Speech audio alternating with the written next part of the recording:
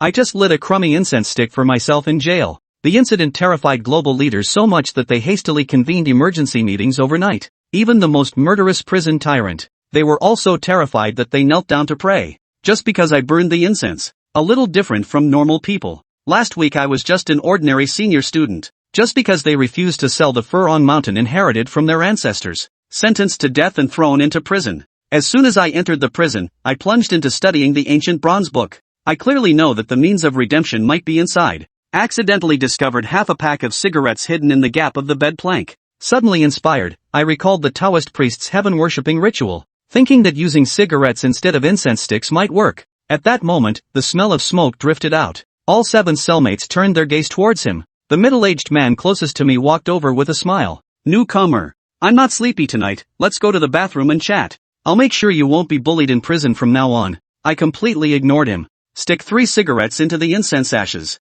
He respectfully bowed, watching the cigarette burn rapidly, and the slightly swaying bronze ancient book in his mind. I know I've bet correctly. Seeing that I ignored him, the middle-aged man flew into a rage. A slap came flying, accompanied by curses about being ungrateful after being shown kindness. I stepped back and effortlessly dodged. Then with one kick, he sent the middle-aged man sprawling to the ground. The middle-aged burly man kicked to the ground, struggled to get up. Bending down, he tore off a corner of the bed sheet to use as a stick, but met my icy gaze. Wang Dogwa, you're going to die tonight. The duty officer heard the noise and walked to the cell door. Wang Dogwa, do you know the background of the newcomer? The mastermind behind the Yuncheng incident. Next time it happens, everyone goes into solitary confinement. Wang Dogwa stared at me in astonishment. How do you know my name? I didn't answer or acknowledge him, continuing to tidy up the bedding. Wang Dogwa, warned by the prison guard, felt indignant inside. Yet he dared not act rashly again, thinking there would always be chances in the future. Lying in bed, his mind was entirely focused on the ancient book in his thoughts.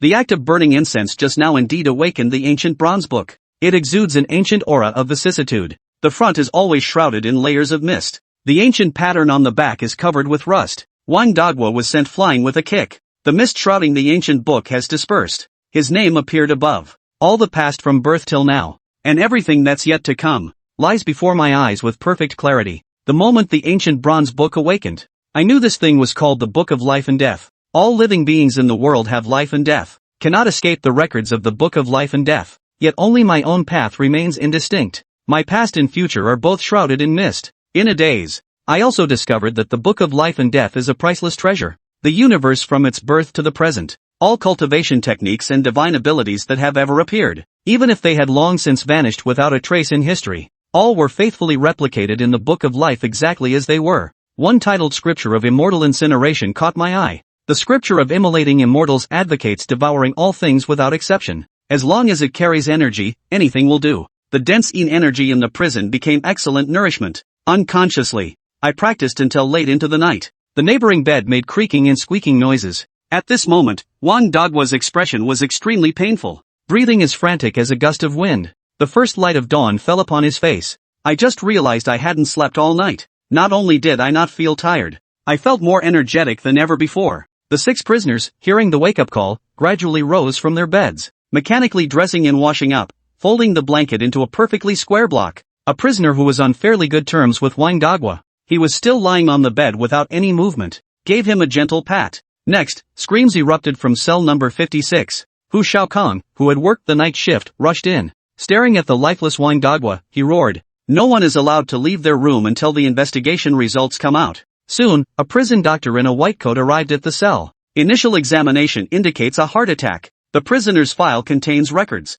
Of course, other reasons cannot be ruled out either. Inspect the prisoners in the cells. The 6 cellmates watched as Wang Dogwa was hauled away. His heart was roiling with overwhelming shock. At this moment, Hu Shaokong called over another colleague. A brief interrogation was conducted involving myself and 6 other prisoners. That guy is so weird, like a fortune teller or something. I don't think it's the fortune teller. He's a sorcerer who knows dark magic. The prison guard must have him transferred. How bizarre, staying awake in the dead of night. Sitting cross-legged on the bed, how terrifying. Listening to the words of several prisoners, Hu Shaokong exchanged a glance with another colleague, suppressing the instinctive urge to curl the corners of his mouth. Both of them had received professional training before being imprisoned. No matter how funny, I won't laugh. Unless I really can't help it. Seeing me approach, Hu Shaokong immediately resumed a serious tone. Your cellmates all say you're a fortune teller. Last night, I accurately predicted Wang Dogwa's time of death. Facing Hu Xiaokang's interrogation, my expression remained calm. What does Officer Hu think?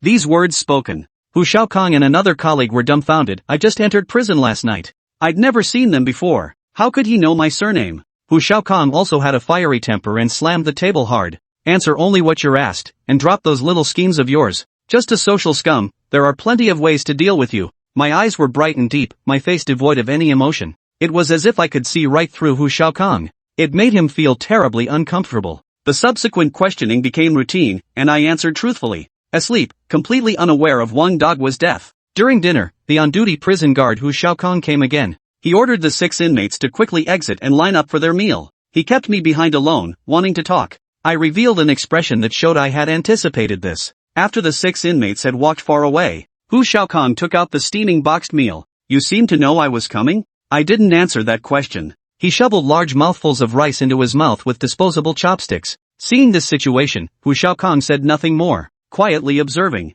When I had almost finished eating, he handed over another bottle of water. I politely thanked him and took the water. Looking somewhat impatient, Hu Xiaokang nodded in agreement. Seeing me nod in acknowledgement, Hu Xiaokang questioned. How to prove it? Simply determining that Wang Dogwa died of a heart condition isn't enough. Looking at Hu Xiaokang across from me, I said calmly, you are 29 years old this year. Unmarried, but in a 6-year relationship with a girlfriend. The marriage arrangements had already been settled. Mother-in-law suddenly changed her mind and demanded an additional 500,000 in bride price. You can't come up with that much money. And unwilling to be a live-in son-in-law. Still getting worked up over this every single day. Hu Xiaokang had a belly full of words, took a deep breath, swallowed his words once more. You've articulated your difficulties with such meticulous detail. Besides being a fortune teller, I really can't think of any other answer. I looked at Hu Xiaokang and said, do you know why your mother-in-law suddenly changed her tune? Because her relative introduced someone better. The other party is a mid-level manager in a large private enterprise.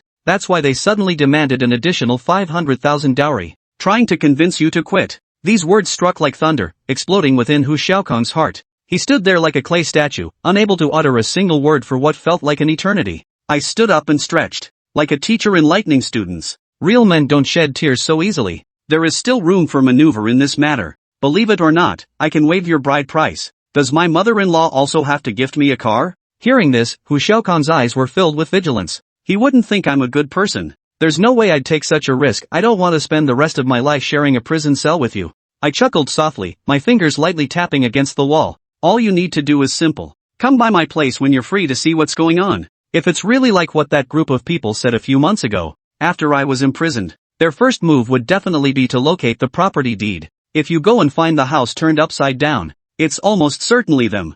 After a long silence, Hu Xiaokang agreed. Now can you tell me how to make what you just said happen? Seeing the fish take the bait, I didn't waste words. Tonight at 10 o'clock, Huaping Road's Lucky Come Mahjong Parlor. Give the police station a heads up. A swift strike, and your troubles are resolved. Hu Xiaokang's eyes widened in astonishment, staring blankly. It just doesn't seem reliable. But seeing my resolute demeanor, she finally nodded heavily. Watching Hu Xiaokang's retreating figure fading into the distance, I left behind a meaningful smile. Although prisons and police stations operate under separate systems, they share many commonalities, and most people are generally familiar with each other. Hu Xiaokang had a good rapport with Captain Wu at the police station. Besides, Good Fortune Mahjong Parlor was just a small neighborhood shop frequented by middle-aged and elderly patrons over 40. Sending a few officers for a surprise raid was as simple as giving the order. After dinner, the inmates returned one by one, still keeping their distance from Zhao Yi. Zhao Yi couldn't care less. He actually saw it as a positive development. At 6:55 p.m., 6 inmates pulled small stools from under their beds and sat neatly along both sides of the corridor. Above the cell door, a 30-inch television was embedded in the wall. Every day at 7 p.m., it was mandatory to watch the news broadcast. This daily viewing allowed inmates to stay informed about major national events and the unpredictable international landscape, preventing them from becoming too disconnected from society. Though the reports were often tedious summaries, the inmates watched intently, occasionally offering what sounded like expert commentary. After a 5-minute break, the duty guard began taking roll call one by one. This was followed by singing 2 revolutionary songs or tunes taught in prison. By the time it ended, it was already 9:50 p.m. After a busy day, the inmates finally had some free time to rest. They could watch television programs or read paper books, though many were old editions with missing covers. Meanwhile, on the other side, 3 uniformed officers had arrived at the entrance of Good Fortune Mahjong Parlor. Seeing the time was right, they kicked open the locked door. What immediately met their eyes was a sight that polluted their vision. Outside, team leader Wu's phone buzzed on the table. He flipped it to speaker mode before setting it back down, not bothering to hide it from Wu Xiaokang across the table. "What's the situation? Captain Wu, you need to come back, it's a bit tricky." Hearing the officer's voice, Captain Wu hung up. "Xiaokang, come with me. After all, this raid was your suggestion." On the drive over, they learned what had transpired. During the day, Good Fortune Mahjong Parlor catered to a crowd of middle-aged and elderly patrons gathering to play mahjong. Come nightfall, it was still the same group of seniors, but mahjong was no longer the game of choice. Even the police officers taking photos for evidence couldn't bear to look. One extra glance made them feel queasy. These people, ranging from their 40s and 50s to their 70s and 80s, had all found a second spring, gathering together to engage in primal activities. The two rode back to the police station together, and Hu Xiaokang followed him into the office. The computer on the desk was connected to the interrogation room's camera, streaming live footage. He glanced at it once and couldn't tear his eyes away. Holy! A curse slipped out. Amidst the crowd, he spotted a familiar figure, none other than his mother-in-law, the woman who always put on airs and constantly boasted about being an intellectual. When Zhao Yi mentioned this incident earlier that evening, Hu Xiaokang had assumed it involved prostitution, but he never imagined it would be his mother-in-law. Detective Wu noticed Hu Xiaokang's uneasy expression and walked over to look at the computer screen. He joked, "You wouldn't happen to know someone in there, would you?" After receiving Hu Xiaokang's affirmative response, Captain Wu's expression grew complex. He patted Hu Xiaokang's shoulder and said, "Your mother-in-law still has some charm. But it's no wonder she's so promiscuous. Out of the 7 people we've interrogated so far, 6 had long-term illicit relationships with her." Hu Xiaokang. Ding ding ding, ding ding ding. His phone buzzed in his pocket. Hu Xiaolong pulled it out to see the contact labeled "Mother-in-law," still got it. He hung up without hesitation and stuffed it back into his pocket. The moment he learned his mother-in-law had been detained, he instantly understood Zhao Yi's strategy. Now wasn't the time for him to step in, he needed to wait longer for the effect to be more pronounced. His girlfriend was perfect in every way except for her excessive dependence on her family. Her father was constantly away on business trips, gone 6 or 7 months out of the year. With him gone, her mother ruled the roost at home, and Hu Xiaolong had endured his fair share of humiliation during his visits. Now that Hu Xiaokang had caught her in the act, today was the day she had to cut off the tail to save her life. Over the next hour, Hu Xiaokang's phone rang more than a dozen times, and his inbox filled with dozens of new messages. Her messages transformed from arrogant demands to desperate pleas, as if she wanted to kowtow to Hu Xiaokang through the screen. When the timing felt right, Hu Xiaokang did 20 push-ups before pretending to arrive breathless at the detention cell where his mother-in-law was held. The moment she saw Hu Xiaokang, she burst into tears. If tonight's incident were to be exposed, she'd be ready to jump off a building. Now Hu Xiaokang was her last hope. She had to cling to him no matter what. Chapter 5, Worship the Immortal, Find a Chance to Escape. When Hu Xiaokang emerged from the interrogation room, he wore a radiant smile, followed by his mother-in-law, whose head hung like a drooping dog's. Just as Zhao Yi had said, not only was the 500,000 yuan dowry waived and a 300,000 yuan car included as part of the bride price, but the mother-in-law had also generously covered all the banquet expenses for the wedding feast. Before entering the interrogation room, he had already negotiated with Captain Wu to keep the mother-in-law incident under wraps. After all, they were about to become family. If his mother-in-law divorced his father-in-law at this critical juncture, who knew how long his wedding would be delayed? After leaving the police station, Hu Xiaokang drove to the address Zhao Yi had given him to take a look at his home. Zhao Yi lived in an old residential complex in Yuncheng, likely built 4 or 5 decades ago. Many facilities were severely dilapidated, with trash piled high around the bins, seemingly neglected by property management. The residents now consisted mainly of elderly widows and widowers, along with recent college graduates struggling to make ends meet. The 5-story low-rise definitely had no elevator. Climbing the stairs to the top floor where Zhao Yi lived, he found the security door ajar. Inside, the place was turned upside down, even the floor tiles had been pried up. Thieves would demand 200 yuan to spare the place, and during holidays, residents had to offer them rice, oil, and other staples. Hu Xiaokang recorded a minute-long video with his phone. The next morning during his shift, he called Zhao Yi out of his cell to watch it. "Got it. Thanks for your trouble." Zhao Yi remained calm, as if he had anticipated this all along. He could confirm that the group who framed him months ago was responsible.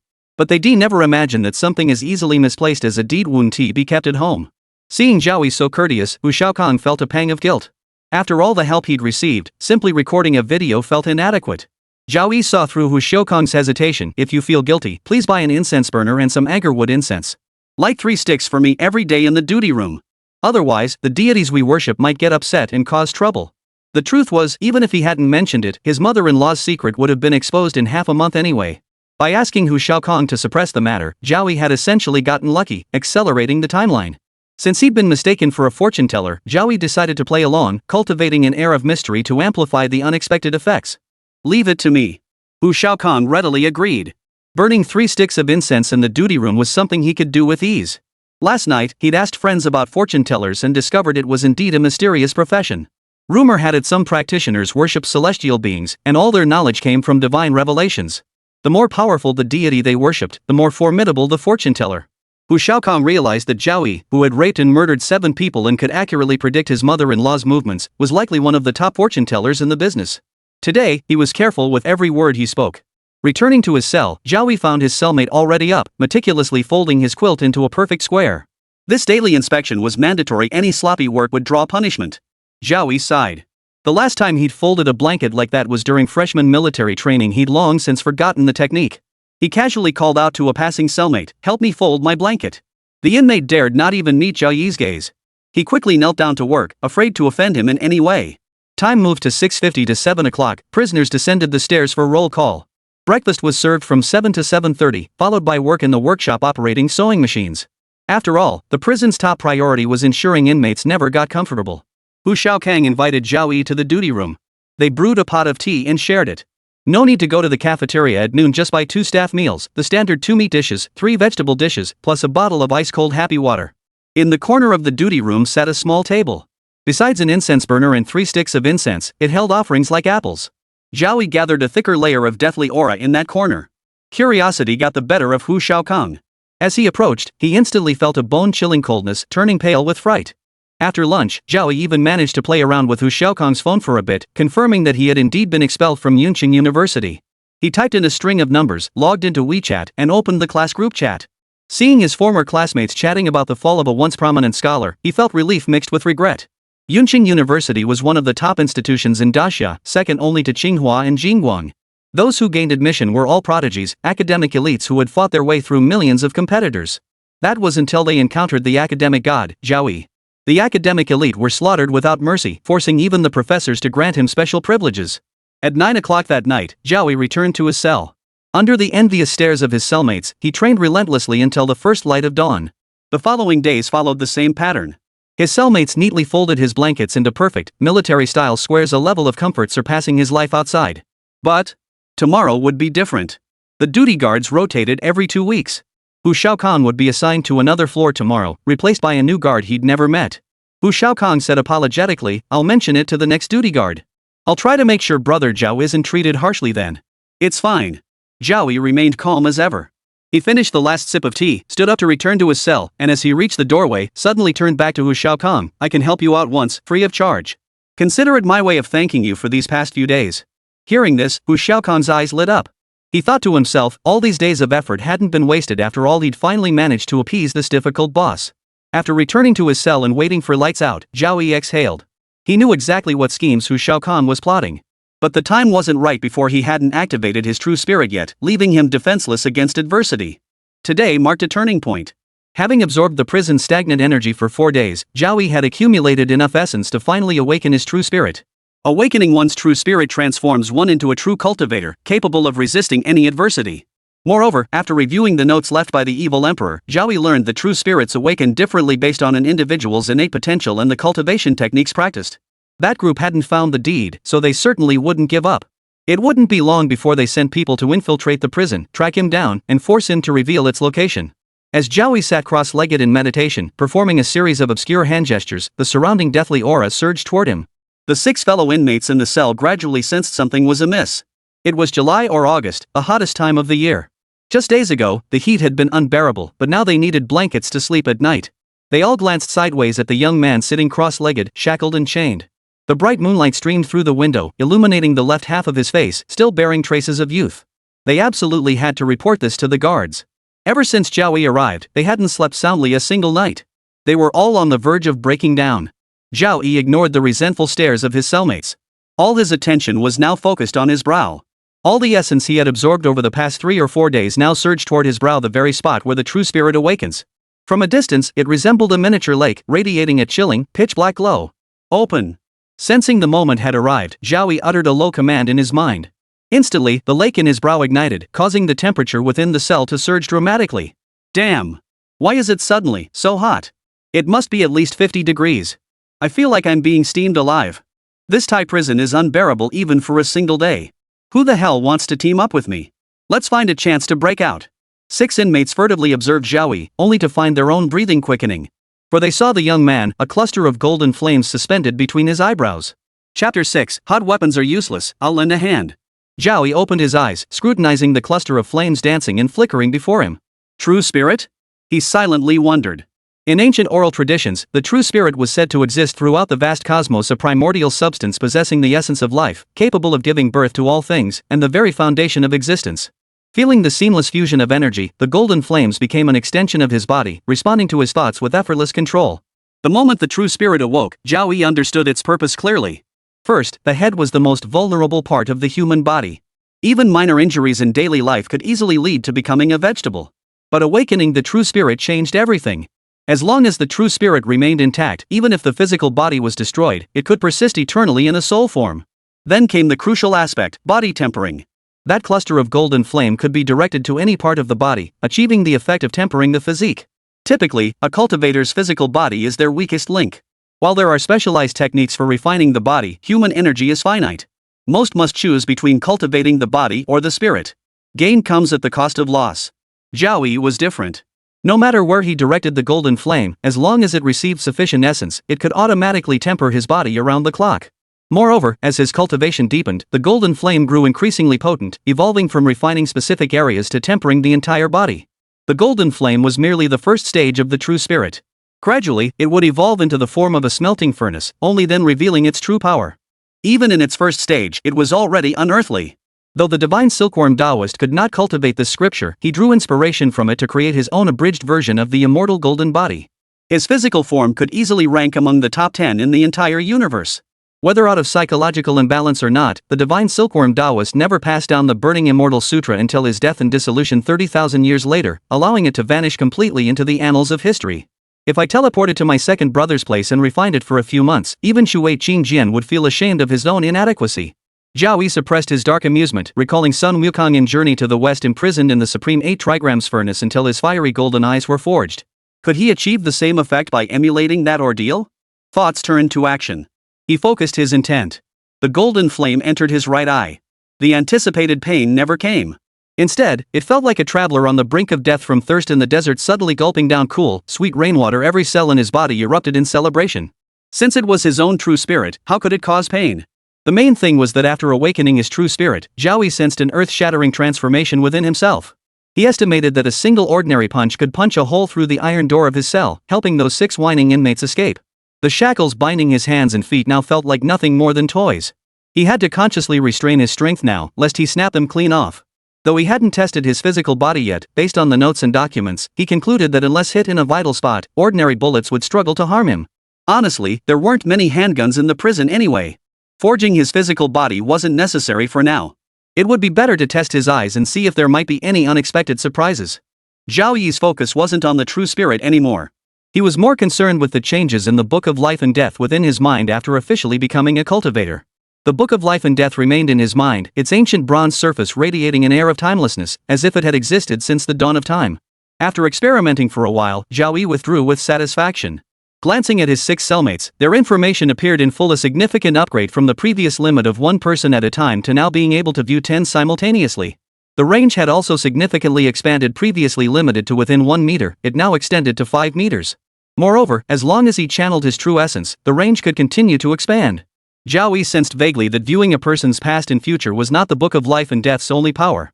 In myth, the Book of Life and Death wielded the power to govern existence itself. Those whose time of death was decreed, be it an emperor who could slay 1,000,000 in a single rage or a reclusive sage hidden in the mountains, ultimately could not escape the fate of death.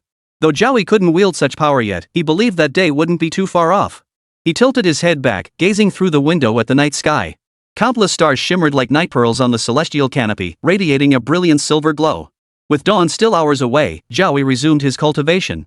He knew vigilance must never waver if he could cultivate through inherited knowledge. Countless others in the vast Xia Empire surely possessed similar abilities. What delighted him was that after his breakthrough, his absorption of death energy had doubled in speed. An hour now equaled a month of past effort. It wouldn't be long before all the death energy in Yuncheng Prison became nourishment for his cultivation. Only when the eastern sky turned the color of a fish's belly did the whistle of an unfamiliar duty guard pierce the air. After 6 fellow inmates rose, washed up, and headed downstairs to run laps in the courtyard, Zhao Yi finally got up at a leisurely pace. Yet when the unfamiliar guard inspected him, he merely gave him a cursory glance before moving on to other tasks. With the specially designed shackles and leg irons, Zhao Yi felt like a free man as long as he stayed within this building. Even when he went to the duty room for tea, he found the guard had already lit incense for him. Interesting, interesting, interesting. After repeating this 3 times, Zhao Yi returned to his cell for a nap. Come lunchtime, the unfamiliar guard even brought him a boxed meal, the standard 2 meat dishes and 3 vegetable sides. After leisurely finishing his luxurious prisoner meal, Zhao Yi headed to the duty room for tea. The unfamiliar guard sat nearby working, not uttering a word since morning, only occasionally glancing his way out of the corner of his eye. Squeak, yikes. The duty room door creaked open. Hu Shaokong, who had been transferred away, had returned. But his expression was grave. He motioned for his colleague working at the desk to step outside. Moments later, another man entered, a pot-bellied figure not wearing a uniform. The pot-bellied man appeared to be in his 40s or 50s, with hair mostly gray at the temples. Likely from sitting in an office all day, his belly was so large it looked like he was wearing a swimming ring. Hu Shaokong stood silently behind the pot-bellied man, not uttering a word. The pot-bellied man observed Zhao Yi's expressionless face and the steaming tea before him, which only reinforced his belief in what Hu Shaokong had told him. He sat down across from them, though he didn't touch the hot tea. After all, it was tea poured by a death row inmate. He dared not gamble on whether it was poisoned. With a hint of amusement in his eyes, he demanded, "Do you know who I am, that you dare sit like this?" Zhao Yi regarded Big Belly calmly. "Whether I know who you are is irrelevant. What matters is that I know what you want, Deputy Warden Li." After Hu Shaokong's transfer, Zhao Yi still received such treatment it was clearly orchestrated by the man sitting before him. Li Buotao's smile froze. His gaze drifted to the long incense stick burning in the corner. "Can you deliver?" "Yes." Hearing this answer, Li Buotao suppressed the wild excitement surging within him and tentatively asked, "What do you need me to do?" "Getting you out of prison is definitely out of the question. Your case has too much impact. The higher-ups are still monitoring it." "Nothing at all." Zhao Yi's words were like a reassuring pill. "I promised Hu Shaokong I'd help him out once for free. Consider it my thanks for the past few days." Standing behind them, Hu Shaokong nearly wept with emotion upon hearing Zhao Yi's words. Chapter 7, I'm Getting Out of Prison, True Freedom. The warden of Yuncheng Prison was being transferred to serve as chief of the Yuncheng Police Bureau, leaving the warden's position vacant. Li Buotao, now 51, saw this as his final opportunity. Failing to advance further would mean gradually becoming marginalized, eventually retiring as a deputy warden. That alone wouldn't have been so painful for Li Buotao. The real problem was the other deputy warden. He had constantly sabotaged Li Buotao's efforts, causing their relationship to become extremely strained. They had reached a point where there could be only one leader. The other deputy warden had more seniority, having served diligently for 20 years, making him the overwhelming favorite, a 90% certainty to become the new warden.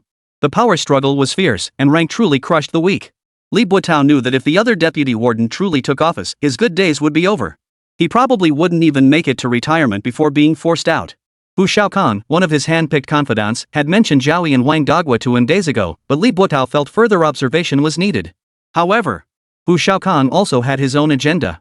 After learning Zhao Yi possessed genuine talent, he didn't report it immediately. Instead, he transformed into a ruthless sycophant, fawning over the man for days in hopes of earning his favor. Zhao Yi had graciously obliged. After uttering those words, Hu Shaokong distinctly sensed that Li Buotao's gaze when he glanced back at him had softened considerably. Zhao Yi set down his teacup. "According to the future I've seen, you will lose the election. That deputy warden will win the race and launch an investigation into you after taking office. Within months, you'll be thrown into prison for accepting large bribes and sentenced to life imprisonment. What insights does Brother Zhao have to offer?" Li Buotao's tone carried a hint of urgency. The conference to decide the next warden was set to convene the day after tomorrow. He had assumed the worst-case scenario would be losing his position, but never imagined the other warden would be so ruthless as to frame him for life imprisonment. Though the words came from Zhao Yi, an obscure fortune-teller, they made sense upon reflection. If he had taken office, he wouldn't have left such a liability either. Who among those who had reached this position had a clean record? None could withstand a thorough investigation. Zhao Yi gestured for patience, sipping his tea. "You've spent years building connections, but the other deputy warden has done the same. His credentials far surpass yours. Only with the outgoing warden, Chang Zhao's, support." Li Buotao knew this well. He smiled bitterly and said, "I've appealed to Cheng Xiao openly and privately, but he refuses to get involved. He wants us to settle this with real swords." Cheng Xiao was a ruthless and capable man, considerably younger than him with an exceptionally solid background. Otherwise, he wouldn't have been transferred to the police bureau, stationed at the heart of Yuncheng's power center, with a future career path as smooth as glass. Not so. Zhao Yi fixed his gaze directly on Li Buotao's eyes and cut to the heart of the matter. Chang Xiao isn't siding with either of you because you simply haven't offered him anything compelling enough to sway him. Seated, Li Buotao's heart skipped a beat. His thoughts raced as he stared at the confident young man, his breathing quickening. You can deliver? Zhao Yi remained silent. Li Buotao, no fool himself, swiftly rose, picked up the teapot from the table, and bent over to refill Zhao Yi's empty cup. After all that talking, brother Zhao must be parched. Have some tea to moisten your throat. Behind him, Wu Xiaokong's expression remained unchanged, though inside, he felt like an 8-level gale had swept through him. It even seemed surreal. Just last week, he was a death row inmate, and now the deputy warden was willingly pouring him tea. Throughout the exchange, Zhao Yi showed no sign of discomfort. He knew that the calmer he appeared at this moment, the more unfathomable he would seem to others. It's actually quite simple. Cheng Zhao's son, Chang Yunchi, suffered a broken heart and developed severe depression. He attempted suicide several times over the past month. Had he not been discovered in time, we might have faced the tragedy of parents burying their child. All we need to do is cure Cheng Zhao's son. Li Buotao nearly leapt to his feet upon hearing this. He knew all too well about Cheng Zhao's son, Chang Yunchi. They brought in psychologists from across the country, yet made no progress whatsoever. The distress had kept Cheng Xiao from visiting the prison for half a month, as he and his wife stayed home around the clock to care for their son. Brother Zhao, do you know any skilled psychologists? I do. Where? Considering Zhao Yi had been a student in the traditional Chinese medicine department at Yuncheng University, it made perfect sense that he might know a skilled psychologist. Far away in the sky, yet right before your eyes. Looking at Zhao Yi as he uttered those words, Li Buotao couldn't help but feel the other man was joking with him. Is there any connection between a fortune teller and a psychologist? Observing Zhao Yi's unwavering certainty, Li Buotao pondered carefully. Was it too reckless to entrust his life and fortune to a death row inmate? But even if he didn't die now, once his adversary took office, there would still be no way out. A long silence passed. He took a deep breath. What do I need to do? Either secure my release from prison, or bring Chang Yunchi in. Zhao Yi shrugged helplessly. Even if I were all-powerful, I couldn't heal someone from afar. Li Buotao knew the man wasn't lying. Getting Chang Yunchi into prison was impossible. Chang Xiao was still the warden, holding supreme authority within Yuncheng Prison. The only option left was to release Zhao Yi. But releasing a death row inmate? If Zhao Yi escaped, he'd be in big trouble too. I need to think this through. Li Buotao tapped his temples and nostrils before rising and leaving the duty room, leaving Zhao Yi alone with his tea. Around 7:20 p.m., when inmates were glued to the news broadcast, an unnoticed police car slowly pulled away from the prison gates. Seated in the back seat, Zhao Yi was free of handcuffs and shackles, dressed in casual clothes and wearing a white mask.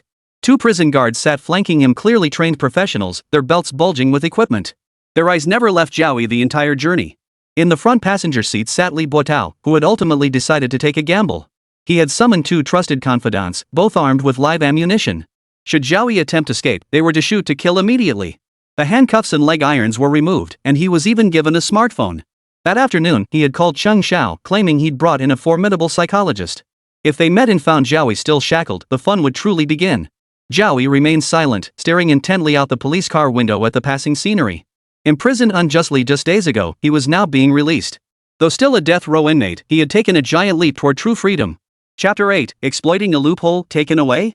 Cheng Xiao lived in an upscale residential complex with facial recognition access control and round-the-clock security patrols. Even delivery personnel couldn't enter. Compounded by his policy of forbidding subordinates from visiting his residence, he rarely ventured out. Even his neighbors in the same building remained unaware that such a prominent figure in Yuncheng resided among them.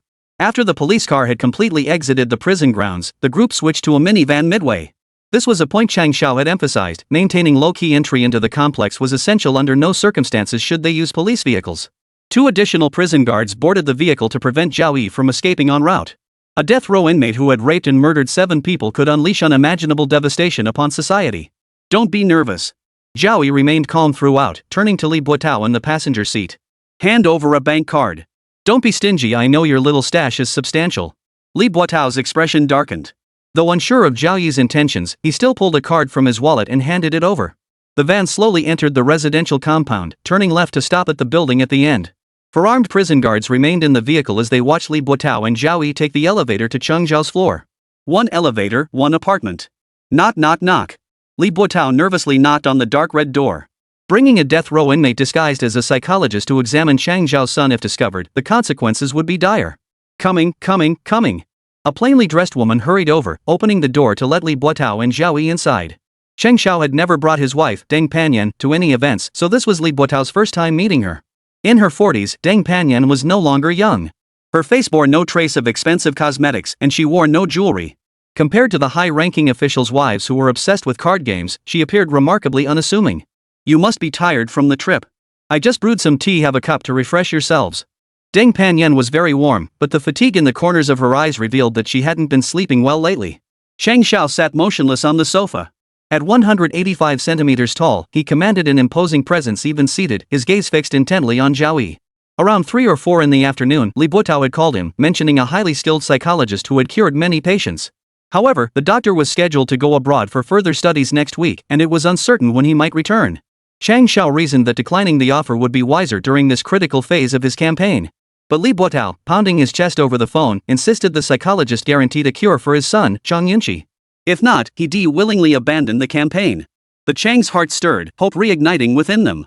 But the psychologist standing before them looked far too young. Even with a mask covering his face, he clearly couldn't be older than 20. Could someone like this really be a qualified psychologist, or was he just some student Li Buotao had randomly picked up? "Where is the patient?"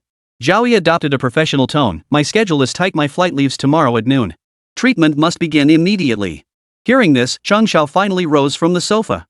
Towering half a head taller than Zhao Yi, his dark complexion giving him the imposing presence of a towering iron pillar, he demanded, "Which hospital do you work for? What successful cases do you have?" Li Buotao, standing nearby, felt his heart nearly stop. He hadn't anticipated Cheng Xiao's sudden interrogation. This was an unforeseen complication. Zhao Yi would surely be unable to answer. Quan Ziqian. 21 years old, trained under Wu Yufeng. Though he has only 1 year of clinical experience, he has never failed a case. Facing Cheng Xiao's interrogation, Zhao Yi remained remarkably composed. "I was about to leave for further studies abroad anyway and have no desire to take on another difficult patient at the last minute. If you don't trust me because of my youth, I'd be perfectly happy to return to the hotel and rest." With that, he turned to leave without a moment's hesitation. "Please wait." Cheng Xiao was taken aback. He hadn't realized this young man was trained by Wu Yufeng. All doubt vanished from his eyes as he hurried over to stand before Zhao Yi, speaking with genuine sincerity. "I was wrong earlier. I sincerely apologize. Please set aside our earlier misunderstanding and treat my son." Deng Panyan, who had been brewing tea nearby, was also anxious.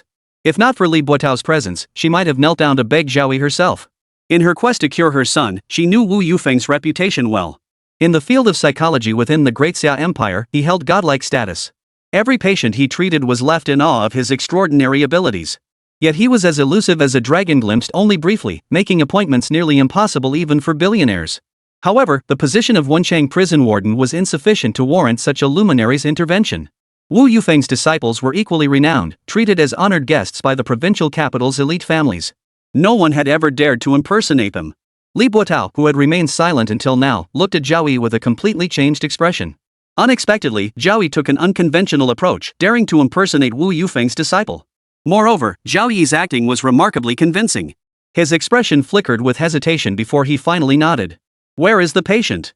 Cheng Xiao and Deng Panyan's faces lit up with joy. "Our son is in the bedroom on the left.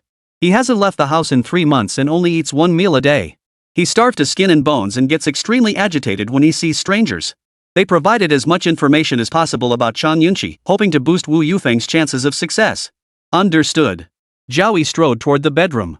Only when his back was turned to everyone did the corners of his mouth finally curl upward. On the way here, a sudden insight had struck him: another use for the Book of Life and Death. Though the Book of Life and Death couldn't reveal one's own future, every word Zhao Yi spoke, even the slightest decision he made, would profoundly impact others' destinies. He had already considered this. As the warden of Yuncheng Prison, Cheng Xiao would never easily trust an unknown figure. Then, as he stepped into the living room, he used the Book of Life and Death to simulate how Cheng Xiao might react to different things he said. To ordinary fortune tellers, the future was like viewing flowers through mist, a realm of mystery and unpredictability, where different choices yielded different outcomes.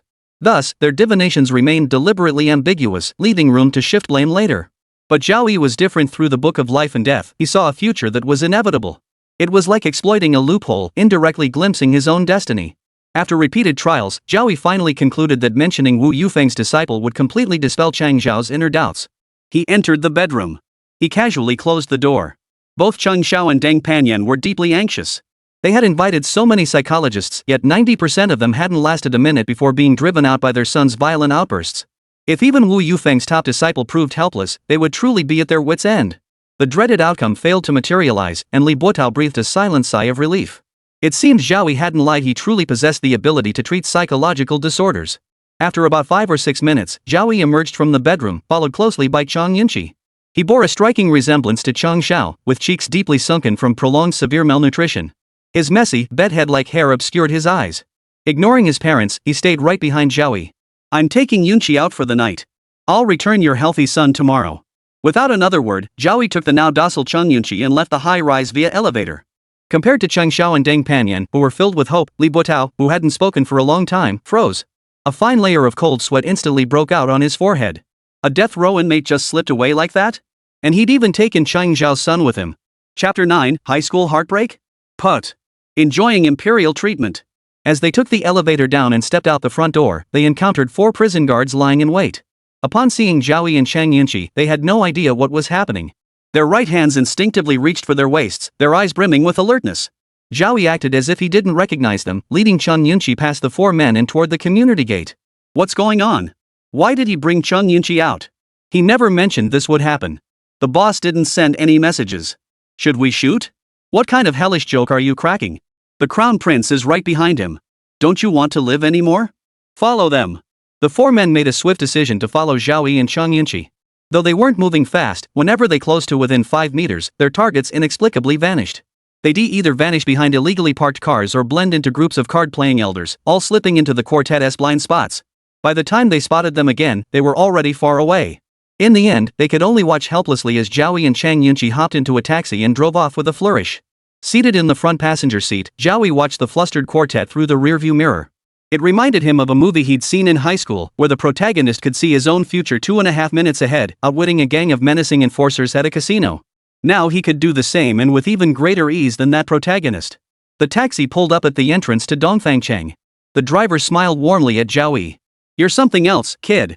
Enjoying the good life at such a young age. If it weren't for the high costs here, I'd come at least once a month."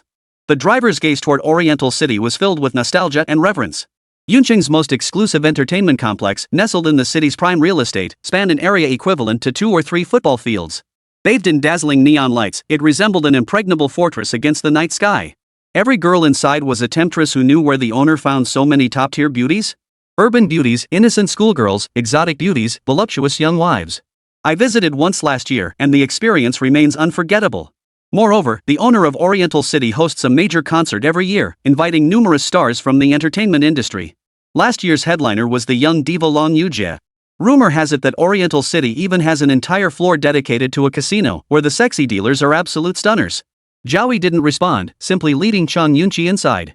2 hostesses stood by the bronze revolving door, dressed in light blue skirts that revealed a glimpse of their rosy cleavage. Their shapely legs were encased in black stockings, making it hard for Chang Yunqi to tear his eyes away. The vast lobby felt like entering a palace, its floor reflecting the figures of those who entered.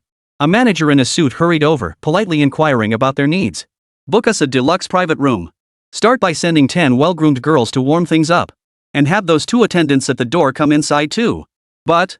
The manager hesitated, stammering, "The luxury private rooms are reserved for gold members only. This must be your first time here, right?" Zhao Yi remained impassive. "I'm friends with your boss. Call him if you don't believe me." The skeptical manager eyed the pair, finding it hard to believe 2 students could know the mastermind behind Oriental City. Still, he pulled his phone from his pocket, dialed the number with his back to them, and soon received a call. After a few words, he turned and handed the phone to Zhao Yi. After just 3 or 5 sentences, Zhao Yi returned the phone. The manager exchanged another word with Boss Chen on the other end. His gaze toward Zhao Yi shifted completely, his tone becoming deeply respectful. "So you truly are the boss's friend. Please forgive my earlier behavior. Please proceed to VIP room 5. Tonight's entire bill will be 60% off." Then, he eagerly led the 2 to the luxurious private room number 5. The moment Chang Yunqi stepped inside, the dazzling light made it hard to keep his eyes open. The room was easily 3 times the size of a high school classroom. Gold-sprayed walls, a deep red carpet, and striking deep purple sofas created a powerful visual impact, while the suspended crystal chandelier added an air of opulence. Within minutes, over 30 young women in varied uniforms, their figures curvaceous and alluring, filed into the room in a line. Their beautiful eyes held a watery, seductive charm. The manager, seeking to make amends for his earlier mistake, had summoned all the available girls. Chang Yunqi, who hadn't uttered a word, found his eyes widening involuntarily. His breathing became erratic. A high school breakup? What a joke! A flat-chested, flat-bottomed little girl only you students would treasure her. Tonight, I'll let you experience the pleasure of an emperor. Zhao Yi gave Cheng Yunchi a light pat on the shoulder, like a devil tempting him to open Pandora's box. Every woman in this private room is yours tonight. If you're not satisfied, just keep calling for more. There'll always be one that suits your taste. With that, he walked out of the luxurious private room, leaving Cheng Yunchi alone. A heartache requires a heart remedy. The sexy, mature women at this club were precisely the cure for Cheng Yunchi's heartache. Glancing at the time 9:45 p.m. he knew cultivation was impossible tonight. Zhao Yi strolled back to the main hall, found a corner seat to rest, and pondered his future cultivation path. The Book of Life and Death contained an overwhelming array of cultivation techniques and supernatural abilities from the 100 great star worlds to immortal factions, spanning ancient and modern forbidden arts. The drawbacks were equally evident. The barriers to entry were simply too high. One either required specific innate talent or an accumulation of precious resources. One-click filter. The number plummeted to 68,000. In the end, Zhao Yi settled on two: the Nether Emperor's Secret Art and the Heart Sutra of Creation. The Nether Emperor's Secret Art was an ultimate divine technique discovered 20 million years ago by a coward on an ancient life-bearing planet. He stumbled upon a page of black metal and deciphered its 99 symbols. Upon perfecting its cultivation, he dominated an era, living for 20,000 years before passing away. While the Immortal Burning Sutra embodies the ultimate Yang path, the Nether Emperor's Sutra represents the ultimate Yin path. Though inherently opposing, Zhao Yi understood the Book of Life and Death wouldn't screen out techniques that could cause trouble if practiced. Perhaps it intended for him to fuse them, forging a path of transcendence. The origin of the Heart Sutra of Creation was shrouded in mystery, originating from the most ancient primordial era. Cultivating this method granted the power to paint all things, transforming the painted into tangible reality. Moreover, the more people believed in it, the greater its power became. He had told Hu Shaokong and Li Buotao that he worshipped a celestial being, which was also why he could see through fate. Of course, that was merely a pretense at the time, but soon he would be able to truly paint it. Creating existence from nothingness, transforming death into life. As for what to paint, Zhao Yi had already made up his mind. But it was too astonishing, it still needed further consideration. Beyond cultivating two martial arts techniques, Zhao Yi also needed to develop loyal followers. Otherwise, he'd have to handle everything personally. Even if he could split himself into multiple bodies, he'd be overwhelmed. As a masked figure entered the hall, presented a membership card, and was promptly ushered away by a waiter in a tailcoat to who knew where. Zhao Yi suddenly opened his eyes, his face breaking into a look of astonishment. A familiar face, someone he knew was also a regular here. Chapter 10, The Dawn of X-Ray Vision, Nationwide Outcast. After awakening his true spirit, his senses had already been heightened. Combined with the golden flames shifting to his eyes, he now possessed a hint of X-ray vision. Even with the mask and sunglasses, he recognized him instantly. This just got more interesting. Zhao Yi murmured under his breath. After about half an hour, he learned from an employee passing through Dongfang City where his acquaintance had gone, then casually obtained a universal access card from the manager. For him now, such minor tasks were as easy as turning his hand. Taking the elevator to the 48th floor, every suite was a presidential suite. Standing before the floor-to-ceiling windows, one could overlook half of Yuncheng. The privacy was exceptional, and only the wealthy or influential could afford to stay here. Arriving at Suite 5, he swiped his card over the electronic lock. The door creaked open. Zhao Yi's objective was clear. He strode past the opulent living room into the equally spacious bedroom, where a large round bed stood out prominently. A middle-aged man with sparse hair, naked as a white pig, was panting heavily as he labored away on a blonde woman with pale eyes. But Zhao Yi glanced at the man's length and concluded the blonde woman was most likely faking it. Without a second thought, he pulled out his phone, snapped several photos, and recorded a video clip. The engrossed pair finally sensed something was amiss and turned to find a stranger standing in the doorway. Zhao Yi. The middle-aged man with thinning hair recognized Zhao Yi immediately. Weren't you sentenced to death and locked up in Yuncheng Prison? How did you end up here? At the same time, he noticed the phone in Zhao Yi's hand. Cold sweat instantly broke out on his forehead. He forced himself to steady his emotions. Don't do anything foolish. If you behave well in prison, your death sentence could be commuted to life imprisonment. I admired you greatly, thought you were a promising student. When I heard you were imprisoned, I was so upset I couldn't eat for 2 days. If you cooperate fully, I can pull strings for you. Death sentence to life imprisonment, then commuted to 20 years. You still have a bright future ahead. Desperate to get Zhao Yi to delete the evidence on his phone, he frantically began painting a rosy picture. Finally, his voice breaking, he pleaded, if I told you this was a brand new method I developed for learning foreign languages, would you believe me? Of course he recognized Zhao Yi, the legend in the students' hearts. At every annual Outstanding Student ceremony, Zhao Yi stood front and center, the focal point of thousands. As the president of Yuncheng University, he personally presented the award and flowers. But their relationship was far from harmonious. The traditional Chinese medicine students maintained a small medicinal herb garden on the back mountain, where fourth-year students cultivated herbs for their graduation projects. In May, several finance students mistook the plants for weeds and pulled them all out. Zhao Yi happened to witness this while feeding his cats. After a brief exchange, the conversation soured. The finance students resorted to violence, only to be beaten into the hospital by Zhao Yi. The ringleader, Qin Yuanhao, came from a family that owned a 3-star hotel. Unwilling to accept such a loss, he immediately leveraged his family's influence to pressure the school. Ultimately, Zhao Yi was made to bear full responsibility alone. Director Liu from the traditional Chinese medicine department secretly accepted bribes from Wang Zilong, and the principal turned a blind eye to the matter. As a result, Zhao Yi received a major disciplinary penalty, which was recorded in his personal file, and his graduation was delayed by 1 year. A disciplinary record in one's file is an extremely serious matter, meaning he would carry this stain for life. Moreover, delaying graduation by a year meant losing the status of a fresh graduate, putting him at a disadvantage when seeking employment. Observing the principal, tense as a bowstring, Zhao Yi inquired with a smile, "If I were to send the evidence to your tiger of a mother that Principal Wang, who should have been on night duty at the university but was spotted in Dongfang City learning a foreign language with a blonde beauty, would she believe it?" The principal had once been a low-level bureaucrat. In his youth, he leveraged his looks to marry into a wealthy family with connections, even becoming a son-in-law by marriage, which eventually propelled him to his position as president of Yuncheng University. If that tigress found out he was learning a foreign language in Dongfang City, he'd be packing his bags and out the door by the next day. "What the hell do you think you're doing?" Principal Wang tried to look fierce, but even an amateur could tell he was bluffing. "I don't want anything."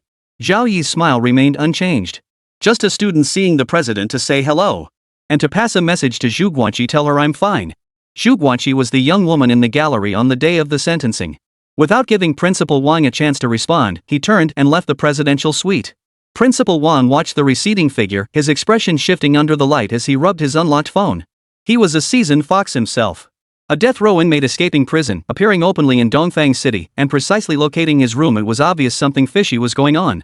His gaze drifted to the blonde beauty beside him, and desire surged through him once more. He rose and pinned her beneath him. "Damn it! Even if I die tomorrow, I'll enjoy myself tonight." Zhao Yi, stepping out of the presidential suite, heard Principal Wang's words and the labored panting of his vigorous efforts. The smile on his face grew even broader. Returning to the lobby, Zhao Yi first stopped by the front desk.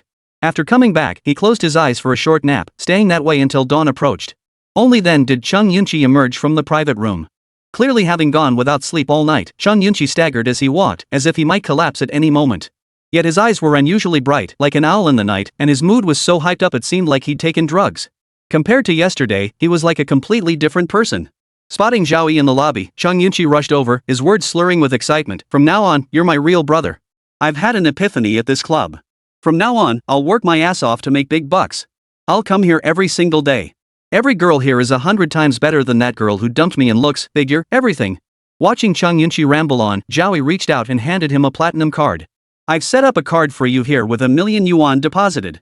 As long as you study diligently, someone will keep topping up the balance when it runs low." Spending Li Buotao's money felt perfectly natural. After serving as deputy warden for so many years, a mere 1,000,000 yuan was hardly worth a second thought. Once Dongfang Cheng's owner learned the card belonged to Cheng Zhao's son, he'd ensure it never ran dry. Cheng Yunqi's eyes lit up at the words. He excitedly snatched the platinum card, kissed it for over 30 seconds, then carefully tucked it away. Cheng Yunqi knew his father Cheng Zhao's temper. If he found out his son had come to Oriental City, he'd likely be furious enough to disown him. "Let's head back." Zhao Yi led Cheng Yunqi out of the Oriental City gates, hailed a random taxi, and returned to their upscale residential complex. The moment they pushed open the door and stepped inside, they saw 3 people in the living room. All of them had clearly stayed up all night. Especially Li Buotao, whose spirit was teetering on the brink of collapse. After Zhao Yi took Cheng Yunqi away, as the guarantor, Li Boxiu couldn't leave. He had no choice but to stay and await his fate. Every minute felt like torture. If Zhao Yi lost control and took Cheng Yunqi hostage, not only would he lose his chance at becoming warden, but he'd likely become a national pariah. Seeing the two return safely, he finally breathed a sigh of relief. But upon seeing Cheng Yunqi's condition, he nearly jumped out of his skin. Not only did he appear unhealed, but his injuries seemed to have worsened. Chapter 11, No More Ties, Daylight and Obsidian. Cheng Xiao's brow furrowed instantly upon seeing his son, who had been gone all night. Not only was there no sign of improvement, but his condition seemed to have worsened. Just as he was about to confront Master Wu Yufeng's top disciple, his son dashed to his wife, pouting, "Mom, is there any food at home? My stomach is growling like crazy." Already malnourished, after battling all night, it was a miracle he hadn't collapsed upon returning home. Hearing her son ask for food, Deng Panyan's eyes welled up with tears. Overflowing with joy, she dashed into the kitchen and began cooking with fervor. Chang Zhao's eyes also grew moist. After repeatedly confirming his son had truly returned to normal, he looked gratefully at Zhao Yi across from him and bowed solemnly. "Thank you for giving my son a new lease on life. From now on, within this small corner of Yuncheng, if you ever need anything, just ask." Li Buotao watched from the side, his expression complex. If Cheng Xiao knew his son had been saved by a death row inmate, who knew how he would react? "Since the patient has recovered, we won't impose any longer." With the matter resolved, Zhao Yi prepared to leave. Deng Panyan and Chang Xiao both tried their best to persuade him to stay for breakfast, but he politely declined each time, citing the need to catch a flight.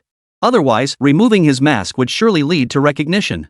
As Li Buotao stepped out of the upscale residential compound, the delight in his eyes was impossible to hide. He had just exchanged a few words with Chang Xiao, who had hinted that he would help him secure the position of prison warden at tomorrow's meeting. The group switched from the business van back to the police car. The 4 prison guards, now back in uniform, shot Zhao Yi resentful glances, fearing he might vanish from sight again at any moment. Yesterday's events were still vivid in their minds. In high spirits, Li Buotao hummed a tune in the car before suddenly turning to Zhao Yi in the back seat. Curiosity piqued, he asked, "Was it your method that cured Chun Yunqi?" The claim that he was a top disciple of Master Wu Yufeng was pure bluff. He knew Zhao Yi was just a student at Yuncheng University. Zhao Yi's lips curved upward.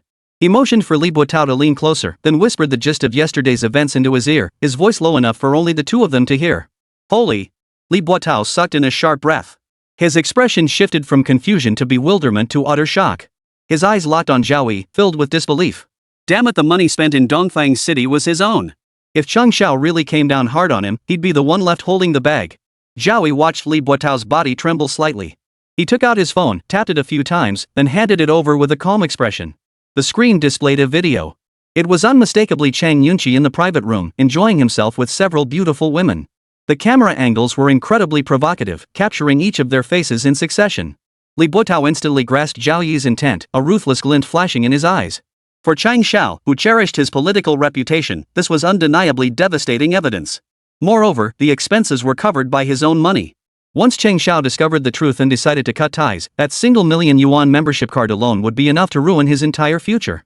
At this thought, Li Buotao looked at Zhao Yi again, his expression turning cheerful, completely shedding the demeanor of a deputy warden. "You must be starving after going without food all night. I know a decent restaurant. Why don't we head over and grab a bite? Let's eat back at the prison." "I don't trust restaurants." Zhao Yi leaned his head against the car window. "We need to swing by Yuncheng University. I need to pick something up there." Li Buotao and the guards exchanged glances, finding Zhao Yi's reasoning damn well made sense. Restaurants relied on pre-packaged meals, whereas prison food, though simple and frugal, at least guaranteed basic hygiene standards. Yuncheng University was just a detour only 20 minutes away. Li Buotao gave the gate security guard a casual excuse, and the police car drove straight onto campus. He was heading to the medicinal herb fields, located on the remote hills behind the school. Only students from the Chinese medicine department usually went there. Moreover, it was summer vacation now, with most people having left campus. Combined with the fact that his classmates had all graduated, the chances of running into someone he knew were very low. Yuncheng University embraced a fusion of Eastern and Western architectural styles, and upon entering, one could immediately feel the rich cultural atmosphere of this century-old institution. The surroundings were shaded by lush greenery, creating a beautiful environment. As noon approached, the lunch hour brought a steady flow of students. Though the police car drew attention, it went unrecognized by anyone with malicious intent. Arriving at the traditional Chinese medicine department's dedicated herb garden, the medicinal plants were thriving. Each plant bore an individual tag bearing a student's name, all part of this year's senior graduation projects. The most outstanding plant bore the name Zhao Yi. Suddenly, rustling sounds came from the nearby grass. 2 little creatures, one pure white, the other pure black, scurried over on their short legs, affectionately rubbing their heads against Zhao Yi's pant legs. These were stray cats Zhao Yi had taken in, both just a few months old. The white one was as pure as snow, while the black one was as dark as ink. Their silky coats were smooth and glossy, making them look like little elves walking among humans. The kittens were remarkably intelligent. They understood nearly everything Zhao Yi said. He named them Black Sun and White Radiance, names that carried a certain majesty. To protect them from mischievous students, Zhao Yi instructed them to stay hidden in the grass except when he fed them. At the slightest sign of strangers approaching, they were to vanish into the foliage. "I was locked up for so long, yet you didn't lose weight, you even got fatter." Zhao Yi eyed the 2 cats suspiciously, then glanced at the cat bowl hidden in the thick grass, still filled with uneaten kibble. A vivid image began to form in his mind. Back in May, Li Daji from the finance department, after unsuccessfully pursuing his classmate Zhu Guanqi, had devised a plan.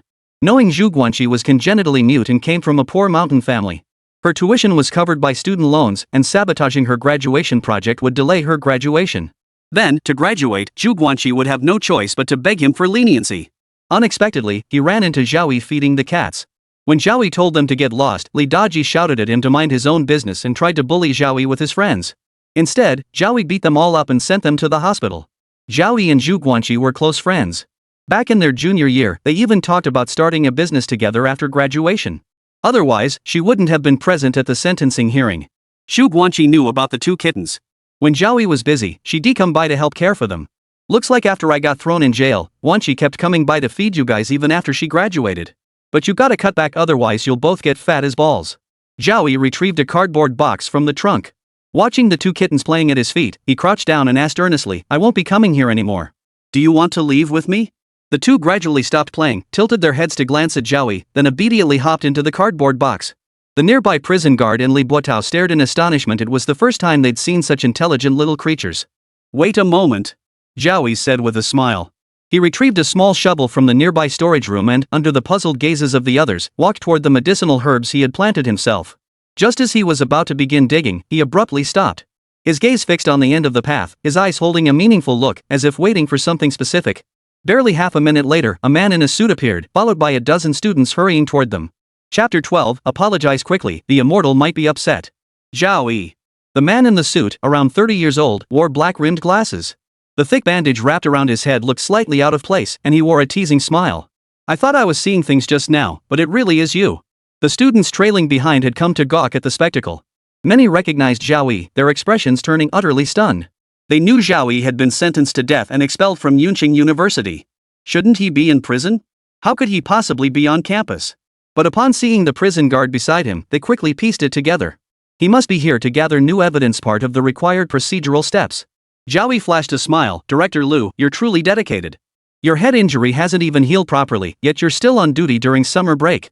If I'd known, I would have hit you harder and sent you to the hospital for half a year." Last month, Director Liu had accepted bribes from Li Zilong in the finance department and handed down such a severe punishment. But Zhao Yi wasn't the type to take abuse lying down. A week later, as Director Liu was leaving work one evening and passing through a rarely used, camera-free alleyway, Zhao Yi struck him from behind with a blunt object. Nearly 2 months later, Director Liu was still wrapped in bandages. Director Liu's smile vanished instantly. Gritting his teeth, he hissed, "So it really was you." He went to the police station the very third day after his release from the hospital. But that path had no cameras, and with the pitch-black night and howling wind, there were no witnesses. His insistence that Zhao Yi was the culprit was useless. The police didn't deal in conjecture without solid evidence. They couldn't arbitrarily make a case. Now that Zhao Yi had confessed voluntarily, Director Liu found himself in a bind. The other man had already been sentenced to death, leaving him no choice but to swallow this bitter pill. Watching Director Liu's face flush crimson with suppressed rage, Zhao Yi's grin widened. He spat out a classic Chinese greeting, "You." Director Liu, doused in profanity, froze for a moment. When he snapped back to reality, rage made his body tremble. With so many students watching, his pride was utterly shattered. After a long, painful pause, he could only manage a sarcastic retort, "You were once a student of this university. How could you be so uncivilized, like a primitive savage? Did I insult you?" Zhao Yi shrugged, his tone utterly innocent. "Speak with evidence. Slander is illegal." Director Liu was so enraged he laughed bitterly. "That godforsaken place, the medicinal herb field? Where the hell am I supposed to get evidence from?" Liu Yu strode up to Director Liu and kicked him hard, sending him flying 5 meters. "Without evidence, you're framing someone. If I don't teach you a lesson today, you'll think this school is your damn family business." Last month, Zhao Yi claimed the finance department students had started it, only to be shut down by Director Liu's demand for proof. And today, he had the nerve to walk right into the line of fire again. Director Liu nearly kicked himself to death. Dizzy and nauseous, he could barely see straight when Zhao Yi came jogging over and landed another punch squarely in his gut. The pain made him curl up like a dried shrimp. Zhao Yi had been holding back his strength. Otherwise, with his early true spirit realm cultivation, a single careless blow could have killed him. The students watching the spectacle were stunned. They never imagined the director would be reduced to this.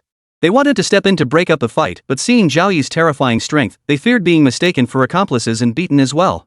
Instinctively, they backed up several meters. "Help, me!" Principal Liu pleaded for help, glancing at the nearby prison guards. Yet they acted as if they hadn't seen a thing, all looking up at the sky in unison. "You gotta admit, the air here at the school is fresher than in prison." Stand up for Director Liu? Are you kidding me? Everyone knew Zhao Yi was a skilled fortune teller. Not only was it out of the question to lay a finger on him, but they'd have to treat him like royalty in prison from now on. Who knew when they might need his services? As long as no one died, they'd pretend they hadn't seen a thing. By the end, Director Liu was on the verge of despair. He opened his mouth and spat out 4 or 5 loose teeth. Li Buotao beside him couldn't bear to watch and kept his neck craned upward toward the sky. The beating lasted 5 or 6 minutes as the crowd of students grew denser, swarming into a solid mass. Nearly every student left on campus had gathered. The principal, panting heavily, rushed over with several security guards wielding batons. Seeing the chaotic crowd of students milling about, he couldn't see what was happening inside even on tiptoe. He could only shout at the top of his lungs, "Everyone! Back! Off!" The students instinctively parted to make a path for the principal. Only then did he see the scene at the center, Director Liu from the Chinese medicine department, being used as a chair by Zhao Yi, and the prison guard beside him, his neck stiff from craning upward to watch the sky. Principal!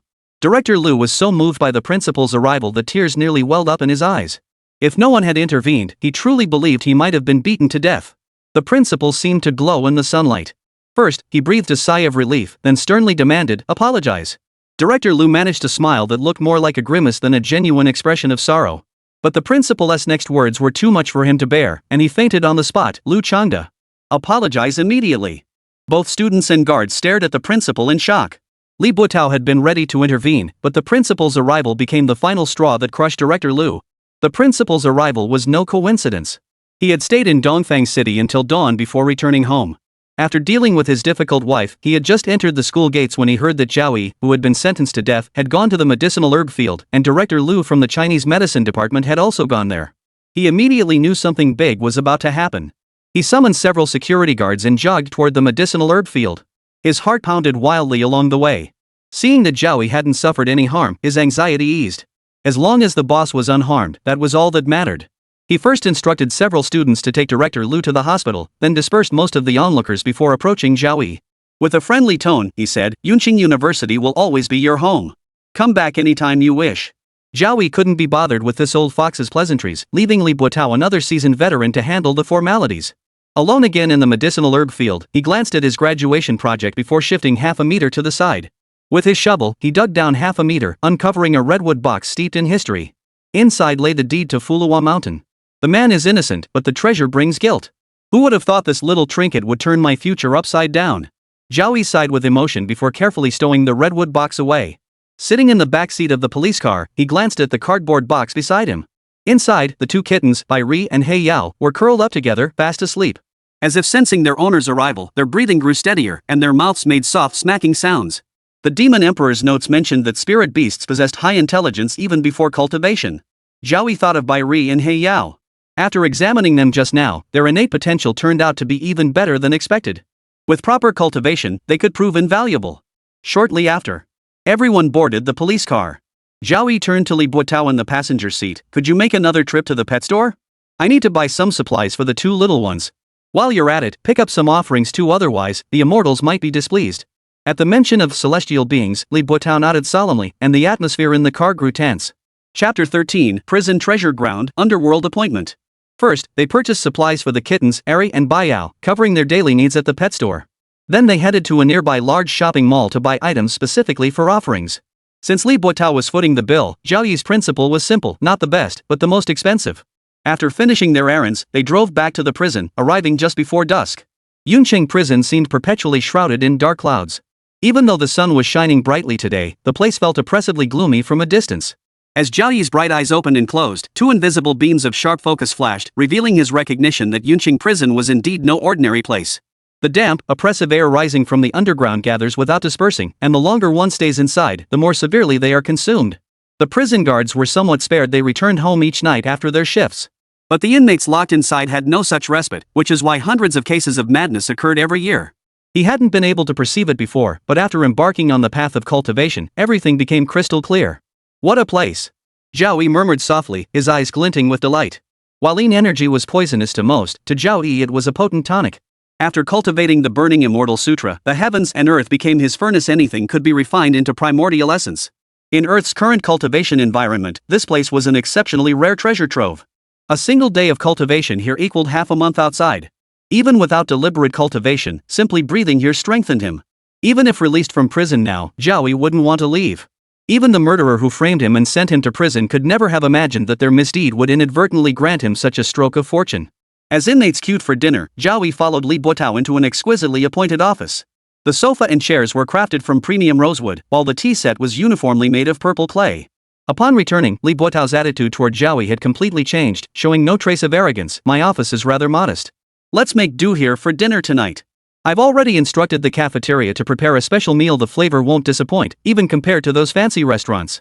Yuncheng Prison maintained its own vegetable garden, meticulously tended by inmates to supply the tables of high-ranking officials. Zhao Yi nodded, then turned his attention to the jars and bottles lining the cabinets. He appraised them seriously. "Your everyday tea is quite something. Each bottle could easily add another year to your sentence." His ancestral home on Fulong Mountain also had a few tea trees, planted by his elders over a century ago. Unfortunately, the mountain's soil was too barren. Zhao Yi scoured library books and exhausted every method, yet could only ensure they wouldn't suddenly wither and die. The only silver lining was that he'd become quite the tea connoisseur, easily recognizing the expensive teas lining the cabinet. Ahem. Li Buotao's face flushed. Middle age leaves one with few hobbies. "Young Zhao, you know your tea too? Help yourself to whatever you like in the cabinet. We've got plenty of this stuff at home. I'm just a simple guy, don't know what's good to drink. Expensive is good enough."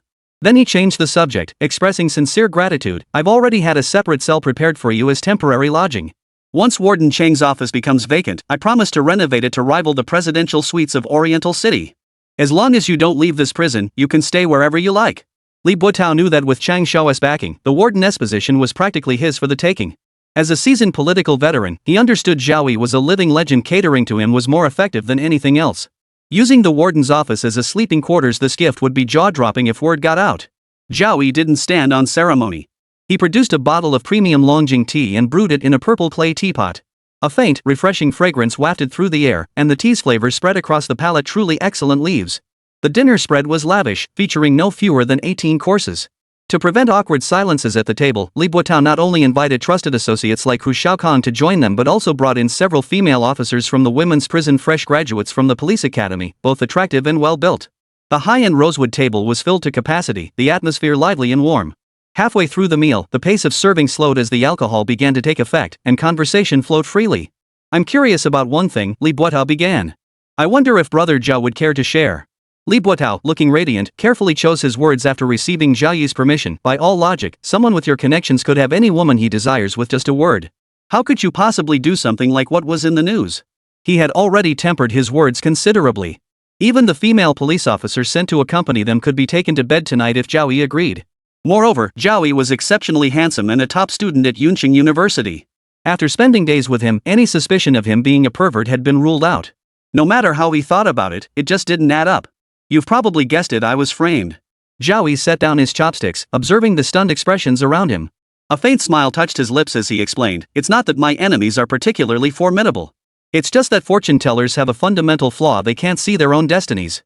Add to that the immortals having gone to serve in the underworld, and a momentary lapse led to my downfall. But this incident has enraged the celestial being. Once I discover who my enemy is, I will make them pay 100-fold, condemning them to eternal reincarnation in the hell realms." By the end of his speech, Zhao Yi's smile vanished completely. The office temperature plummeted, sending chills down the spines of the dozen or so people present. A faint, eerie wind seemed to whisper in their ears as they stared fearfully at the enraged figure before them. Several key words stood out in Zhao Yi's speech, but none was more shocking than underworld. The underworld had always been a nebulous concept. Though folktales abounded, no concrete evidence ever substantiated its existence. Zhao Yi's words utterly shattered their preconceptions. They were no strangers to immortals either. Such beings existed in many regions, particularly thriving in the northeast. They were either benevolent spirits or animals that had cultivated supernatural abilities. But immortals who could hold positions in the underworld? That level of power was beyond comprehension. Glancing at the reactions around him, Zhao Yi knew he had achieved his goal. By establishing the immortals as powerful patrons, he hadn't convinced Li Buotao and the others completely. Doubts lingered in their minds, but it was enough to intimidate them into abandoning any further schemes. Dinner stretched into the early hours before finally ending. Stepping out of the office, Zhao Yi stretched lazily as Hu Shaokan led him to the converted cell. He took all the tea leaves from the cabinet, leaving them with Li Buotao, who chewed like a cow on peonies. Would have been a waste. Hu Shaokan walked ahead, his face plastered with a fawning smile as he bowed slightly and explained, "Due to time constraints and the fact that no one dared touch your altar, we took the liberty of converting the duty room into a private cell." Seeing Zhao Yi's expressionless face, Hu Shaokan quickly added, "If you don't like it, we can change it back tomorrow." "No need." Zhao Yi replied indifferently, thinking it made no difference where he was. In truth, he didn't even need a private cell. Cellmate 50's neatly folded blankets resembled military-grade precision, more professional than any veteran soldier. Without them, he'd have to handle it himself. But he quickly dismissed the thought. More pressing matters demanded his attention. He drew what had been forming in his mind for so long using the Heart Sutra of Creation. Chapter 14, Horse-Faced Rakshasa, Judging Sin. The Heart Sutra of Creation first treated the vast heavens and earth as an easel, then used one's own true essence as flawless white paper, and spiritual energy as paint to create upon it. The level of detail achievable depended entirely on the visualizer's talent and spiritual realm. The duty room had indeed undergone a major transformation. All necessary furniture and appliances were installed, and the kitchen was fully equipped, more luxurious than most apartments. A computer sat on the desk, already connected to the internet, with an unopened, brand new phone beside it. Hei Ri and Bai Yao had already moved in, but they remained inside their cardboard boxes, too timid to emerge before Zhao Yi returned. Go explore your new surroundings. This will be your home from now on. I'll refine the emerald marrow pills as soon as possible, and then you'll embark on your own cultivation journey too.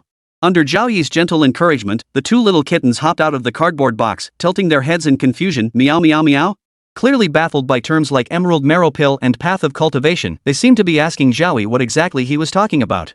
Could it be some fresh fish jerky? Ha ha ha. Zhao Yi crouched down, gently patting their heads as he patiently explained, why is your mind always on food? The marrow washing pill is a common cultivation resource, mostly used for young children. It has a series of effects like removing impurities and purifying the marrow, laying a solid foundation before formally embarking on the cultivation path. Though you possess spirit beast potential, you're still too young. You must first take the emerald marrow pill. Earth may not be as spirit energy rich as other planets, but by gathering similar herbs, one can still refine a weaker version. Taking a few more pills can compensate for the difference. As Zhao Yi explained, Bai Ri and Hei Yao sat cross-legged on the ground like attentive elementary students, ears perked up. After listening, they seemed to grasp a little, though confusion still lingered.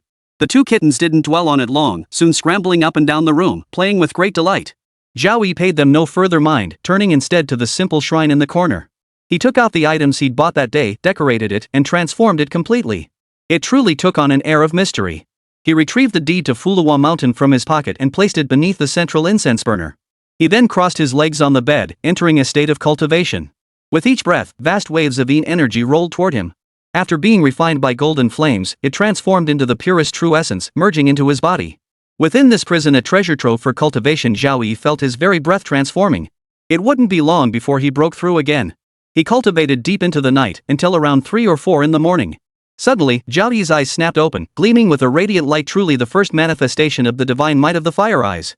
Without distraction, he began his visualization, choosing the mysteriously veiled underworld from mythology.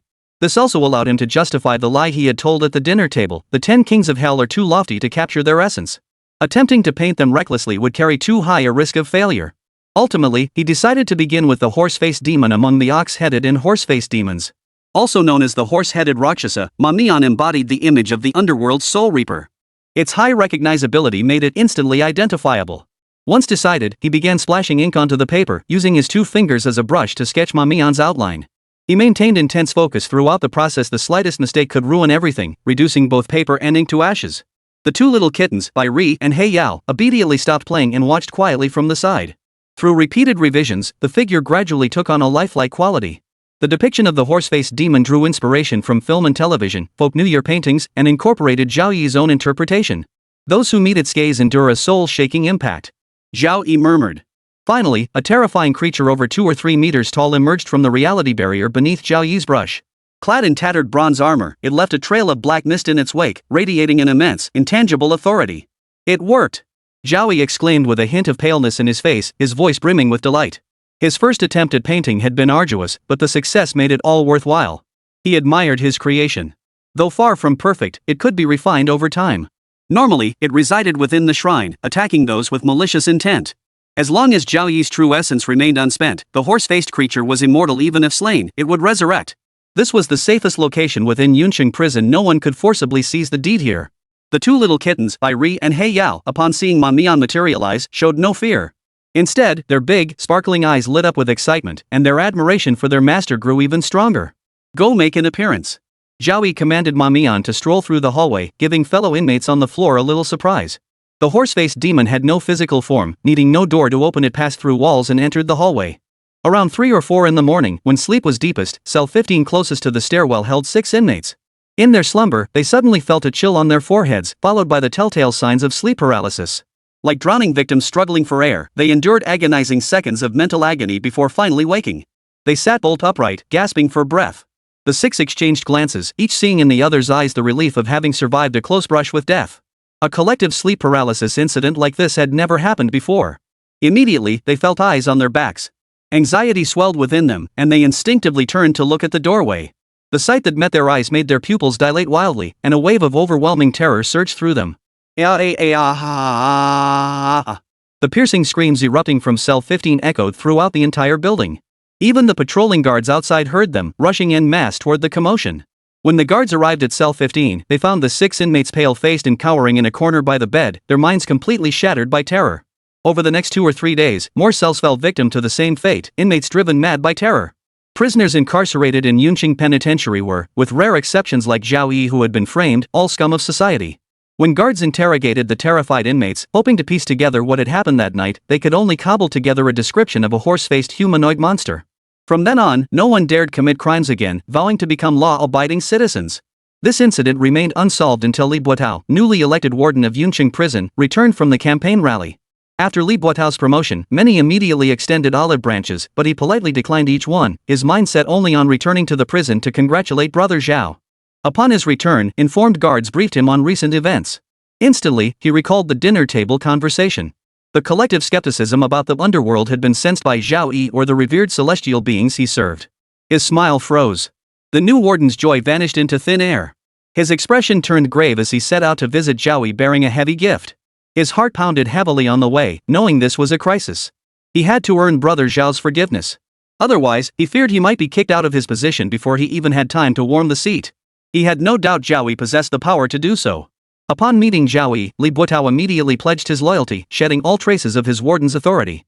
Humble as a subordinate, he pounded his chest and vowed, "As long as I'm in this prison, your orders take precedence over mine. I will spare no effort to thoroughly investigate the case against you and bring the mastermind to justice." Chapter 15, The Yin Veins of Geomancy, the 19-year-old underground emperor. Zhao Yi sensed Li Buotao's unease. His act of releasing Ma Mian had completely won over the prison warden. With a smile, he offered reassurance, telling him there was no need for apprehension. Then, lowering his voice several degrees, he looked at Li Buotao solemnly and said, "Last night, the Immortal told me that your official career is not limited to this. Perhaps before long, you will receive another promotion." Hearing this, Li Buotao turned his gaze toward the altar in the corner, his eyes growing ever more reverent. Finally, his mouth stretched into a wide grin, and he couldn't stop grinning foolishly. Being promoted to warden was already a dream come true for Li Buotao. But today, Zhao Yi had said that before long, he might even be promoted again. Overwhelmed with excitement, he could barely form coherent words. "Mr. Zhao, since no one else is watching, how about I kowtow to you?" For the first time in his life, Li Buotao felt like he'd been struck by a lottery jackpot. Thunder and dew all are blessings from heaven. Zhao Yi's methods had indeed frightened Li Buotao, but what Zhao sought was his complete submission to turn him into a valuable card in his hand, ready to be played at any moment. "No need for kowtows unless it's a holiday or special occasion," Zhao Yi said with a smile, then picked up a sheet of paper from the table. It contained several hundred words. "The evidence of crimes written on this blank paper is enough to send the deputy warden who lost to you to prison for the rest of his life. Get it done quickly. Don't disappoint me." Zhao Buotao could handle the defeated deputy warden, but dealing with an official of that rank required months of careful maneuvering without solid evidence of wrongdoing. To prevent delays from causing complications, Zhao Yi offered to assist once more. Li Buotao lingered in Zhao Yi's office for another half hour, double-checking everything before departing. Walking down the corridor, his expression hardened into stern authority. Every word and gesture carried the weight of a warden's command as he dialed a number. "This is Li Buotao, warden of Yuncheng Prison.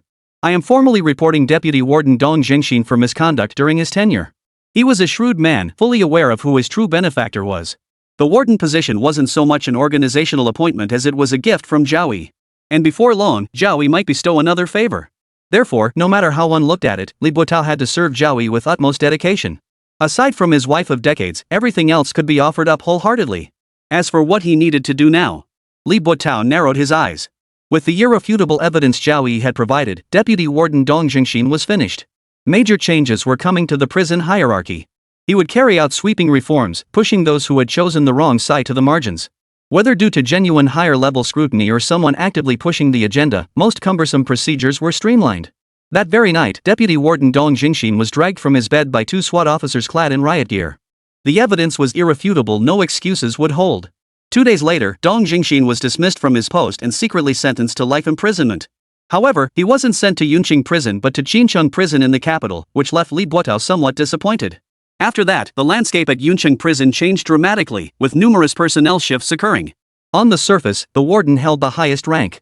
Only a handful of Li Buotao's confidants knew that in reality, there was another figure, a young man in his 20s whose every move even Li Buotao had to follow. Zhao Yi, now stripped of his blue and white prison uniform, wore loose, casual white clothing that gave him an inexplicable aura of grace. He strolled casually throughout the prison, followed closely by 2 small cats, one black, one white. Passers-by could never have guessed he was a death row inmate. Li Buotao had already set the wheels in motion, first commuting Zhao Yi's death sentence to life imprisonment. The final decision would be made within the next few days. This morning was no different. While the inmates descended for roll call, Zhao Yi had already been strolling about for a while. Not out of boredom, but to search for dragon veins and geomantic lines. After days of observation, Zhao Yi could tell there must be a yin vein beneath the prison, otherwise, the yin energy wouldn't be this thick. He employed a technique learned from the Book of Life and Death, using geomancy to pinpoint the approximate location of the yin vein, then setting up an array to gather the yin energy, thereby accelerating his cultivation progress to a new level. As he avoided the prisoners gathering at the square and prepared to ascend the stairs, a prisoner rushing down with head bowed suddenly burst out from the left stairwell, nearly colliding with him. Zhao Yi's expression remained utterly unchanged. Like a drifting autumn leaf, he effortlessly sidestepped the prisoner without so much as a brush of his robe.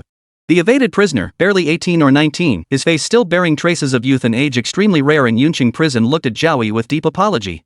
"I'm terribly sorry. I was rushing to roll call and didn't see you coming."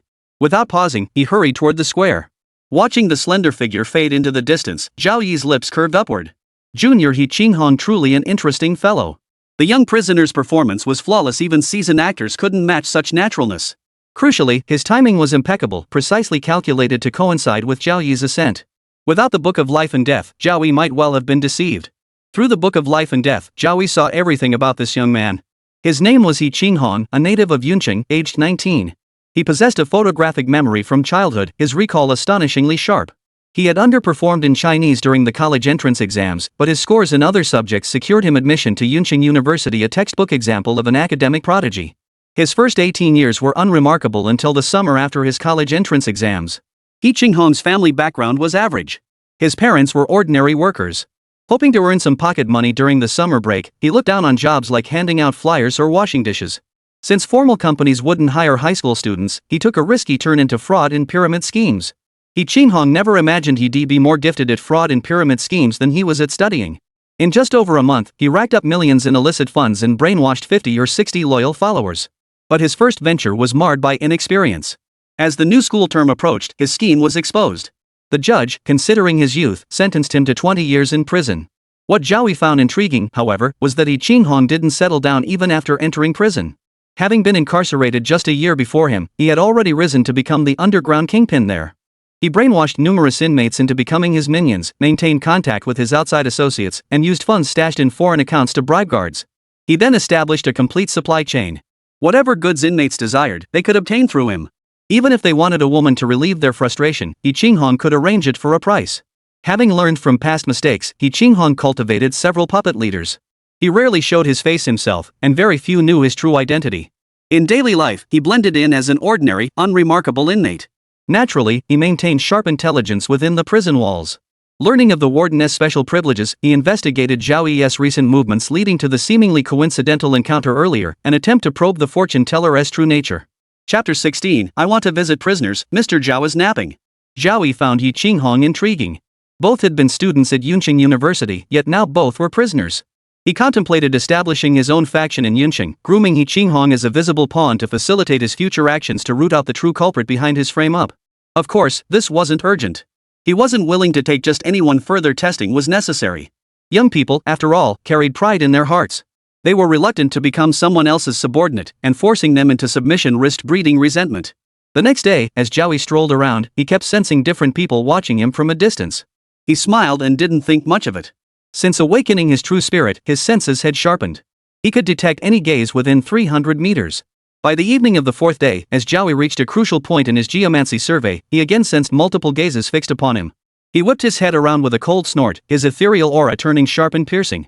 100 meters away, on the fourth floor of a building, several prisoners observing him through binoculars suddenly let out piercing screams in unison.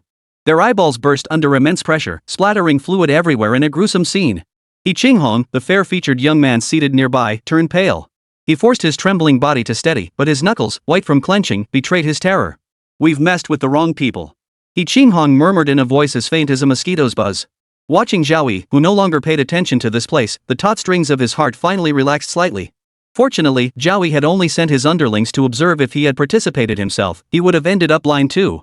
He thought the matter was settled, but around 3 or 4 in the morning, every prisoner who had observed Zhao Yi in recent days was found screaming in terror within their cells. By the time they were discovered, they had all become delirious lunatics. Such bizarre tactics defied all understanding.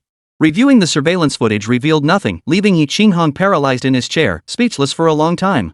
Zhao Yi, who strolled about with an air of harmless tranquility, now loomed in his mind like a terrifying demon. Meanwhile, the instigator himself, Zhao Yi, continued his nightly cultivation sessions and his leisurely strolls during the day. The 2 little kittens, Bai Ri and He Yao, would follow him everywhere he went, trotting along behind him. The geomancy survey was nearly complete. The optimal location had been determined, the warden's office, currently under renovation in the southeast corner. It happened to fall within the designated area. Setting up an array there would yield even more pronounced effects. Over the past few days, he had pored over the Book of Life and Death. From the countless arrays recorded within, he ultimately selected the minor Azure Void Array. The complete Qingming formation holds formidable renown even in the cosmos. Once inscribed, it creates an exceptionally dangerous death trap. Within 1,000 li radius, dense, chilling energy surges forth, capable of briefly forming a gateway to the underworld. It summons the spirits of fallen heroes and long-lost battle souls to fight. Standing by the window, Zhao Yi gazed at the distant landscape and mused, "I cannot yet deploy the full Qingming formation, but I can opt for the greatly simplified minor Qingming formation. It will suffice to harness all the Yin energy for my purposes." Even deploying a minor Qingming formation proved challenging, requiring numerous precious artifacts. On Earth, where spiritual energy was scarce, Zhao Yi had to seek substitutes as close as possible to the original materials. He had no idea how long it would take to gather them all. His advantage lay in grasping a Yin vein, eliminating the need to extend the array's reach across thousands of miles. Covering the prison's mere dozens of miles was manageable, and even lesser quality veins could be utilized. Moreover, as they were nourished by Yin energy day and night, they would undergo transformation over time. After completing the geomancy survey, he ventured out less frequently. By day, he holed up in his room, immersing himself in the cultivation of the supreme Yin scripture, gaining new insights daily. The air around Zhao Yi seemed frozen solid, as if uttering a helpless wail.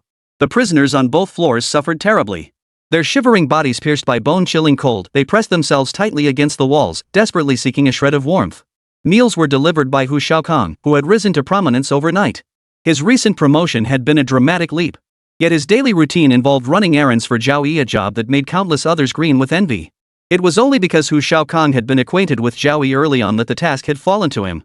Hu Shaokong had another task as well. Every new prisoner arriving at Yuncheng Prison was temporarily held in the interrogation room. Hu Shaokong was required to rush over immediately upon notification. Zhao Yi would then use the Book of Life and Death through the wall to confirm whether the new arrival was the real culprit framing him or a spy sent in. Beyond his usual scouting for geomancy sites, Zhao Yi had thoroughly investigated nearly every prisoner in the prison. The true culprit's target was the ancestral Fulong Mountain. Zhao Yi had kept a close watch on it. No faction had yet stepped forward to claim it as their own. They likely still coveted a deed of ownership, unwilling to leave future complications. Therefore, they would inevitably come to the prison. But Zhao Yi was no longer the man he once was. Anyone daring to walk through those gates would face his relentless vengeance. Though he hadn't uncovered the Sen spy, several inmates appeared to be common thieves on the surface, yet they were actually burdened with several unsolved murders cold cases that had long stalled at the police station. As a favor, Zhao Yi delivered them to Li Buotao. This series of events sent shockwaves through the police department, even reaching provincial authorities.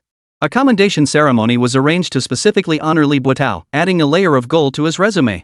Li Buotao couldn't care less about the accolades. Instead, he hired several top chefs at great expense to prepare elaborate meals for Zhao Yi, ensuring he received the finest service. Several peaceful, leisurely days passed. Zhao Yi's case had completely cooled down, with little discussion online. Then, at 3 p.m. on Friday, a blue Bentley pulled up outside the prison gates. A graceful figure stepped out. She wore sunglasses that partially obscured her delicate oval face. She appeared to be around 30, but it was clear she took excellent care of herself. Though she wore a French apricot-colored tailored trench coat, it did little to conceal her fiery figure. Her full, snow-white legs radiated sensuality as she stepped in 6-inch bow-adorned heels, their crisp clicks on the pavement exuding the soft charm of a mature woman.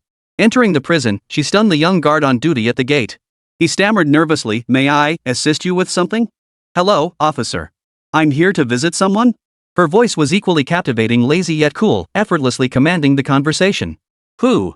Zhao Yi? The expression on the young guard's face shifted instantly. He proceeded to conduct an exhaustive registration, taking longer than a household registration check, barely stopping short of asking whether he was single or married. Instead of leading her to the public visiting hall, he ushered her into a clean, empty office. Moments later, Hu Shaokan pushed open the door, panting apologetically. Mr. Zhao is napping. Miss Gu may need to wait a while. If you have urgent business, you might want to come back another time. The elegant woman was utterly baffled. Did prisons really prioritize humanity this much? Even a death row inmate's nap couldn't be disturbed. Besides, it was already 3 o'clock. Shouldn't it have ended by now? Chapter 17, Claustrophobia. Time to move.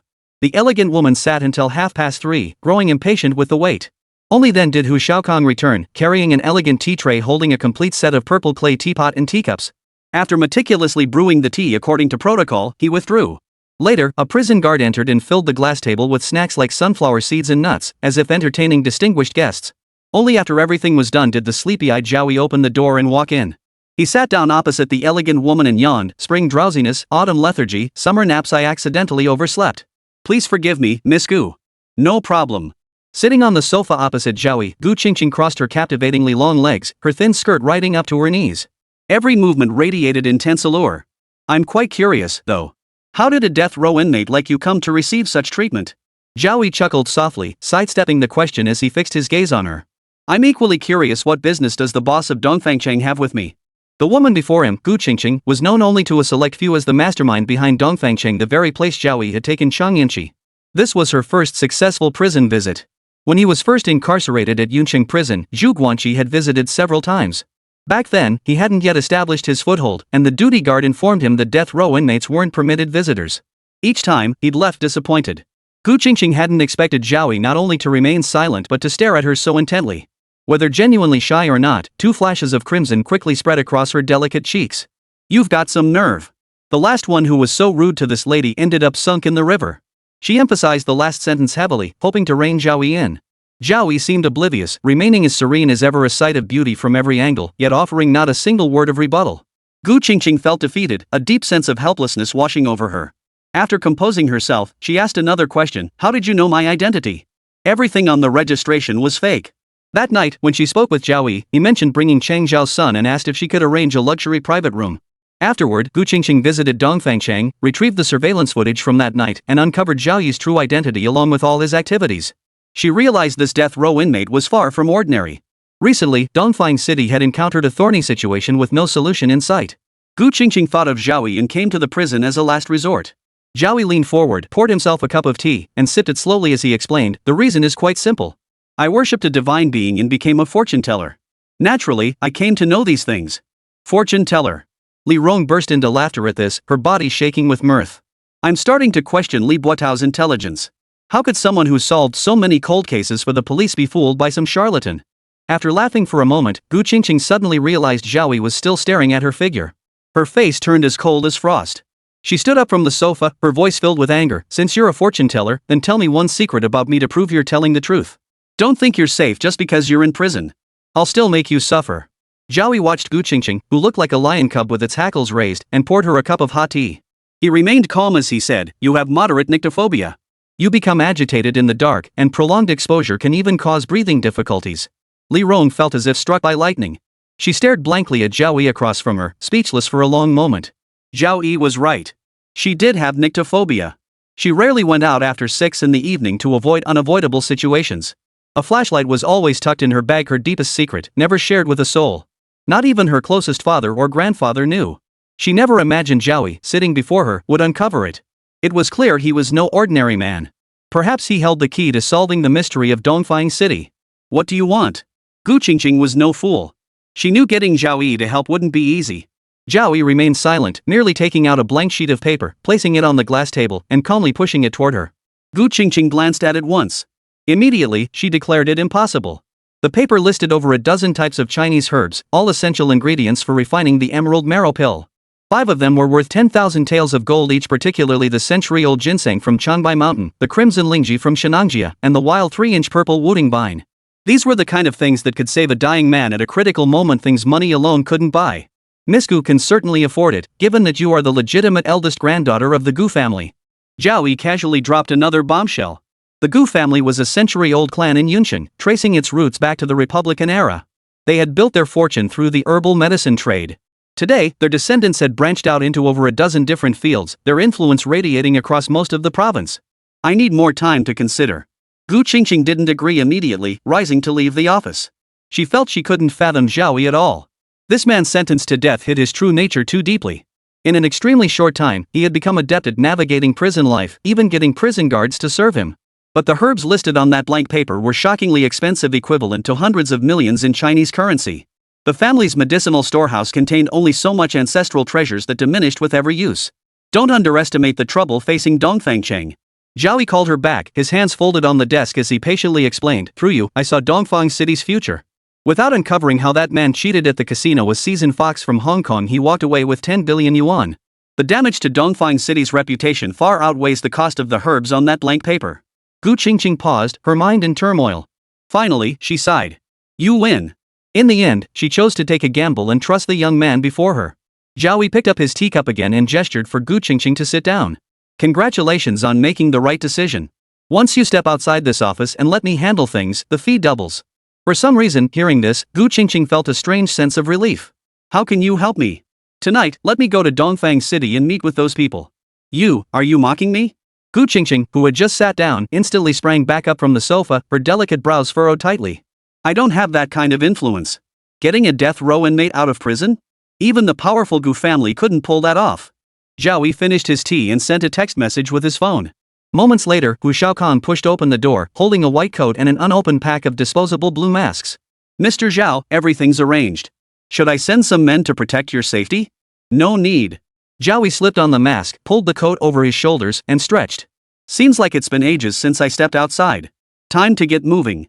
Chapter 18. After winning so much money, it's time to pay back. Gu Qingqing emerged from the prison, struggling to keep her expression in check. Out of the corner of her eye, she glanced at the man beside her, a prisoner sentenced to death, just walking out like that? The guard posted at the entrance acted as if he hadn't seen a thing, his eyes fixed straight ahead. It's still early. The casino doesn't open until tonight. I have something important to do.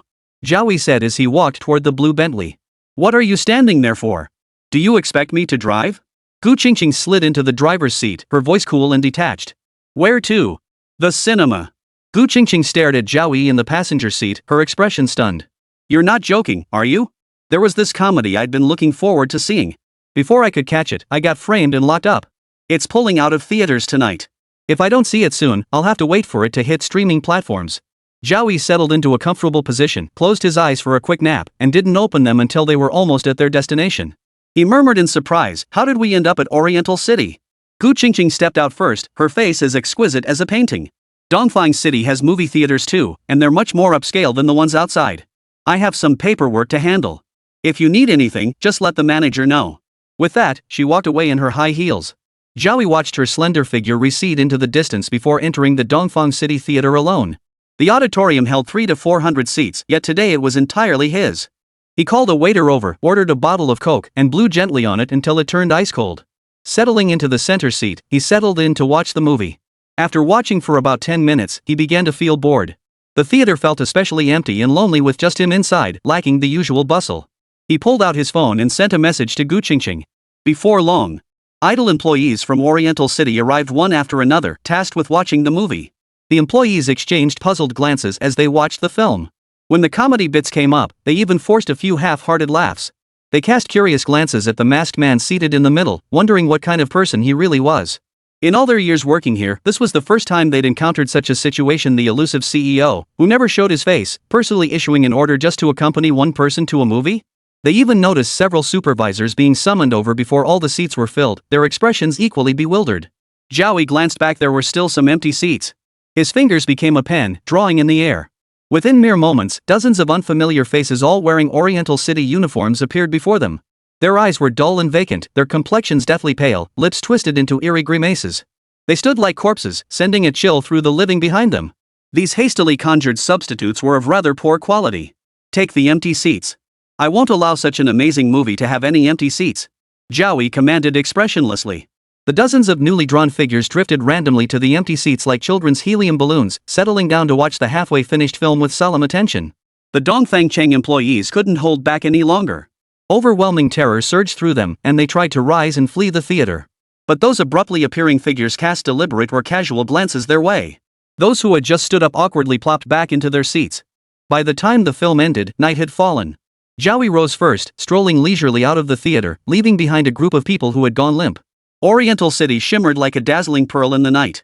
The crystal chandeliers in the lobby cast soft light, illuminating the marble floors.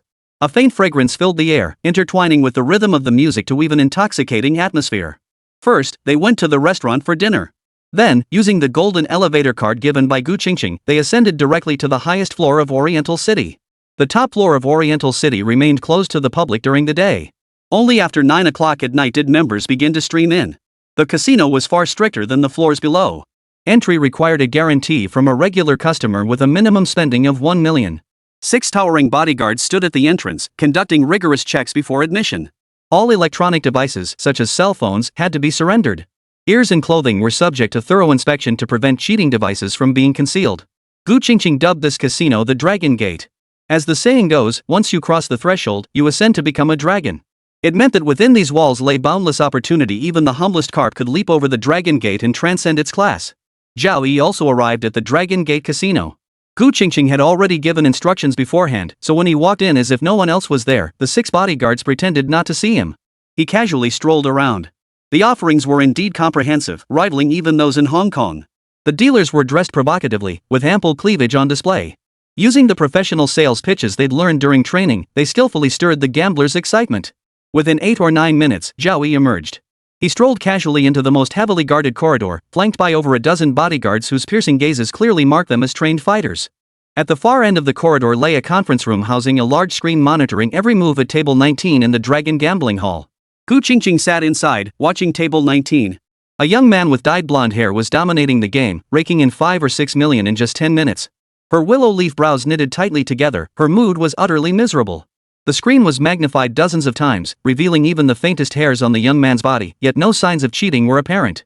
The blonde youth was Su Mo, rumored to be the scion of a Hong Kong family. When he first arrived, he lost millions daily, much to the delight of Dongfang Cheng, who welcomed such a high roller. But after a week, everything changed. Even with extraordinary talent, a young man rarely achieves greatness before 30. His experience at the tables was simply too limited. Facing seasoned veterans, the slightest micro-expression could betray his hand. But this rule didn't apply to Su Mo. He seemed possessed by the gambling god himself, scarcely ever losing.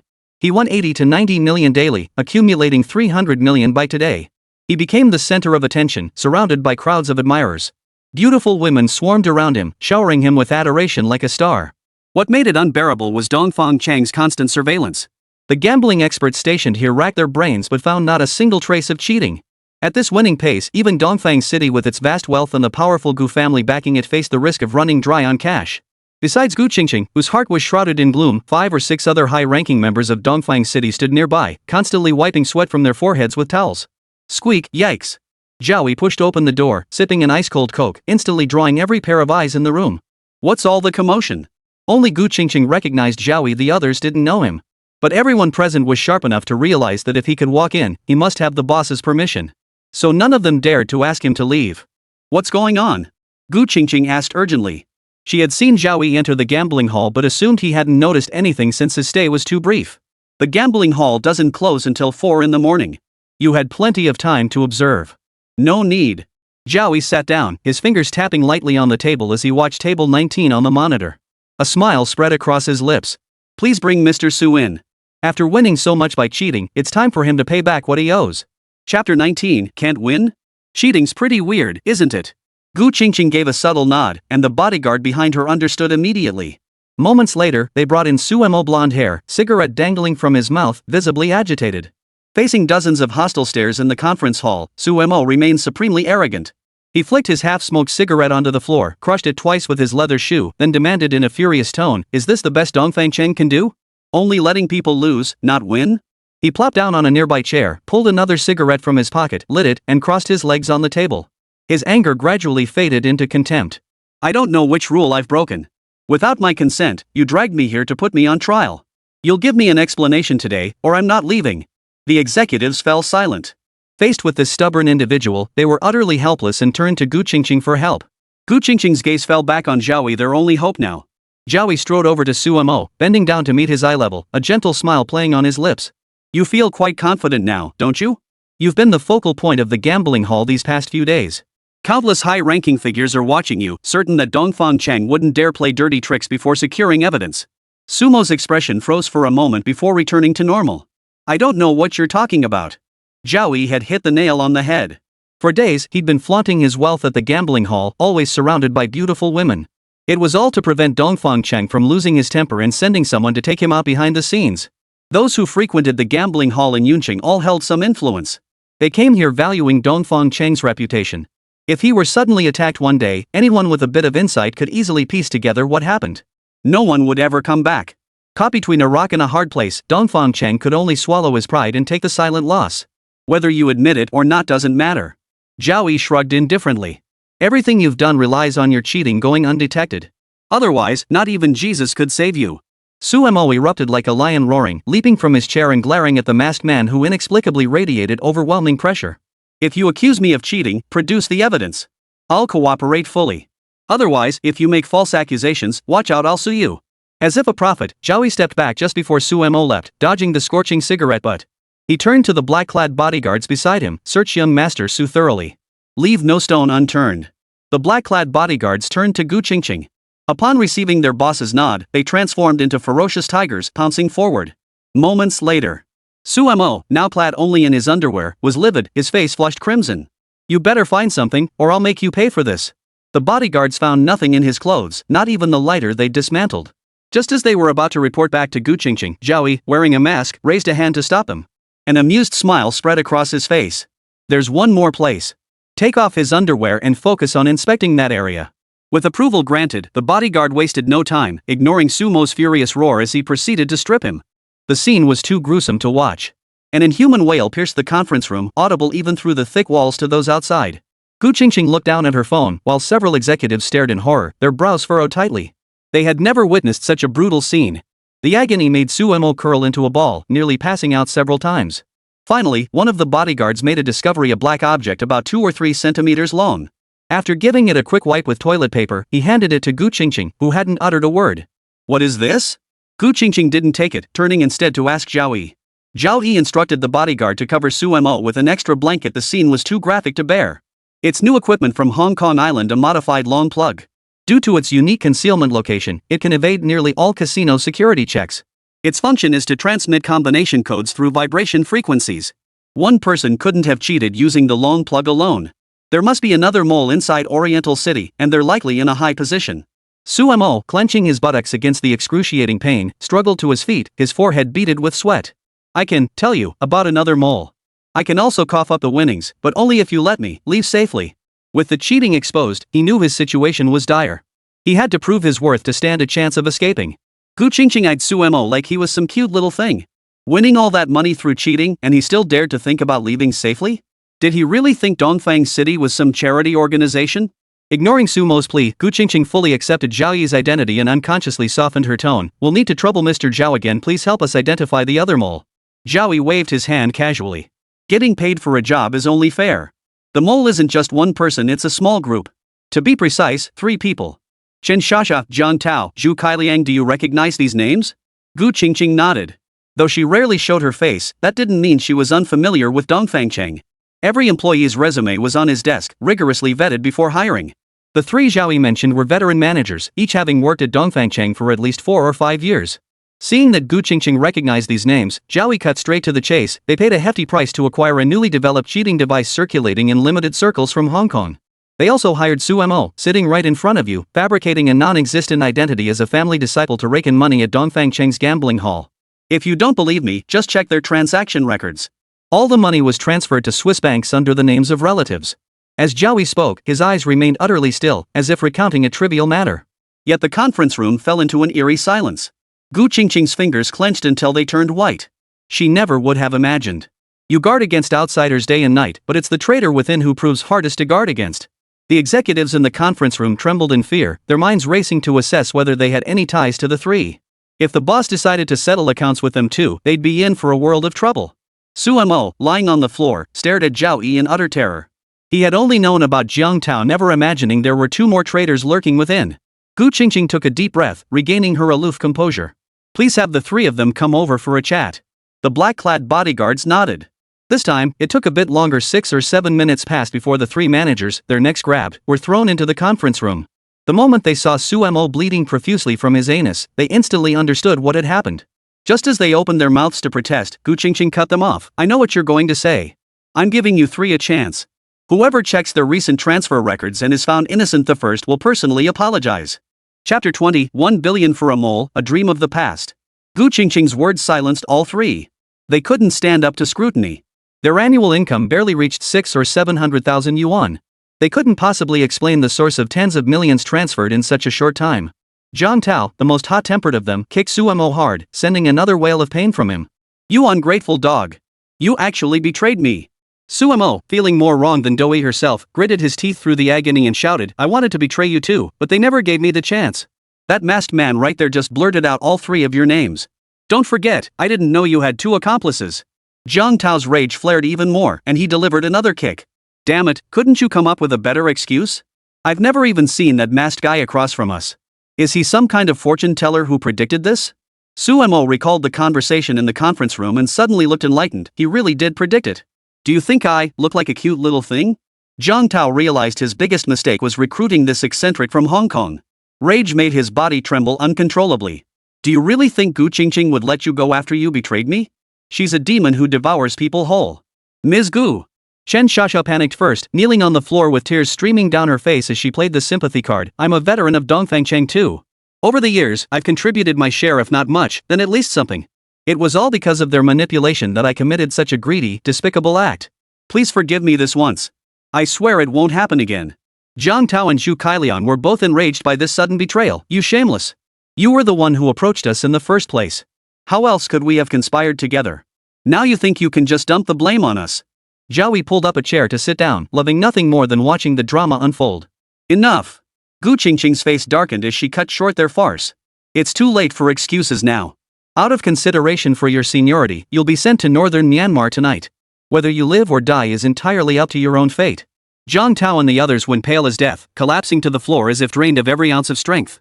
In northern Myanmar, their fate was worse than death. Especially for someone like Li Shasha, a middle-aged woman with a modicum of charm, her fate was all too predictable. The black-clad bodyguards gave them no chance to protest, hauling them off the floor and dragging them out of the conference room. They sent a message to Snake Hair to come collect them. They'd likely reach northern Myanmar in about 5 days. Gu Qingqing had someone fetch a box and handed it to Zhao Yi with a complex expression. Everything you asked for is inside. She hadn't held much hope, treating it as a last-ditch effort, but the outcome was unexpectedly smooth. She now fully believed in Zhao Yi's fortune-teller identity.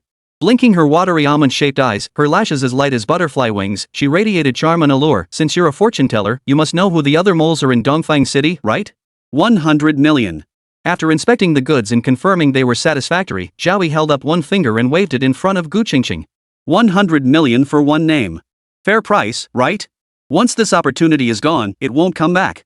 Gu Qingqing shot Zhao Yi a reproachful glance. The price was too steep.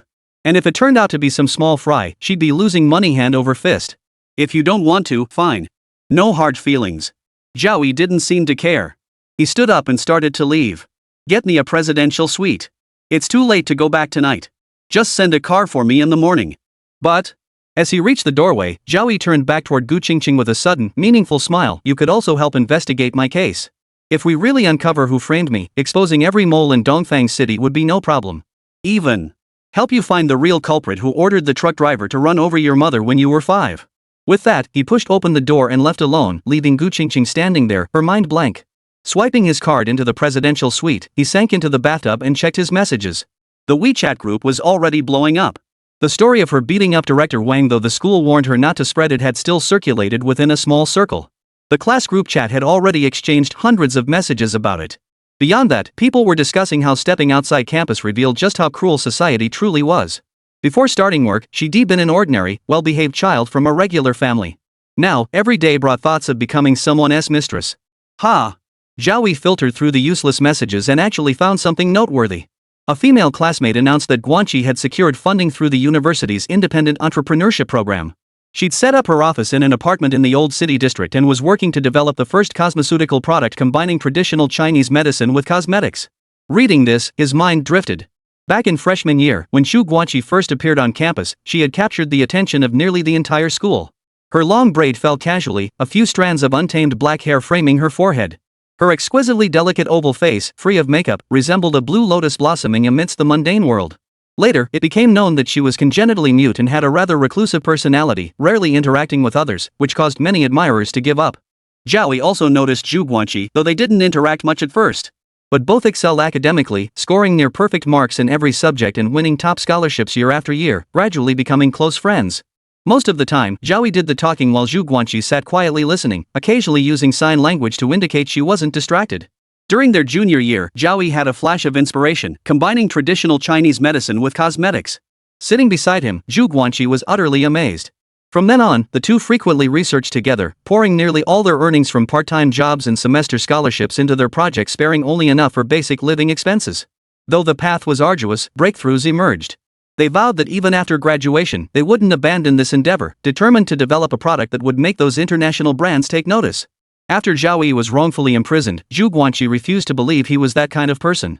She sought help everywhere, but what influence could an ordinary student with no connections and congenital aphasia possibly have? All she received were cold rejections. So you stopped visiting me in prison because you were working toward this goal. Zhao Yi gently placed his phone down and gazed at the starry sky, lost in thought. After sleeping in the presidential suite, Zhao Yi finished his morning routine by 6. He ate the breakfast delivered by the attendant and put his mask back on. Taking the elevator to the spacious lobby, the morning felt eerily quiet compared to the night's revelry. As soon as he stepped out, a Maybach pulled up slowly beside him. A man emerged from the driver's seat, his square face and pair of pristine white gloves giving him an uncompromising air. He bowed respectfully. "Mr. Zhao, Mr. Gu had to leave on urgent business. He sent me to escort you back." Chapter 21, The Iron Sand Palm Air Wasted Inside. "All right." Zhao Yi replied simply, settling into the back seat.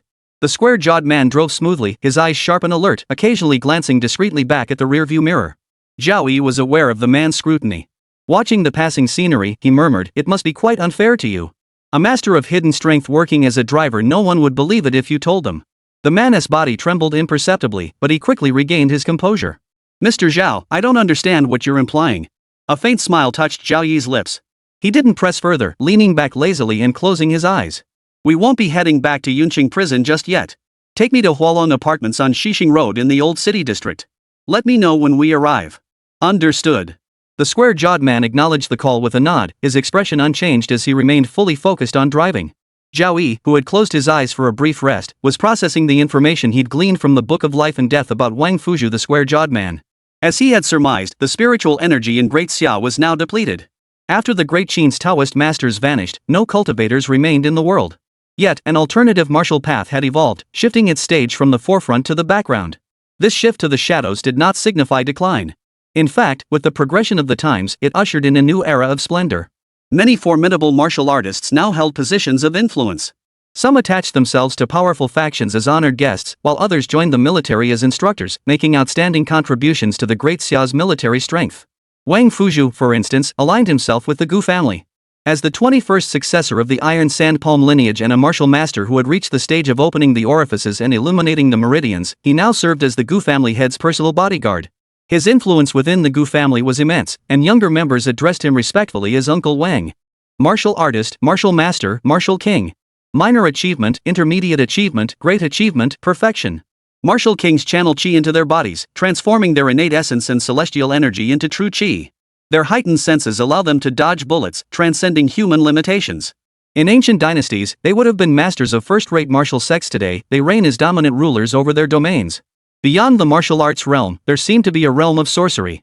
However, having resided with the Gu family for over a decade, Wang Fuzhu remained relatively isolated from such knowledge. He knew little of the spellcasting realm beyond its ability to conjure certain magical arts. Recently, a master who had devoted himself to cultivating sorcery had arrived in Yuncheng, and many people welcomed him as an honored guest. Indeed, the Great Xia Empire did have revered immortals who attained extraordinary power without the need for arduous cultivation. What surprised Zhao Yi most was that Wang Fuzhu's ancestors had traveled far and wide, leaving detailed records on this subject. They claimed immortals were products of the Qing dynasty's declining fortune, when the earth's energy grew dim and murky vapors rose, reviving demons and monsters. Most were wolves in sheep's clothing. When you gain something, the immortals would take twice as much from you in return.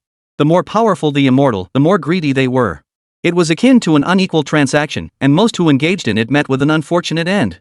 Then Zhao Yi assessed his current cultivation level within the martial arts of Great Xia.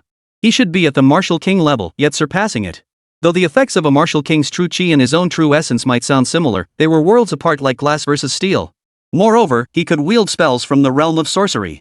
Mastery of both realms widened the gap even further. Wang Fuzhu served as the driver today because last night, Gu Qingqing had told her family everything about Dongfang Chang. The head of the Gu family, Gu Qingqing's grandfather, had invited him over to assess Zhao Yi's true capabilities. Unfortunately, he had been exposed before gaining any useful information. An hour and a half later, they arrived at their destination. Zhao Yi opened his eyes and yawned. "Take me to the 4th floor. Call down a girl named Zhu Guanqi." "Thank you." Even Wang Fuzhu couldn't help but bristle. Not recognizing his identity earlier was one thing, but now treating him like an ordinary driver. But after a moment's hesitation, he chose to go upstairs. Zhao Yi stepped out of the car and surveyed Hualong Apartments. Hualong Apartments had been built long ago, and the marks of time were strikingly evident. The building's exterior was mottled and weathered, window frames rusted in places, and large patches of paint had peeled away, exposing the raw brickwork beneath. Though called an apartment complex, it was actually quite diverse. Many valued the low rent and set up small studios here, some as small as 5 to 10 people. Yet the tenants took great care of the place. Floors were swept clean, with no clutter in sight. Zhao Yi had visited last month and found it filthy and chaotic, with trash strewn everywhere. How could it have changed so drastically? A moment later, Wang Fuzhu descended the stairs, followed by a young woman. I brought the person. She wore a plain white short-sleeved shirt, faded jeans, and ordinary canvas shoes. No accessories adorned her, yet she radiated an intellectual elegance. Her eyes lit up upon seeing Zhao Yi, but her expression quickly turned tense. She grabbed his hand and pulled him toward the apartment. Stop, stop, stop. Zhao Yi understood what Zhu Guanqi meant and began explaining, I'm safe now. It's fine for me to go out for a bit. Otherwise, why would that big-faced guy across from you not call the police? Wang Fuzhu. Though unable to speak, Zhu Guanqi possessed remarkable perceptiveness. Recalling Principal Wang's message confirming Zhao Yi hadn't escaped, the tension vanished from her face.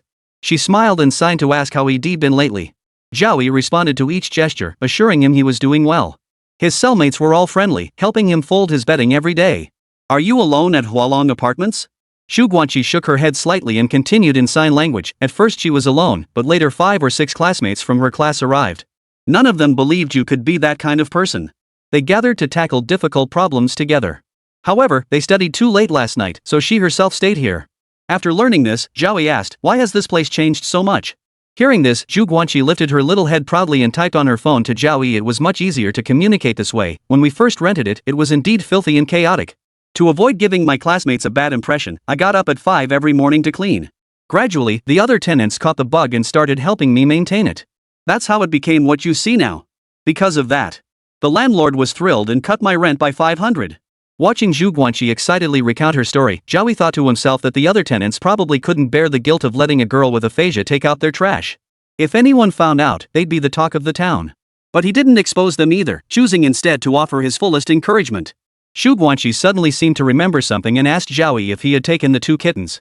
Yeah. Zhao Yi nodded. Zhu Guanqi continued typing, a faint, delicate fragrance emanating from her. After you were framed and imprisoned, I went to the medicinal herb field behind the school and asked the 2 little ones if they wanted to come with me. They both shook their heads. It seemed like they sensed you were coming. Even though things are hectic here, I write a letter every week and drop it in the police chief's mailbox. I'm sure we'll get a response eventually. Seeing you safe now, it's truly wonderful. With the invaluable insights you uncovered, we're about to launch our first product, a giant leap toward our original dream. When that day comes, will you be able to come see us? Facing Zhu Guanqi's hopeful gaze, though conveyed only through words, the depth of emotion was palpable. Zhao Yi nodded earnestly, absolutely. Zhu Guanqi's face lit up with a smile, radiant like the rising sun. Her eyes curved into 2 elegant crescents, filled with unwavering determination and anticipation for the future. After exchanging a few more minutes of conversation, Zhao Yi felt it was time to go. The streets were growing busier with pedestrians. After bidding farewell and settling into the backseat of the Maybach, the smile vanished the moment the car turned the corner. His eyes grew calm as he fixed them on Wang Fuzhu. Don't investigate her. Or you will die. Chapter 22, I will kill, a frozen statue. The matter-of-fact statement sent a chill through Wang Fuzhu's heart, as if the man truly could make it happen. He took a deep breath to steady himself. He realized he needed to adjust his own state of mind. He'd nearly been intimidated by a student. The other showed no signs of training. Clearly, he hadn't practiced martial arts. Wang Fuzhu was certain Zhao Yi truly worshipped a deity, a particularly fierce one at that. Nothing else could explain the sudden mastery of those extraordinary techniques. Yet he possessed ample confidence to remain unafraid.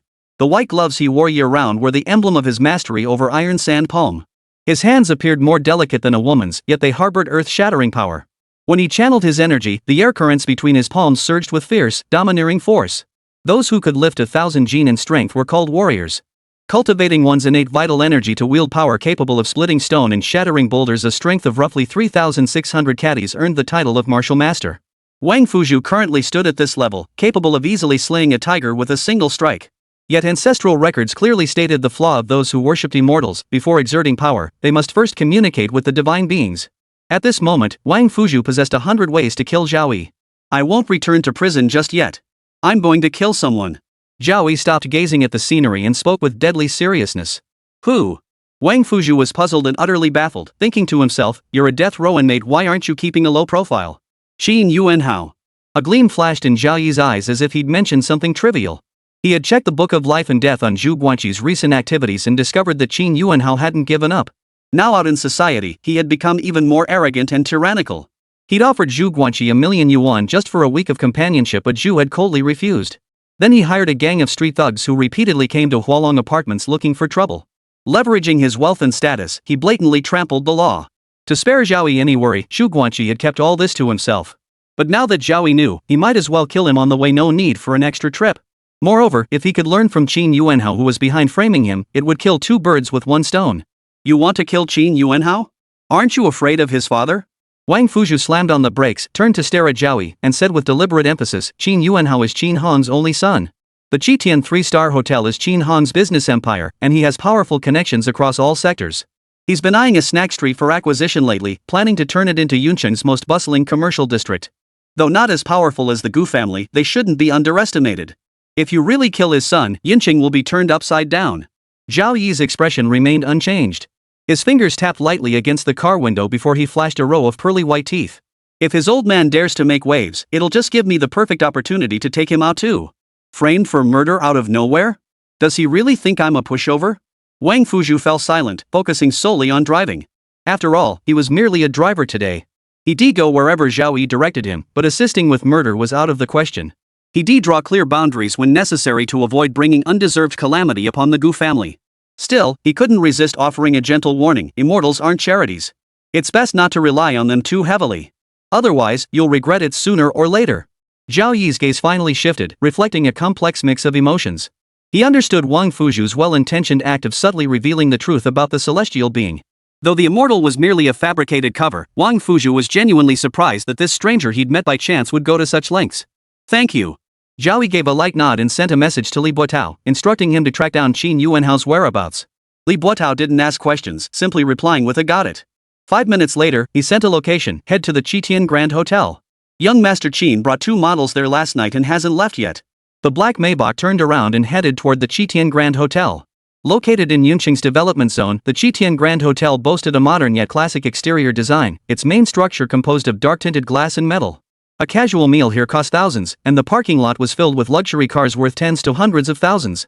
Zhao Yi stepped out of the car, signaling Wang Fuzhu that he could leave. He could hail a taxi himself afterward. Standing near the hotel, Zhao Yi channeled his true essence into the Book of Life and Death, expanding its scanning range to cover the entire premises. He filtered through one irrelevant figure after another until he located Qin Yuanhao, who was currently asleep with 2 female car models in his arms. Half a minute later, Zhao Yi withdrew his true essence.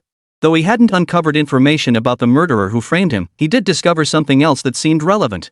That month, after Qin Yuanhao had been beaten into the hospital, he angrily demanded his father pay Tiger Boss to cripple Zhao Yi, break one of his legs to vent his rage. However, Qin Hong believed Tiger was too ruthless. He killed people on a whim and then jacked up the price afterward, so he refused his son's request. Qin Yuanhao's knowledge of Tiger Boss was limited to knowing him as a local crime lord in Yuncheng.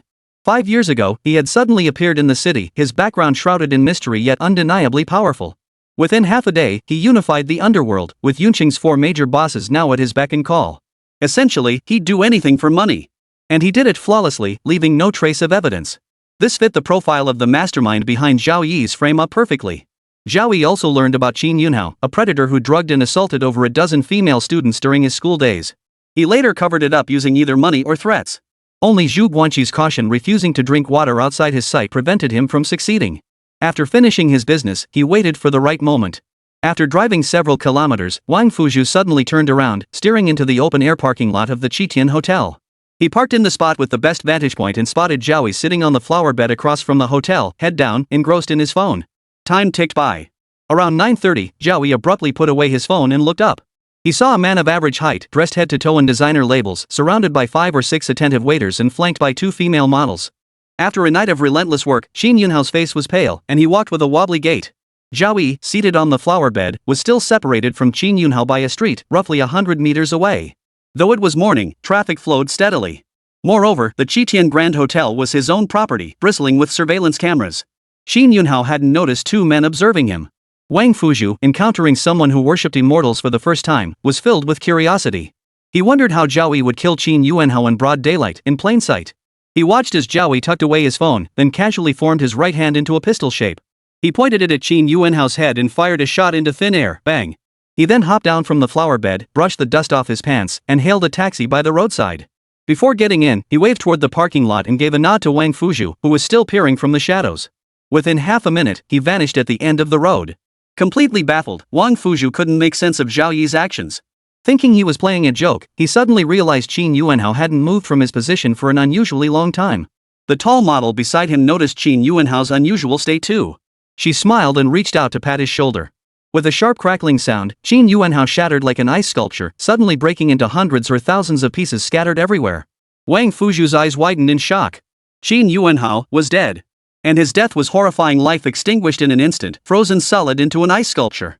Silently taking a life from 100 meters away, with no outward change whatsoever, and no one noticing anything amiss. Even a grandmaster couldn't pull that off. A wave of overwhelming terror engulfed Wang Fuzhu. His body tensed instinctively, his heart pounding wildly as if struck by a tremendous shock. His back was drenched in cold sweat as he sat in the car, gasping for breath. Recalling Zhao Yi's earlier words, a bitter smile touched Wang Fuzhu's lips.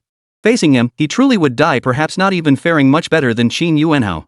What the hell kind of immortal did he worship? Chapter 23, Cat's Surprise, Showdown for 500,000. Zhao Yi sat in the taxi back to prison, eyes closed, taking a brief nap. Having cultivated the Nether Emperor's art for some time, freezing Qin Yunhao's blood from 100 meters away cost him barely any true essence. Truly a divine technique essential for home, travel, and murder. He hadn't killed him in the hotel because surveillance cameras were everywhere, making it easy to leave traces. The driver was a chatterbox. Seeing Zhao Yi, he suddenly asked, "Why are you going to prison? You're a college student, right? The prison food is decent and it's almost mealtime, so I'm rushing back. I used to be a student at Yuncheng University." Zhao Yi answered truthfully. The driver assumed Zhao Yi had relatives in prison who let him tag along for free meals. Since he'd been a student at Yuncheng University, that meant he'd already graduated. His attitude instantly turned respectful. After all, Yuncheng University was quite prestigious. You needed at least 650 points on the college entrance exam to get in. He clicked his tongue and quickly added, "My kid's in 4th grade this year, but his academic scores are terrible.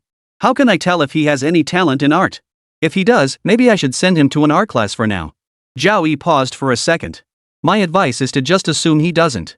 The accuracy rate is actually extremely high." The driver fell silent and didn't speak for the rest of the ride. He got out at the prison gate and walked in openly. Most inmates were busy sewing at their machines now, and he barely saw anyone along the way. Entering his cell, sunlight filtered through half-drawn curtains, casting mottled patterns across the floor.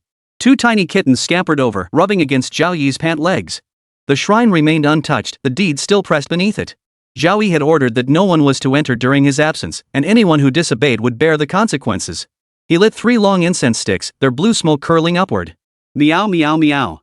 The fluffy little heads tilted upward, their clear eyes like amber, asking their owner where he had gone yesterday. They still carried the familiar scent on them. Had he gone to see the pretty big sister? A faint smile touched Zhao Yi's lips as he crouched down and reached out to the 2 kittens. Their fur felt soft and warm, like stroking a ball of cotton. "I did see Zhu Guanqi. She said she misses you terribly and will come back to see you when she has the chance." Hei Ri and Bai Yao's eyes lit up instantly, purring contentedly. Zhao Yi then opened the box, revealing rows of medicinal herbs inside. "I've gathered the ingredients for refining the emerald marrow pill. Stay back a bit later, so the flames don't singe your fur." The 2 kittens peered curiously at the box, even licking their lips subconsciously, imagining something tastier than dried fish. The greedy and bold black sun even climbed into the box, snapping up a piece of ancient ginseng from Changbai Mountain. His expression immediately turned painful as he spat out 4 or 5 mouthfuls of saliva, then timidly retreated behind Zhao Yi. Ha ha, it hasn't been refined yet. Zhao Yi relished this moment, the warm, tranquil atmosphere. Keeping the kittens at a distance, he held his left palm flat and a cluster of golden flames rose up. The Book of Life and Death contained notes on alchemy, which he had been studying recently. Today marked his first attempt at practical application. For ordinary alchemists, the flames are pale yellow. The higher their ability, the deeper the color, and the greater the power. A smile spread across Zhao Yi's face. But my awakened true spirit is an exception. According to the records of the divine silkworm Taoist, its quality is so high it could scare someone to death. Even without the aid of a cauldron, it's more than sufficient for refining the emerald marrow pill. As he spoke, he used his true essence to lift a medicinal herb and toss it into the golden flames. The moment the herb touched the golden flames, it instantly melted into liquid, its impurities completely incinerated. The 2 kittens watching from afar were mesmerized, holding their breath and daring not to breathe heavily, lest they distract their master. Zhao Yi, refining pills for the first time, remained utterly focused. The golden flames burned at an extreme temperature. The slightest lapse could reduce the wrapped liquid to worthless slag. He proceeded to add the remaining herbs. After about 10 minutes, rough, jade-green pills gradually emerged from the flames. Zhao Yi then polished them, transforming each into a smooth, rounded sphere. Success! Beyond the herbs themselves, I infused them with my robust true essence, compensating for many shortcomings. Zhao Yi's voice carried excitement as he stored the 18 emerald marrow pills into a prepared glass bottle. Ideally, a jade bottle carved from top-grade jade would be better for preserving the pill's potency and spiritual energy. But Zhao Yi would administer them to the 2 kittens immediately, likely not even 1/10,000th of the essence would dissipate. He took out 2 pills and offered them to the kittens. Meow meow meow. The 2 kittens blinked their large, transparent eyes, curiously observing the green marrow pills in his palm. Black Sun, who had suffered before, cautiously sniffed them, seemingly trying to discern their scent. Yet, encouraged by Zhao Yi, it gently opened its mouth and swallowed one whole. The moment the pills entered their stomachs, the effects were immediate. The emerald marrow pills were relatively mild, posing no danger even to kittens only a few months old. Silently, they underwent a transformation. The potency coursed through their limbs and bones, impurities squeezed out through their pores. Their aura grew significantly richer than before, and within half an hour, their bodies had grown noticeably larger. Their eyes gleamed with intelligence, radiating a sharp, intelligent light. Feeling their own transformation, Eri and Baya were thrilled, darting swiftly around the room as if they had become its guardians. Take 1 pill daily for about 5 days, and you'll be ready for the true emerald marrow pills. Zhao Yi tested their vitality with his true essence and reached this preliminary conclusion. He looked at the eager kittens. Continuous consumption isn't good for your health. You should rest well and take another pill tomorrow. Once your marrow purification is complete, I'll impart a section of the cultivation technique to you. The technique originated from the demon emperor of 1,000,000 years ago. It began as a mere ant, continuously refining its essence and blood until it evolved into a black true dragon. Having undergone one transformation, the kittens' intellectual constraints were broken, allowing them to understand Zhao Yi's words. They obediently curled up in the cat bed and closed their eyes to rest. Zhao Yi nodded with satisfaction, sensing the kittens' growing dependence on him. He sat down in his chair and continued flipping through the alchemy manual. He realized he needed a Danlu, alchemy furnace. While it wouldn't be necessary for refining relatively simple pills like the emerald marrow pill, but for more complex ones, having a cauldron would significantly boost success rates. The task of gathering materials for the small azure void formation must be prioritized. He also needed to investigate the man known as Brother Hao, whom he'd learned about from Qin Yuanhao. A powerful intuition told him this individual was inextricably linked to his own case. Suddenly, he opened his eyes. Footsteps approached, halting at the door before a knock sounded. Knock knock knock. Come in. Hu Shaokong pushed the door open and laid his cards on the table immediately. Inmate He Qinghong from room 51 on the 3rd floor transferred 500,000 yuan to my account last night. He wants me to act as a go-between. He says he wants to meet you. I accepted the money, but not a single cent has touched the card. Everything is at your command. Chapter 24, Unleashing the Beast, Prison Business. Have him come alone. Zhao Yi said, since it was given to you, keep it. You've been working hard lately, consider it a reward. Hu Shaokong was overjoyed. 500,000 yuan equaled 3 years' salary. He showered Zhao Yi with flattery before leaving. He considered quietly pocketing the money, but recalling Zhao Yi's uncanny methods, he immediately suppressed any such thoughts. He dared not even entertain the notion of offending him. A moment later, footsteps approached again. After knocking several times, Zhao Yi invited He Qinghong inside. He Qinghong, whom he hadn't seen in days, looked utterly drained. His complexion had faded like a late autumn forest, his once healthy skin now sallow and haggard. His hair resembled tangled weeds, scattered chaotically across his forehead and cheeks. He was truly terrified. He dared not close his eyes to sleep, his spirit on the verge of collapse, dreading the same fate as those others. Even the strongest will crumbles when confronted with truths that shatter all understanding, reduced to ruins in an instant. Entering the room, he bowed his head low. Out of the corner of his eye, he glimpsed the shrine in the corner, where 3 long incense sticks burned. He sensed an incomprehensible presence watching him, an inexplicable pressure bearing down on his soul. Sitting with his back to the chair, every tap of Zhao Yi's fingers on the table felt like a sledgehammer striking He Qinghong's heart. Mr. Zhao. I was wrong. He Qinghong knelt with a thud, his voice strained as he pleaded with Zhao Yi. I shouldn't have tested you, nor should I have sent people to observe you. Everything is my own fault. I'm willing to become your servant and surrender all my wealth, just spare my life. He truly did not want to die. At 19, his future held boundless promise. Moreover, his parents were ordinary folk who'd made numerous enemies in recent years. If he perished in prison, they would surely be targeted next. Zhao Yi stopped pounding the table but remained silent, plunging the room into stillness. He Qinghong, kneeling on the floor like a criminal awaiting judgment, struggled to suppress his inner terror. His hands clutched the floor tiles tightly, as if seeking solace in their coldness. He dared not even breathe heavily, lest he disturb the 2 kittens nestled in the catbed nearby. After what felt like an eternity to Yi Qinghong, perhaps 8 or 9 seconds, Zhao Yi swiveled his chair slowly to face him. His profile was sharp and defined, his expression impassive as he looked down. You want to work for me? Yes. Grasping at this lifeline, Yi Qinghong nodded like a chick pecking at grain, practically shouting the word. A smile curved Zhao Yi's lips. I've already forgiven you for the past. You could walk out safely right now. But if you want to work for me, you'll need to prove your loyalty. I killed Qinghong's son. He's now searching every corner of Yuncheng. Kill him as your pledge of allegiance. Kill Qinghong? Yi Qinghong's breath came in gasps, his eyes bloodshot. Collapsing to the floor, he groaned, but I can't get out of prison. I have no way to kill him. After his son Qin Yuanhao was murdered, Qinghong had bodyguards shadowing him around the clock. With his untrained body, killing Qinghong was nothing short of a pipe dream. Never mind. Zhao Yi kicked out, sending the man beneath the chair tumbling forward, none other than the bound Qinghong. Qinghong's mouth was stuffed with a towel, his hands bound behind his back with coarse rope. He emitted helpless whimpers, his body bearing marks of brutal beatings. A kick sent him tumbling to kneel beside Yi Qinghong. Zhao Yi, seated in the chair, picked up the dagger from the table and tossed it beside Yi Qinghong. Kill him. Or you could choose to leave. I'll pretend you never came today. Zhao Yi spoke with utter indifference, rising to brew a pot of tea. He poured himself a cup, sipping it while watching the spectacle with mocking amusement. Yi Qinghong stared fixedly at the dagger, his heart pounding so hard it felt like it would burst from his chest. He couldn't fathom what method Zhao Yi had used to bring Qinghong in without anyone noticing. If he truly killed Qinghong, the fingerprints on the dagger would guarantee the death penalty. But, resolved, Yi Qinghong picked up the dagger from the floor and strode toward Qinghong with a fierce glare. As if sensing Yi Qinghong's murderous intent, Qinghong's muffled moans grew louder. His body scraped against the floor as he struggled backward, his eyes filled with nothing but pleading and terror. Yi Qinghong wasn't one to waver. Once he'd made up his mind, he wouldn't show mercy. Doing so would only earn Zhao Yi's contempt and bring him no benefit. First time killing someone, I'm still a bit green. Hope you'll forgive me, Mr. Qin. Stepping behind Qinghong, the dagger sliced cleanly through his throat. Blood splattered across Yi Qinghong's face. His savage features stood out starkly in the sunlight, his dark eyes colder than a lone wolf's. The primal savagery within him could no longer be restrained. Thinking Qinghong might not be dead yet, he raised the dagger to deliver a finishing blow. But to his astonishment, Qinghong's body on the ground suddenly dissolved into a pool of paint. Yi Qinghong? Clap clap clap, clap clap clap. Zhao Yi rose from his chair, clapping approvingly. Congratulations on passing the test. The Qinghong before him was, of course, fake, merely a dummy conjured using the Creation Sutra after Hu Xiaokong's departure. Yet it was so lifelike in every detail that only those intimately familiar with the real man could detect the deception. Yi Qinghong smiled too, overjoyed at passing Zhao Yi's test.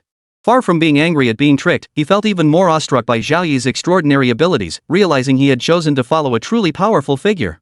Zhao Yi approached Yi Qinghong, patted his shoulder, and infused him with a surge of potent true energy. The fatigue of the past few days vanished instantly, replaced by boundless vitality. Mr. Zhao. Sit. Observing Yi Qinghong, whose eyes glistened with tears, Zhao Yi gestured for him to sit first. He personally poured a cup of tea and handed it over. What business did you handle in prison? Approximately how much profit did you make each month? At this inquiry, Yi Qinghong sat up straighter. After a few seconds of mental calculation to ensure accuracy, he replied, mainly selling goods to inmates. Cigarettes are the top seller, followed by condoms and similar items. Monthly profits are around 500,000 yuan. That's only because the guards set quotas, otherwise, multiplying that figure several times over wouldn't be a problem. Then there are wealthy inmates who were desperate enough to pay between 50,000 and 300,000 yuan for a woman. It must be said that the wealthy are always in demand, and Yuncheng Prison has its own wing of luxury cells. 2 inmates share a cell with a private bathroom. The monthly fee of 200,000 yuan went straight into Li Buotao's pocket. They didn't have to work the sewing machines, and they could get special meals though the price was steep. After Yi Qinghong finished, Zhao Yi added, "There won't be any quotas on cigarettes from now on. The guards will give us the green light all the way. Anyone who dares to interfere can go write their resignation letter in the warden's office." Chapter 25, Assassin's Initiation Hunting the Martial King. Yi Qinghong was overjoyed and thanked him repeatedly. He had clearly underestimated Mr. Zhao's standing within the prison. Even the warden himself would likely have to obey his orders. Zhao Yi sipped his tea and asked casually, "Prison is a small stage after all. Even if I lift the restrictions and you have business acumen, aside from those wealthy tycoons, how much profit can you really squeeze out of the rest?" Yi Qinghong was utterly confused, unable to grasp Zhao Yi's meaning. Zhao Yi stared intently at Yi Qinghong, his expression deeply meaningful. "Suppose I could grant you freedom, but the price is never revealing your true face. Could you bear that?" Yi Qinghong tried to swallow, but failed repeatedly. His heart pounded like a caged beast, a wild thud against his chest. Excitement and unease tangled together. He rose, bowed deeply to Zhao Yi, and declared in a hoarse voice, "Mr. Zhao, I accept." He had been sentenced to 20 years in prison. Even with all his connections, the earliest he could be released was 8 or 9 years from now. By then, it would be too late. Mr. Zhao was right, the prison stage was far too small. The flames of ambition burned relentlessly within him. Even if he could never reveal his true face for the rest of his life, he would carve out his own realm step by step. Very good. Zhao Yi felt he hadn't misjudged Yi Qinghong. He was indeed a man of both ability and ambition. Prison was like a school to him. Having witnessed the harsh realities of life here, he saw the future in this junior classmate. When he was released, Yuncheng itself would be transformed. You may select 5 more trusted confidants from within the prison. Once finalized, compile their names into a list. I will arrange reconstructive surgery for all of you and provide non-existent false identities. Yi Qinghong nodded solemnly before exiting the room. His efficiency was remarkable. By afternoon, the list was ready, and by evening, the plastic surgery appointments were secured. With Li Buotao's current status, accomplishing this was a mere formality. No drastic alterations were needed, just subtle adjustments to their features. Zhao Yi would create 5 doppelgangers to impersonate them during their sentences. Post-surgery recovery wouldn't take long. Zhao Yi would then step back entirely, entrusting all arrangements to Li Buotao. During this period, Qin Yuanhao's death sent Qin Hong into a rage. He issued a sky-high bounty for the killer of his son, sending shockwaves through Yuncheng's millions of residents. The police took the case extremely seriously, but after combing through all surrounding surveillance footage, they found no suspicious individuals. The entire city was placed under martial law. Police were deployed to search for suspects. But Zhao Yi, locked away in prison, remained untouched by the chaos. He spent his days holed up in his cell, filling page after page with his fountain pen. When fatigue set in, he'd play with his 2 kittens. Life here felt far more leisurely than his days in school. For now, he had no desire to go out. His cultivation had reached a critical juncture, just 1 step away from the mid-stage. Once he crossed that threshold, his strength would undergo a revolutionary transformation. 5 days later, the 2 kittens, Bai Ri and He Yao, had completed their bone marrow cleansing ritual, undergoing a profound transformation. Their size now rivaled that of adult cats. They ran with the vigor of tigers, radiating vitality like a blazing brazier. Their agile leaps and charges allowed them to jump from flat ground to a height equivalent to a 4-story building without any external aid. Meow meow meow. The 2 kittens held their heads high, meowing at Zhao Yi like children showing off their achievements to an adult. Zhao Yi smiled and nodded repeatedly. They truly exceeded his expectations. Extending a finger, he tapped their foreheads, transmitting a fragment of the Demon Emperor's blood tempering technique. You must train diligently and strive to become dragon cats. Though only humans could awaken true spirits, spirit beasts possessed innate formidable physiques. As their cultivation levels rose, they would activate innate divine abilities, making their potential even more terrifying than that of humans. Once the kittens' intelligence awakened, they could fully comprehend human speech. They nodded earnestly before trotting off to meditate quietly. Perhaps the cultivation method truly resonated with them, for soon, the sound of clanging metal echoed from within its body. Yi Qinghong was discharged from the hospital. His recovery had been excellent, and the bandages could be removed. Though full healing would take more time, he was now free to leave the hospital. He appeared significantly more mature than before his reconstructive surgery. A beard had been implanted around his jawline, and he wore a pair of black-rimmed glasses. He stood respectfully in the room, facing a man who was identical to him before the surgery, from his eyebrows and eyes to the bridge of his nose. Whether in appearance, physique, or mannerisms, the resemblance was like looking in a mirror. Even the original person present would struggle to detect any flaws. Even having witnessed Mr. Zhao's extraordinary skills before, Yi Qinghong felt a surge of awe. He stepped forward and poked the man's flesh with his finger. It felt just as real. The only flaw was the hollow gaze, unable to think like a real person. Otherwise, it could have truly replaced He Qinghong. You'll be leaving the prison tomorrow, Zhao Yi instructed. Once you're out, focus all your efforts on gathering information about Tiger Lord. Report any discoveries to me immediately. Capital punishment cases carry the right to appeal. The court will certainly hear it. If we can uncover the murderer who framed him, we can overturn the original verdict. He Qinghong nodded earnestly. I'll remember. His time on the streets had been too brief, less than a summer before his arrest. He'd heard of Tiger Boss's reputation, though the man seemed cunning, never appearing in public and relaying orders through trusted confidants. Zhao Yi produced a booklet, roughly 40 to 50 pages thick, densely filled with notes compiled over recent days. After your release, go to Fulong Apartments and give this to a girl named Zhu Guanqi. The pages contained Zhao Yi's insights into pharmaceutical cosmetics gained during his incarceration, incorporating elements of alchemy. For the students at Fulong Apartments, this would undoubtedly open the door to a whole new world. After all, it was his dream too. He needed some sense of involvement. The main concern was that among the students coming to help, several had been boiling herbal medicines in large iron pots during their university days, delusionally attempting to create body-tempering elixirs.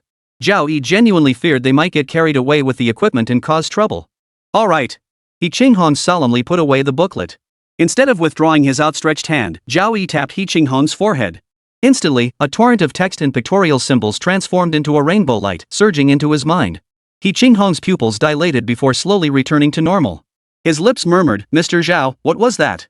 Beyond gathering information on Tiger Lord, track down the objects depicted in these images. Finding any one of them will bring a reward that could alter your destiny.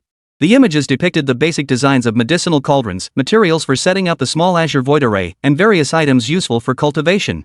Zhao Yi didn't expect He Qinghong to discover them all. Finding even one or two would be a pleasant surprise. As for the content of those texts, Zhao Yi explained with a smile, that's the primer for becoming an assassin. I want you to study it quickly, then pass it on to loyal subordinates to establish an assassin organization. Also, assign someone to closely monitor Qinghong. If he ever uncovers my whereabouts, you must silence him permanently. Though merely introductory, it originated from the god of Death Temple. The Temple of the God of Slaughter was a long-vanished organization in the cosmos. Legend held that within their hall stood a throne forged from the skulls of celestial prodigies, upon which the god of slaughter sat enthroned, ruling over all.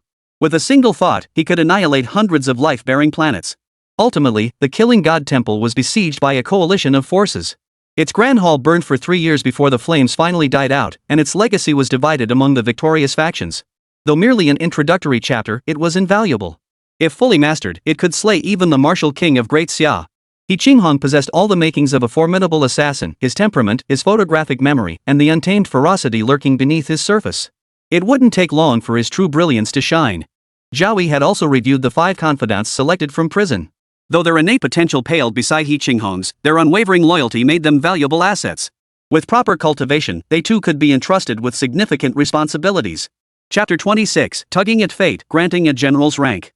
He Qinghong pondered for a moment, then his face broke into a look of wild delight. Zhao Yi produced another glass vial containing 3 jade marrow pills.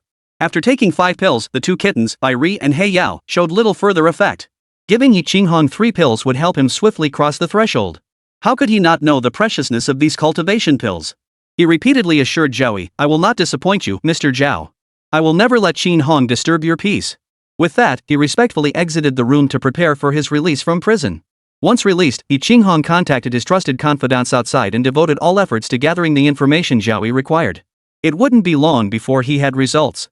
Meanwhile, Zhao Yi's days in prison grew increasingly leisurely. During this time, Gu Qingqing frequently visited, attempting to negotiate additional terms, specifically to learn the whereabouts of the driver who had fled after hitting and killing her mother when she was 5. Zhao Yi, in the midst of a critical breakthrough, grew annoyed and dismissed her, instructing that she not be notified of any future visits. 5 days after He Qinghong's release, Zhao Yi successfully advanced to the mid-stage of the True Spirit Realm. The golden flame instantly expanded, splitting into 2 clusters to simultaneously temper both his left and right eyes. He instinctively circulated his true essence again, finding it flowed more smoothly than before, his foundation in the Tao now more solid. The initial range of his scanning ability expanded from 5 meters to 20 meters before stabilizing. When Zhao Yi channeled nearly half his true essence into it, the coverage nearly encompassed 1/5 of Yuncheng Prison, allowing him to simultaneously examine the pasts of thousands of individuals. Compared to the early stage, where he could only perform scans, Zhao Yi's breakthrough to the mid-stage brought new capabilities. Take Li Buotao, standing before him now. With the flame spirit's blessing, Zhao Yi's eyes could vaguely discern the myriad threads of fate weaving across his body, each representing future events yet to unfold.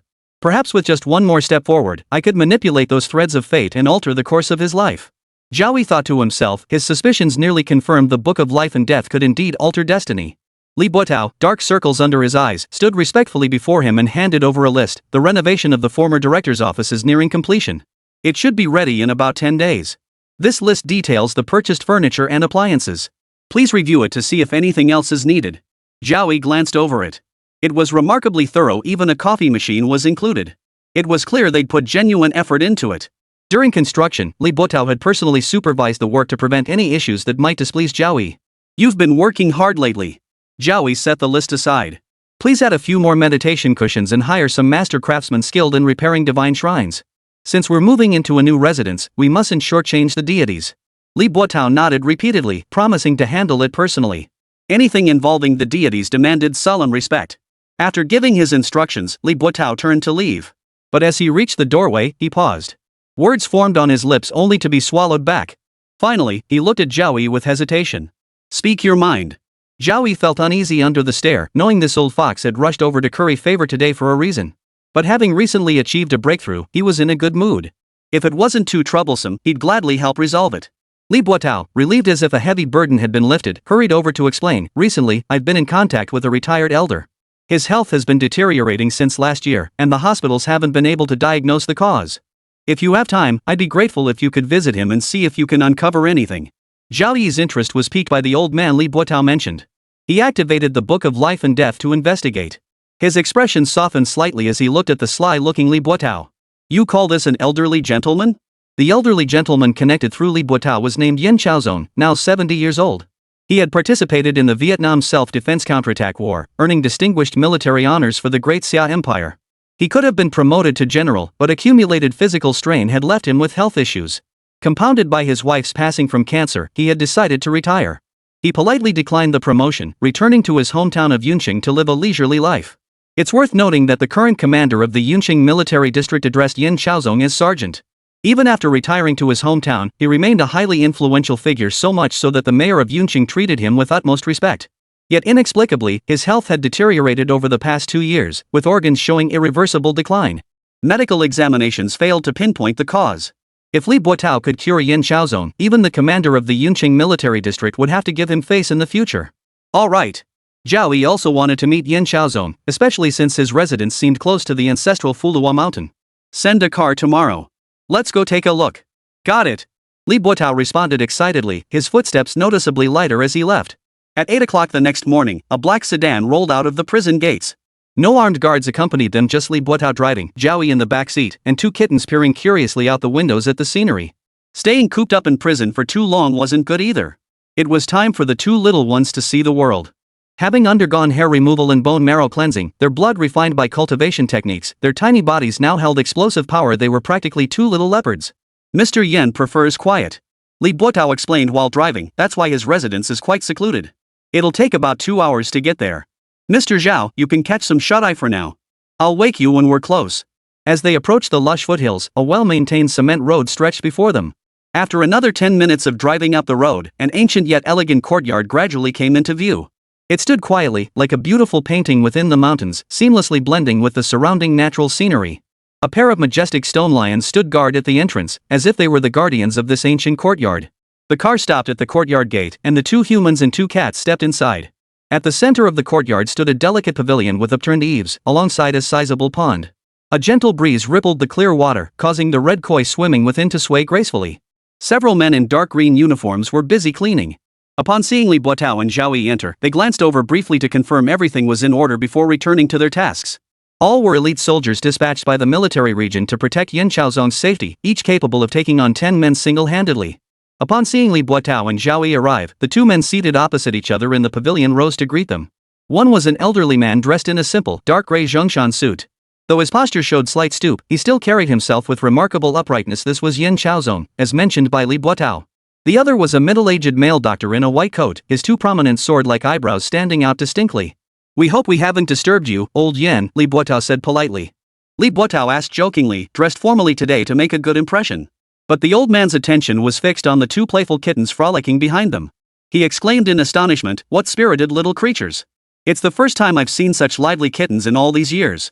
He then bypassed Li Buotao and looked directly at Zhao Yi behind him. "Young friend, I wonder if you could bear to part with these two little kittens and sell them to this old man?" Chapter 27 recognized the mystery of the Buddhist beads. "No sale." Zhao Yi replied with two simple words. He and Bai Yao shot old Yen a withering glance, as if he were a child trafficker, then returned to watching the koi by the pond. Realizing he'd been scorned, old Yen laughed offhandedly. "Young Zhao, you're quite something. To be chosen by such spiritually gifted cats, to walk in and out of prison after a death sentence, and even be brought here by young Li." The middle-aged male doctor beside them was utterly confused. "Old Yen, what are you talking about? Death sentences and prison visits?" Only Li Buotao's expression changed drastically, beads of sweat forming on his forehead. Old Yen, like a mischievous old boy, solemnly introduced the man to the doctor. "Shin Fu, you didn't recognize him? He was the one who caused a huge stir at the police station not long ago. Zhao Yi, who raped and murdered 7 people, was sentenced to death and locked up in Yuncheng Prison." Zhao Yi removed his mask, a smirk curling his lips. "Old Yen, your eyesight is as sharp as ever. Your vigor hasn't diminished a bit." What? The middle-aged male doctor, Shin Fu, gaped in shock. He glanced back at the soldier cleaning up the trash and gave old Yen an unnatural look, signaling him to quickly call for help to apprehend the prisoner. The soldiers responsible for protecting old Yen had all received orders before arriving. Unless old Yen's life was in immediate danger, they were absolutely forbidden to take any rash action. Seeing Shin Fu's flustered expression and Li Buotao's loss of composure, old Yen's laughter grew even more hearty, tears welling up in his eyes. "Since we're here, we might as well make the best of it. Besides, I'm quite curious, what skills does young Zhao possess? Can he pinpoint this old man's ailment? Let's not stand here. Come join us for tea in the pavilion." A short while later, the 4 of them sat down in the elegant pavilion. Sunlight filtered through the gaps in the glazed tiles, casting dappled patterns of light and shadow. On the simple wooden table sat 4 exquisite teacups and a steaming teapot. Zhao Yi now knew Shin Fu's identity, the vice president of Yuncheng Hospital who had come today to examine old Yan's condition and see if his medication had brought any improvement. The bad news was there was no improvement whatsoever. In fact, his condition seemed to have worsened. Occasional coughs punctuated his breathing, and his pallid face, devoid of color, was a clear sign of terminal illness. Shin Fu appeared highly alert, his gaze fixed on Zhao Yi. He couldn't comprehend why old Yen had lost his mind to sit with a convicted murderer sentenced to death. Prison warden Li Buotao had committed a grave dereliction of duty. If higher-ups found out, he would surely face disciplinary action. Old Yen rose and poured tea for Zhao Yi. "Young Zhao, might you discern what ails my body?" Zhao Yi sipped the hot tea in small mouthfuls. He first consulted the Book of Life and Death, then closed his eyes before suddenly opening them again, his gaze as bright as 2 pearls. "Please hand me the Buddhist beads on your left wrist, Elder Yen." "Buddhist beads?" Though puzzled, old Yen removed them and handed them to Zhao Yi. 9 exquisitely crafted beads felt like cool mountain spring water in his palm. Each had been meticulously polished to a smooth, rounded finish. Each bead bore exquisite carvings, lotus flowers, Buddha figures, or sutra texts that stood out vividly against the black background. They showcased not only the artisan's mastery but also conveyed profound religious depth. When speaking of the beads, a nostalgic expression washed over old Yan's face. "When I first stepped down from my post, my late wife gave me this little trinket. She said it was a rosary she'd obtained from Peach Blossom Temple, crafted by the abbot himself. My wife said that after a lifetime of fighting and bloodshed, wearing them constantly would help purify my karma and bring peace to my mind." Peach Blossom Temple is renowned nationwide. Every mid-August, when the mountainsides burst into a sea of blooming lotus flowers, countless devotees flock there to fulfill their vows. Abbot Yunhai, the temple's enlightened monk, is now 130 years old.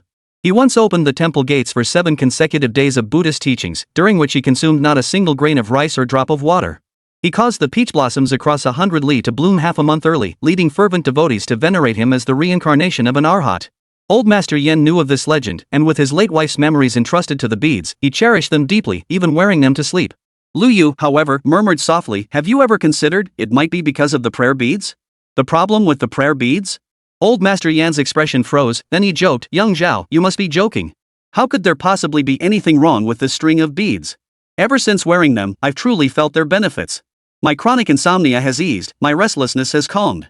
Now I spend my days playing chess, tending flowers, and watching my fish living a leisurely, joyful life." Had Zhao Yi not brought it up today, he would never have connected it to the beads.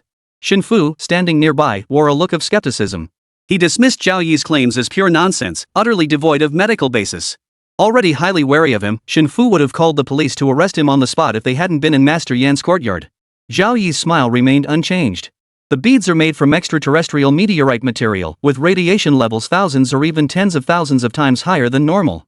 The fact that nothing happened in the first few years is entirely due to old Master Yan's exceptional constitution. It's only in recent years that the effects have become apparent. Li Buotao, who had remained silent until now, spoke up urgently in defense. Mr. Zhao's calculations are remarkably accurate. If old Master Yan doesn't believe us, he can send someone to have them tested at a laboratory. Today's events were utterly unexpected. Never in his wildest dreams did he imagine Zhao Yi, even wearing a mask, would be recognized. If he couldn't secure Master Yan's friendship, he would surely suffer a terrible fate. Old Master Yan fell silent, seemingly deep in thought. He then summoned a soldier and handed him the prayer beads. Go to the testing facility and have them examined. After the soldier departed, the four continued sipping tea. With nothing else to occupy them, conversation flowed naturally. I have a question I'd like to ask Elder Yan. Would you be willing to answer it? After receiving Old Yan's nod of permission, Li Buotao finally voiced the question that had long troubled him. Mr. Zhao always wore a mask, and you never saw him face to face. How did you recognize him at a glance? Shen Fu beside him shared the same curiosity about how Master Yan had managed it. Meeting their curious gazes, Old Yan chuckled a few times without speaking. Instead, Zhao Yi offered an explanation. I was the top scorer in Yuncheng's college entrance exams 4 years ago. I even appeared on Yuncheng TV back then. Old Yan probably paid some attention to me. That's why, when my case broke, he refused to believe I was the kind of psychopath capable of such acts. Though I've never met Old Yan. But he'd seen me frequently in videos. Soldiers have keen senses, it's only natural he recognized me. Old Yan's expression toward Zhao Yi shifted again. Zhao Yi had read him perfectly. Then he sighed deeply. There's no need to wait for the test results. Most likely, my condition really is caused by those prayer beads. Chapter 28, Blood Yan Iron Crystal, broke except for money. Shen Fu, standing nearby, felt Old Yan was jumping to conclusions. But he knew his place well, so he could only sit there, sipping his tea in silent frustration. Facing Zhao Yi, Old Master Yan showed no airs whatsoever, instead brimming with enthusiasm. I have a question I'd like to ask young Zhao. Would you be so kind as to enlighten me? Please go ahead, Elder Yan. Facing a veteran who had fought in the Vietnam counteroffensive and earned distinguished service, Zhao Yi showed deep respect, especially since Master Yan had trusted his instincts to believe Zhao Yi wasn't the killer. Elder Yan rose with evident excitement, leading Zhao Yi to a nearby fish pond. Its bottom was paved with pebbles of varying sizes, where colorful koi glided leisurely. Several old turtles crawled slowly onto the shore, selecting sunlit rocks to bask lazily in the warmth. The two kittens, Bai Ri and Hei Yao, crouched nearby, watching with curiosity. Even after half an hour, they showed no sign of boredom. Old Jin chuckled. Since retiring to the countryside, this old man hasn't much in the way of hobbies. Just tending to the plants, turtles, and fish each day. A mischievous grin tugged at his lips as he picked up one of the old turtles and tossed it lightly into the pond. The splash shattered the water's tranquility, sending ripples spreading outward. But for some reason, none of the koi I put in the pond ever lived past 3 months. Only these old turtles have managed to stick around this long. We've consulted numerous experts and changed the pond water several times, yet the tragedy persists. Since Zhao Xiao has managed to raise such a spirited cat, I wonder if he might uncover the truth behind the koi's mysterious deaths. The old turtle tossed into the pond slowly crawled back out, shot an annoyed glance at Old Master Yin, clearly not the first time he'd pulled this stunt, then settled back down to bask in the sun. Step back, Old Yin. Let me take a look. Zhao Yi, equally curious about the cause, channeled his true energy to activate his spiritual essence. Flames reflected in his eyes as he scrutinized the pond, scanning the swimming koi without spotting anything unusual. He then began an inch-by-inch inspection. With the enhancement of his spiritual essence, he could see 3 meters underground. 2 kittens crouched nearby, curious about their master's activities. The silent soldier cleaning nearby paused his work. He didn't know what this young man was doing, but without Master Yan's orders, he couldn't step forward to watch. Suddenly, Zhao Yi froze, ceasing his spiritual energy expenditure. He turned to Old Yan beside him. I've roughly identified the cause, but we must first retrieve the koi. Simple. Old Yan called over several soldiers, instructing them to use nets to retrieve the koi and temporarily place them in an aquarium. Zhao Yi grabbed a shovel and jumped straight into the pond, digging downward toward the pebbles at the bottom. At about 2 meters deep, he uncovered a peculiar stone roughly the size of a basin, emitting a peculiar dark crimson glow. Zhao Yi kicked it. The sound was instantly muffled. He turned to Old Yan by the poolside. This is what caused the koi to die one after another. Old Yan marveled at the sight, having never seen a stone radiate such a blood-red glow. He pulled out the latest iPhone from his pocket and snapped over a dozen photos. Seeing the stunned expressions on Li Buotao and Shen Fu's faces, Old Yin grinned so widely his mustache curled upward. What do you take me for, some old fossil? I'm still a 20-star king. If I'm not mistaken, this should be called a Blood Sun Iron Crystal. To find one here in Great Xia. Zhao Yi's emotions surged as well. In the Book of Life and Death, there was a volume called the Compendium of Cosmic Rarities. He often browsed through it and instantly recognized the origin of this stone. It belonged to an extremely rare type of mystical metal. Even on planets with cultivation traditions, it was priceless. Legend held it was formed from the congealed blood of divine birds, and its appearance would inevitably spark fierce competition among countless factions. Not long after, the four returned to the pavilion to drink tea. Old Yan, sensing Zhao Yi's thoughts, laughed heartily and said, "Young Zhao, if you like this stone, just take it. The thing that killed hundreds of my koi just looking at it makes me furious." Zhao Yi hadn't expected such magnanimity from Elder Yan. Realizing further refusal would only make him seem ungrateful, he replied, "Then I'm truly grateful, Elder Yan. The Blood Sun iron crystal was undoubtedly priceless. This trip had been a windfall. It could be refined into a divine technique." As noon approached, the group shared a meal at Old Yan's home. Though the dishes were as luxurious as abalone and lobster from a grand hotel, they were all pure, pesticide-free wild vegetables and free-range chickens that roamed the mountains. Each bite offered a unique, rustic flavor. When the soldier brought the test results that afternoon, Shinfu fell completely silent, all doubt vanishing from his eyes. Regardless of Zhao Yi's true identity, there was no denying he had saved Old Master Yan, and Shinfu was profoundly grateful for that. Though he had long anticipated this outcome, a wave of melancholy still washed over Old Master Yan when he saw the results. Zhao Yi rose to pour him tea. "The matter with the prayer beads had nothing to do with your wife. She was also deceived, a victim of the scam." Hearing this, Old Master Yan's furrowed brow finally relaxed. "It's fortunate we discovered this in time. Another year, and even a god couldn't have saved you," Zhao Yi stated plainly, "but now it's penetrated deep into your bones. Dr. Shin here knows better than I do. We need to find a way to remove the radioactive material. Otherwise, you have at most 3 years left." Shinfu nodded solemnly, his face heavy with worry. "Brother Zhao speaks the truth, but with the current state of medical technology in our country, it's impossible to remove radiation that's already permeated the body." Old Yan, however, took it in stride and even tried to console Shinfu. "Few of my comrades from that era remain. I've lived this long thanks to my ancestors' blessings. Getting 3 more years is already a blessing. We shouldn't expect to live to 100. Just because domestic medicine can't do it doesn't mean I can't." Zhao Yi, who had acquired the blood yang iron, couldn't bear to watch Old Yan wait for death. "Once I return to prison, I'll think of a solution." Hearing this, Shinfu rose from the stone bench and stood facing Zhao Yi. Before the three puzzled faces, he suddenly bowed deeply with respect, his voice hoarse as he murmured, "Thank you for your concern. Should you require anything, simply let me know." Zhao Yi was also stunned by Shinfu's sudden change, but a smile quickly spread across his lips. This was precisely the response he had been seeking. The other person overjoyed was undoubtedly Li Buotao. Today, he had indirectly saved Old Yan's life. Recalling Zhao Yi's recent promise that his own official career would soon see advancement, he couldn't help but feel elated. Still, he maintained a composed facade as he rose to pour tea for the assembled guests. Not a single person present was someone to be trifled with. Even the seemingly unassuming Shinfu held significant weight. Beyond being the deputy director of Yuncheng Hospital, he was the younger brother of the current head of the Shin family, a clan that surpassed even the Gu family in influence. The Shin family had made their fortune mining gold, becoming rich beyond measure. Many of their young members had been sent to the military region for training and had now achieved success, embodying the principle of controlling both the purse strings and the military. Old Yan had once saved the life of the previous head of the Shin family, Shinfu's father, and the entire Shin clan held deep gratitude for this. "It's getting late. We should head back," Zhao Yi said cheerfully, bidding farewell to Old Yan and Shinfu before climbing into the black car. As they reached the mountain's base, he turned to Li Buotao and said, "Take the passenger seat. I'll drive." Chapter 29, The Secrets of Fulong Mountain. Slaughter them all. "Alright." Li Buotao took the passenger seat as Zhao Yi began driving deeper into the mountains. The road grew increasingly rugged and uneven. The tires bounced over rocks and potholes, emitting a dull, rhythmic thud. By 3 or 4 in the afternoon, they finally reached their destination. Fulong Mountain. Zhao Yi stepped out of the car and murmured softly. Compared to the vibrant life of the surrounding mountains, its surface seemed almost lifeless, barren to the point of astonishment. It resembled a silent painting, covered only by a thin layer of gray soil, with hard rock occasionally exposed. Sparse wild grass dotted the landscape, like forgotten orphans. "Let's climb the mountain." Having embarked on his cultivation path and now at the mid-stage of the true spirit realm, Zhao Yi's perception of Fulong Mountain was entirely different. Li Buotao tilted his head in perplexity, his face twisted in a pained expression as he protested, "Mr. Zhao, you can climb on your own. I've been stuck in an office all day, my beer belly's so big my clothes can't even cover it. I'll just stay here and watch the car." Zhao Yi didn't press Li Buotao, setting off alone up the mountain. The two kittens, Eri and Baiyao, followed closely behind. Agile as leopards, they knew no fatigue, darting swiftly between the rocks and adding a touch of life to the barren mountain. Passing a patch of half-dead tea trees, they paused mid-slope. The branches were twisted and gnarled, their leaves yellowed and sparse. Were it not for Zhao Yi's painstaking efforts to revive them, they would likely have been reduced to firewood long ago.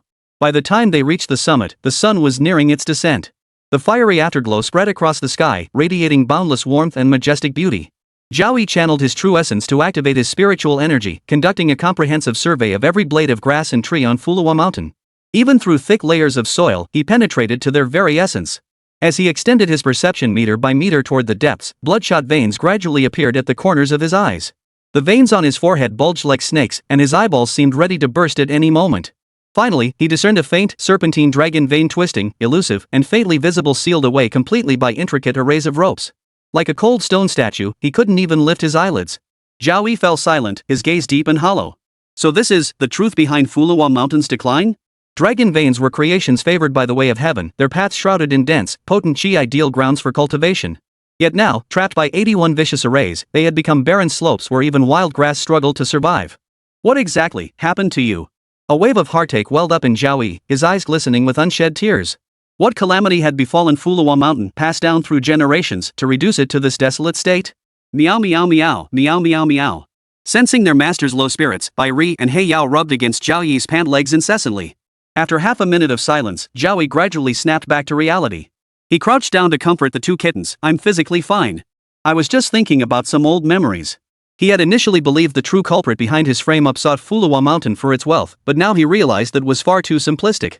He was entangled in a vast conspiracy and must find Tiger Master as soon as possible. Then he must refine the Blood Yan Iron Crystal, cultivate his life-bound divine ability, and break the 81 magical arrays sealing Fulong Mountain. Perhaps clues lay hidden within this very task. Let's go. Zhao Yi concealed his sorrow, forcing a smile as he motioned for Xiao Mao to follow behind, preparing to return to Yuncheng Prison.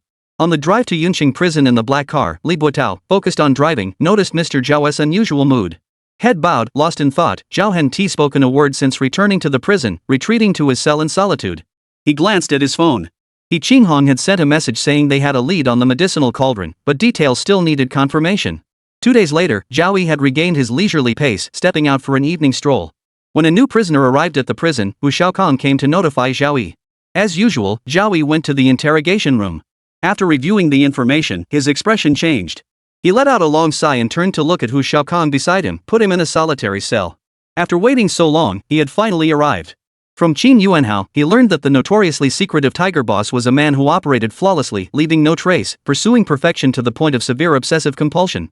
Therefore, he would undoubtedly stop at nothing to obtain the deed in Zhao Yi's possession and turn Fulong Mountain into a legitimate asset under his control. Today's prisoner, Sun Xiaolong, was merely a low-level henchman. He'd received a message instructing him to enter Yuncheng Prison and find a way to get close to death row inmate Zhao Yi. There will surely be more to come. Isolate him for now, we'll deal with him once we have the full picture. Yes, sir. Hu Shaokong was also excited. He finally had a purpose. As Zhao Yi had anticipated, over the next half-month, 19 more prisoners arrived, each convicted of different crimes. Their sentences ranged from 5 to 30 years, with 2 even facing life imprisonment or the death penalty. Without exception, each was placed in solitary confinement. They weren't registered in the records, nor were they given prison uniforms. Forget about meals or water delivery, they were simply locked in tiny, pitch-black cells measuring just a few square meters. The 19 men were utterly bewildered. Many were seasoned veterans, familiar with every prison procedure better than the guards themselves.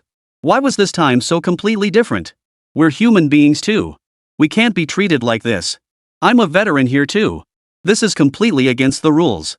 I'm filing a complaint for treating me like trash. At least give us some water and food. I haven't eaten in 2 days. After waiting another 3 or 4 days with no new arrivals, Zhao Yi summoned Li Buotao. Any objections? Li Buotao spat on the floor, his eyes dark as he stared at the small black room. Yuncheng Prison sees hundreds die or go mad every year. This year's official count is only 80. Add these 19 and we're right on target. Zhao Yi was now his most powerful talisman. He'd gladly build a shrine for him, lighting 3 sticks of incense each morning to pay his respects. Now someone actually dared to enter the prison on his turf. They must have grown bold enough to target Mr. Zhao. There was no way he'd let them walk out alive. Even if it meant taking risks, they would be slaughtered. Let's move tonight. 5 pieces of top-grade jade lay on Zhao Yi's desk.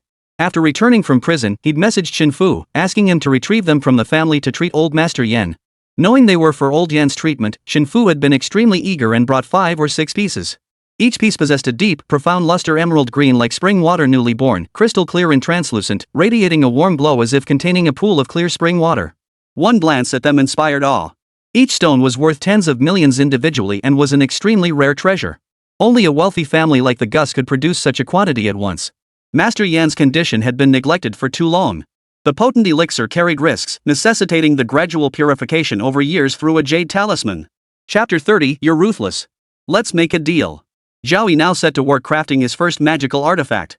Immersed in array studies these past days, he drew upon the lifetime wisdom distilled by the array masters within the Book of Life and Death. His progress was palpable daily. First, he must consecrate it. Summoning the golden flame of his true spirit, he tossed a piece inside. The minor impurities gradually vanished, elevating its grade by another tier. It now glowed with a faint blue-green hue, like ice crystals forming on a lake in early winter. With preparations complete, his hands began forming seals, etching an array pattern onto the surface. Containing the most exquisite talismans in the heavens and earth, they came into being one by one as he formed the seals, guiding the densine energy from the heavens and earth to infuse into the supreme great jade. Though the prisonzine energy was harmful to the human body, once refined by the golden flame, its overwhelming power obliterated all toxins, transforming it into the purest primordial energy. The jade emitted an intense glow, its internal patterns growing increasingly distinct. Zhao Yi's hands moved like fingers playing an invisible melody, flowing smoothly and precisely across the jade, etching countless intricate, microscopic symbols. Beads of sweat dotted his forehead, yet his focus remained unwavering. Crafting a magical artifact demanded patience and meticulous care. The slightest misstep could undo all his efforts. After 2 or 3 hours, the jade finally underwent a transformation. The artifact glowed faintly in the sunlight, revealing intricate runes covering its surface upon closer inspection. It looked profoundly mysterious. As long as it was worn close to the body to nurture its spiritual essence, Master Yan would recover his health within half a year. Li Buotao, who had been silently observing the entire process, found himself unable to tear his gaze away from the artifact. Stammering, he asked, "Mr. Zhao, did you perform a consecration ritual on the jade? Blessed?" Zhao Yi found the term fitting. According to information from Wang Fuzhu, objects consecrated in this manner are indeed magical artifacts. Yet in this spiritually barren modern age, practitioners possessing such profound cultivation are exceedingly rare. The abbot Yunhai of Taohua Temple mentioned by Old Yan must be a highly accomplished master capable of performing secular consecration. Particularly, Wang Fuzhu's past revealed that 30 years ago, a formidable martial artist, disdaining the temple's outdated rules, had threatened to tear down Peach Blossom Temple with his bare fists. Yet before he even entered the gates, Abbot Yunhai subdued him with a single palm strike, turning him into the temple's guardian deity. This act struck fear into the hearts of petty thieves, who have never dared to act recklessly since. After resting a while, he selected the poorest quality piece and forged another one. It was nowhere near as potent as the one given to Elder Yan, barely qualifying as a magical artifact with a very limited function. It would only protect the wearer from misfortune when disaster struck. It would be useful for him in the near future. It was a consumable item, usable only 3 times. After all, Shenfu had given him 6 pieces, and they could be used to refine the small azure void array. Zhao Yi wasn't the type to take advantage. Giving 1 talisman was sufficient compensation for the price. "Thank you for making the trip. Please deliver them to Elder Yan and Dr. Shen." "Mr. Zhao, you're too kind." Li Buotao sullenly stowed the 2 artifacts away. Once outside the room, his mouth stretched into a wide grin as he hummed a tune. He wouldn't dare pocket both artifacts. He'd have the life to carry them but not the courage to use them. But he earned their gratitude by delivering the artifacts. A little effort to build goodwill? This was manna from heaven. He'd make sure it happened again, maybe even get promoted to the next rank by the year after next. Returning with the artifacts, Li Buotao was in high spirits. He granted the idle prison guards a day off. The main reason was that he still had to deal with a group of people that night, and having more eyes around would prevent any trouble. By 2 or 3 in the morning, a desolate stillness enveloped the world like a monochrome ink painting. The 19 prisoners confined in the dark cell were roused from their half-sleep by kicks. Guards violently stuffed towels into their mouths and drove them along the prison's remote paths with batons. The surrounding buildings resembled slumbering beasts, their windows like gaping black holes, bottomless abysses swallowing all sound and light. The prisoners sensed an inexplicable, invisible oppression permeating the air. By the time they reached the execution ground, Zhao Yi and Li Buotao had been waiting for quite some time. Behind them stood 5 guards inspecting the execution pistols, their stares making the approaching prisoners uneasy. When one tried to turn and flee, a baton came crashing down, knocking him to the ground where he lay wailing. Even the most foolish among them knew what was about to happen. MMMPH. MMMPH.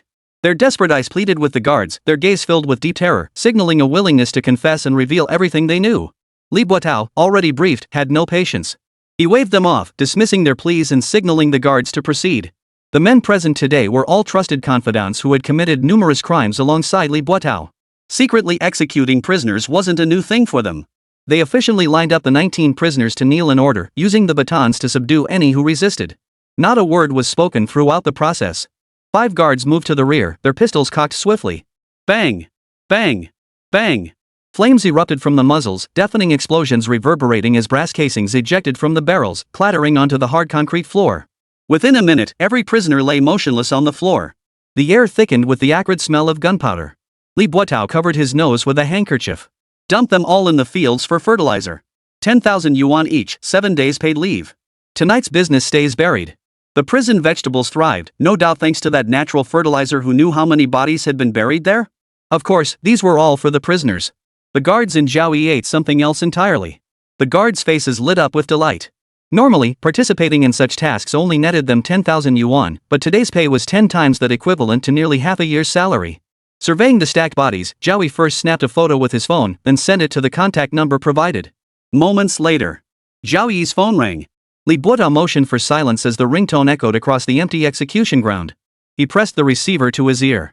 The other end was equally cautious, waiting half a minute without speaking. Zhao Yi had all the time in the world to wait it out.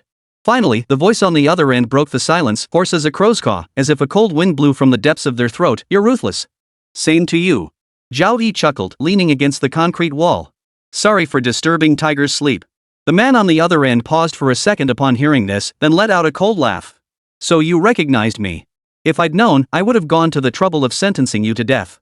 Now this situation is so tricky. You killed Qin Yuanhao too, didn't you? Truly a masterful job. Not a shred of evidence left behind. Even I have to tip my hat to that. Zhao Yi remained silent, quietly listening to Tiger Boss's rambling. After speaking at length, Tiger seemed to tire. His tone softened as he proposed, it's better to resolve grudges than to hold them. Let's make a deal. Chapter 31, The Second Divine Protector, Gengjin Qi. Go ahead, Tiger. Zhao Yi's interest piqued. He wondered what the old man was up to.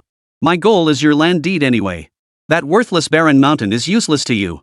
Your goal is to clear your name, right?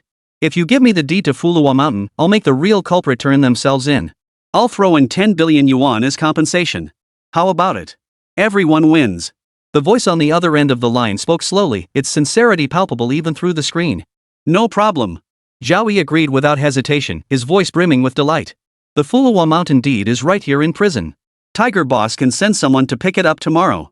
I can't stand this godforsaken place another day. 10 billion is more than enough to coast through the rest of my life. Are you taking me for a fool? Tiger Lord was amused by Zhao Yi's outburst, his voice raspy like sandpaper, making those nearby cringe. The 19 men I sent in didn't know each other. You tracked down every single one. What if I send someone else, and you trace it back to me? We're already locked in a fight to the death. Don't assume this power is unstoppable. Everything gained comes with a cost. Overusing it will take its toll. You're not the only one worshipped by the immortals in Yuncheng. I'll keep sending people in. Let's see how long you can hold out. The call abruptly cut off. When he tried to redial, it showed the number was out of service. Zhao Yi turned to Li Buotao beside him. Can we trace the exact location using the phone number? Li Buotao shrugged regretfully. I'll have my contacts look into it immediately, but it's likely an unregistered SIM card. We probably won't get much. Everyone knows he arrived in Yuncheng 5 years ago and unified the underworld in record time, but no one has ever seen his face. He communicates solely by phone and only has a handful of trusted confidants handling his affairs. Who are his confidants? Zhao Yi grew increasingly curious about Tiger Boss's identity. He even speculated that Tiger Boss might be worshipping immortals, otherwise he wouldn't have said, "You're not the only one worshipping immortals in Yuncheng."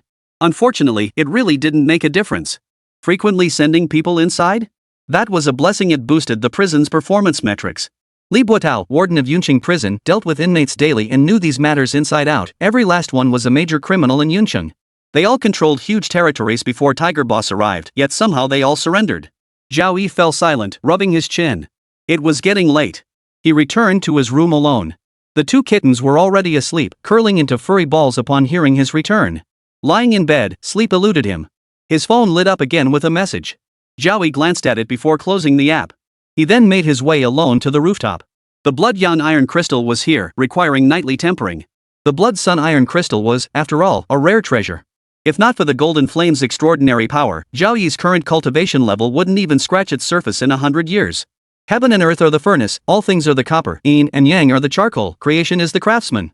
Zhao Yi uttered a low chant, determined to burn away the outermost layer. The Blood Sun iron crystal before him was far from pure, akin to raw or requiring smelting before use. He sought to cultivate a divine technique he had previously encountered, known as the Qi of gunmetal. 5 million years ago, a stone spirit, mortally wounded by its enemies, had accidentally discovered this technique on the star of fallen immortals. After cultivation, it could generate a breath of gung metal chi within the lungs. By devouring rare metals, it could continuously nourish itself, surpassing even the flying swords of sword cultivators. When expelled, it could sweep across billions of miles of the heavens like a tidal wave of starlight. Using this divine technique, the enlightened stone spirit returned to the peak of its realm, dominating a star domain. For 10,000 years, it devoted itself to collecting rare metals, nurturing the energy to its ultimate limit until it transformed into a half-step immortal slaying flying blade. Slaying peers of equal rank was as easy as cutting grass. In its twilight years, it passed this power to a young stone spirit. However, many factions coveted it, resorting to any means necessary to obtain it. Before the young stone spirit could reach full maturity, it suffered a devastating ambush. Facing imminent peril, it chose self-destruction, severing the divine power of Gangjin Qi forever. This divine technique was lost to the river of time. Zhao Yi had long noticed this, but lacked the means at the time. Though ordinary steel could be substituted, it would require tens of millions to hundreds of millions of tons just to forge the lowest grade Gangjin Qi. Now, with this basin-sized blood sun iron crystal, fueled by the prison's densing energy and ignited by his own true spirit golden flame, Zhao Yi was 99% confident he could forge a strand of Gangjin Qi of the highest quality. I still need to set up the small azure void array as soon as possible. It should at least cut the time by 2/3. Zhao Yi spoke while hammering away, his progress not lagging behind at all. He had guessed how the mysterious Tiger Lord managed to rein in those big thugs, making them willingly work under him.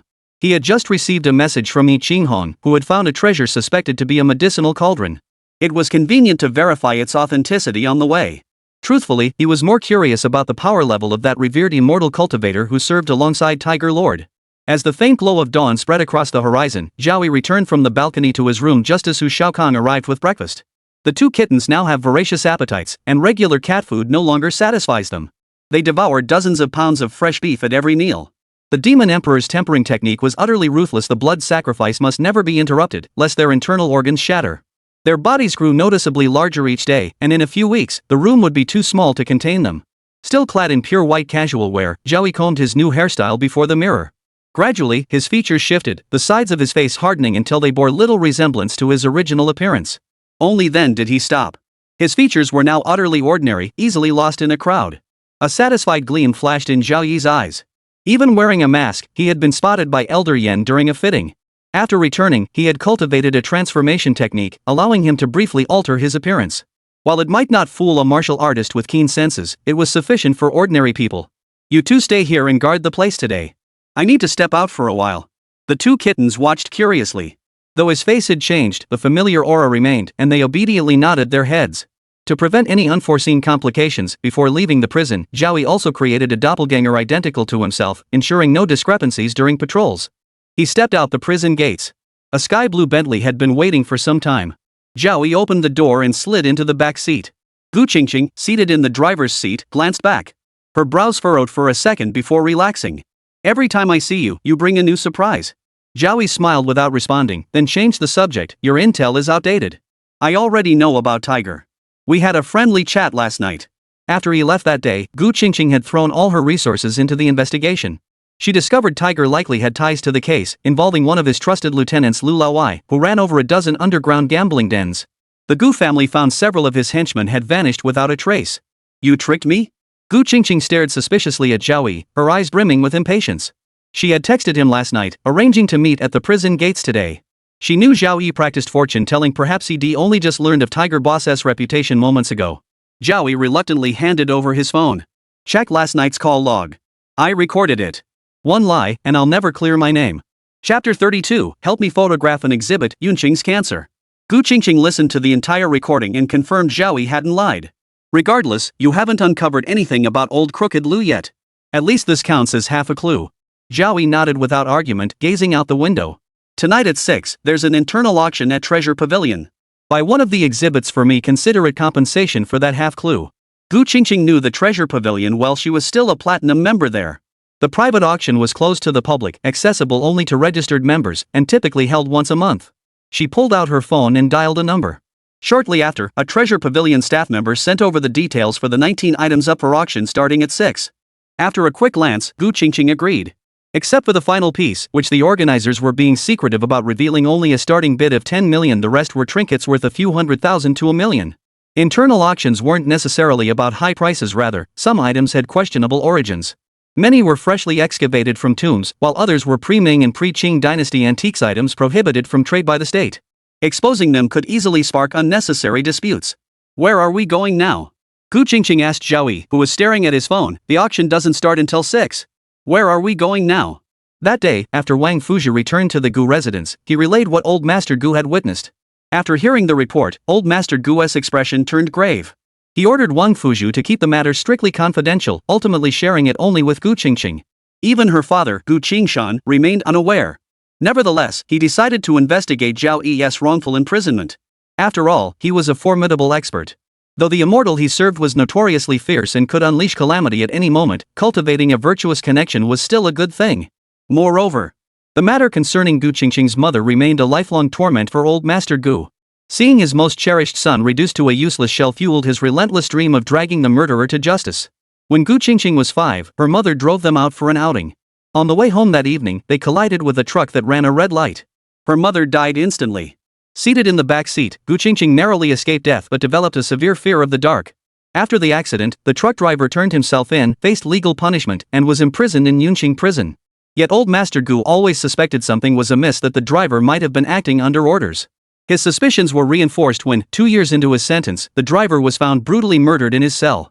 After sending the message, Zhao Yi put away his phone and said, "Let's head to the cinema first. There's another great movie opening. We won't go to Oriental City, it's too empty and not lively at all." Recalling the incident at the Dongfangcheng Theater, Gu Qingqing's expression stiffened. Many of the staff who had accompanied her to the movie quit the next day, nearly scared out of their wits. The two headed to the nearest cinema. The film Zhao Yi wanted to see was Zhou Chu Eliminates the Three Evils, one of the most explicit movies released in the past decade. Fresh off its release, it was incredibly popular, with every screening packed to capacity. Today, Gu Qingqing wore a denim miniskirt that accentuated her supple waist, firm, rounded hips, and 2 straight, elastic legs. Her figure rivaled that of a professional model. The male audience members' eyes never left her from the opening credits to the final scene. They then turned their attention to Zhao Yi sitting beside her, wondering what kind of background this young man had. Could he be the scion of some prominent family to have captured the heart of such a beauty? By the time they emerged from the theater, it was already noon. Zhao Yi had Gu Qingqing drive toward the university district, heading to the wonton shop he frequented during his student days. The small shop was run by a couple. It wasn't big, only about 10 square meters. But the couple kept it spotless, never using offcuts, making a meager profit by selling volume. When Zhao Yi was dirt poor researching cosmeceuticals, they'd always give him extra servings so he could eat his fill. The usually bustling snack street felt unusually quiet today. Entering the familiar wonton shop, the couple whom he hadn't seen in over a month had gained more gray hair but still greeted the two customers with smiles. Zhao Yi ordered 2 servings of wontons. After finishing, when Gu Qingqing reached for the bill, the owner forced a smile. "We're closing tomorrow. Since you're our last customers, we won't charge you." As Gu Qingqing started the car, she voiced her confusion. "It's peak dining hours, the food tastes great, and Yuncheng University is nearby. Why haven't we seen many customers?" Zhao Yi stared coldly at the deserted snack street. He recalled Wang Fuzhi telling him that Qin Yuanhao's father, Qin Hong, was preparing to acquire this entire snack street, intending to transform it into Yuncheng's most bustling commercial district. He hadn't paid much attention to it then, but now, reflecting on it, he realized it was this very street. Moreover, to cut costs, Qin Hong offered an extremely low acquisition price. Hundreds of shop owners had just renewed their leases, and agreeing to this deal would mean losing their shirts. To force the shops out quickly, Qin Hong paid Lu Laowai handsomely to send his thugs to smash up the stores every few days. They also intimidated and threatened customers who happened to be dining there, driving away most patrons. The shop owner's wife suffers from uremia and requires monthly dialysis at the hospital. While their original income could barely cover expenses, they now face a deficit. They have no choice but to close the shop and seek other means of livelihood. Seated in the back seat, Zhao Yi didn't respond to Gu Qingqing. He merely said coldly, "Take me to Zhao Company, Limited." Gu Qingqing whipped her head around to stare at Zhao Yi. "You're going to kill someone else? It was Tiger Boss who framed you. Old Crooked Lu is just a puppet. Killing him won't solve anything." From Uncle Wang, she learned that those who worshipped immortals couldn't casually wield their powers, lest it shorten their lifespan. Regardless, Zhao Yi had helped her. It was only right and proper to give him a friendly warning. Zhao Company, Limited. Despite its festive-sounding name, was Lu Laowai's headquarters. Their business involved running underground gambling dens and lending money at exorbitant interest rates, driving countless people into ruin. Already a cancer on Yuncheng, they now served the mysterious Tiger Lord. Zhao Yi looked at Gu Qingqing's wide eyes and adopted an utterly innocent expression. "Do I really look like a murderous maniac to you? I promise I won't lay a finger on him." Trust me, old Crooked Lou has reformed. He'll be rolling out the red carpet for us when he sees us coming. Though clearly skeptical, Gu Qingqing still headed to Xianjiang Company. Xianjiang Company served as Lu Laowai's headquarters, an aging 18-story office building where his well-fed, muscular enforcers ate and slept. Surveillance cameras dotted every corner, and no one without an appointment could ever see Lu Laowai himself. Parking below, the two approached the entrance. 6 enforcers stood guard at the entrance, each wearing black-rimmed sunglasses and carrying sharpened knives tucked at their waists. They would attack anyone causing trouble without a moment's hesitation. In the underworld, ruthlessness reigns supreme. The slightest weakness meant certain elimination. Gu Qingqing leaned against the car, her arms crossed over her chest. 6 thugs guarding the entrance, cameras in every nook and cranny. Are we supposed to fly in or tunnel our way through? No need for such trouble. Just walk through the front door. Zhao Yi strode toward the main entrance of Xianjiang Company, showing no intention of avoiding it. The 6 thugs, seeing him approach, instantly shifted from menacing scowls to fawning expressions. They bowed and scraped, ushering Zhao Yi inside, leaving Gu Qingqing and the others, who had come for a show, stunned. After walking quite a distance inside, Zhao Yi noticed Gu Qingqing still standing frozen at the entrance. What are you still standing there for? You're wasting everyone's time. If you're not coming in, just stay in the car. Chapter 33, so willing to be a dog, who are you, exactly? Zhao Yi and Gu Qingqing took the elevator to the top floor of the office building. The 18th floor was swarming with thugs, at least 20 or 30 of them. They were specifically assigned to protect old Lu. With just a glance, Zhao Yi knew several of them had blood on their hands. A few had bulges at their waists, concealing handguns purchased through special channels. They showed Zhao Yi the utmost respect upon seeing him. The 2 in front led the way, stopping only at old Wai Lu's office. Mr. Zhao, this is as far as we can go. The boss is inside. Old Crooked Lu was an extremely cautious and ruthless man. His men dared not approach him without cause, lest they risk losing an arm or a leg. When did you meet old Crooked Lu? Gu Qingqing, trailing behind, asked in a hushed voice. She knew full well that just that morning, Zhao Yi had barely scratched the surface of understanding old Crooked Lu. How could he now, after barely half a day, be moving freely in and out of Xianjiang Company? Squeak, yikes. Zhao Yi didn't answer the question. Instead, he pushed open the office door and gestured for Gu Qingqing to follow him inside. Lu Laowai's office was lavishly decorated. Everything in sight was made of wrongfully wood, with pieces ranging from tens to hundreds of thousands of dollars in value. The rich scent of sandalwood filled the air. In the far right corner, away from the window, stood a 2-meter-tall Buddha statue gilded in gold, creating a visually striking presence. Yuncheng's underworld bosses were all devoted to Buddhist worship.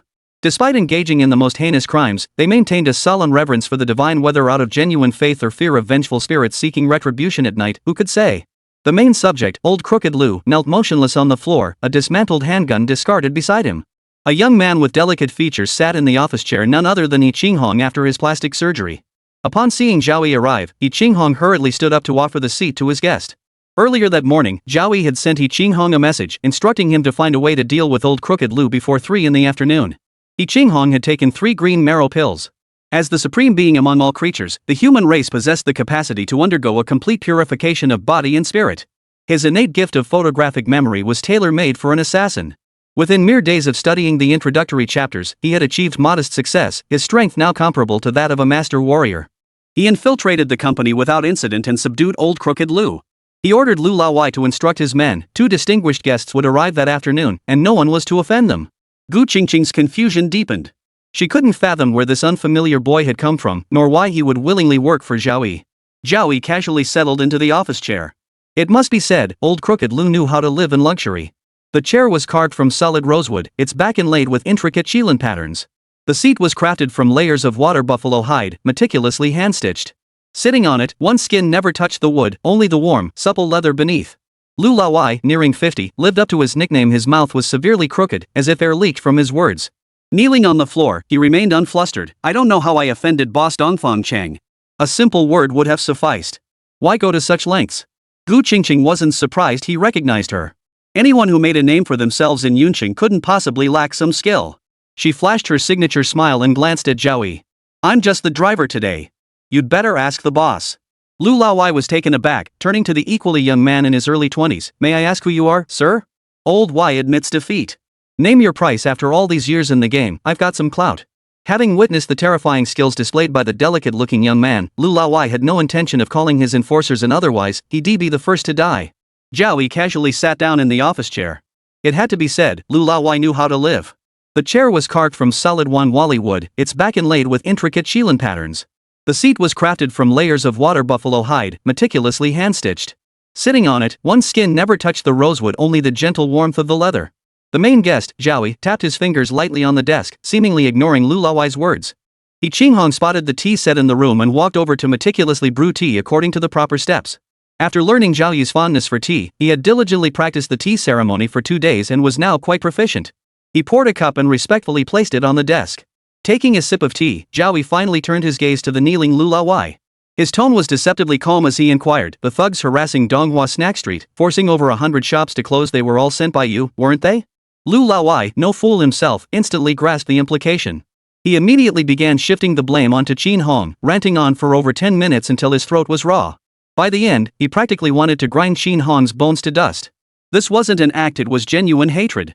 Doing dirty work for you, yet my enemies come after me instead. Who knows how much it'll cost to buy my life back? Zhao Yi nodded in agreement. Qinghong is truly a monster. Here's your chance, take one of his legs and one of his arms. Let it be the venting of anger for the hundreds of shop owners on Donghua Snack Street.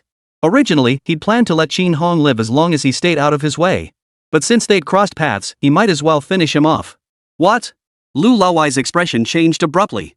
He hadn't expected this turn of events. Is that too much to ask? Zhao Yi bent down and asked calmly. No, it's not. A flash of savagery flickered in Lu Laoai's eyes. He knew he couldn't afford to offend the young man before him, otherwise, he felt certain he wouldn't make it out of today alive. Qinghong might run a 3-star hotel in Yuncheng, but he was ultimately a businessman. Lu Laoai, however, was a genuine hardened criminal. Do you need me to bring him over and cripple one of his legs and one of his arms right in front of you? Forget it. I'm a softie. Zhao Yi smiled warmly, his tone sincere. I can't stand the sight of blood. Lu Laoai's face stiffened. He swiftly pulled out his phone, dialed one of his men, and ordered them to go cripple Qinghong one arm, one leg.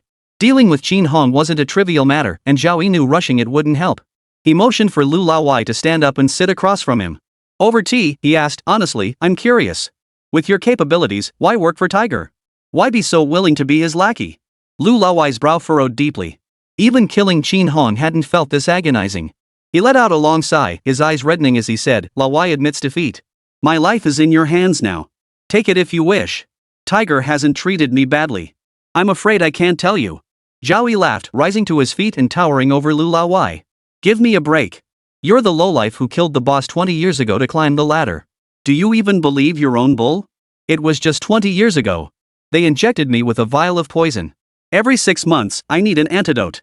Otherwise, I'll die a miserable death. What's so hard to say about that? Lu Laoai's expression twisted in terror. His body recoiled instinctively, sending him tumbling backward over the chair. Blood gushed from the back of his head, but he paid it no mind. His lips trembled uncontrollably as he stared at Zhao Yi. Who are you? Chapter 34, Because you're rebelling, Mr. Zhao, save me. Who I am, doesn't matter. Zhao Yi's smile grew even brighter. What matters is that you, it seems, aren't entirely loyal to Tiger Boss either. You've already hatched a plan to rebel. Lu Laoai, sprawled on the floor, stared in terror. His pupils contracted to slits, his eyes bulging almost out of their sockets, yet he fought to maintain his wits. You must be one of Tiger Boss's men. There must be some mistake. My loyalty to Tiger Boss is unwavering. How could I ever think of rebellion? He even removed the solid gold necklace he wore as thick as a pinky finger and tried to shove it into Zhao Yi's hand with fawning deference, just a small token of appreciation, worth about 5 or 60,000. If you could put in a good word for me with Tiger Boss, I'll repay you handsomely in the future. Everything clicked into place. Only the mysterious Tiger Boss could command such terrifyingly skilled operatives. Everything fell into place. In his memory, Tiger Boss was a psychologically twisted man, perhaps even severely obsessive-compulsive, demanding absolute loyalty from his subordinates. He'd once tested this loyalty. Last year, someone nearly his equal failed the test and was brutally murdered at home the very next day. The fruits of years of labor were now being divided up, and he himself had secured 5 underground gambling dens. Zhao Yi observed Lu Laoai, looking more wretched than a stray dog, and understood the profound psychological toll the injected poison had exacted. Each month, if he failed to take the antidote on time, his body would feel like it had fallen into a snake pit, suffering the agony of 1,000 venomous bites. Death itself became a luxury.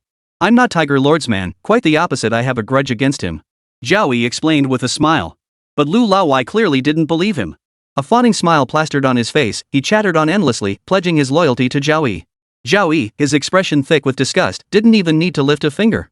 Qinghong, standing nearby, was sharp enough to kick Lu Laoai 2 meters away with a single kick. Why would Mr. Zhao need to deceive you? Stop acting like a cockroach, practically slobbering all over him. Zhao Yi rose from his chair, his white robe spotless and untouched by dust. Lu Laowai knelt on the floor, tilting his head back to see as clearly as possible. From this angle, it resembled an audience with a deity. 20 years ago, you were just a low-level thug scraping by on the edge of a knife. Zhao Yi flipped through Lu Laowai's file as he recounted the secrets of 2 decades past, until a man in a white mask found you, promising a chance to rise to the top overnight. The price? An injection of poison.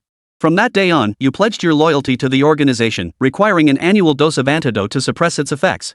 You agreed. The next day, your boss was brutally murdered at home. With the mysterious figure's help, you swiftly rose to become the new boss. Besides you, several others also rose to prominence during that period. That white-masked man never used you for his work, only sending an antidote vial each year until 5 years ago, when someone called Tiger Boss sent you a message. You've been his puppets for 20 years, forced to do his bidding and surrender 2/3 of your earnings every year. But you refuse to be enslaved for life. Last month, you secretly paid a fortune to buy truth serum from the United States. You planned to trick the white-masked man into drinking it when he delivered the antidote at month's end, then extract the antidote formula from him. The truth potion came from a US laboratory. Users lose all memory of the past 2 hours. You thought you had everything under control. But Tiger Boss isn't as dumb as you think. That masked figure is a real badass. Handing over the truth potion would have been signing your own death warrant. Even Zhao Yi felt astonished after speaking. He had underestimated both Tiger Lord and the power of the forces behind the scenes. To think he'd laid the groundwork 20 years ago, manipulating the 4 major figures of Yuncheng's underworld into becoming his 4 sharpest blades. Given old Rylu's history, that masked figure in white must be someone who'd made offerings to the immortals. How could such a person be taken down by something meant for ordinary men? Lu Laowai's eyes darted around nervously. He now believed the man before him was not one of Tiger Boss's men. Given Tiger Boss's temperament, once he learned of the detailed plans for rebellion, he wouldn't have bothered wasting time. He would have come to silence them long ago. Lu Laowai breathed a silent sigh of relief, not even remotely associating the man before him with Zhao Yi, the prisoner locked away in jail. It was simply too far-fetched. Here's some free information for you. The antidote only suppresses the effects, but the toxin is still slowly seeping in. Even if you got the formula, it wouldn't help. You've got 2 years left at most. If you don't believe me, go get a full checkup at the hospital. Zhao Yi wasn't lying. He'd just examined Lu Laowai and confirmed his condition. The antidote merely suppressed the symptoms, preventing an immediate fatal reaction. Lu Laowai's face turned as pale as paper with panic, then he spotted a lifeline. Crawling on his knees to Zhao Yi's side, he banged his head hard against the floor again and again. Mr. Zhao, please, save me. Each blow was harder than the last, blood seeping from his forehead. 20 minutes later, Zhao Yi and Gu Qingqing emerged from the office. He laid out his demands to Lu Laowai, who was desperate to survive. As soon as the special envoy delivering the medicine arrived at month's end, Lu Laowai was to notify him immediately. Zhao Yi promised Lu Laowai he could develop a genuine antidote, not the kind requiring injections every 3 months that only granted 2 more years of life, but the real deal that would let him live healthily to 100 and still enjoy 7 times a night. As for whether his visit today had appeased the immortals, the envoy, possibly skilled in divination, might know. Zhao Yi had ample confidence in the Book of Life and Death. He had also investigated Lu Laowai's subordinates and found no spies sent by Tiger Lord. Moreover, since he didn't know what had transpired in the office, there was no chance of leaks. Gu Qingqing certainly wouldn't betray the secret. The Gu family had remained neutral from the start. No matter how big this affair blew up, it wouldn't affect them in the slightest. Even the most dim-witted wouldn't risk offending a madman like Zhao Yi over an outsider, especially since Gu Qingqing currently needed his favor. The two got into the car. It was getting late, and they were heading to the treasure pavilion. Gu Qingqing, who had been focused on driving, suddenly turned to look at Zhao Yi. Her expression was complex as she asked, if we really managed to expose the mastermind behind the scenes by relying on Wang Laowai, would you give him the promised antidote? Zhao Yi gazed out the window at the passing scenery, offering no reply. How could he be that saintly towards someone who indirectly sent him to prison? Once he'd squeezed every last drop of value from him, he'd personally send old Crooked Lu on his way. As they neared the treasure pavilion, Zhao Yi's phone lit up. It was a message from old Crooked Lu, containing 8 or 9 photos and a video.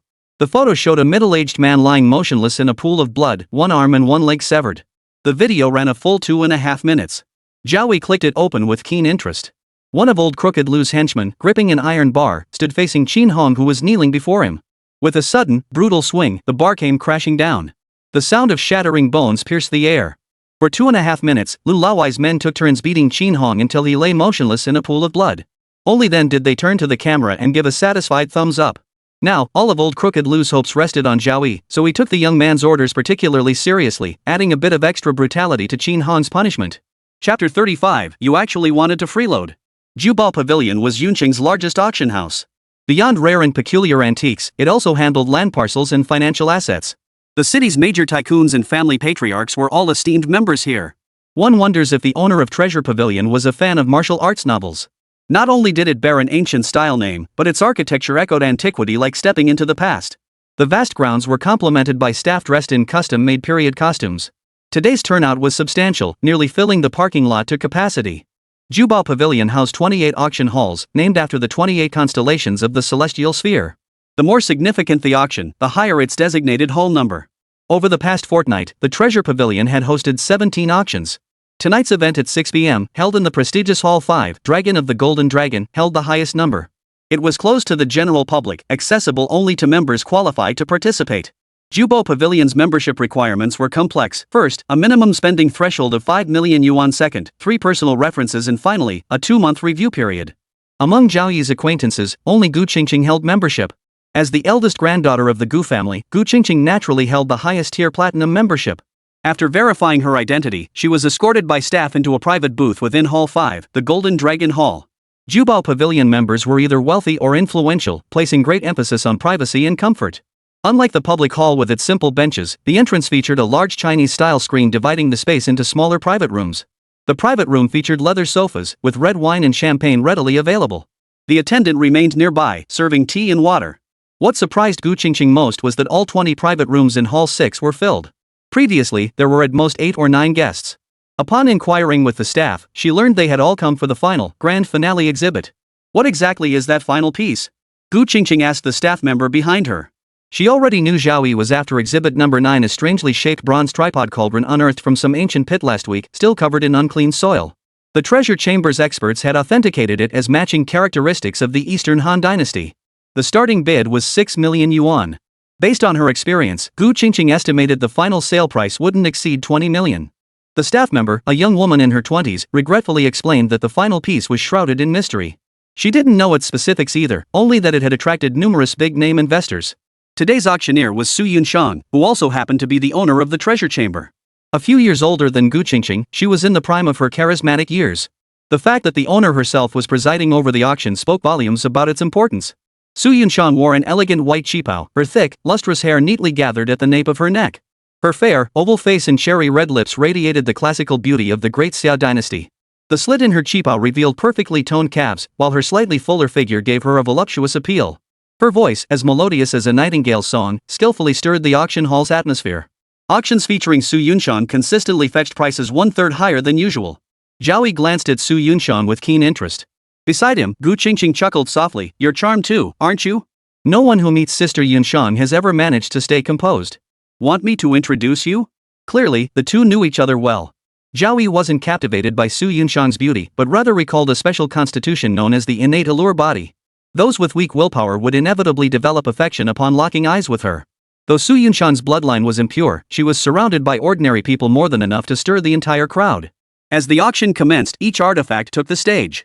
After Su Ron's introduction, they were all sold at impressive prices. Lot 9 was carefully carried onto the stage by 2 people. It was a bronze tripod cauldron with an extremely peculiar shape, its surface covered in mottled green patina. Standing at the height of Su Yuncheng's rounded knee, it immediately captured the entire audience's attention upon its appearance. Bronze artifacts remained a hot commodity among collectors, with tripod vessels being particularly sought-after items. Ultimately, Gu Qingqing secured it for 34 million yuan. "I got it." Gu Qingqing looked at Lu Yu, who was cracking sunflower seeds, and said solemnly, "I've secured the artifact you wanted. I hope you'll honor your promise." Zhao Yi nodded and continued cracking sunflower seeds. It was indeed an authentic medicinal cauldron, though its tomb of origin remained unknown. Perhaps a visit to the site might yield new discoveries. Among the subsequent exhibits, the most anticipated was the genuine Tang Yin painting, ultimately sold for 22 million yuan to a businessman. But when the final piece shrouded in black cloth was unveiled, the entire hall murmured in surprise. Su Yuncheng wasted no time in the suspense. She lifted the cloth from the box to reveal a single, lusciously red peach inside. As puzzled expressions spread across the crowd, 2 staff members returned carrying a small metal cage holding a dying white mouse. They sliced a small piece from the peach and fed it into the mouth of the dying mouse. A miraculous transformation unfolded. The once dying mouse, after swallowing the peach flesh, gradually regained its vitality, leaping and bounding around the cage.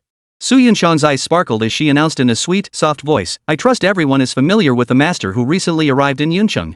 By chance, he visited the treasure pavilion recently." This divine peach was entrusted to us for auction. I believe you've all witnessed its effects. The treasure vault has conducted tests, revealing it possesses a series of miraculous effects, nourishing yin and yang, beautifying the complexion, and prolonging life. Starting bid, 10 million. Each increment must be no less than 2 million. No sooner had Su Yuncheng finished speaking than bidding erupted among the box seats. Within moments, the price soared to 100 million. 100 million was merely the starting point. Those who could enter the auction hall were either wealthy or noble. Faced with such a miraculous immortal peach, backed by the Treasure Pavilion's endorsement, they were all eager to secure it. 200 million. 300 million. 500 million. The bidding slowed after reaching 500 million. Though most present possessed fortunes in the tens of billions, few could produce that much cash on the spot. 500 million was the limit for many.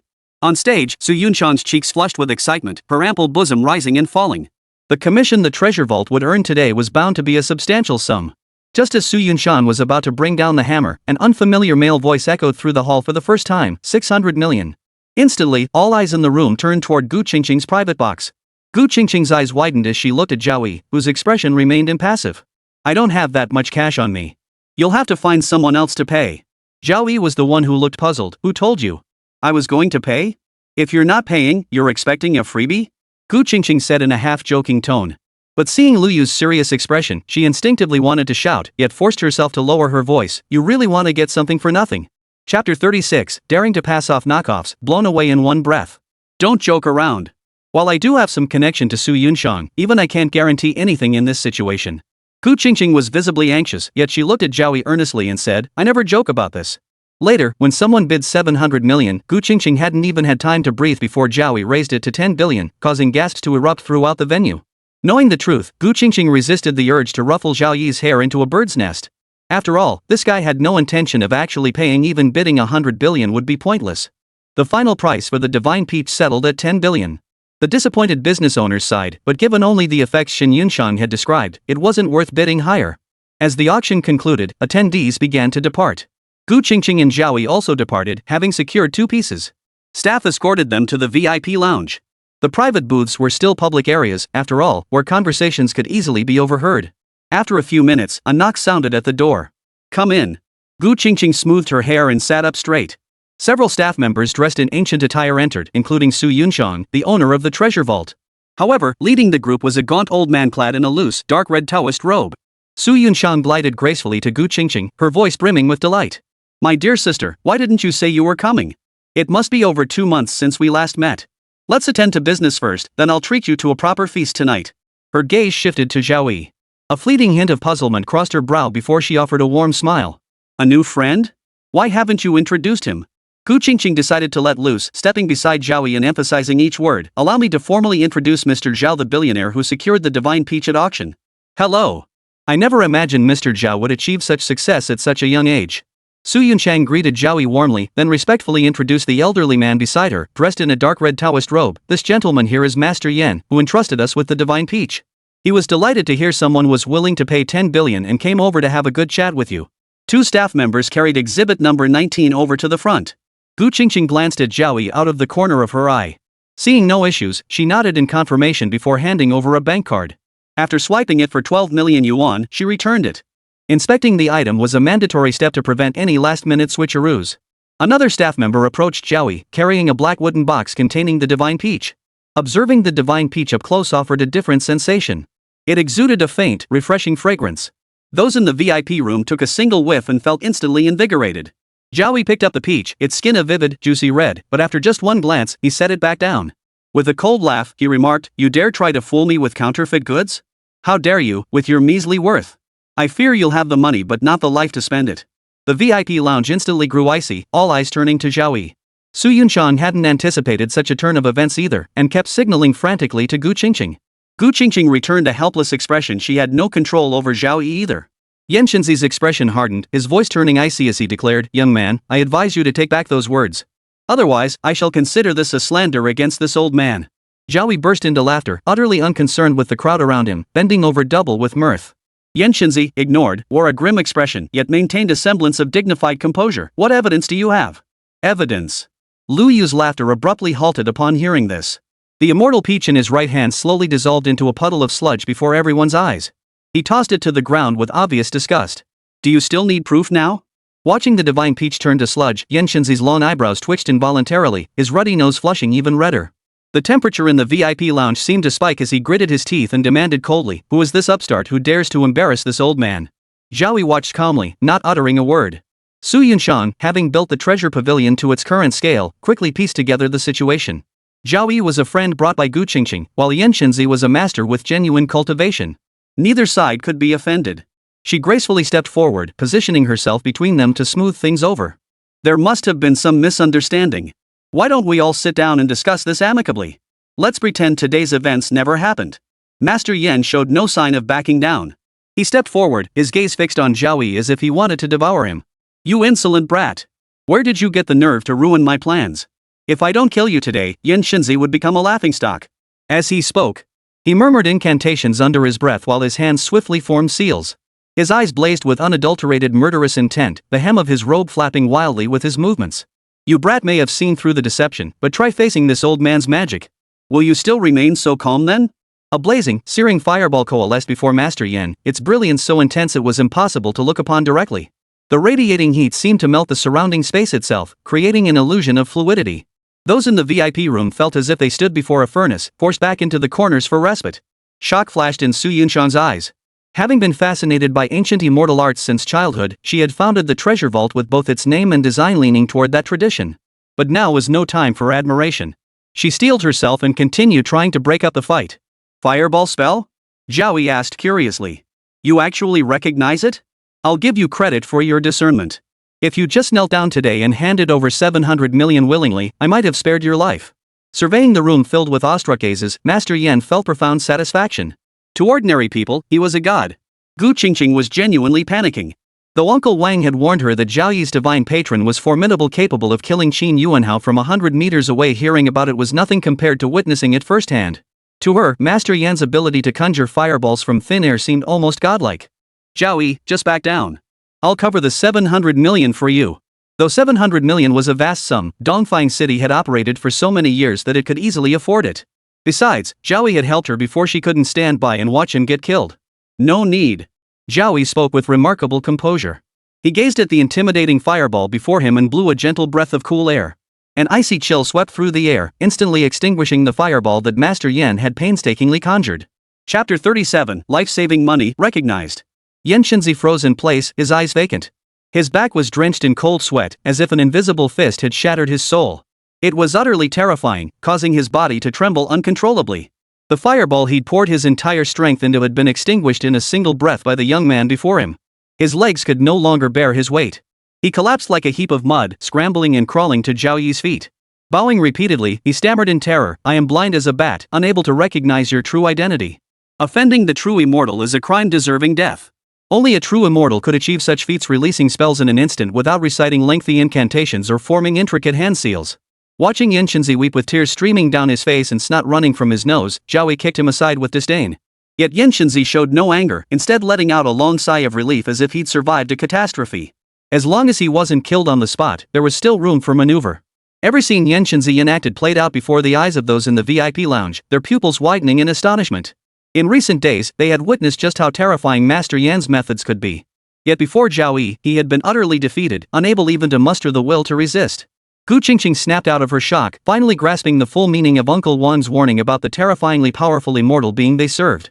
Su Yuncheng's eyes widened like autumn water, her small mouth agape as she stared at the man in white robes. She murmured softly, her mind drifting, "I thought you were a business genius, or perhaps the scion of a great family, but this is your true strength?" Zhao Yi turned his gaze to Yuncheng, kneeling in the corner, a cold smile curling his lips. "You devised a scheme disguised as divine peaches, but it was nothing more than a ploy to swindle wealth.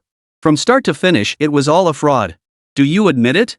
Your insight is sharp as a razor, every word you say is true." Yuncheng, desperate to save his own skin, abandoned all principles and confessed to everything. Su Yuncheng's expression shifted again. She frowned at Yuncheng kneeling on the ground. She had gone all out promoting the divine peach, attracting over a dozen local business owners from Yun City. Yet it had been a meticulously orchestrated scam from start to finish. If Zhao Yi hadn't been there today, and the business owners had purchased it only to discover the deception afterward, where would the treasure vault's reputation stand? Years of hard-earned reputation would be swept away in an instant. No amount of money could ever make up for that. Realizing this, Su Yuncheng's gaze toward Zhao Yi softened considerably. Since you admit it, flattery alone won't save your life. Hand it over now. Liu sat back on the sofa, his gaze fixed on Yuncheng kneeling before him. His tone was calm yet laced with menace. I'll give you 10 breaths. Hand over the ransom money. Yuncheng's face twisted with reluctance, but he dared not defy Zhao Yi. Frantically, he pulled a small wooden box from his robe and presented it with pained expression. He knew he was in the wrong. If this trinket could save his life, it seemed worth it. Zhao Yi didn't inspect the box in front of the others. He placed it on the table beside him. You know your place. I'll spare your life. Yuncheng, whose heart had been pounding in his throat, felt as if he'd been granted a royal pardon upon hearing those words. He kowtowed repeatedly, then scrambled to his feet, ready to flee the VIP lounge. I didn't say you could leave. Zhao Yi's casual remark froze Yuncheng in place as if he'd been struck by a spell. Cowering like a frightened quail, he desperately hoped his luck hadn't run out, that the man before him wasn't planning to kill him for his treasure. Still, he forced a smile and asked if Zhao Yi had any further instructions. I happen to need an extra pair of hands. Though your abilities are weak, you might still be of some use. Stay within Yun City for the next few days. Zhao Yi's tone was utterly matter-of-fact, almost like he was asking a question. Any objections? To be favored by the true master is truly a blessing beyond measure for this old man. I'll be smiling in my sleep tonight. Yuncheng was nearly overcome with joy, but he knew better than to stop flattering his master. Another harsh breath from that man could leave him crippled, if not dead. Run away? What a joke! Even if Yuncheng had 10,000 dares, he wouldn't dare stand up to a true immortal. True immortal was both a title of respect and a representation of a realm. Shi gathering, Dao entry, true immortal. A true immortal was equivalent to a martial king in the martial arts realm, yet held even greater reverence and was far more formidable. In ancient times, they commanded the elements and could be summoned to court as state masters. He was merely a novice cultivator. Staying in Yuncheng might offer a sliver of hope, but escape meant certain death. The VIP lounge suddenly felt much emptier. Xin Yuncheng glided over gracefully, her gentle smile brimming with gratitude. Thank you, Brother Zhao, for your righteous intervention. Without your help, the treasure chamber's reputation would have been ruined. It was nothing. Zhao Yi observed Xin Yuncheng closely. Examining her past through the book of life and death further confirmed she possessed a naturally alluring physique. Though born into an ordinary family, Su Yuncheng displayed extraordinary qualities from birth. By junior high, she had blossomed into a stunning beauty, the center of attention wherever she went. Boys fought over her, girls couldn't bring themselves to dislike her, and the number of women she had swayed was countless. Moreover, Su Yuncheng knew how to leverage her advantages. Beyond her captivating charm, she could sense others' emotions and intentions. Without compromising her integrity, she gradually built the treasure vault into its current scale. What particularly caught Zhao Yi's attention was that beneath Su Yuncheng's stunning exterior lay an intense yearning for cultivation. After work, she devoured xianxia novels and secretly practiced techniques bought online. Yet after over a decade of effort, she'd achieved nothing, which is precisely why she held Yuncheng in such high regard. Naturally acquiring the small wooden box from Yuncheng, Zhao Yi's smile grew wider. Compared to the bronze medicinal cauldron he'd bid over 10 million for, the value within this freebie wooden box was clearly more significant. Of course, the cauldron was also crucial. Zhao Yi realized it could serve not only for alchemy but also as the core of the small Qingming array. Since ancient times, cauldrons had been the most mysterious artifacts of the Great Xia dynasty, enduring through over a dozen dynastic changes spanning millennia. They were revered as sacred relics capable of anchoring a nation's fortune. With just a few more auxiliary materials, Zhao Yi could begin setting up the formation. Young man, to have Master Yan bow before you truly earns Yuncheng's deepest admiration. Though you seem unfamiliar, could you also be a master who has traveled far and wide? Su Yuncheng's voice was soft and sweet, creating a pleasant impression as she began to consider forming an alliance. My name is Zhao Yi. I'm a native of Yuncheng and have never left. Zhao Yi answered honestly and straightforwardly. Zhao Yi. Xin Yuncheng savored the two syllables. Jubao Pavilion dealt in commerce, and she had heard of nearly every notable name in Yuncheng. Yet Zhao Yi was entirely unfamiliar to her, though she felt she should recognize it from somewhere. Suddenly, her bright eyes widened. Her innate emotional perception was sharp. She studied Zhao Yi's face closely and murmured in a voice only the two could hear, her tone tinged with suspicion, You wouldn't happen to be the Zhao Yi from prison, would you? Chapter 38, The Price of Cultivation, Deadly Toxin. Zhao Yi neither confirmed nor denied it. Su Yuncheng dismissed the VIP lounge staff. Her senses had always been keen since childhood, and she vaguely sensed that the man before her wasn't revealing his true face. Sometimes, not denying something is a form of admission. Gu Qingqing's eyes widened in surprise. She hadn't expected Xin Yuncheng to pick up on the clues. She'd stolen countless glances along the way, yet hadn't the faintest idea what method Zhao Yi was using. He was like a completely different person compared to before. The three exchanged words for a while. Su Yuncheng expressed keen interest. Mr. Zhao, have you considered taking on disciples?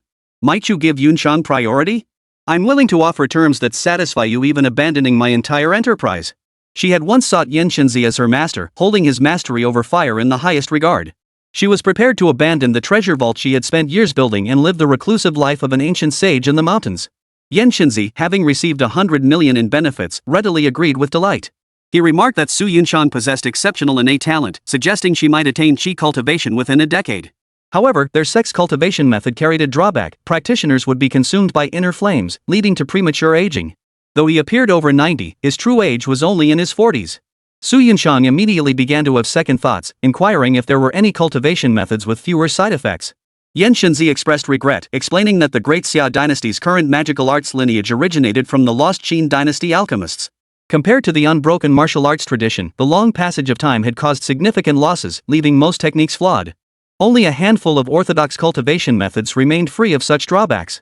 For instance, the thunder arts of the Celestial Master's Mansion, the sword writing techniques of 10,000 Swords Mountain, the starlight divine powers of the Purple Twilight Palace. Even within the vast expanse of the Great Xia, these were colossal entities, their origins unimaginably grand. Any practitioner emerging from them would be a transcendent being, far beyond the mundane, and thus incapable of accepting disciples in the secular world. Zhao Yi gazed at Su Yuncheng's burning eyes and understood why she harbored such intense interest in cultivation. It was the innate blood of a seductive physique flowing through her veins, refusing to accept a lifetime as a mere mortal destined to become nothing more than a red-painted skeleton. A short while later, Zhao Yi emerged from the treasure vault, climbed into Gu Qingqing's car, and departed, leaving Su Yuncheng behind, filled with hesitation. Will she agree to your terms? Gu Qingqing, focused on driving, observed Zhao Yi through the rearview mirror with a complex expression. The conditions he offered would turn Su Yuncheng into a pawn, robbing her of all freedom for life.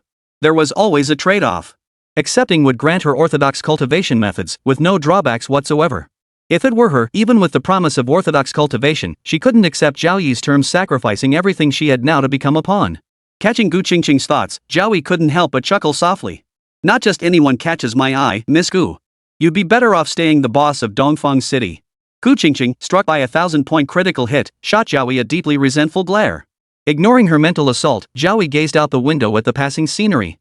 Tomorrow I'll visit the Gu residence. Ensure everyone is present. I intend to announce the identity of the murderer who killed your mother when you were 5. Gu Qingqing froze at his words. Her hands trembled slightly on the steering wheel as 2 silent tears slid down her cheeks. She finally gave a heavy nod, took several deep breaths to steady herself, and asked, "Should I come pick you up tomorrow?" Just then, Zhao Yi's phone rang. It was Su Yuncheng calling. After a few words at his ear, he hung up, the corners of his eyes lifting slightly. Miss Gu needn't come. She has agreed. Beyond her innate allure, Su Yuncheng was also an exceptionally intelligent woman. She understood that in moments like this, the longer one hesitated, the worse the impression left. So after a few minutes of consideration, she sold herself out.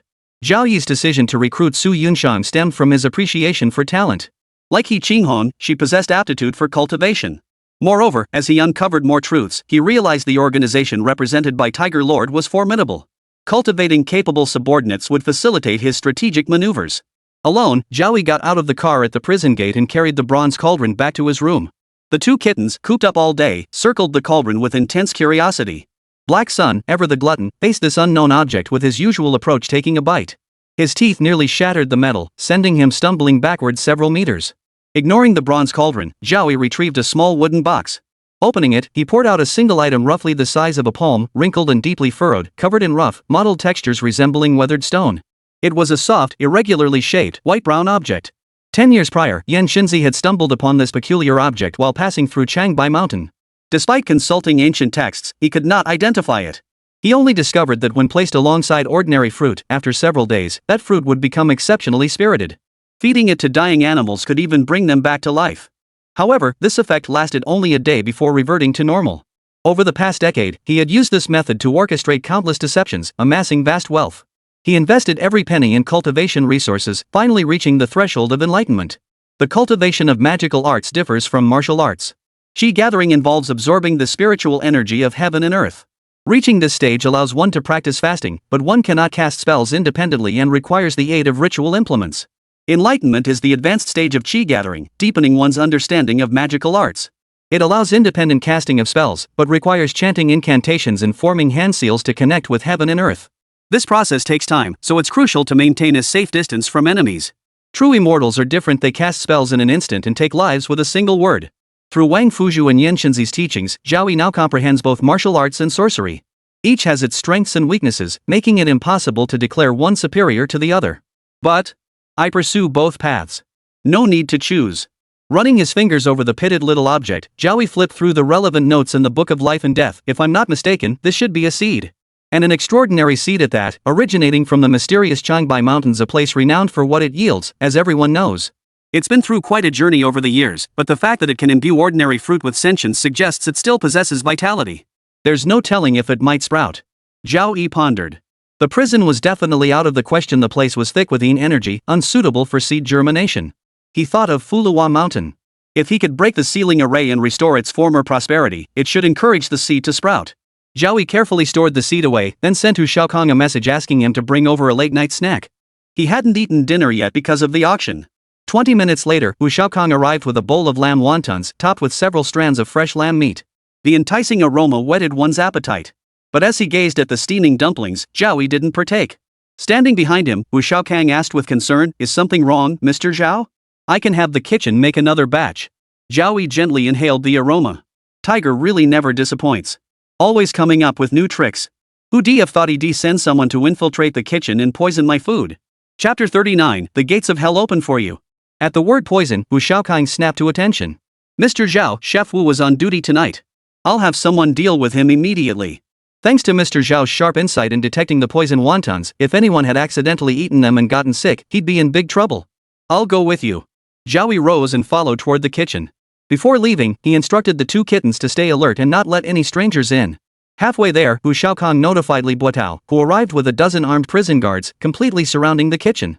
The group stormed into the kitchen and found Chef Wu lying on the floor, black blood seeping from his lips, clearly a suicide by poison. He must have died just moments ago. His body was still warm. It seems he knew I could read fortunes, realized his cover would be blown, and took his own life to prevent revealing the mastermind behind it all. Zhao Yi made his decision instantly after just one glance. Li Buotao's chest heaved violently, like a volcano ready to erupt.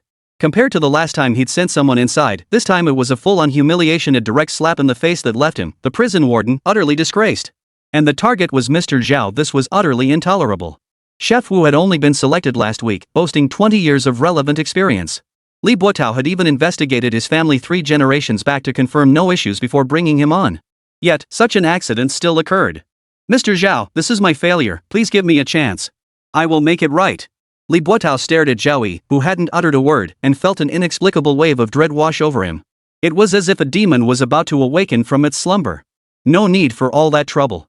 Zhao Yi stared at the corpse on the floor, his eyes suddenly deepening. Over a dozen lights in the kitchen flickered erratically, while the moonlight outside grew eerily dim. Through the half-drawn curtains, mottled shadows danced across the walls like a scene of specters crawling out of hell. The guards felt only oppression and eeriness. A cold, clammy air rose from their feet to their foreheads, triggering an instinctive wave of boundless terror, as if something indescribable was silently closing in. A blurred, shadowy figure materialized at the protagonist's feet, plunging the entire room into deathly silence. Terror gripped the guards' faces as they desperately covered their mouths, afraid to draw the shadow's attention. They had long heard rumors of Mr. Zhao's supernatural nature.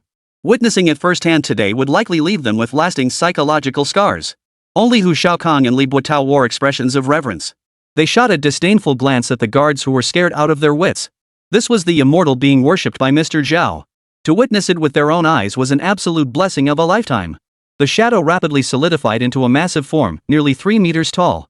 It wore tattered armor and bore the hideously grotesque face of a horse demon, its eyes flickering with an eerie, deep light. Through Zhao Yi's continuous refinement, the horse-faced Rakshasa grew ever more formidable. A mere glance could send ordinary folk into nightmares. "Advance!" Zhao Yi commanded the corpse of Chef Wu. The horse-faced demon obeyed, stepping forward to chant an ancient incantation. He needed to establish a persona before the assembled crowd. If anyone present leaked that he could casually summon celestial beings, it would expose a glaring flaw in his cover. What followed shattered everyone's worldview. They witnessed a faint, nearly transparent spirit form, an exact replica of Chef Wu being wrenched from his corpse. Chef Wu's soul was clearly terrified, its throat convulsing as it emitted a chilling gurgling sound that sent shivers down the spines of those watching. Ma Mian, hailing from the depths of the underworld, was tasked with guiding the spirits of the deceased. Even a soul freshly departed, before it had fully dissipated, could be drawn forth. The Book of Life and Death would then be used to examine its past. "It's you! Have you grown tired of living?" Zhao Yi's voice was icy cold. At his signal, the horse-faced demon opened its mouth and sucked Chef Wu's soul inside, chewing it for a moment before swallowing it with satisfaction. Then he vanished swiftly, as if he had never been there. Mr. Zhao, how did it go? Li Butao had heard Zhao Yi mention that the deity they worshipped was connected to the underworld, but recognizing it as Ma Mian left him deeply shaken. He stammered out his question. Zhang Yingtiang of Yuncheng did it. Zhao Yi uttered the name one of Tiger Lord's 4 confidants, whose sins ran deeper than Lu Laowai's. The owner of Ping'an Charity Company operated 3 or 4 private welfare institutions, taking in countless orphans.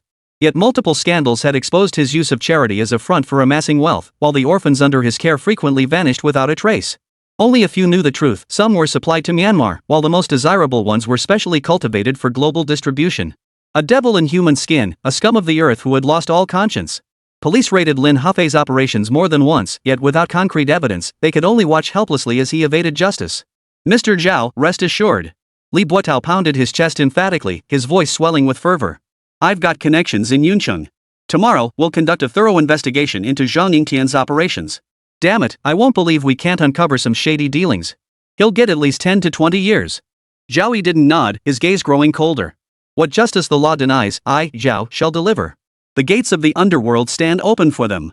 The demonic horse-faced fiend materialized once more from beneath his feet, a cruel, murderous intent curling at the corners of its mouth. It passed through the thick kitchen wall, accompanied by howling cold winds and eerie wails, gradually fading into the darkness of the night. I'm tired. Back to my room. Zhao Yi left the kitchen with waning enthusiasm. Li Butao promptly shut the door, his gaze cold and piercing as he addressed the bewildered guards. Consider tonight's events never happened. Should word reach outsiders, the consequences will be clear. The guards scrambled to assure him. Having witnessed Zhao Yi's terrifying presence, they were already plagued by nightmares, let alone daring to leak anything.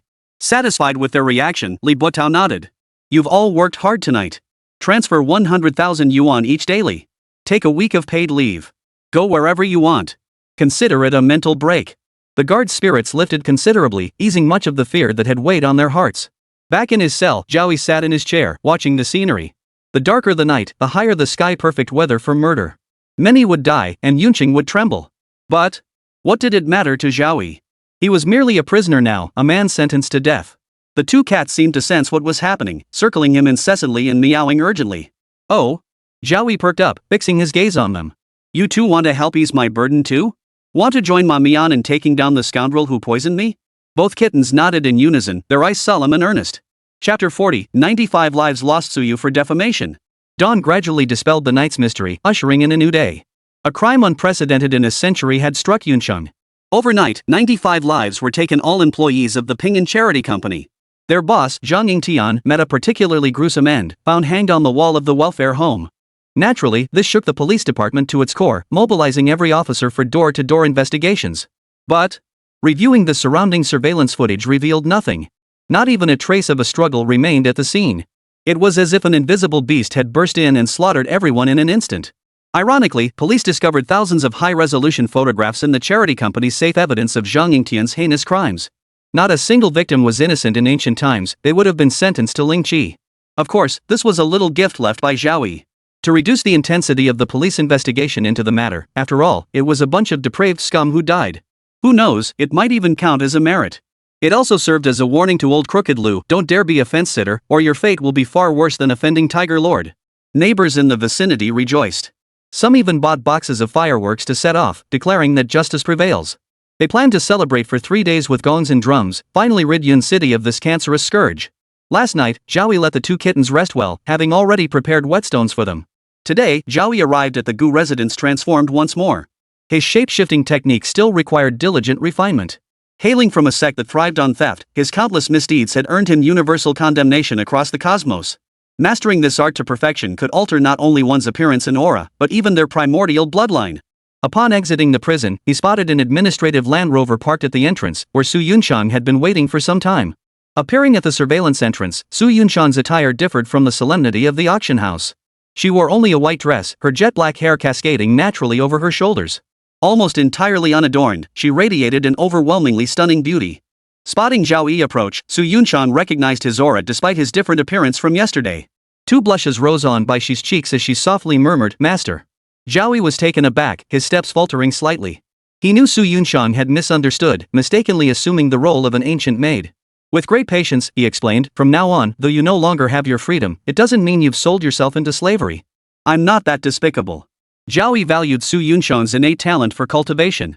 Seeing her nod with a look of half-understanding, he added just before getting into the carriage, from now on, call me Mr. Zhao. All right. Su Yuncheng replied, focusing intently on driving. Unlike the chatterbox Gu Qingqing, Su Yuncheng understood her role. While driving, she remained the driver, never speaking to avoid disrupting Zhao Yi's thoughts. Zhao Yi sent a text message.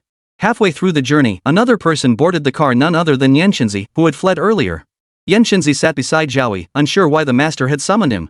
But flattery never goes out of style, so he nervously offered a round of sycophantic praise. Seeing Zhao Yi frown, he promptly shut his mouth. Zhao Yi had long considered sending someone to Fulong Mountain to covertly monitor for suspicious individuals approaching. However, Yi Chenghong, having just joined the ranks, lacked sufficient capability and was not yet reliable for such a critical task. Yanxinzi had conveniently offered himself up. This conveniently resolved the Gu family matter, so he decided to send Xing Yuncheng there. Moreover, though Yanxinzi had been thoroughly humiliated last night, those who witnessed it were all Treasure Vault employees. He gained some standing in Yuncheng recently, and many now addressed him respectfully as Master Yan. Taking him along would spare them much trouble. The Gu family resided in the old city district, having purchased a large tract of land years ago to build a stylish estate. Midway, Zhao Yi's phone rang. An unfamiliar number he'd never seen before. In a cheerful mood, he brought it to his ear. The familiar, gravelly voice came through, "You really are ruthless. 95 lives, taken without hesitation. Even I can't match that." Zhao Yi remained silent, quietly listening to Tiger Boss's tirade. Clearly, Tiger Lord hadn't anticipated Zhao Yi acting with such decisive ruthlessness, eliminating Zhang Yingtian in one fell swoop. Summoning the immortal must have cost you dearly, at least a decade of your lifespan. Let's see how long you live now. Zhao Yi straightened his posture, his smile carrying an icy chill that sent an involuntary shiver down Tiger Lord's spine on the other end of the line. How much time I have left is unknown, but I will find you before I die. I'll give you the most brutal death imaginable. With that, he hung up and closed his eyes for a brief rest. He arrived at the Gu residence at 9 o'clock. The estate that greeted his eyes was a sight to behold, designed in the popular classical style. Every detail exuded nobility and elegance, making it resemble a scenic spot. Old Master Gu placed great importance on Zhao Yi's arrival. Last night, he had instructed all members of the Gu household that even if the sky fell today, they were not to leave. Early in the morning, he had Wang Fuzhu come out to greet him. The three stepped out of the car. Upon seeing Yanxinzi, Wang Fuzhu's demeanor grew solemn as he led the way to the Gu family's council hall. Dozens of Gu family members occupied the assembly hall. As Zhao Yi and his companions entered, all eyes turned toward them. They had been bewildered upon receiving the patriarch's notice, yet dared not question his command. Thus, they had gathered in the assembly hall at dawn. Some recognized Su Yuncheng, the formidable owner of the treasure vault, and many young eyes burned with admiration. Others recognized Yanxinzi, the master whose reputation had been soaring in Yuncheng lately, and thoughts of seeking his favor stirred within them. Yet neither figure seemed sufficiently prominent to warrant such a grand welcome from the entire Gu household. Mr. Zhao's presence here truly graces this humble abode. The elderly man at the center of the conference room, seated in a wheelchair, bowed respectfully. Despite being in his 80s or 90s, he remained remarkably vigorous, dressed in a navy blue tang suit. "Quickly, make room for our three guests." Beside him stood Gu Qingqing. Dark circles were clearly visible beneath her fair cheeks, evidence of a sleepless night. Now, seeing Zhao Yi arrive, her right hand trembled slightly beneath her qipao. "No need." Zhao Yi declined politely. "We have much to discuss today. Let's get straight to identifying the murderer present here and avoid wasting everyone's time." Gu Qingqing's face drained of color at his words. Zhao Yi's earlier words had already hinted at her suspicion that the killer might be a member of the Gu family. Yet she had clung to a sliver of hope, telling herself she was overthinking it. It wasn't until Zhao Yi demanded the entire Gu family be present that she was forced to confront this brutal truth. Zhao Yi stepped forward to a middle-aged man. Though past 50, he wore a crisp suit and bore a striking resemblance 6 or 7 parts to the seated patriarch, Old Master Gu. "You are the murderer." "What, murderer?" The middle-aged man's face flushed with anger as he stood up, glaring at Zhao Yi. "I don't know who you are, but based on what you just said, I could sue you for defamation." Chapter 41, Only the Dead Keep Secrets. Parricide? 24 years ago, you hired a truck driver to kill both Gu Qingqing and Wang Rong on their way home. Wang Rong died, but Gu Qingqing survived. Your goal was barely achieved.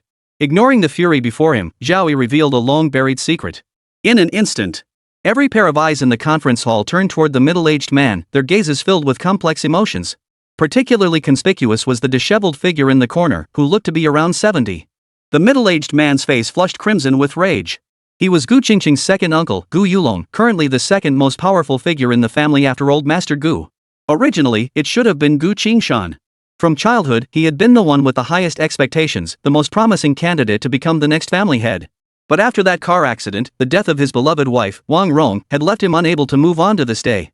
He spends all day drunk as a skunk, neglecting the Gu family's affairs, utterly useless. Who the hell is this upstart daring to slander the Gu family? Get 2 bodyguards to throw him out. Several men rose from behind Gu Yulong, shouting orders. They were close relatives with whom he had frequent business dealings. They had to speak up no matter what.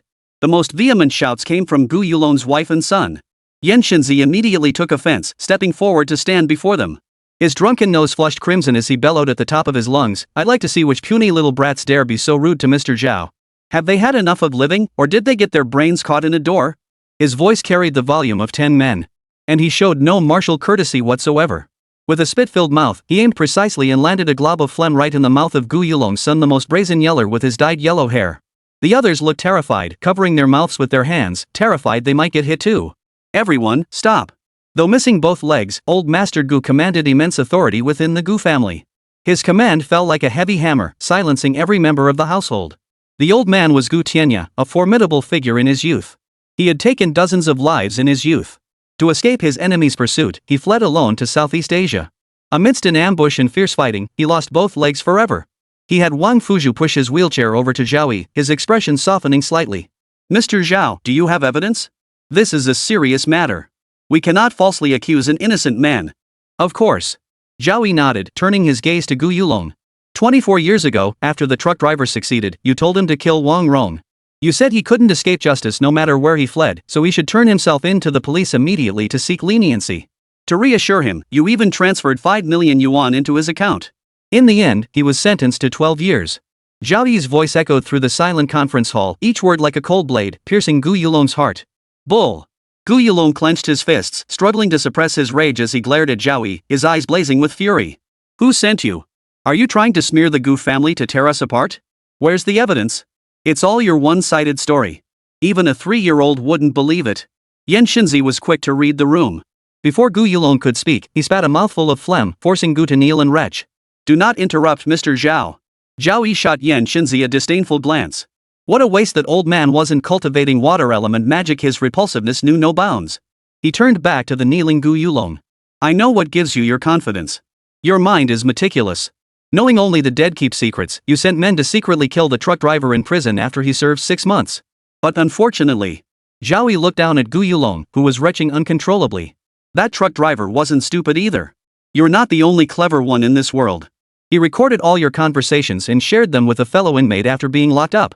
Zhao Yi pulled a memory card from his pocket, a sly grin playing at the corners of his mouth. "How about we expose what you said 24 years ago right here in front of everyone?" Gu Yulong's eyes were bloodshot, his expression savage and terrifying like a wild beast. He didn't need to admit it himself. No one present was naive enough not to see Zhao Yi was telling the truth. Gu Qingshan, who had remained silent, finally broke down. Tears streaming down his face, he pushed through the crowd to confront Gu Yulong. His hands clamped around his brother's neck like a vice. Why did you do this?" "Because." Gu Yulong gasped for breath, veins bulging on his forehead. "She deserved to die." Zhao Yi glanced at his phone and nodded in agreement from the side. From Gu Yulong's perspective, if Wang Rong hadn't been killed that year, his elder brother Gu Qingshan wouldn't have fallen into self-destruction. He wouldn't have earned the right to become the second in command of the Gu family. Old Master Gu's face turned ashen. He ordered Wang Fuzhu to take Gu Yulong away. Any punishment could be decided later, at least save some face in front of all the younger generation. To any discerning observer present, it was clear the old patriarch intended to spare someone. After all, both were his flesh and blood. Protecting Gu Yulong discreetly would at least spare him a chance to live. Zhao Yi approached the old patriarch with a look of agreement, sighing solemnly. For someone who dared to attempt patricide, a severe punishment is indeed warranted. Parricide. Dozens of faces in the council chamber froze in confusion. How had this suddenly become about patricide? Zhao Yi declared solemnly, "If you doubt me, go search Gu Yulong's office. There's a small silver box containing a colorless, odorless poison. He was plotting to slip it into your drink without anyone noticing. That poison is potent, a costly acquisition. Once ingested, it causes rapid organ failure. Even the most advanced medicine can't detect the issue." Old Master Gu ordered Wang Fuzhu, who had just returned, to hurry to the company. Even though he knew Zhao Yi's fortune-telling was remarkably accurate, he still needed concrete evidence in a matter like this. Upon arriving at Gu Yulong's company, Zhao Yi indeed discovered the poison hidden in the safe. Why? This time, it was old Master Gu who was overcome with anguish, nearly roaring the question. The reason is simple: he lived too long. Zhao Yi smiled warmly at Gu Qingqing beside him, her face already wet with tears.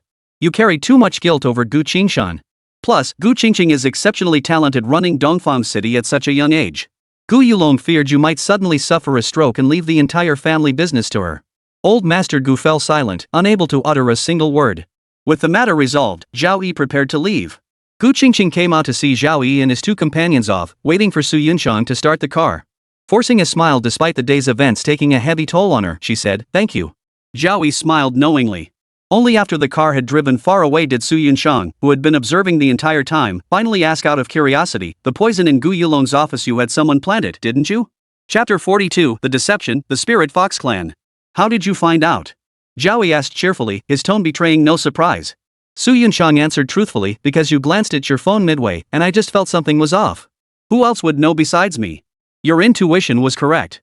Not only did I plant the poison, but that memory card was also a fabrication. Zhao Yi retrieved the memory card once more and casually tossed it out the car window. The truck driver revealing secrets to fellow inmates was true. To uncover potential informants within the prison, Zhao Yi had spent a week reviewing the backgrounds of all inmates, uncovering this hidden detail in the process. Of course, the truck driver was genuinely stupid. Gu Yulong hadn't made a mistake in assassinating him. He'd spilled the beans purely to show off, bragging about having 5 million yuan in his bank account and vowing to bang 5 chicks the moment he got out. When fellow inmates asked how he got the 5 million, the truck driver blurted it out. Had Gu Yulong not feared it seemed too suspicious and tried to kill him half a year earlier, Zhao Yi would never have uncovered this secret. The killer, who already knew Gu Yulong's identity, simply consulted the Book of Life and Death after meeting him. As long as the timeline and details matched perfectly, even if it was a fake memory card, Gu Yulong wouldn't suspect a thing. As for the poison, it was indeed Zhao Yi who had instructed Yi Qinghong to administer it. Because Zhao Yi understood human nature all too well. He knew that even if Gu Tianya discovered Gu Yulong had hired the hitman, he would most likely find a way to suppress the information. After eliminating Zhang Yingtian's company, Zhao Yi had acquired a significant amount of poison. It was identical to the poison slipped into the wontons last night and newly developed toxin from the Fox organization. Once ingested, it caused organ failure within 7 days, undetectable by hospital equipment. Zhang Yingtian had obtained it from the Fox organization. The Fox organization was one of Tiger Lord's 4 trusted confidants, specializing in developing high-quality counterfeit versions of imported drugs not covered by medical insurance. They sold these at lower prices to families who couldn't afford the genuine products. While these knockoffs replicated the genuine drug's efficacy, they carried severe side effects. Worst of all, they were secretly laced with narcotics, causing many innocent patients to become addicted and ultimately leading to the ruin of their families. On one hand, Gu Qingqing had helped him several times before. On the other, he couldn't leave himself vulnerable. Exposing Gu Yulong in front of so many people, Zhao Yi couldn't rest easy until he was dead. He glanced at his phone, a message from Yi Qinghong confirming the poison had been successfully planted in Gu Yulong's safe. Only Gu Yulong knew the safe's combination. Even if he talked himself hoarse, it wouldn't matter. Zhao Yi had solid alibi evidence. Su Yuncheng saw it, and Gu Qingqing saw it too. Of course, regarding the hired driver who killed her mother, even if that person was her second uncle, Gu Qingqing felt no mercy. Instead, she was profoundly grateful to Zhao Yi. Yan Xinzi was the only one in the entire room who lacked common sense. Of course, he also saved Zhao Yi a lot of time by silencing those troublemakers who only knew how to make noise. Gu Tianya wouldn't let him off the hook. He vanished from the world without a trace. I love telling the truth, though I occasionally tell a lie. Zhao Yi sent Su Yuncheng the address for Fulong Mountain. By the time they reached Fulong Mountain from the Gu residence, it was nearly noon.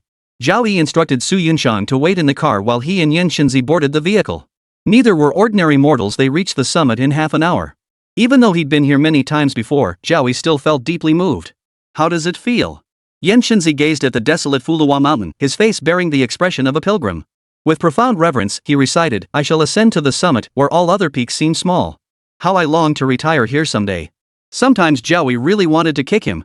Did he really think he was that funny? If you like it, that's fine. A smile curved Zhao Yi's lips. You'll stay here from now on. I'll have daily necessities delivered. Don't let anyone else up the mountain. If you encounter trouble you can't handle, notify me immediately. Yan Xinzi? This godforsaken place had no spiritual energy whatsoever. Staying here too long risked regression in cultivation. But water spilled couldn't be retrieved now. He could only agree with a long face. With the matter at Fulong Mountain resolved, Zhao Yi was ready to depart. With Yan Xinzi, who had achieved minor success in entering the Dao, stationed here, he no longer needed to worry about Tiger Lord playing dirty tricks. Just as Zhao Yi was about to descend the mountain, he seemed to suddenly recall something. Turning back to Yenshunzi, he chanted several lines of obscure incantations. Yenshunzi initially paid it no mind, but his expression gradually shifted. His eyes burned with intense heat as he gasped for breath, his words stumbling and slurred. He cautiously asked, "True immortal, is what you chanted a fire element spell?" Though only the opening lines were recited, having immersed himself in fire elemental arts for decades, he instantly recognized that what Zhao Yi was reciting was none other than a fire elemental cultivation technique. Moreover, it was exceptionally extraordinary, devoid of any flaws whatsoever. It was a truly astonishing ancient scripture. Compared to the techniques he had cultivated himself, it was like heaven and earth, utterly incomparable. It might even rival the thunder arts of the celestial master's mansion. A powerful intuition gripped him. If he could obtain the technique Zhao Yi had recited, he could reach the pinnacle of Taoist cultivation in no time. Given enough time, he might even have a chance to break through to the true immortal realm and witness the world's most spectacular wonders. Seeing Yenshunzi's yearning expression, Zhao Yi chuckled and admitted it, then offered a blatant temptation: "If you guard the mountain diligently, next month I will recite this entire technique for you." Hearing this, the fire-old demon was electrified. He let out a wild howl, pounding his chest with his fists to pledge his loyalty. "True immortal, rest assured. Even if it costs me my life, not a single soul shall pass." Using both carrot and stick, he successfully won over Yenshunzi. Now the old demon would surely guard the mountain with utmost vigilance. Zhao Yi placed immense importance on Fulong Mountain, for it determined whether that seed could sprout. Though the recited technique was merely a low-tier fire elemental art from some obscure sect in the cosmos, to Yenshunzi now, it might as well have been a divine scripture worth any sacrifice to obtain. After getting off the vehicle, Zhao Yi sat in the back seat and instructed Su Yuncheng to return. "Why didn't Master Yin come down? Did you kill him?" Su Yuncheng asked in a joking tone. After spending the day with him, she knew Zhao Yi wasn't a rigid person. He said the mountain scenery was too beautiful and insisted on staying up there. "I had no choice but to come down alone." Having resolved another potential threat, Zhao Yi felt quite content. He reached out and touched Su Yuncheng's forehead, transmitting cultivation techniques related to the true spirit realm of the Spirit Fox clan. Su Yuncheng possessed a naturally alluring physique, making her the perfect fit for the Spirit Fox clan. Before Su Yuncheng could react, Zhao Yi cut in. "I won't tolerate useless pawns in my plans. You have 10 days to master the basics. After that, I want the head of the Fox organization leader placed on my desk." Chapter 43, The Future of Cosmeceuticals, Elder Yan's Influence. "Understood, Mr. Zhao." Su Yuncheng nodded, understanding this was a test. Failure meant forfeiting the bestowed cultivation techniques. Her eyes burned with determination. She would not disappoint Zhao Yi's high expectations. She would return and train relentlessly, determined to take the Fox organization leader's head within the deadline. Of Tiger Lord's 4 trusted confidants in Yuncheng, only one remained, Meng Xuanxi, the eldest at over 60 years old. 20 years ago, he raped a high school girl. The ensuing chase nearly killed him in an alley, but someone intervened and saved him. Both his balls were ruined in the incident, leaving him childless to this day. Meng Xuanxi commanded Yuncheng's most notorious con artists, master manipulators whose schemes were exceptionally cunning. He also ran the largest underground lottery operation. Whether due to his missing testicles or not, his psyche was severely warped, and he had played with and destroyed countless young men. He was the sharpening stone Zhao Yi had prepared for Black Sun and Black Jade. The fates of Tiger Lord's 4 key confidants were sealed, yet Zhao Yi remained vigilant. He couldn't be certain if more hidden pawns lay in wait. Adhering to caution was always the wisest course. "Head back to Fulong Apartments," Zhao Yi ordered. It had been a while since he'd visited Zhuguanqi. He wondered how far they'd progressed in studying his notebook. In the car, Zhao Yi resumed his original appearance. Su Yuncheng gave him a playful wink, looking even younger than he'd imagined. Upon arriving at Fulong Apartments, he didn't get out of the car. Instead, he circled the building once, surveying the crowd of people around him to confirm there were no Tiger Lord's spies. Zhao Yi texted Zhuguanqi, instructing her to come down alone. After all, he was still a convicted criminal. It wasn't wise for his classmate to see him now. The two sat in a nearby cafe. Zhuguanqi's dark circles were pronounced as she downed an iced Americano in a few gulps. Excitedly, she typed on her phone before placing it before Zhao Yi. "Thanks to the invaluable insights you shared, I've broken through many bottlenecks. Plus, with funding from a mysterious investor and no more thugs harassing me, our first product is almost ready for launch. Now we just need to find a cosmetics company to distribute it." To her, Zhao Yi felt like a big brother next door. While she maintained a tough exterior around others, she completely let her guard down around Zhao Yi, eagerly sharing her recent research breakthroughs. "Guanqi, you're amazing."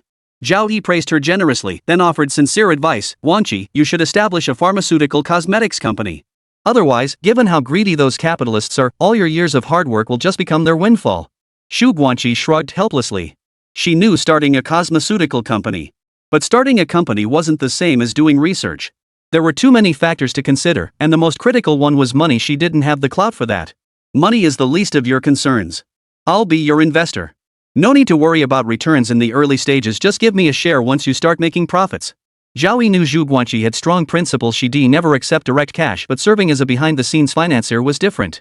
His determination stemmed from recognizing Zhu Guanqi's potential. Without unexpected developments, the situation was indeed bleak. After successfully developing her product, Zhu Guanqi struggled to secure corporate partnerships. No company was willing to invest in an unproven product with no market traction. In the end, to survive, he had to sell it off cheaply, unable to even secure credit for his team and the product's credits. Later, using the proceeds from selling that first product, the small team of 5 worked day and night. Years later, their second product finally emerged, and within mere months of its release, it became a sensation across the Great Xia Empire. But the meager strength of 3 or 5 people was no match for the international giants who had dominated the market for years. Unsurprisingly, they failed once again. The result was that Zhao Yi's classmates either signed non-compete agreements, barring them from cosmeceutical research for life, or, in despair, chose to take their own lives. Even the very concept of cosmeceuticals, born in Daxia, was rebranded as the original creation of those international giants, who then turned around to exploit the domestic market. After all, cosmeceuticals originated from Zhao Yi's words. He couldn't stand by and watch history repeat itself. Moreover, he recognized its immense potential. Beyond innate talent and physical constitution, cultivation relied heavily on the 4 essentials: wealth, companions, methods, and environment, with wealth ranking foremost. As cultivation advanced to higher realms, the funds required would grow exponentially, tens or even hundreds of billions at a time. Even Yi Qinghong and Su Yunchang's resources wouldn't suffice. Zhao Yi must cultivate an industry. If successful, it could become a market worth hundreds of billions, standing shoulder to shoulder with century-old international giants like Estée Lauder and L'Oreal. You give money? Zhu Guanqi typed these 3 characters on her phone, then cautiously placed her small hand on Zhao Yi's forehead, checking if he had a fever. Zhao Yi looked at Zhu Guanqi with amusement, patiently explaining, "I'm not feverish, nor am I sick. My family has some savings, roughly tens of millions. Since I won't need it while in prison, why not use it to start a company? I have confidence in our product anyway." He just made up an excuse, but now he had a plausible source for the money. Though his own card held little, scraping together a few $100 million from Li Buotao, Yi Qinghong, and Su Yunchang would be a piece of cake. And with Zhao Yi backing him up, losing money was impossible. Hearing about the tens of millions in savings, Zhu Guanqi's mouth fell open slightly, clearly shocked. She quickly typed on her phone, "You're actually a hidden wealthy person." Watching Zhu Guanqi's reaction, Zhao Yi nodded calmly. With the first step settled, the rest would be smooth sailing. Zhu Guanqi agreed to provide financial backing but insisted that the 5-member team receive only the minimum salary until the first product turned a profit. Furthermore, Zhao Yi would serve as the nominal chairman, holding veto power over all decisions. Zhao Yi agreed to all terms. He would transfer the funds to Zhu Guanqi immediately upon returning and hire numerous professionals to lighten their workload, allowing them to focus entirely on research. After their discussion, Zhao Yi parted ways with Zhu Guanqi and rode back to the prison in Su Yunchang's car. In the following days, Zhao Yi transferred 10 million yuan to Zhu Guanqi to prevent Tiger Lord from striking again. He crafted a magical artifact from a surplus piece of top-grade jade and had it delivered to Zhu Guanqi.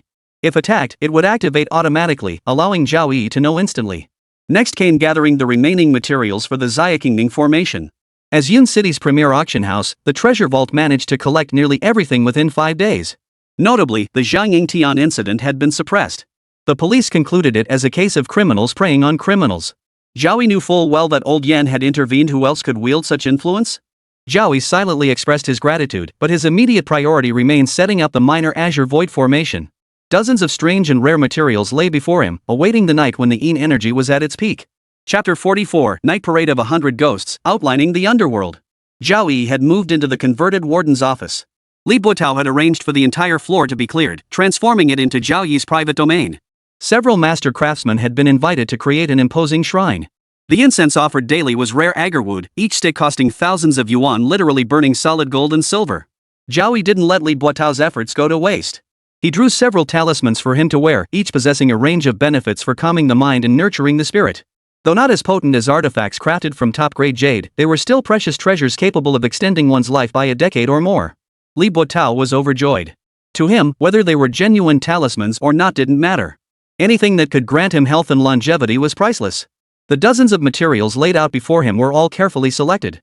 The stone lions, each as large as a double-headed desk, displayed exquisite carving, clearly the work of master artisans. Their intricate patterns were clearly visible, exuding an aura of majestic authority. Originating from a renowned ancient tomb, they had absorbed centuries of Yin energy, seemingly becoming almost sentient. Beyond suppressing restless spirits, they served to deter greedy tomb raiders. 18 small prayer flags, each barely larger than a palm, were likewise artifacts from the ancient tomb. The poles, fashioned from ordinary black iron, were now pockmarked with rust from the ravages of time, appearing ancient and fragile enough to shatter at the slightest touch. The banner cloth, however, was a deep crimson, dark and eerie like blood. The most valuable item was a suit of armor from an unknown dynasty, remarkably well preserved. Su Yuncheng had paid a hefty sum to smuggle it here. Yan Shenzi also possessed some rare finds from ancient tombs, treasures seldom seen in the light of day, all procured through connections and gifted away. Then there were the personal belongings of those who died unjustly, filling 2 large suitcases to the brim. Each was a profoundly mean object, heavy with malevolent energy. Ordinary people felt uneasy merely approaching them, yet they could barely serve as substitutes for the original materials. Of course, the most crucial core piece was the bronze cauldron. After 2 days of ritual refinement by Zhao Yi, it could now anchor the pinhole of the minor azure void array. The minor azure void array not only gathers Yin energy but also serves reconnaissance and defensive functions. Once successfully deployed, any individual possessing even rudimentary cultivation would be detected the instant they entered. Zhao Yi's expression was solemn. Seeing that the time was nearly right, he began the setup. He instructed the prison guard to place the items in their designated positions, then quickly returned to the duty room. He warned the guard not to come out under any circumstances if they heard any noise. At this moment, Zhao Yi could afford no distractions during each step. Even the 2 kittens kept their distance. Oomph! He summoned the cluster of true spirit. The burning golden flames voraciously devoured the surrounding Yin energy, transforming it into potent true essence to prevent exhaustion and failure during the process. A thick, oppressive gloom gradually enveloped Yuncheng Prison, completely obscuring the silver moon. The shadows on the ground resembled a beast poised to devour everything. A chilling wind arose from nowhere, carrying a bone-piercing cold and eerie horn blasts that swept through every corner of the prison. 2 stone lions stood guard at the prison's main gate.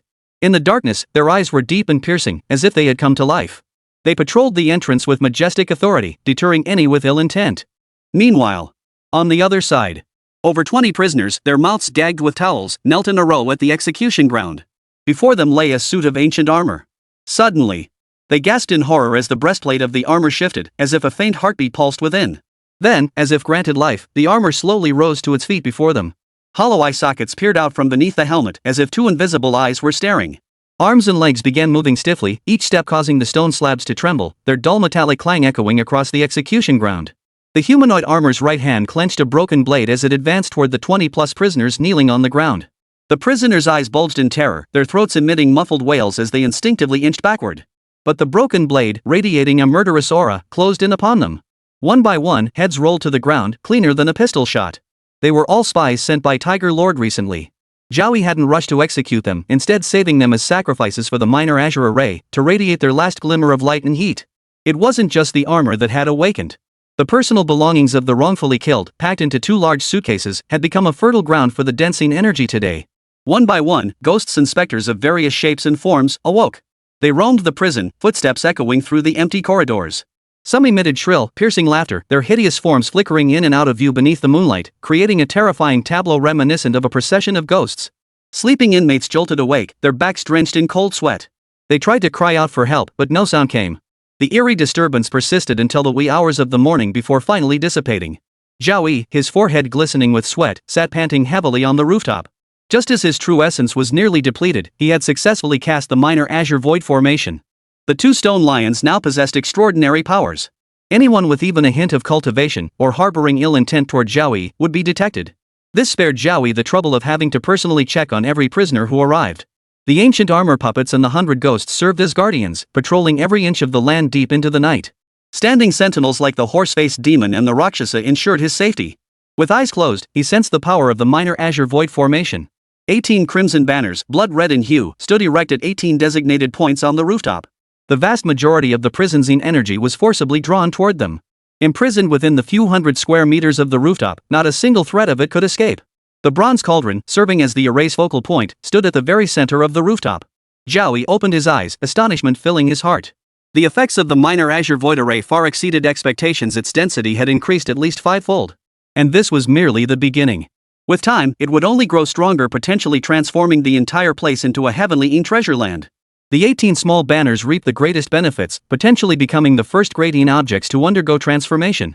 The next tier up was a treasure artifact capable of absorbing and expelling spiritual energy, possessing extraordinary power.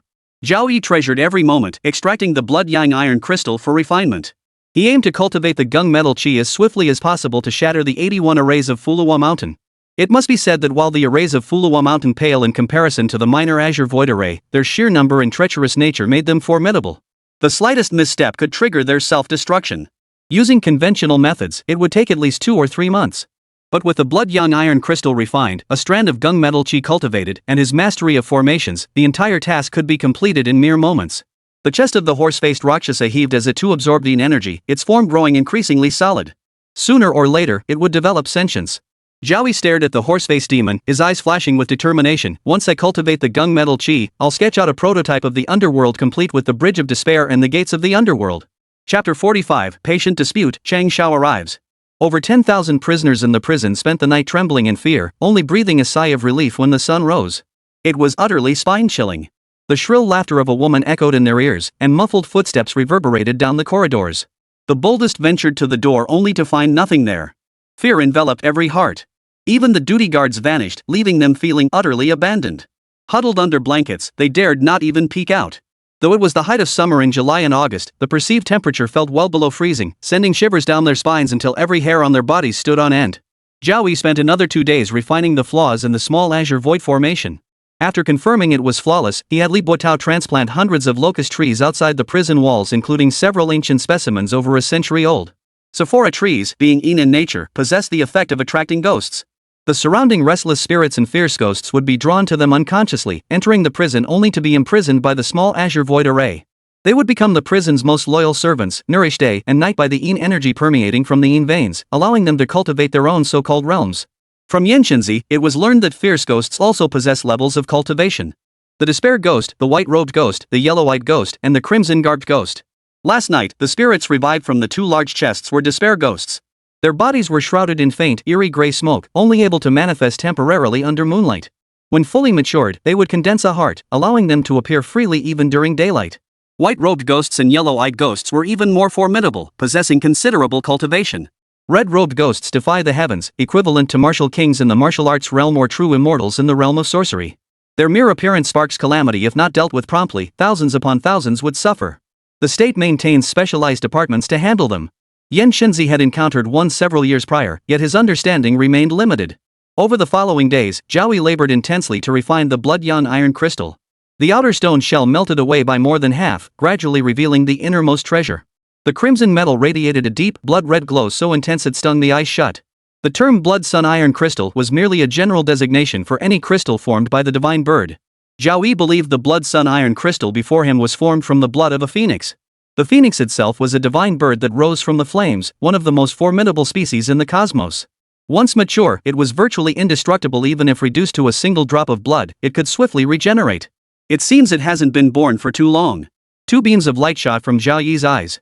Day and night, they had been tempered by the flame spirit, now beginning to show miraculous effects.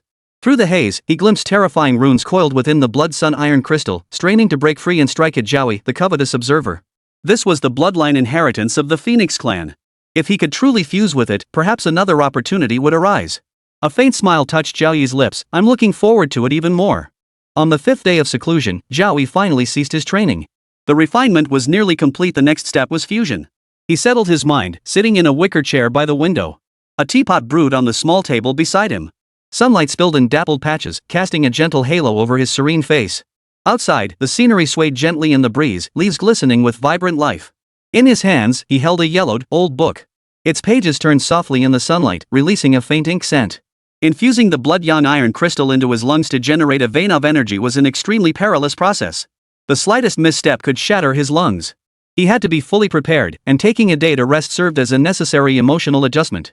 The 2 kittens were not by my side. Since learning of the hunting mission, they spent their days refining their blood through cultivation techniques, showing noticeable progress each day. Tap, tap, tap.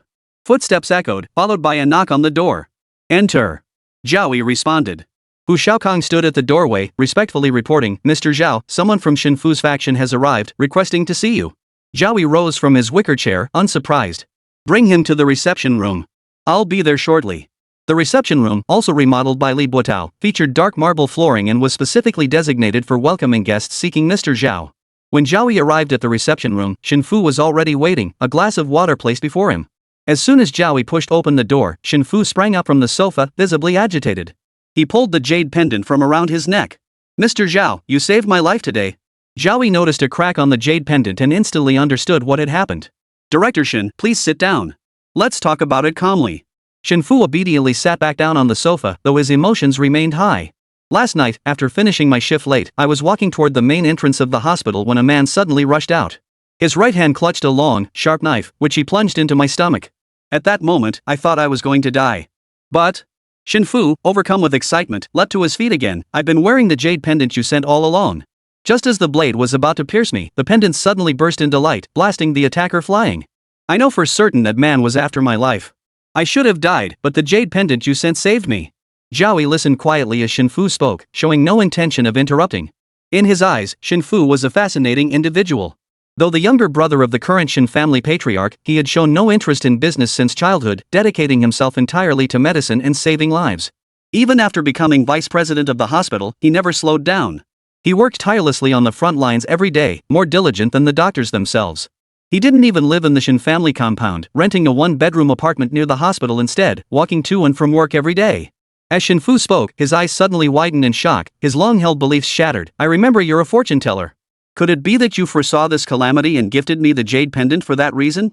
Zhao Yi nodded, recounting matter-of-factly. "Last week, you operated on a pregnant woman experiencing massive hemorrhage. We'd already notified you the situation was critical. The only option was to save the mother by sacrificing the baby."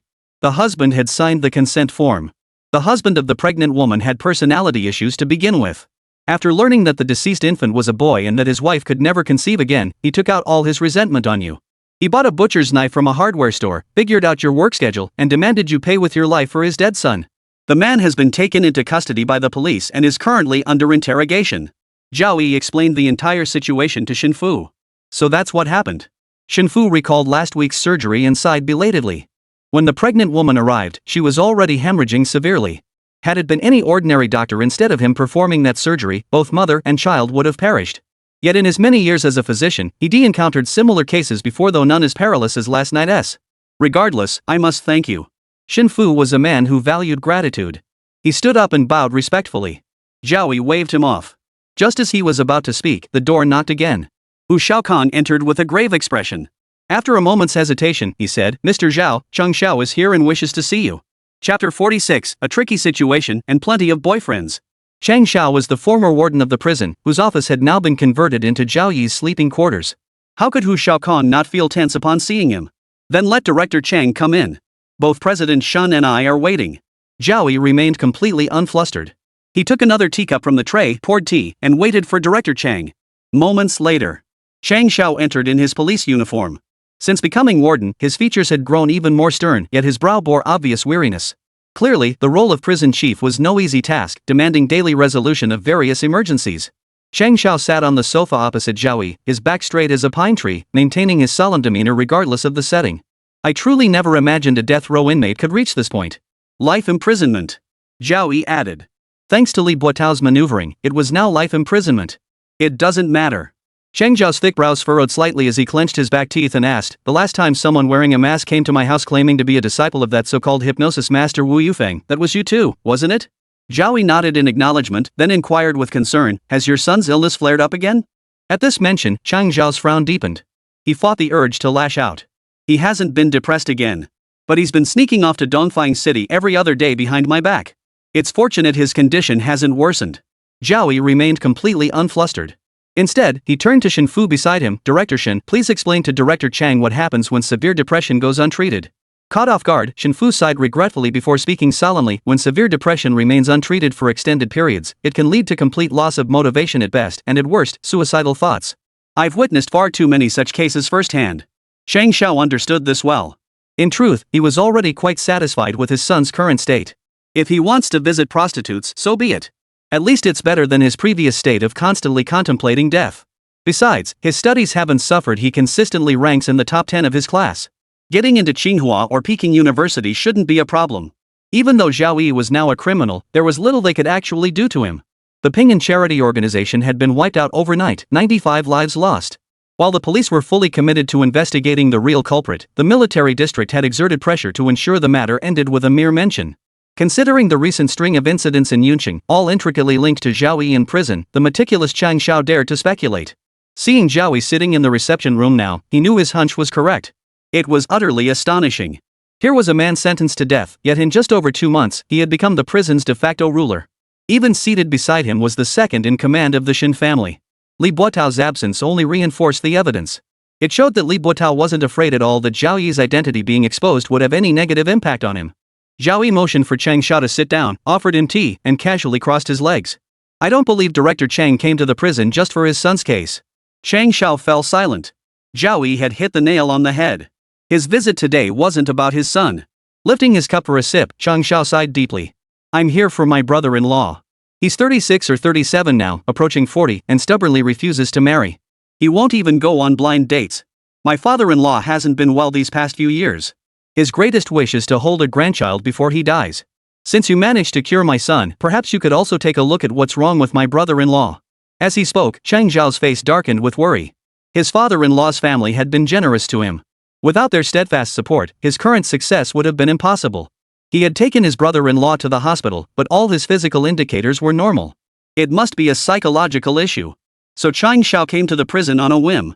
With Director Cheng personally visiting, how could I possibly refuse? Zhao Yi rose from the sofa and glanced at Shin Fu beside him. If Director Shin has time, he should come along. After all, I'm still an amateur, nothing compares to a professional. All right. Shin Fu accepted without hesitation. The three left the prison one after another and drove to Cheng Zhao's father-in-law's residence.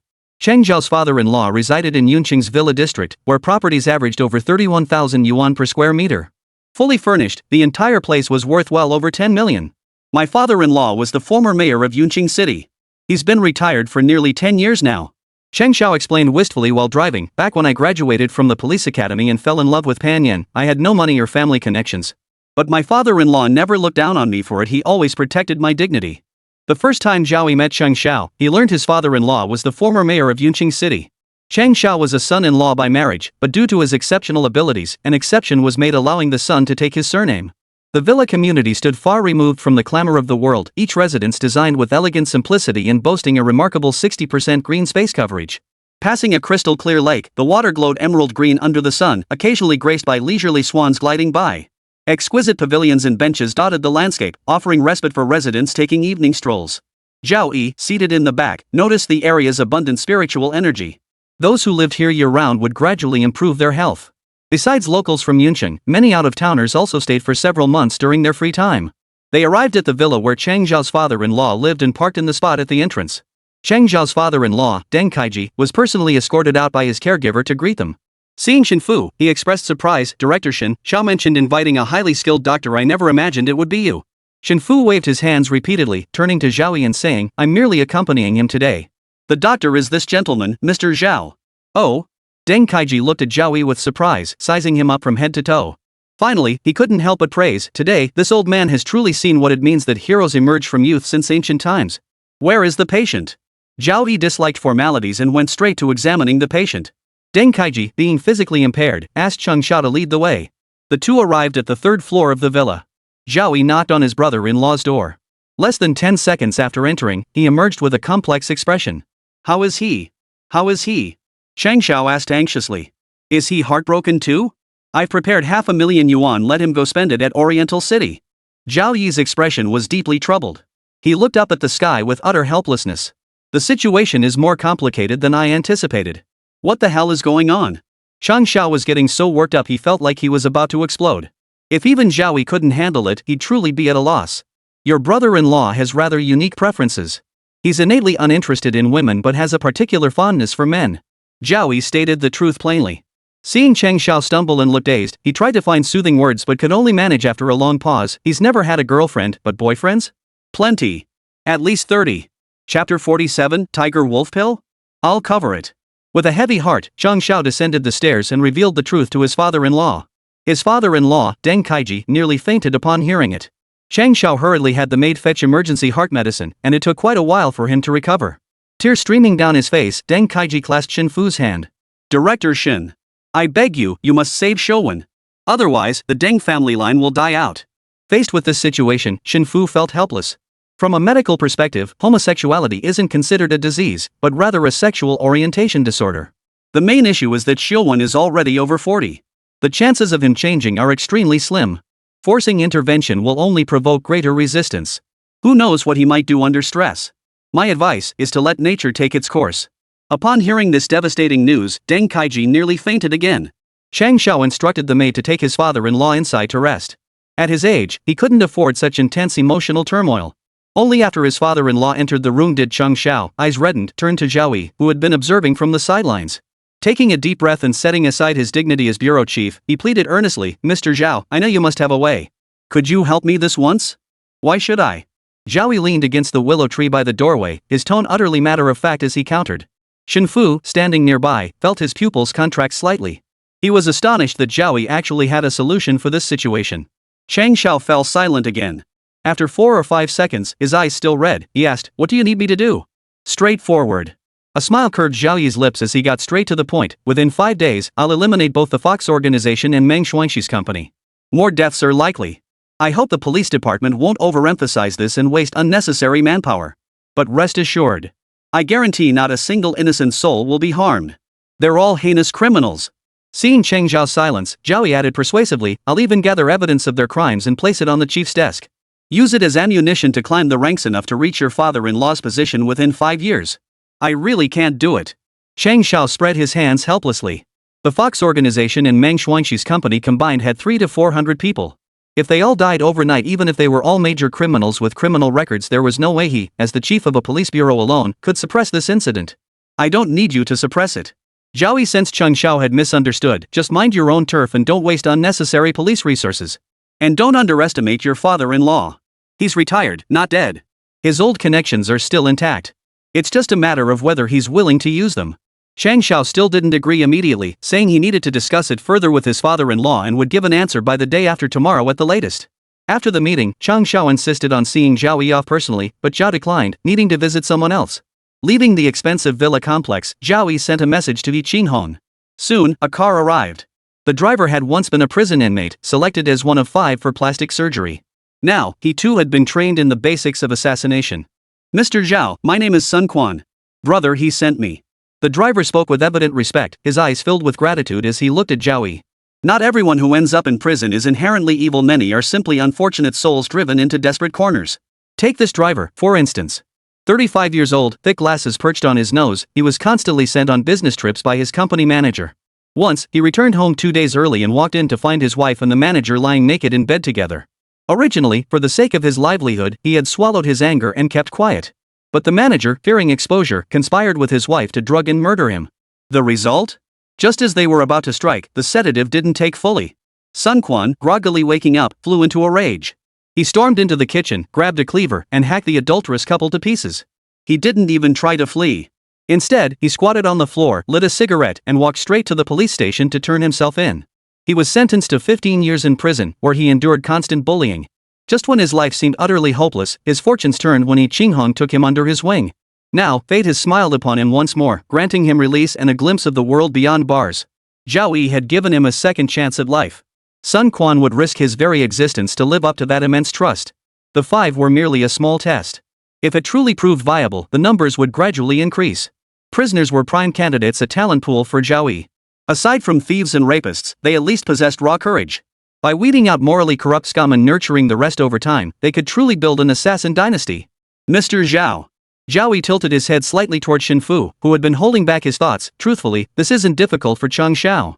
It's just that he has a thorn in his side and refuses to cooperate with you."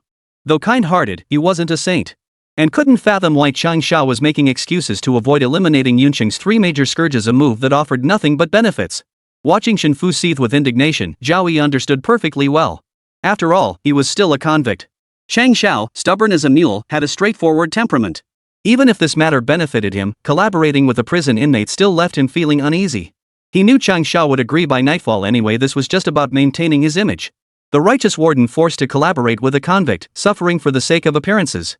Zhao Yi couldn't care less about such posturing. To normalize his brother-in-law's orientation, all it took was 1 tiger wolf pill to purge the yin energy from his body. Though the tiger wolf pill ranked lower than the emerald marrow pill, gathering just 1 batch of ingredients cost 20 to 30 million yuan. It couldn't be bought through normal channels, so he'd demand 20 batches and charge a modest fee. Ordinary people could take it too. After ingestion, one becomes ferocious like a tiger or wolf. Often used in military contexts for fearless battlefield charges, Zhao Yi could employ this to make his trained assassins even more ruthless. He wasn't worried about Chang Xiao or his father-in-law objecting. Through the Book of Life and Death, Zhao Yi glimpsed his brother-in-law Deng Xiuwen's future. Tonight, she would elope with a boyfriend she'd been dating for 3 months. Though they'd be discovered and apprehended swiftly. But Deng Xiuwen threatened suicide, nearly driving his father-in-law, Chang Xiao, to his grave. Then it would be Zhao Yi who'd have to play the sympathetic role. Director Chang has his reasons. After all, I'm a convicted criminal. We should show some understanding. When Zhao Yi uttered these words, Shen Fu's gaze shifted noticeably. He realized his previous prejudices against this young man had been too harsh. Setting aside his extraordinary methods, Shen Fu admired Deng Xiuwen's broad-mindedness, a quality none of the Shen family's younger generation could match. Their destination was Old Yen's mountain retreat. Having received word ahead of time, Old Master Yen stood at the courtyard gate, seated in a bamboo chair he'd woven himself. When he saw Zhao Yi step out of the car, the wrinkles on his face smoothed into a smile. "I've been waiting for you for half an hour. Come in quickly for some tea." After this period of nourishment from the magical artifact, his physique had visibly strengthened, his face glowing with a healthy flush. The three sat in the pavilion drinking tea. Shen Fu laid out everything that had just transpired before Old Yen. Having fought in several battles, including the Vietnam Self-Defense Counterattack War, Old Yen possessed a fiery temper. Upon hearing the news, his mustache bristled with anger. "Zhao, go ahead and do whatever you need to do. This old man will cover for you." Chapter 48, Tenfold Self-Healing, Soaring Above the Earth. Old Yen's temper was genuine, fierce and unyielding. His bravery on the battlefield in his youth was legendary. Otherwise, his late wife wouldn't have sought solace in a string of Buddhist prayer beads before her passing. "I've known about those 4 cancerous tumors and their so-called mysterious Tiger Lord for ages. All these years, who knows how much trouble they've caused for Yuncheng." His emotions running high, Old Yen rose from his chair and downed the rest of his tea in one gulp. "If I hadn't retired, I'd have damned well brought an entire reinforced platoon from the military zone to mow down every last one of those bastards with rotten souls. That night when I learned Ping and Charity was wiped out and boss Zhang Yingtian hanged himself at the welfare home, I knew it was Zhao Xiaoyou's doing. Damn satisfying. They're the ones who framed you and sent you to prison, right?" Seeing Zhao Yi nod, Old Yen grew even more agitated. "I'll say it plainly today, Zhao Xiaoyu, go ahead and do it. If Chang Xiao objects, it doesn't matter. I'll just sit outside the police station. Anyone who dares to respond to a call will have to step over my dead body." Shen Fu was startled. It was the first time he'd seen Old Yen like this. The three talked late into the night, sharing a meal together. Old Yen brought out his treasured vintage liquor from the cellar, and they all ended up thoroughly drunk before calling it a night. Stepping out of the courtyard and into the car, Zhao Yi sobered up quickly. He instructed Sun Quan to drop Shen Fu off first before heading to the prison. By the time they reached the prison, it was already past midnight. Li Buotao was crouched by the main gate, convinced the stone lion beside him was alive. It kept glancing his way, sending shivers down his spine until his legs went numb. Seeing Zhao Yi, he finally felt grounded. "Mr. Zhao," he called out warmly, handing over a thermos. "It's cold at night. Don't catch a chill." Zhao Yi took the thermos, knowing exactly what Li Buotao was thinking. Still feeling a bit uneasy, he walked inside while offering reassurance. "Chang Xiao is fine.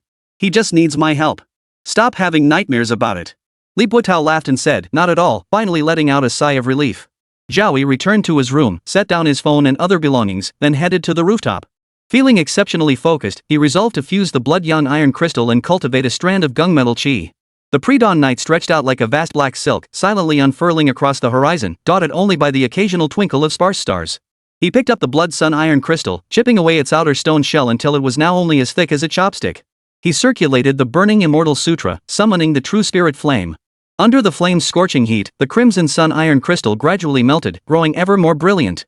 The terrifying runes coiled around it threatened to transform into a phoenix of immortality, shattering Zhao Yi along with the crystal. Yet the golden flames proved too extraordinary, capable of consuming all celestial gods and demons. Provoked by the runes within the phoenix's blood, they subtly began to transform into a molten furnace.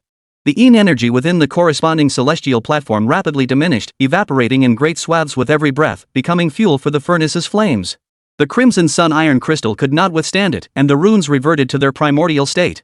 Zhao Yi saw the moment had come. He opened his mouth like a whale gulping water, swallowing it all in one gulp. Then, he sat cross-legged on the ground, circulating his techniques to begin the fusion. The liquid flowed through his body, scorching in heavy. Zhao Yi felt his entire body blaze, his eyes burning fiercely enough to spew fire several times hotter than molten lava. He couldn't help but utter a low, hoarse cry. "Am I truly about to forge the fire eyes of golden vision?" A series of fierce, predatory cries erupted from his abdomen, piercing straight up to the heavens. Finally converging in Zhao Yi's lungs, they erupted with a resounding clang, as if forged by 10,000 hammers. A faint crimson mist escaped his nostrils and mouth, drifting outward to strike the concrete railing of the rooftop terrace. With a clean, decisive chop, it severed a large chunk of the railing. The divine power, it's complete! Zhao Yi shouted excitedly. Half a minute later, the supernatural phenomenon vanished. The rooftop's energy was completely depleted, requiring time to replenish. Whether it was cultivation techniques or magical artifacts, they all required time to activate. But divine abilities were different. They were innate powers possessed by cultivators themselves. Even if Zhao Yi stopped consuming precious metals, the gunmetal energy nurtured within his lungs would continue to evolve as his cultivation realm advanced. And Zhao Yi was utterly thrilled. Tonight's gains didn't end there. Under the stimulation of the terrifying runes, the golden flames were forced to revive, forming the rudimentary shape of a crucible. They refined the profound essence of the Phoenix clan, bathing Zhao Yi's physical body in a baptism that brought him immense fortune. Zhao Yi exhaled a wisp of gunmetal chi toward his right arm. The killing intent of the gunmetal chi pierced the heavens. Yet, it instantly carved a 10-centimeter long wound into his flesh, a body impervious to bullets. But before the blood could flow, it healed at a speed visible to the naked eye. The Phoenix clan's healing gift was unparalleled. Though a single drop of blood was insufficient for Zhao Yi to inherit the full power, it was enough to accelerate his healing speed tenfold. What humans call divine abilities are simply the innate gifts of the beast tribes, a difference in nomenclature only. One more. Zhao Yi's body trembled violently as a powerful force erupted from his back, slowly forming a pair of wings. The wings blazed like raging fire, radiating scorching heat that bathed the night sky in a blood-red glow. This is also an innate talent of the Phoenix clan. Under normal circumstances, one would need to reach the peak of the mortal transformation realm to master the mighty power of soaring through the air. Now, however, it can be achieved at the mid-stage of the true spirit realm, with a speed that is truly terrifying. At full flight, it rivals that of a commercial airliner. Of course, the consumption of true essence is equally terrifying. Zhao Yi estimated that after no more than 100 kilometers, he would risk crashing. Beyond that was his lifespan. Having fused with that single drop of Phoenix blood, even without further cultivation, his lifespan could reach an astonishing 2,000 years. In high spirits, Zhao Yi returned from the rooftop to his bedroom. Picking up his phone from the table, he found over a dozen missed calls, all from Chang Xiao, made just moments ago. He didn't bother returning any of them. Instead, he stepped into his 50-square-meter bathroom and sank into a relaxing bath. Half an hour later, he emerged, lazily picking up his phone to find another dozen missed calls. He dialed back, and the line connected instantly. Chang Xiao's anxious voice came through. Finally got hold of you. What's up? Zhao Yi yawned lazily. Nothing urgent. Let's talk tomorrow. You woke me from a sweet dream. No. Chang Xiao, on the other end, was gritting his teeth, pleading 3 times for Zhao Yi not to hang up. Something major happened tonight. My brother-in-law eloped with a man he'd only known for 3 months. They planned to flee China for the US, but I managed to stop them just in time. But he's in a terrible state now, threatening suicide. My father-in-law is so upset he's in the hospital, and my sister-in-law is so stressed she's got 5 blisters on her lips. I agree to your terms. Please, I beg you, step in and help. Zhao Yi remained silent. Chang Xiao seized the opening, urgently asking, is there anything you need? Just name it, and I promise not to haggle. Zhao Yi sent over a list of medicinal ingredients he'd prepared long ago, each item marked with multiply by 20. At a glance, Chang Xiao's head spun. It was an outrageously high price, more than he could afford even if he sold himself. With bitter resignation, he admitted, I can't afford it. Zhao Yi, anticipating Chang Xiao's response, retorted without hesitation, I've already told you, don't underestimate your father-in-law. He may have retired, but he's far from finished. The retired mayor of Yun City still wielded considerable influence. Chang Xiao couldn't afford it, but his father-in-law could. Chapter 49, Restoring Prosperity, the Peculiar Elder. I need to discuss this further with my father-in-law. Chang Xiao needed to inform his father-in-law. 500 or 600 million yuan was no small sum. More importantly, it would cost him considerable personal connections and require multiple channels to secure. Favors were a finite resource. Once used, they were gone. He truly didn't want to draw upon them unless absolutely necessary. Of course, no problem. Zhao Yi ended the call, switched off his phone, tossed it aside, and lay down to rest. He slept until 10 in the morning. Upon waking, he texted Hu Xiaokong to send breakfast. Li Buotao followed along eagerly, entering the room and respectfully reporting, about 2 or 3 hours ago, Chang Xiao called me over a dozen times asking about you. He hasn't received a response yet. I figured you might be resting, so I didn't want to disturb you. To be honest, Li Buotao, I was secretly thrilled. Back when Chang Xiao was the warden, he wore a perpetual scowl, treating everyone like they owed him money. A single word from him could send shockwaves through the prison, and Li Buotao had suffered his fair share of consequences. Hearing Chang Xiao beg for the first time, even using terms like brother Tao, made Li Buotao feel an immediate sense of relief. The only regret was forgetting to record it. Otherwise, listening to that exchange would have been a true blessing in life. Zhao Yi slowly powered on his phone. Over 30 missed calls, all from Chang Xiao. He dialed back, and the line connected instantly. The voice on the other end sounded exhausted, hoarse with emotion. Master Zhao, I agree. Zhao Yi tapped his fingers lightly on the table, feigning helplessness. There's been a slight complication. 20 doses might not be enough. We might need 30. Chang Xiao was furious enough to feel his liver ache. This was blatant extortion. But now his brother-in-law was threatening suicide, and his father-in-law was hooked up to a ventilator in the hospital. If both the old man and the young man were to die, his wife would likely lose her mind too. Fine. Chang Xiao gritted his teeth and agreed. He feared that if he hesitated, the price might jump to 40 orders next time, driving him to the brink of despair, but the quantity is enormous. I need time to gather it. It'll take at least 2 or 3 days. No problem. Zhao Yi's tone remained unchanged. Once Director Chang has the herbs ready and delivered to the prison, I can begin refining the elixir. On the other end of the line, Chang Zhao's teeth ached. His tone shifted from pleading to desperate entreaty. Please, Master Zhao, give me some advice. I'm being roasted alive right now. I need to keep my brother-in-law quiet for just 2 or 3 days. Otherwise, in 2 or 3 days, I'll be looking at a corpse. He wasn't joking. His brother-in-law was now at the end of his rope, giving him only one final hour. If he didn't give in, he'd take his own life at the airport. Zhao Yi felt Chang Xiao was blinded by his own situation. He offered the simplest, most brutal solution: send someone to hit him over the head with a hammer. 3 days in the hospital unconscious will do the trick. Don't worry about hitting too hard. As long as he's still breathing, I can bring him back. Chang Xiao gritted his teeth on the other end. This solution was utterly unethical, yet it seemed the only option. After exchanging a few more polite words, he hung up. Zhao Yi tucked his phone away. He instructed Li Buitao and Hu Shaokong to head out for breakfast before leaving the prison. They hailed a random taxi at the gate. 2 hours later, they got out in the suburbs. Zhao Yi summoned the crimson wings on his back and flew full speed toward Fulong Mountain. Soaring through vast stretches of mountain forests, Zhao Yi moved with grace and speed. He covered dozens of meters in the blink of an eye, reaching the summit of Fulong Mountain in just 10 minutes.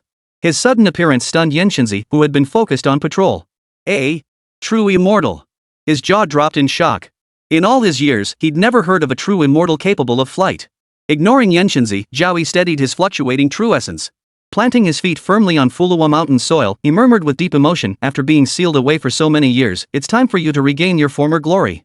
He then ordered Yanxinzi to descend the mountain, retreating as far as possible. Should any repercussions occur, Zhao Yi wouldn't be able to spare the attention to protect him. Yanxinzi obeyed Zhao Yi's command without hesitation. If even an immortal admitted he couldn't protect him, Yanxinzi didn't believe his own luck was strong enough to survive the fallout. Once Yanxinzi had descended, Zhao Yi, standing at the center, summoned his crimson wings once more. Soaring upward, he hovered midair before unleashing a torrent of blazing, fiery energy from his mouth, a roaring cascade like a plunging waterfall. Though newly cultivated, its power was already formidable, 100 times stronger than a flying sword. One magical formation after another was cleaved apart, shattered like rotten wood. The commotion it caused was immense, and all manner of terrifying attacks swept through. Fire spirits, icy cold, venomous toxins. Finally, several flying zombies emerged, the vicious servants guarding Fulong Mountain, tasked with eliminating anyone who dared disrupt the formations. Yet before the Gangjin Shi, they were no match, instantly shredded into fragments. Hiding behind rocks at the mountain's base, Yanxinzi, who thought himself safe, howled in agony. His robe was shredded by crimson afterimages, and he fled bare-bottomed, weeping and running, his head swollen with over a dozen lumps from flying debris. With 99 formations destroyed, the dragon vein of Fulong Mountain regained its freedom. After so many years of confinement, the dragon vein at its base finally stirred, emitting an ecstatic roar. Yanxinzi, who had found a few leaves to cover himself, stared in utter astonishment at Fulong Mountain, vaguely guessing what it was. Fulong Mountain rumbled as its body rose imperceptibly to the naked eye, regaining its former glory. In tandem, spiritual energy slowly rose, nourishing the half-dead tea trees that were finally about to burst with vitality. Zhao Yi had destroyed 81 magical arrays, breaking the seal on Fulong Mountain. Beneath his feet lay 8 small objects covered in soil, from a silver-white dagger to a purple-gold gourd, all precious magical artifacts that had served as array focal points. Though not as magnificent as the bronze cauldron, they were still far from inferior. Yanxinzi, who had crawled back to the summit on hands and knees, knelt beside Zhao Yi. Trembling, he scooped up a handful of soil and murmured in utter astonishment, "It's actually a dragon vein. Was it sealed by an array? To witness this in my lifetime." Dragon veins are the concentrated essence of heaven and earth, places where spiritual energy is exceptionally dense, the ultimate treasure sought by all martial artists and sorcerers throughout their lives. He never imagined that the barren mountain he'd guarded for over a week held such boundless significance. Cough, cough. Young friends, to activate this mountain's formation without the owner's consent, isn't that a bit rude? A hoarse cough echoed, followed by a reproachful voice. Yanxinzi instinctively turned to see an old man clad in a gray straw cloak. He had appeared behind them, mere meters away, without anyone noticing. The old man was far older than him, his eyes hollow and lifeless, like the black glass beads found in small shops. Time had eroded him to the extreme, making him resemble nothing so much as a skeleton wrapped in strips of cloth. Yanshengzi frowned, the figure strangely familiar, as if he had seen it somewhere before. Chapter 50, Half-Step Immortal, Xianglu Organization. The old man before him appeared to be at least 120 years old. His skin was coarse and sagging, like aged tree bark, covered in deep furrows and wrinkles. Long since lost its elasticity, it clung tightly to his bones, an eerily terrifying sight. I remember now. Yanshengzi's expression turned solemn. An elder of the Deadwood sect vanished suddenly 30 years ago. You must be Elder Kuiying. The Deadwood sect was a top-tier sect in Great Xia. Though it couldn't compare to the Celestial Master's Mansion or 10,000 Swords Mountain, it was infinitely stronger than Yanshengzi's own Blazing Fire sect. As the supreme elder of the Deadwood sect, Kuiying had already attained the perfect Dao realm 30 years ago. The old man's throat emitted a hoarse croak, and a flicker of approval appeared in his lifeless eyes. Who would have thought that after vanishing for 30 years, I'd still be recognized today? When I kill you later, I'll make it quick. Now a half-step martial king, he was dozens of times more powerful than he had been 30 years ago. The one shielding himself with leaves radiated fiery energy, likely a fire element cultivator at the minor achievement stage. The other young man, however, showed no fluctuations of magical power and bore no signs of martial cultivation. He was an utterly ordinary person. Though he didn't know how these two had broken through the Fulong Mountain Great Array, killing them both would settle the matter. He would leave no loose ends. Zhao Yi turned his gaze to Elder Kuiying, summoning the Book of Life and Death to scrutinize his life's record. In that instant, Elder Dry Shadow felt the surrounding space freeze solid. A mysterious, colossal force enveloped his entire being. A flicker of terror crossed his face as he instantly grasped what was about to happen. Yet when he tried to stop it, he found himself powerless. At that moment, the journey of his life unfolded before the young man like a scroll. His past, present, and future lay bare before him. Zhao Yi's gaze was focused and profound. Scrutinizing the life history of a half-step martial king consumed a significant amount of true essence equivalent to that of 10,000 ordinary people. A substantial portion of his true essence vanished in an instant. But the information gleaned from Elder Kuiying had resolved every lingering doubt in Zhao Yi's mind. The 81 formation arrays of Fulong Mountain were the masterpiece of the Xianglu organization. The mysterious Tiger Lord and Elder Dry Shadow were both members of the Xianglu organization. Legend held that Xianglu originated from a strange demon in the classic of mountains and sees a ferocious beast from ancient times. After its defeat, it fled in disarray to Japan, renamed itself Yamada no Orochi, and was revered as a supreme deity. It enjoyed temple offerings and held the highest status. The Xianglu organization emerged as a clandestine terror force secretly established in Great Xia in 1945, after Japan's unconditional surrender and withdrawal. Over the past few decades, Japan covertly provided support. According to what Elder Kuiying knows, it has involved more than a dozen provinces, deploying puppets in hundreds of cities. Tiger Master is one of them. These puppets possess distinct identities, selected through rigorous screening. They too were injected with toxins, requiring annual doses of antidote to suppress their effects. During wartime, Fulong Mountain fell into the clutches of Japanese sorcerers. Discovering the dragon vein beneath, they settled there ecstatically to cultivate their arts. Before departing, to prevent Xia from exploiting it, they jointly established 81 magical arrays. Each formation demanded immense effort and consumed vast quantities of rare treasures. 9 of the most precious treasures were reserved as array cores, intended to be reactivated within the Great Xia Empire when the time was right. 30 years ago, Elder Kuiying's lifespan was nearly exhausted. Before his death, a white-masked figure approached him, promising to elevate him to the threshold of martial sovereign status. The condition? He must inject himself with a poisonous serum and silently guard a crucial mountain. Advancing from the perfected Dao realm to the half-step martial king realm would extend his life by 50 years. Elder Kuiying agreed. He then settled on a desolate mountain 20 kilometers from Fulong Mountain. For 30 years, he never set foot in a city. When thirsty, he drank dew and spring water. When hungry, he hunted beasts and ate wild fruits from the mountains. Only when the dragon vein seal was lifted did he rush here in haste. Zhao Yi understood everything, his eyes burning with murderous intent. What exactly did you do to me? Elder Kuiying, seemingly unaware of the awe he inspired, strode forward. Having lived over a century and endured countless brushes with death, his resolve far surpassed that of ordinary men. He fixed Zhao Yi with a savage, wicked grin. You must possess a powerful artifact, but soon it will be mine. To die by the hand of a half-step martial king is the greatest honor you could ever hope for. Facing the mountainous killing intent, Yanshengzi showed no panic, instead wearing a mocking smile. So what if he was a half-step martial king? Zhao Yi beside him was a genuine, authentic true immortal. Withered wood palm. Sensing something amiss, Elder Dry Shadow erupted into action, unleashing a palm strike at Zhao Yi. Rings of wood grain blossomed around his palm as it slashed toward Zhao Yi's forehead. The deadwood palm of the deadwood sect was famed for its ability to instantly wither any struck flesh, turning it into lifeless, dead flesh. Such a monstrous technique carried severe drawbacks for practitioners, even worse than those of the blazing fire sect.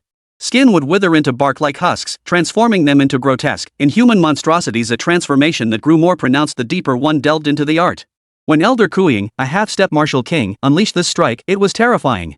The air itself carried a scent of decay and withering, causing weeds to instantly shrivel wherever the palm passed. Zhao Yi didn't even flinch. He simply exhaled a breath as calmly as before. Instantly, Elder Kuiying felt as though he'd been plunged into an ice cellar. He had no time to react, watching helplessly as he froze into an ice sculpture before even hitting the ground. Yuncheng was utterly dumbfounded. He knew the true immortal would easily defeat a half-step martial king, but this was beyond belief. Without even raising a finger or casting a spell, he killed him with a single breath. A half-step martial king stood on the threshold of true martial king power, possessing formidable combat prowess. Yet against Zhao Yi, he was scarcely stronger than an ant. Frozen solid in a single breath, dead as a doornail. Yuncheng's mind was in turmoil. He had severely underestimated true Master Zhao's power. Even the young Celestial Master of the Celestial Master's mansion, a prodigy seen but once in a century, couldn't compare. Suddenly, a wave of relief washed over him. That day in the scripture hall, it was fortunate the true immortal Zhao hadn't harbored murderous intent, and he himself had been quick-witted enough to hand over the life-saving money in time. Otherwise, the fate of Elder Kuiying, now frozen into an ice sculpture, would have been his own. Zhao Yi gathered the 9 magical artifacts. Using just 3 or 4 of them, supplemented with auxiliary materials, he could reconfigure the mountain's ceiling grand formation. Even if the martial king or the true immortal arrived, they wouldn't dare enter or leave unscathed. With Fulong Mountain dealt with, it was time for him to return. The intelligence gleaned from Elder Dry Shadow only deepened Zhao Yi's murderous intent. They were a band of Japanese-backed traitors who had lurked in Yuncheng for all these years. Every day they lived was a disgrace to Zhao Yi. I'll recite a few more sections of cultivation techniques for you. They'll be sufficient for you to reach the pinnacle of the Tao without causing harm to your body. The dragon vein of Fulong Mountain had just been unsealed, and the area was in a critical phase of rebuilding. No further incidents could be tolerated. Zhao Yi's expression remained calm, his eyes serene as still water. He looked at Yuncheng and said, "From now on, you will remain stationed here permanently. Under no circumstances are you to allow anyone to approach. Should any trouble arise, your head will be the first to roll." Chapter 51, Abandoned by the World. Did the boss flee? Yuncheng agreed enthusiastically. With the dragon vein of Fulong Mountain unsealed, the spiritual energy would gradually rise, transforming it into a heavenly paradise. In the current cultivation environment of Great Xia, it was an exceptionally rare treasure land. A single day here equaled half a month outside. If it were truly possible, he hoped to never leave. Moreover, there were fire attribute cultivation techniques that could be practiced until one reached the pinnacle of the Tao, with no adverse effects on the body whatsoever. It was a blessing so wonderful it would make one smile in their sleep. Zhao Yi imparted several segments to Yuncheng's commonplace techniques in the vast cosmos, yet complete enough to reach the pinnacle of the mortal transformation realm. To Yuncheng, they were nothing short of divine scriptures. He immediately sat cross-legged to begin his contemplation, his face unable to hide his wild joy. Summoning his crimson wings, Zhao Yi prepared to return to the city. The spiritual energy on Fulong Mountain was still too weak. Even if he planted that seed, it wouldn't sprout. It might take a year or several years before the mountain could fully regain its former glory. He could learn methods to shorten this timeframe from the Book of Life and Death, but for Zhao Yi at present, it was beyond his reach. I place my hopes on the Shangli organization. Zhao Yi let out a cold laugh high in the sky, enveloped in fiery red light, resembling a figure from myth. Zhao Yi surmised that since the Shangli organization had dispatched Tiger Lord, their objective was undoubtedly to seize Fulong Mountain discreetly. They must be planning to reactivate the dragon vein at its base, and since they couldn't afford to wait that long, they surely possessed methods to accelerate the process. Now the roles of hunter and prey had reversed. He would bide his time, first eliminating Tiger Lord's inner circle, then see what other tricks he had up his sleeve. Back in prison, Zhao Yi texted Shin Yuncheng. The time to test the results had come. By tomorrow morning, the head of the Fox organization's leader would appear on his desk. Simultaneously, he messaged He Qinghong. The moment word of Shin Yuncheng's success arrived, he was to launch a purge against the Fox organization's remaining forces, leaving not a single bloodstained executioner alive. The 2 kittens, Bai Ri and He Yao, lay quietly at Zhao Yi's feet. Each day they consumed copious amounts of fresh beef, then channeled the Demon Emperor's heart method to temper their own blood. Now robust as young panthers, every movement radiated an undeniable aura of authority. Hu Shaokan, responsible for feeding them, sensed the kittens growing increasingly different. The occasional flash of sharpness in their eyes made him feel as if he were facing 2 individuals. Besides refining their blood with the Demon Emperor's heart technique, Zhao Yi would occasionally take them out for drives around Yuncheng. After awakening their spiritual intelligence, the two kittens possessed memory-matching Yicheng homes, having already imprinted the entire map of Yuncheng in their minds. Zhao Yi also imparted the introductory teachings of the Assassin's Temple for them to study. Born killers by nature, the introductory teachings proved like divine assistance to them. Their wild instincts were fully unleashed, allowing them to even engage in combat against peak martial masters. In truth, they were Zhao Yi's foremost combat forces, they just hadn't had the chance to prove themselves yet. Meow meow meow, meow meow meow. Seeing their pouting expressions, Zhao Yi smiled warmly and said, "Tonight is your chance to act. I'll show you photos and locations of Meng Shuangxi and his subordinates shortly. Leave none alive, but crucially, don't leave any obvious traces." Hearing they finally get to act, both perked up their ears and nodded excitedly. After making his arrangements, Zhao Yi sent a message to Cheng Xiao. All officers were to remain on standby tonight. Ignore any related emergency calls and wait patiently until dawn. Once it breaks, it will all be over. The more one anticipates something, the slower time seems to crawl. Black Sun Black Jade was no exception, pacing the room in agitated frustration. Finally, as the city's bustle faded and the streets emptied, with stars and moon obscured by dark clouds, Zhao Yi watched the receding figures. His cold gaze held no flicker of emotion. The law is too merciful. I shall judge the guilty. He Ri and Bai Yao's destination was clear. Running with light, agile strides, they headed straight for the remote development zone. The development zone was a pre-construction area, dotted with construction sites enclosed by corrugated iron fences. At night, not a soul could be seen. After the incident at Ping and Charity, the other three companies had significantly increased their security. They now had several people on rotating night shifts, invested heavily in dozens of infrared cameras, and purchased a large quantity of peachwood talismans online. When the 3 5-story private villas came into view, grim smiles curled at the corners of their mouths. High walls encircled the villas, topped with barbed wire and electrified with high-voltage current around the clock. Surveillance cameras and motion-activated alarms were visible everywhere. Any intruder would trigger an immediate alert to those inside. By day, Bai Ri and He Yao perched on the branches of a large tree outside, their gaze fixed and observant. No one entering or leaving escaped their notice. At least 60 or 70 people were confined within the villa, its defenses extremely tight. High-wattage incandescent lights illuminated the place brightly, and several Tibetan mastiffs were even kept there. They were deliberately fed only once a day, their hunger making them irritable and restless. Forcing entry wasn't impossible, but it would alert the others, allowing some to escape. The two exchanged glances, both arriving at the same plan. They left the tree one after the other and approached the utility pole. Extending their sharp claws, sparks flew instantly, plunging the 3-unit townhouse into complete darkness. The Tibetan mastiffs' howls and human voices erupted simultaneously.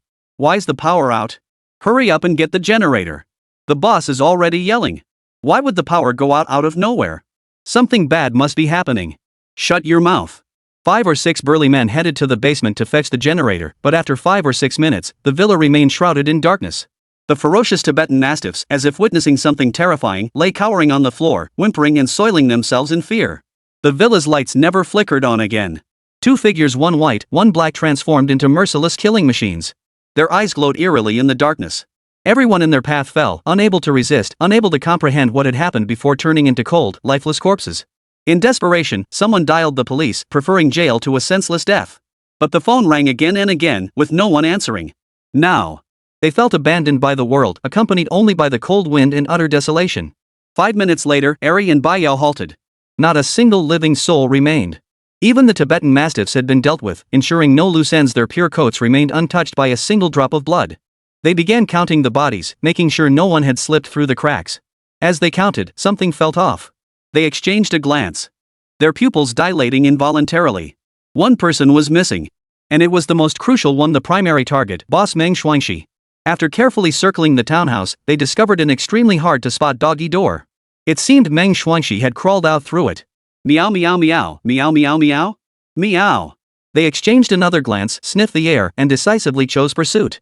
This was their first mission. If they let Meng Shuangxi slip away, who knew how long they'd be grounded again? Before taking action, they slashed the tires of nearby cars. He couldn't have gotten far. Chapter 52, Military Intervention, Seduction, and Murder.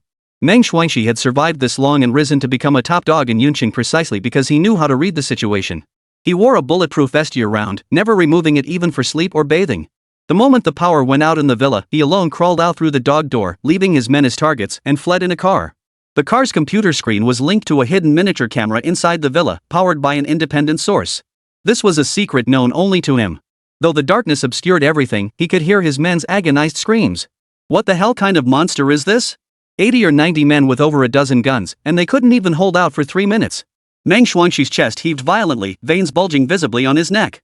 He couldn't recall the last time he'd felt such fear coursing through his entire body. He'd already sent a message to Tiger Boss, but the lack of response meant the old man must have given up on him too. Run! One thought consumed him now: escape the development zone immediately. Only in populated areas could the killer be deterred. Tires screeched against the asphalt, leaving scorched black streaks in their wake. Damn it all to hell, why is everything breaking down? Who the hell is after me? Did I break some divine law? Do they even care about the consequences? Meng Shuangxi was on the verge of despair, his entire body drenched in cold sweat. All 4 tires were deflating. He couldn't go much further. He could only leave it to fate. Finally, as the car neared the edge of the development zone, its speed reduced to barely more than an electric bike's, a dozen soldiers in military uniforms, their expressions unusually solemn, came into view. Meng Shuangxi cried out in excitement. He'd never seen soldiers look so welcoming. He stopped a few meters away, scrambled out of the car, and shouted, "Soldiers, save me! Someone's trying to kill me!" The soldiers stood solemnly. Their leader, a tall, imposing man already a major at 25 or 26, a promotion pace that was truly alarming, watched the panting man approach. He pulled a 1-inch photo from his pocket, studied it 5 or 6 times, then asked uncertainly, "You are Meng Shuangxi?" Meng Shuangxi had no idea how the officer knew his name, but there was no time to dwell on it. He nodded urgently. "Sir, take me away immediately. My life is in danger." The major tucked the photo away. Someone handed him a pair of white gloves. After slipping them on, he drew the pistol from his waistband, cocked it, and fired in one fluid motion. Meng Shuangxi collapsed, a bullet through his forehead, his face frozen in the shock of death. He never imagined he'd meet his end at the hands of someone from the military zone. After disposing of Meng Shuangxi's body, they climbed into the military jeep and vanished swiftly into the night. Every detail was clearly observed by Eri Baiyao, concealed in the distant grass. They had been about to catch up when they witnessed the scene. The two exchanged glances, seeing the confusion in each other's eyes, but chose not to probe further. They returned to the prison to report to Zhao Yi. Zhao Yi had been waiting inside the prison for quite some time. Seeing them return safely, he looked visibly uneasy and guilty. With the Book of Life and Death, he could see everything that had transpired. Military zone personnel actually showed up too. Old Yen really hasn't been unkind to me. He even prepared a backup plan. It was obvious this involved Old Yen. No one else in Yuncheng could command the military district like that. Established 40 years ago, the Yuncheng Military District was one of the 10 major defense zones of the Great Xia Empire, boasting formidable military strength. Commanded by a full general, even the current mayor had to make appointments days in advance to arrange a visit. That major, around 25 or 26, looks vaguely familiar. Zhao Yi smiled as he looked at the two nervous youngsters. Regardless, you had someone else clean up your mess. Before you can match a half-step martial king in combat, master the fundamentals of assassination to perfection. Don't even think about going out again. Upon hearing this, Bai Ri and He Yao's faces immediately fell, though they offered no rebuttal. Still, for your first mission, you performed remarkably well. I've prepared a gift for you both. After sprinting from the prison to the old city district, killing their target, and then racing back, Zhao Yi could see they were exhausted. He picked up an object from the table, a beast bone, thick as an adult man's arm, entirely jet black. Its origin remained unknown, yet even after so many years, it still radiated an inexplicable aura of power. Unlike the phoenix blood, which held the promise of destiny, this bone simply contained immense energy. One of the 9 magical artifacts, Zhao Yi set it aside. Even without any refinement, it possessed remarkable power. Zhao Yi estimated that the original form of this beast bone far surpassed that of a martial king or immortal, making it perfect as blood sustenance for the two kittens.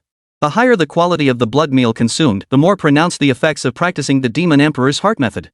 This mysterious beast bone on the table was 1,000 times more potent than fresh beef. Meow! The two kittens meowed with delight. As always, the greedy black sun lunged first. Though its bite could sever steel bars, it only left faint marks, managing to gnaw off a tiny speck no larger than a sesame seed. Even so, the sensation was unbearable for Black Sunday.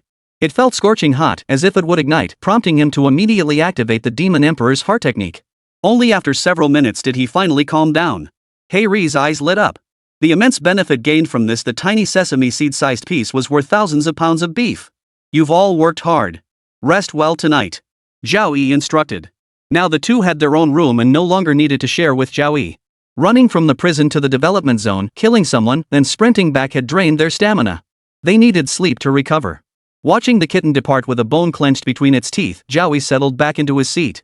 The night wasn't over yet, the wait continued. Around 3 or 4 in the morning, Yi Qinghong and Su Yuncheng arrived. Tonight, Su Yuncheng wore a white-based, printed satin sleeveless qipao dress. The chest featured a sheer lace cutout design, her alluring cleavage veiled by the semi-transparent fabric, hinting at what lay beneath. It had been custom-tailored by a specialist to fit Su Yuncheng's figure perfectly, accentuating her stunning curves while adding an air of refined intellect to her already dignified and charming demeanor. But she was unusually expressionless as she presented a wooden box with both hands. Zhao Yi opened the box, and a smiling human head came into view. The head of the Fox organization's leader. The Spirit Fox clan excelled not in direct combat, but in mastering the art of enchantment to its utmost limit. Even the strongest willpower could not resist it, for it acted directly upon the soul, stealing one's mind imperceptibly. After cultivating her powers, Su Yuncheng's allure had surged dramatically. Within 5 days, she had the Fox organization leader reeling, utterly devoted to handing over the entire roster of the organization. He then willingly fetched a kitchen knife from the kitchen, smiling as he ended his own life. Chapter 53, Assassin Organization, Shortcut to Cultivation. Qinghong possessed considerable skill, yet he maintained a distance from Su Yuncheng from the moment he entered. Her methods were too bizarre. Making enemies commit suicide? That was a first. It sent chills down his spine. Impressive performance. I'm very satisfied. Zhao Yi offered his praise without reservation. Su Yuncheng possessed extraordinary talent and naturally alluring physique marked by modeled bloodlines that even Qinghong had to admit was superior. You have now passed the trial and become one of my followers. Su Yuncheng nodded excitedly. I will strive harder and live up to Mr. Zhao's high expectations. She had already felt the benefits of cultivation. Every word and action now held a soul-stirring allure, and her physical prowess far surpassed the ordinary. A single leap could now reach 3 meters. Qinghong handed over a list bearing over 300 names, each marked with a cross. The list provided by Miss Su, not a single one was missed. All were dealt with by me and the other 5. We've also dealt with old Crooked Lu. Recognizing his potential value, we spared his life for now. Qinghong paused for a second before adding, he showed some guts, actually. To avoid arousing Tiger's suspicions, he had me stab him a centimeter below his heart and kill 2/3 of his men. He's now in the hospital's intensive care unit fighting for his life. You handled yourself well too. Zhao Yi smiled as he glanced at him. Qinghong was undeniably talented. Beyond his innate gifts, he was a rare orator capable of brainwashing an ordinary person into willing sacrifice within half a month. He was perfectly suited to cultivate a loyal following. Zhao Yi had already assessed the other 5 individuals. Now they all believe from the bottom of their hearts that Zhao Yi has granted them a second chance at life. Even if it costs them their own lives, they cannot let him down. Lu Laowai's approach was Zhao Yi's idea. The other 3 leaders have all been eliminated. Why should you alone walk away unscathed? To avoid arousing Tiger Lord's suspicion, he had no choice but to sever his own hands and feet. Zhao Yi picked up a box from the table, a rather decent magical artifact. Its material comes from the fangs of a venomous snake with a century of cultivation. You've done much for me, consider this a reward. Taking 4 or 5 of the 9 magical artifacts would be sufficient, any more would become a burden. He had no use for them anyway, a single punch could shatter them. Might as well give them as a reward. Qinghong eagerly took the box. A silver-white dagger lay quietly inside. Its handle was simple yet elegant, exuding a dangerous and alluring aura. He couldn't help but caress it gently, it seemed tailor-made for him. With this dagger by his side, he felt like a tiger with wings. Even facing a minor martial master, he now had the confidence to ambush and kill them. In recent days, Qinghong had devoted himself to gathering information, gaining some understanding of martial arts and magical arts. He now grasped how incredibly arduous their cultivation was. Martial arts demanded relentless discipline year after year of diligent practice. Even those with exceptional talent required a decade to reach warrior rank, 30 to 50 years to aspire to martial master, while martial king remained an unattainable dream. While magical arts offered a faster path, their drawbacks were immense. Either one became neither fully human nor ghost, or one's lifespan was drastically shortened. He also understood what magical artifacts were: priceless treasures beyond purchase, so rare that even many martial masters possess none. But what Master Zhao passed down was different. It granted power without grueling training, carried no physical drawbacks, and bestowed precious magical artifacts with exceptional attributes as if they were nothing. In his heart, he truly revered Master Zhao as a god. Thank you, Master Zhao. Don't get too excited just yet. There's still a task ahead. Zhao Yi's words snapped Qinghong back to reality. I want you to select 24 reliable individuals from the prison. Once their suitability is confirmed, teach them the introductory teachings of the Assassin's Temple and establish an assassin organization. With the herbs provided by Chang Xiao, he could refine 30 tiger wolf pills. One would be given to Deng Xiuwen, Chang Zhao's brother-in-law. The remaining 29 pills could forge 29 individuals who feared neither life nor death. Their bodies would also become vastly stronger, and with minimal training, they could become top-tier assassins. Then he could take on missions from the dark web, hunting down high-value targets with exorbitant bounties, the lowest starting at $1 million. This was worlds apart from his current petty operations. Mission guaranteed. Qinghong's blood boiled with excitement, envisioning the assassin organization shining brightly in the future, becoming a name that struck fear into hearts. The assassin dynasty's techniques were forged for killing. Diligent, rule-bound cultivation yields minimal results. Only by repeatedly teetering on the brink of life and death can one seize the opportunity for breakthrough. Su Yuncheng beside him wore an expression of envy. It was clear the dagger was extremely precious, but having just passed the trial and yet to earn any merit, she could only gaze at it longingly. Zhao Yi, of course, noticed Su Yuncheng's expression. Turning to her, he spoke with solemn gravity, "I must entrust you with a formidable task. Mr. Zhao, please speak."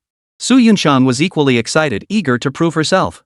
Shu Guanqi's research product is about to hit the market. I've already established the company Snow Spirit Cosmetics, located in the new district. But we still need a spokesperson. I believe you're the perfect fit. A spokesperson? Su Yuncheng was puzzled. But I'm just an ordinary person, not a famous celebrity like those in the entertainment industry. Why not choose a big star who could make the product an instant hit? Because you possess a naturally alluring physique. Every glance and smile of yours captivates souls far more compelling than those celebrities who rely solely on their looks. Zhao Yi encouraged Su Yuncheng to think outside the box, offering a viable solution. Besides, you could become a star yourself. Start filming tomorrow, we'll craft a compelling script for you. Release it in a few months, and your popularity will soar. A naturally alluring body that's cultivated its powers? There's no way it wouldn't become a sensation. I forgot to mention there's a shortcut in the Spirit Fox clan's cultivation techniques. The more people you enchant, the more vital energy you draw from them. It's the ultimate elixir for you. You'll break through cultivation barriers without formal practice, advancing in a single day what would normally take months. It can even compensate for the drawbacks of impure bloodlines. The nine-tailed fox demon of the Spirit Fox clan is a pure-blooded natural seductress. She attracts countless prodigies to follow her, reaching the pinnacle of power in the shortest time possible. Su Yuncheng's heart pounded wildly at the revelation, seeing a broad path to greatness before her. And Zhao Yi smiled as he continued, "Don't underestimate Snow Spirit Cosmetics as a minor brand. Having you endorse it won't diminish your status. I see its future. Its first product launch will be a dark horse that takes the industry by storm, and it will reward you with your first wave of fans." Tonight, He Qinghong and Su Yuncheng received news powerful enough to shake them to their core. Zhao Yi had mapped out their futures, leaving both of them so excited they wouldn't sleep for nights to come. Go home and prepare well. A bright future beckons. Zhao Yi's phone buzzed. His message delivered, he let them go. He Qinghong and Su Yuncheng bowed respectfully to Zhao Yi before silently leaving the prison. An unfamiliar yet familiar number. Zhao Yi already knew who it was. He placed the phone on speaker and set it on the table. A hoarse roar followed. "So you really want to fight to the death, huh?" Chapter 54, Punishing Evil and Upholding Justice, Merits for the Ages. Even through the phone, Zhao Yi could feel Tiger Lord's fury. With 3 of his 4 trusted lieutenants dead and 1 crippled, his power base in Yuncheng had been uprooted. There was no way he could remain calm. "Keep your voice down. It's late at night. Don't you fear disturbing the neighbors?" Zhao Yi scratched his ear, relishing the moment when Tiger Lord lost his composure. "If you get the neighbors to call the cops and end up getting arrested, that'd be a real mess. This is your final chance. You have no idea who you've provoked. Even if you have some tricks up your sleeve, it's nothing more than a mayfly shaking a tree." Tiger forced himself to calm down, revealing a sliver of truth to Zhao Yi. The special envoy was arriving soon. He had to resolve every loose end in Yuncheng before then secure the deed to Fulong Mountain and make Zhao Yi disappear forever. "Xiao Huzi!" Zhao Yi suddenly called out. Across from him, Tiger Master visibly paused, his voice tinged with disbelief. "What did you just call me? Little Tiger, what is it?" Zhao Yi lowered his voice, feigning the sound of running as he said with deliberate seriousness, "Don't think you're hiding so well. I've already figured out where you are. I'm on my way to your place right now. You're bluffing me." Tiger Lord's voice regained its cold detachment. He wasn't so easily fooled. He knew the great Xia had cultivated immortals, so he was exceptionally cautious about his movements, refusing to expose himself in public. Sitting unseen behind the scenes, directing operations, he believed he had made no mistakes in 5 years. Zhao Yi was most likely bluffing. A puppet of the Shangliu organization, a traitor injected with poison. Do you truly believe your movements remain unknown? Zhao Yi returned the cold laugh, channeling the Creation Sutra to conjure howling winds that felt like a raging storm. "If you don't believe me, Tiger Cub, stay put. I'll take your life within half an hour." On the other end, Tiger Lord fell silent, truly intimidated by Zhao Yi. After 5 seconds of silence, he gritted his teeth and spat out 3 words, "You're ruthless." Then the call disconnected. When Zhao Yi tried to call back, it showed out of service area. A triumphant smirk spread across his face. "Scared the crap out of you, you dumbass? You're probably running for your life right now. I'm going to bed." In high spirits, Zhao Yi lay down and soon drifted off to sleep. It wasn't until the sun slowly rose, its golden dawn quietly spreading across the land, draping the earth in a dazzling cloak. Yuncheng was shaken once more, this time on an unprecedented scale. Police hotlines were flooded with reports of gruesomely mutilated corpses. Chang Xiao acted as if nothing had happened, sending officers to handle the formalities. By noon, he publicly announced it as a case of criminals killing each other. He stated there was solid evidence proving all the victims had outstanding murder warrants against them. The killer was still being pursued, and any new developments would be released immediately. Yuncheng's citizens were laughing so hard their mouths couldn't close. Thousands spontaneously gathered outside the police station, petitioning in unison. They begged the police to stop investigating. Those who died were scum worse than animals. They must not slander their benefactors as murderers. Otherwise, they would sit at the police station entrance and refuse to leave. These four scourges had plagued Yuncheng for over 2 decades, devastating countless families and forcing innumerable women into prostitution. Now, they had been eradicated overnight. If the police dared lay a finger on their benefactors, the thousands gathered outside the station would be the first to protest. The common people carry their own scales of justice, often weighing matters more accurately than the law itself. Dozens, even hundreds of commendation banners cover an entire wall. Eradicating evils for the people, a legacy for the ages. The sword of justice, eliminating tyranny and protecting the innocent. Heroes fear no danger, safeguarding the people's peace. The police were powerless to stop it, forced to come out and distribute bottled water. Among the thousands of petitioners were many elderly men. With the sweltering heat, authorities feared they might collapse and would be held responsible. The petitioners remained resolute, refusing to leave even as night deepened. As the incident gained exposure, their numbers only swelled. Through the window of the chief's office, Chang Xiao clearly saw the expressions on every petitioner's face, a mix of emotion and helplessness, even a hint of envy. He found himself reflecting inwardly, was the law too lenient now? Was the judicial system too cumbersome? The time from investigation to verdict was too long. If just one link in the chain faltered, those with ulterior motives would exploit the loophole. Zhao Yi's approach of fighting fire with fire seemed, paradoxically, more efficient. It truly was a gift from heaven. Even if he disliked Zhao Yi's status as a criminal, he had to admit the immense favor he had done. All it took was a little cleanup. He didn't linger in the office long before slipping out the back door of the police station. He just texted Zhao Yi to meet at his father-in-law's villa district. 30 sets of materials were ready and had been dispatched to Yuncheng Prison, costing not only an astronomical sum but also depleting his accumulated favors. But with this massive gift from Zhao Yi, his promotion to deputy mayor in a few years was practically guaranteed. Arriving at his father-in-law Deng Kaiji's villa, he waited at the gate for over 10 minutes before Zhao Yi finally arrived. The two entered together. Father-in-law Deng Kaiji had been discharged from the hospital with difficulty and was now in a wheelchair, pushed by his daughter Deng Panyan. His son Deng Shouwen had become consumed by inner demons. If he couldn't overcome his sexual orientation, he truly wouldn't have much time left. Zhao Yi asked, "Where is he?" Chang Xiao led the way, unlocking the innermost bedroom on the 3rd floor with his key. There he found Deng Shouwen, bound like a dumpling, his mouth sealed with duct tape, eyes blazing with fury. Deng Shouwen possessed delicate, refined features, a man in his late 30s with skin still smooth and supple, the kind highly sought after in the zero circle. Spotting his brother-in-law Chang Xiao, he let out a series of muffled, agonized whimpers. If not for the tight restraints, Deng Shouwen would have leaped up to kill someone. He'd been tied up for 3 full days, forced to relieve himself on the bed of fate more despairing than death itself. Facing Zhao Yi's disapproving gaze, Chang Xiao sighed helplessly, pressing his hand to his forehead. "Your plan is too risky. He's a grown man, starving him for a few days won't kill him." Zhao Yi wasted no time. He stepped forward, ripped off the duct tape, and before Deng Shouwen could struggle, pulled out the prepared tiger wolf pill from his pocket.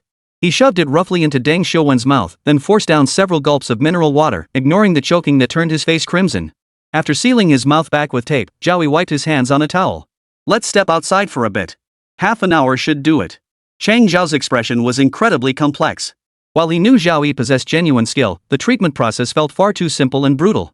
Even the village veterinarian who treated livestock would have conducted a more thorough examination. But seeing Zhao Yi's confident demeanor, he couldn't bring himself to say anything more and simply followed him out to drink tea. A half hour felt like an eternity. Chang Xiao had braced himself for the worst, but when he nervously climbed the stairs and entered the bedroom, the scene that greeted him left him speechless. Chapter 55, Victory Toast, Ghosts of the Underworld. Deng Shouwen, who had been gone for half an hour, had rolled off the bed onto the floor after swallowing the pill Zhao Yi fed him. He was now using a protrusion in the wall corner to sharpen the rope. He paid no heed to the rope's roughness, nor did he care that his arms were bleeding from the friction. Given a little more time, he truly would have escaped. The most crucial change was his aura. The former effeminate energy was gone, replaced by an intense masculinity radiating from his entire being. He seemed like a completely different person. But Chang Xiao still couldn't be certain. What if this was all an act by his brother-in-law? If everyone bought into it and he suddenly fled the country, it would be disastrous. Zhao Yi sensed Chang Zhao's hesitation. He picked up Deng Shouwen's phone from the table, entered the 6-digit passcode to unlock it, and deftly opened the encrypted photo album. Inside were hundreds of short videos. Anyone he tapped revealed footage of Deng Xiuwen being dominated, screaming in ecstasy. Deng Xiuwen's face turned ashen after just one glance. He stared at Zhao Yi in terror, instinctively reaching out to grab the phone. Delete them now. He felt like he must have been possessed by a demon back then. Turns out he was a total bottom in encounters. Thinking about what he'd done made him cringe. Women with big breasts and curvy butts were his real taste. And the man across from him was utterly shameless, playing videos of himself being ridden like a horse right in front of his brother-in-law, with the volume cranked so high it could be heard clearly on the first floor. He felt utterly humiliated. This was a major social death scene. Chang Xiao, the police chief, dealt with criminals daily and was an expert at reading micro-expressions. He could see his brother-in-law's genuine disgust, an expression impossible to fake. This confirmed his sexual orientation had truly been corrected.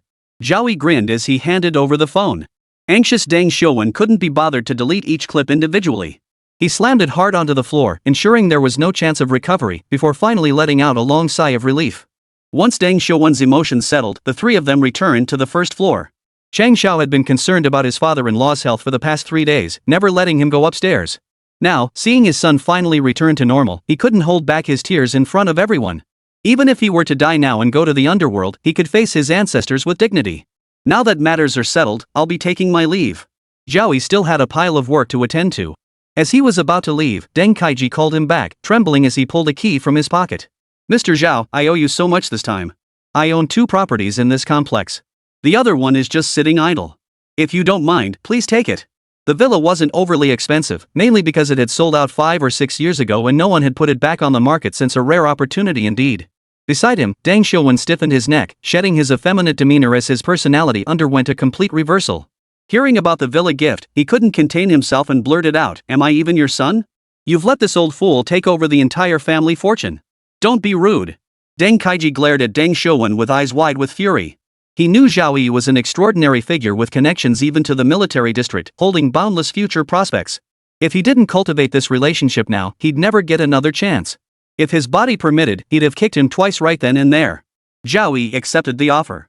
He thought the scenery here was quite nice, and it was close to the Snow Spirit Cosmetics Company. It would be a suitable place for Zhu Guanqi to stay. After all, he was his golden goose. If Zhu lived somewhere too remote, it would stifle his inspiration for developing new products. Deng Kaiji was overjoyed, his complexion visibly brightening. He insisted on personally seeing Zhao Yi off at the car, watching him exit the community gates before returning home. Zhao Yi didn't return to prison immediately but instead paid another visit to Old Master Yan.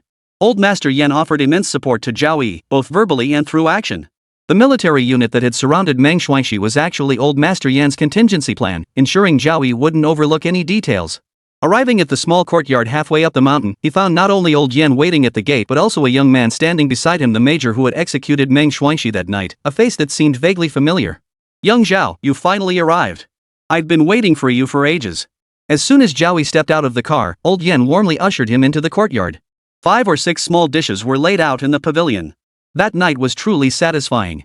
Not a single one of those little bastards was spared. The celebratory wine has been ready for ages. I heard the crowd petitioning for you had the police station completely surrounded. Listening to Old Yan's teasing, Zhao Yi smiled without responding, merely pouring himself a cup of wine. "Oh, right. Old Yan tapped the back of his head lightly, pointing at the young man. "Forgot to introduce you. This is Xin Zhongjian. He's the most accomplished of the Xin family's 3rd generation. He was a major at 25 and now commands the Special Forces Brigade." Zhao Yi now understood why he looked familiar. He bore a slight resemblance to Xin Fu, though their demeanors were worlds apart. Xin Zhongjian carried no trace of arrogance, his brow radiating a heroic spirit honed on the battlefield. With deep respect, he extended his hand. "Mr. Zhao, your name is renowned far and wide. You saved Old Yan's life, making you a benefactor to the entire Xin family." Zhao Yi shook his hand politely, then sat down to drink with Old Yan. Xin Zhongjian remained standing behind Old Master Yan, occasionally pouring wine for the 2 men. After 3 rounds of wine and 5 courses of food. As the meal drew to a close, the conversation turned casual. After nearly half an hour of silence, Xin Zhongjian finally spoke up. "Mr. Zhao, as Old Master Yan mentioned, you possess genuine skill. When you have time, why not come visit the military district?" Zhao Yi detected signs of martial arts training in Xin Zhongjian. The military district also harbored martial arts masters, some even stronger than Wang Fuzhu. By inviting Zhao Yi to the military district, Xin Zhongjian was also testing his limits. "I'll come by when I have time." Zhao Yi gave a perfunctory reply, wrapped up lunch, and returned to the prison. He immediately set to work using the remaining 29 sets of ingredients to refine 29 tiger wolf pills. Employing the bronze medicinal cauldron that served as the focal point of the minor azure void formation, he crafted pills of far superior quality to those administered to Cheng Zhao's brother-in-law. After completion, he notified He Qinghong to come select candidates. With 5 already selected, he needed to choose 24 more. He Qinghong, having consumed several green marrow pills, had no need for the tiger wolf pills. His foundation within the prison was solid. He selected the 24 most outstanding candidates, clutching the bottle filled with pills tightly. After a long moment of hesitation, he finally spoke. "Mr. Zhao, could you give the assassin organization a name?" Zhao Yi tapped the table lightly, pondering briefly before declaring, "Underworld. You are now the assassin temple under the underworld. Train these 24 swiftly. Within 6 months, each must complete 3 assassination contracts on the dark web. Failure means expulsion and permanent disqualification." In myth, the underworld had 10 halls. Now, Zhao Yi was recreating it. The 24 recruits couldn't consume the tiger wolf pills immediately either. They would undergo plastic surgery and remain under observation for a period to ensure no oversights. Zhao Yi sent a message to Cheng Xiao, instructing him to erase the personal records of all 30 individuals including He Qinghong from the Great Xia database. Henceforth, they would become phantoms that never existed in this world. Chapter 56, Funeral Conspiracy, Aged but Vigorous. Cheng Xiao agreed. It wasn't a difficult task, it could be completed in a few days. Over the next few days, the heat surrounding the 3 major scourges gradually subsided. Fewer and fewer people came to the police station to petition each day. Yuncheng welcomed a long-awaited peace, with the crime rate hitting an all-time low in nearly 50 years. The police were bored out of their minds. Mostly, the petty thugs were scared, fearing they might be wiped out in the dead of night. Zhao Yi remained in prison, immersing himself in designing the magical array for Fulong Mountain. Now, Hu Shaokong could only deliver 3 meals a day and was forbidden from entering freely. Any matters required him to send a message first. Hu Shaokong was now texting Zhao Yi to inform him that Gu Qingqing and Wang Fuzhu had arrived. The reception room. Zhao Yi replied with 3 words before leaving his cell and heading downstairs. Gu Qingqing wore a purple suzhou embroidered qipao, her long hair styled into an elegant bun. Standing at 5 feet 9 inches in stiletto heels, she towered over many men. After eliminating her second uncle, Gu Yulong, Gu Qingqing underwent a dramatic transformation. She began actively participating in the family business and dealt with many individuals who had been close to her uncle. Old Master Gu had also begun relinquishing control, preparing to step down as head of the Gu family. Gu Qingqing was the most likely successor, evident from her choice of Wang Fuzhu as her personal bodyguard. Wang Fuzhu, clad in his timeless black training uniform, looked at the vibrant Zhao Yi with puzzlement and asked, "Your revered immortal is so fierce, and he's been acting up again lately. How come you haven't shown any signs of backlash?" The ancestral records were clear, but they didn't apply to Zhao Yi. "Maybe I have a good relationship with the immortal." Zhao Yi offered a casual excuse. The now defunct immortal was his greatest backing. If the deity himself was that formidable, how limitlessly powerful must the immortal being be? It must have scared Tiger Lord into fleeing overnight. Wondered if he'd slept a wink these past days. Wang Fuzhu felt speechless. He was certain Zhao Yi possessed methods to restrain the deity, but simply refused to reveal them. Of course, he understood completely if one could coexist peacefully with a celestial being, it would surpass any cultivation system of martial arts or sorcery. How many would flock to it, sacrificing everything to obtain it? "We came today not only to express our gratitude, but also to share some information." Gu Qingqing changed the subject. Time was pressing, she needed to wrap up the Gu family business as quickly as possible. The longer it dragged on, the more likely complications would arise. "I've received some major news. Qinghong is planning a funeral for his son, Qin Yuanhao, in 5 days. And Qinghong claims he knows who killed his son, but lack of evidence has allowed the culprit to evade justice. He intends to publicly reveal the identity at the funeral. All signs point to this being directed at you in prison. Over the next few days, every notable figure in Yuncheng will receive an invitation to attend the funeral. The venue is set on Dongping Avenue in the New District." Zhao Yi stroked his chin. "What I'm more curious about is why it has to be 7 days later, and why it has to be on Dongping Avenue. Shuling Cosmetics is located on Dongping Avenue, and they're launching their first product in 5 days. Gu Qingqing now held absolute power and could mobilize the entire Gu family network. Yin Jia, a graduate of Yuncheng University's art department, has been frequently visiting Qin Han's residence lately. My investigation reveals she was once Qin Yuanhao's mistress." Yin Jia. Zhao Yi paused for a second, recalling the hotel management major Yin Jia who had gained notoriety at Yuncheng University for her fiery personality. She dated guys like water flowing. As long as she found someone attractive, she'd start a relationship. She'd give herself to someone on the first day of meeting them, acting like a public bus. She never cared about her surroundings. If the mood struck her, she'd go to the bathroom. She occasionally took on part-time gigs off campus.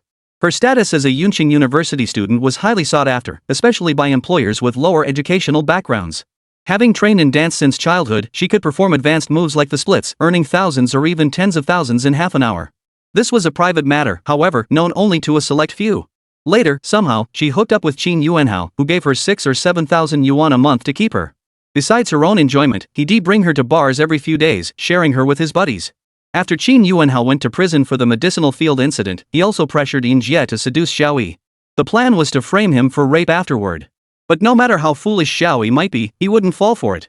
Instead, he turned the tables and obtained videos of Yin Jie selling herself, enraging Qin Yuanhao to the point of murderous rage. If it's Yin Jie, everything makes sense. Zhao Yi explained, Yin Jie knows about my connection to Zhu Guanqi. She must have guessed that Shuling Cosmetics is linked to me too. She's trying to force me out so I'll show up at Qin Yuanhao's funeral in 5 days. Gu Qingqing frowned slightly. What a vicious woman. Should I teach her a lesson for you? No need for that trouble. Zhao Yi smiled, waving off Gu Qingqing's unnecessary intervention. Everything they've done is just to make me show up at the funeral. I'll simply appear then, so their meticulous preparations won't go to waste. He could see there was a hidden hand behind the scenes. Tiger Lord from the Shangli organization. Having lost his 4 key confidants, Tiger Lord would have no choice but to intervene personally, no matter how reluctant. Zhao Yi had been waiting for this day. Whatever tricks you have up your sleeve, I'll take them all head on. Wang Fuzhu also offered his assistance, though he cautioned against getting too deeply involved to prevent the Gu family from being swept into turmoil. After all, Gu Qingqing was still inexperienced, and established rivals were watching her like hawks. One wrong move could put them at a disadvantage. Zhao Yi expressed his gratitude to Gu Qingqing, acknowledging they had no vested interests. Thank you. How, do you plan to thank me? Gu Qingqing's beautiful eyes fluttered repeatedly as she gazed at Zhao Yi expectantly. Zhao Yi suddenly sensed Gu Qingqing's ulterior motives today. Just as he was about to use the Book of Life and Death to discern her intentions, she preempted him. No way am I giving you a chance to read my fortune. I want the Gu family to have priority purchasing rights for Shuling Company's product launch. The Gu family has been complacent for too long. Many sectors have become rigid and outdated. Old industries need to be phased out. I have great confidence in you. Though she hadn't seen Shuling's cosmeceutical products and knew nothing of their efficacy, Gu Qingqing had unwavering faith in Zhao Yi. She was certain he would astonish everyone. She had to seize this opportunity while their relationship was still intact. Adding flowers to brocade was less valuable than offering aid in times of need. Otherwise, if she tried to get a piece of the pie later, who knew how long she'd have to wait in line? Agreed. Zhao Yi agreed. With the Gu family on board, things would indeed proceed much more smoothly. Gu Qingqing and Wang Fuzhu rose immediately, wasting no further time as they left the meeting room and exited the prison. Zhao Yi didn't linger in the prison long either. He hadn't visited Fulong Mountain for several days.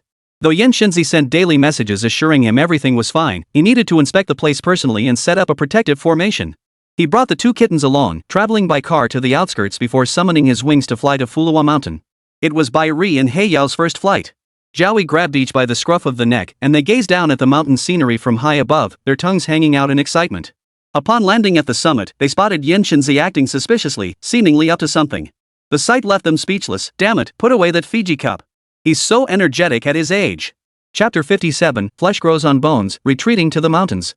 Yan Shenzi hadn't anticipated Zhao Yi's sudden visit. He awkwardly stowed away the Fiji cup. Master Zhao.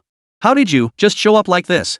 Had I not arrived unexpectedly, I'd never have known Master Yan had such peculiar interests. Zhao Yi sneered coldly. He never imagined witnessing such a scene. Thankfully, he'd arrived a split second later, otherwise it would have been too spicy for his eyes. The 2 kittens, Bai Ri and He Yao, stared at Yan Shenzi with curious eyes, utterly baffled as to what crime this human had committed to provoke such fury from their master. Yan Shenzi, his old face flushed with embarrassment, feared Zhao Yi might slap him senseless. He hurriedly explained, the downside of cultivating fire-based arts is that one's heart is constantly consumed by inner flames. If not released in time, one risks losing control and falling into madness. And I'm very careful about hygiene. I put everything in trash bags. Not even a single tissue ended up on the floor. Even knowing Yan Shenzi spoke the truth, Zhao Yi warned him this was a one-time warning.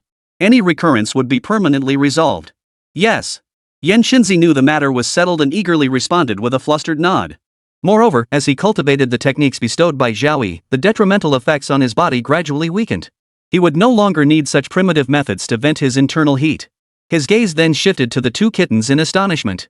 He couldn't help but praise aloud, Master Zhao truly possesses extraordinary fortune. Such rare spirit beasts, and you've managed to bring them both under your command. Their innate potential and talent surpass even mine. Given time, they might even rival the martial king. Though laudatory in tone, Yan Shenzi was genuinely astonished, recognizing the extraordinary potential within the 2 kittens. Yan Shenzi had seen sects dedicated to raising spirit beasts during his travels across the Great Xia. Yet none could compare to the two kittens before him. Their tiny bodies held terrifying power. When Yuncheng was suddenly met by their gaze, he felt a chill run down his spine, as if facing two ferocious tigers. Step aside for now. I need to set up the formation.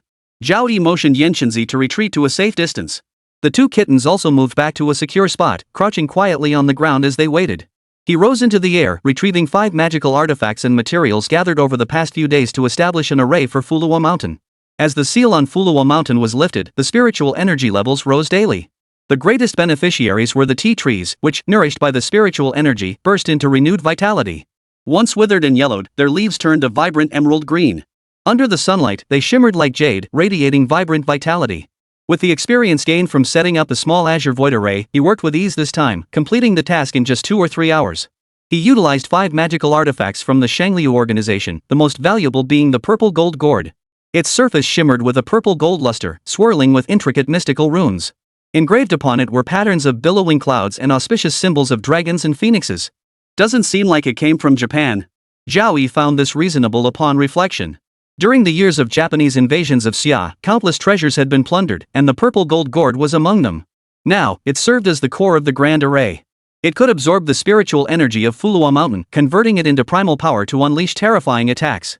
Even the martial king and the true immortal had to evade it, daring not to confront it head-on. Yuncheng, witnessing the entire scene, was too stunned for words. Time and again, true immortal Zhao shattered his expectations, a complete mountain-sealing battle array, constructed single-handedly. Even the top-tier sects of Great Xia possessed grand sect-guarding arrays, but none were ever established by a single individual. They required decades or even centuries of effort across generations, with true immortal level masters constantly refining them. Zhao Yi, landing on the ground, drew a deep breath. The spiritual energy of Fulong Mountain gathered around him, refined by golden flames, transforming into true essence to replenish the array's expenditure. It's still far from prison conditions. It'll take at least 2 years to recover. This thing has followed you for years. Haven't you figured out what it really is? Zhao Yi tipped the contents of the small wooden box onto the ground, a palm-sized, wrinkled, ridged, white-brown jelly-like object, and looked at Fire Old Demon with a smile. Please enlighten me, Master Zhao. Fire Old Demon nodded, genuinely intrigued. Over the years, he had pored over hundreds, even thousands, of ancient texts, yet found not a single clue. Zhao Yi placed the object into the pit, carefully covering it with soil, and softly uttered 2 words, seed. Seed. Yuncheng's mind went blank. He had considered countless possibilities, but never seeds. And it looked completely withered. Could it possibly sprout again? Some extraordinary elixirs live too long. When they begin to develop sentience, they incur the heavens' jealousy, triggering the 9 heavens' thunder tribulation to strike them down. The one you obtained is likely a Changbai mountain treasure herb that failed its tribulation, its vitality reduced to a mere sliver. Zhao Yi's eyes burned with intense anticipation. A spirit herb powerful enough to summon thunder tribulation must be extraordinary. The records in the notebook claimed it could revive the dead, achieving the miraculous effect of flesh growing back on bare bones. Starting today, report to me daily on the seed's condition. Zhao Yi issued the command to Yuncheng. Though he knew the spiritual energy was insufficiently dense now, perhaps with time, there might still be hope. Still, insufficient. He summoned the horse-faced Rakshasa once more. The moment it appeared, Yuncheng's heart lurched with dread. A bold suspicion took root in his mind. Could it be that true immortal Zhao had enshrined a divine being? It seemed plausible. Master Zhao, barely in his 20s, possessed precious cultivation techniques without any formal lineage. He could comprehend heavenly secrets and see through destinies. Only someone who had enshrined a celestial being could achieve such feats. But Yuncheng recalled that those who enshrined celestial beings typically revered them as ancestors. How could Master Zhao command his deity with such casual authority? Now that the prison had the minor azure void formation, security was no longer a concern. He decided to keep the horse-faced Rakshasa at Fulong Mountain. With combat prowess rivaling that of the martial king, it could shoulder the crucial task of protecting the seed. He then turned to look at Ari and Baiyao, the 2 kittens sitting quietly. You 2 will stay here from now on. Aside from that beast bone, all the blood offerings you need each day must come from your own hunting. Otherwise, you'll just have to starve. The 2 kittens were growing larger by the day, now nearly the size of small leopards. Keeping them in the prison was becoming inconvenient. Better to let them come to Fulong Mountain. After all, mountains stretched for hundreds of kilometers in every direction, offering no shortage of large game like wild boars. They'd have more than enough to fill their bellies while honing their combat skills through the hunt. Bai exchanged a glance with Heya. Their eyes held no hesitation, only excitement and anticipation. Confined to their cell day after day, they'd grown restless in prison. Now, boundless exhilaration surged through them. They couldn't wait to hunt. Chapter 58, Premium Tea Leaves, Dark Web Bounty. Zhao Yi picked some tea leaves and packed them into a cloth bag. They looked decent enough, though he wasn't sure about the quality. After descending the mountain, he asked Su Yuncheng to recommend a tea roaster. With the address in hand, he drove for 2 hours to a renowned tea house. Following the address Su Yuncheng provided, he made his way to the innermost part of the premises and stopped before an unassuming little courtyard. Specialized skills have their place, and tea roasting, also known as killing green, is a crucial step in tea production. Its purpose was to use high heat to deactivate the enzymes in the fresh leaves that cause oxidation, evaporate some of the moisture, soften the leaves for easier rolling and shaping, and simultaneously dispel the grassy odor while promoting the development of a pleasant aroma. Surrounded by mountains on 3 sides, Yuncheng boasts numerous tea growers. Though not as renowned as Fulong Mountain, its scale is still considerable. The small courtyard blends unobtrusively among the towering buildings. Though lacking lavish decoration, it possesses a quiet, understated elegance like a reclusive beauty. The first thing that catches the eye is the wooden door. Without elaborate decoration, it is meticulously crafted from dark brown wood, emitting a faint, refreshing fragrance in the sunlight. A man in his 30s, dressed in a suit, spotted Zhao Yi approaching with his navigation device and rushed forward excitedly. "Are you Mr. Zhao?" Seeing him nod, the man's smile broadened. "I'm Chen Jian, manager of the treasure chamber. Mr. Su has already briefed me. My grandfather was a renowned tea master, sought out by many influential figures over the years. He retired after falling ill a few years back, but I guarantee you'll be satisfied." A look of pride flashed across Chen Jian's face as he spoke of his grandfather, and he promptly ushered Zhao Yi inside. Mr. Su had specifically emphasized this distinguished guest, promising a salary increase to 1 million yuan if he could satisfy him. Stepping into the courtyard, Zhao Yi found the interior even more rustic, furnished only with a wooden tea table. "We don't sell tea here. You'll have to go elsewhere."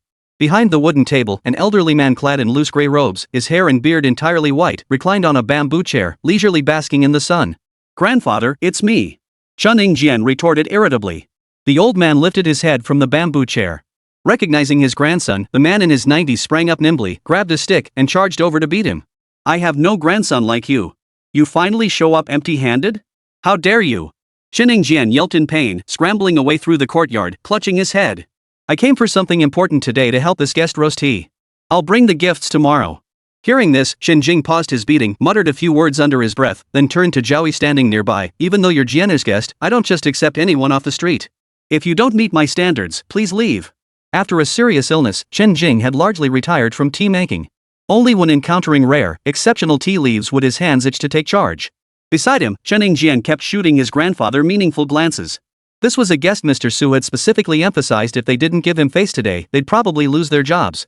He truly regretted not learning his grandfather's craft as a child, dismissing tea roasting as too arduous. Now he could only watch helplessly. Zhao Yi expressed understanding, opening a small flap in the cloth sack. "Artisans have pride. Devoting their entire lives to their craft, it's only natural they take pride in it. If you don't care for our ordinary tea, we won't force it upon you." Chen Jing glanced over unconvinced. Hearing it was their own tea, he harbored little expectation. But the moment he actually saw them, his expression changed instantly. Having dealt with tea all his life, starting at age 5 learning from elders, he'd honed an eagle eye that instantly discerned quality. Judging solely by the appearance and color of the young man's tea leaves before him, they were undoubtedly top grade. "May I taste a leaf?" Chen Jing's expression completely transformed. Watching Zhao Yi rub his hands together excitedly, he carefully plucked a leaf after receiving permission. First, he held it under his nose and inhaled deeply, his eyes growing brighter. Then, he solemnly placed it in his mouth and chewed. Closing his eyes, he savored the flavor, breathing in deeply with pure enjoyment. Only after a long moment did he come to his senses, his body trembling with excitement. Light as feathers, yet smooth as jade. Its fragrance is fresh and enduring, a gift from nature, surpassing even the finest tea to become an absolute masterpiece.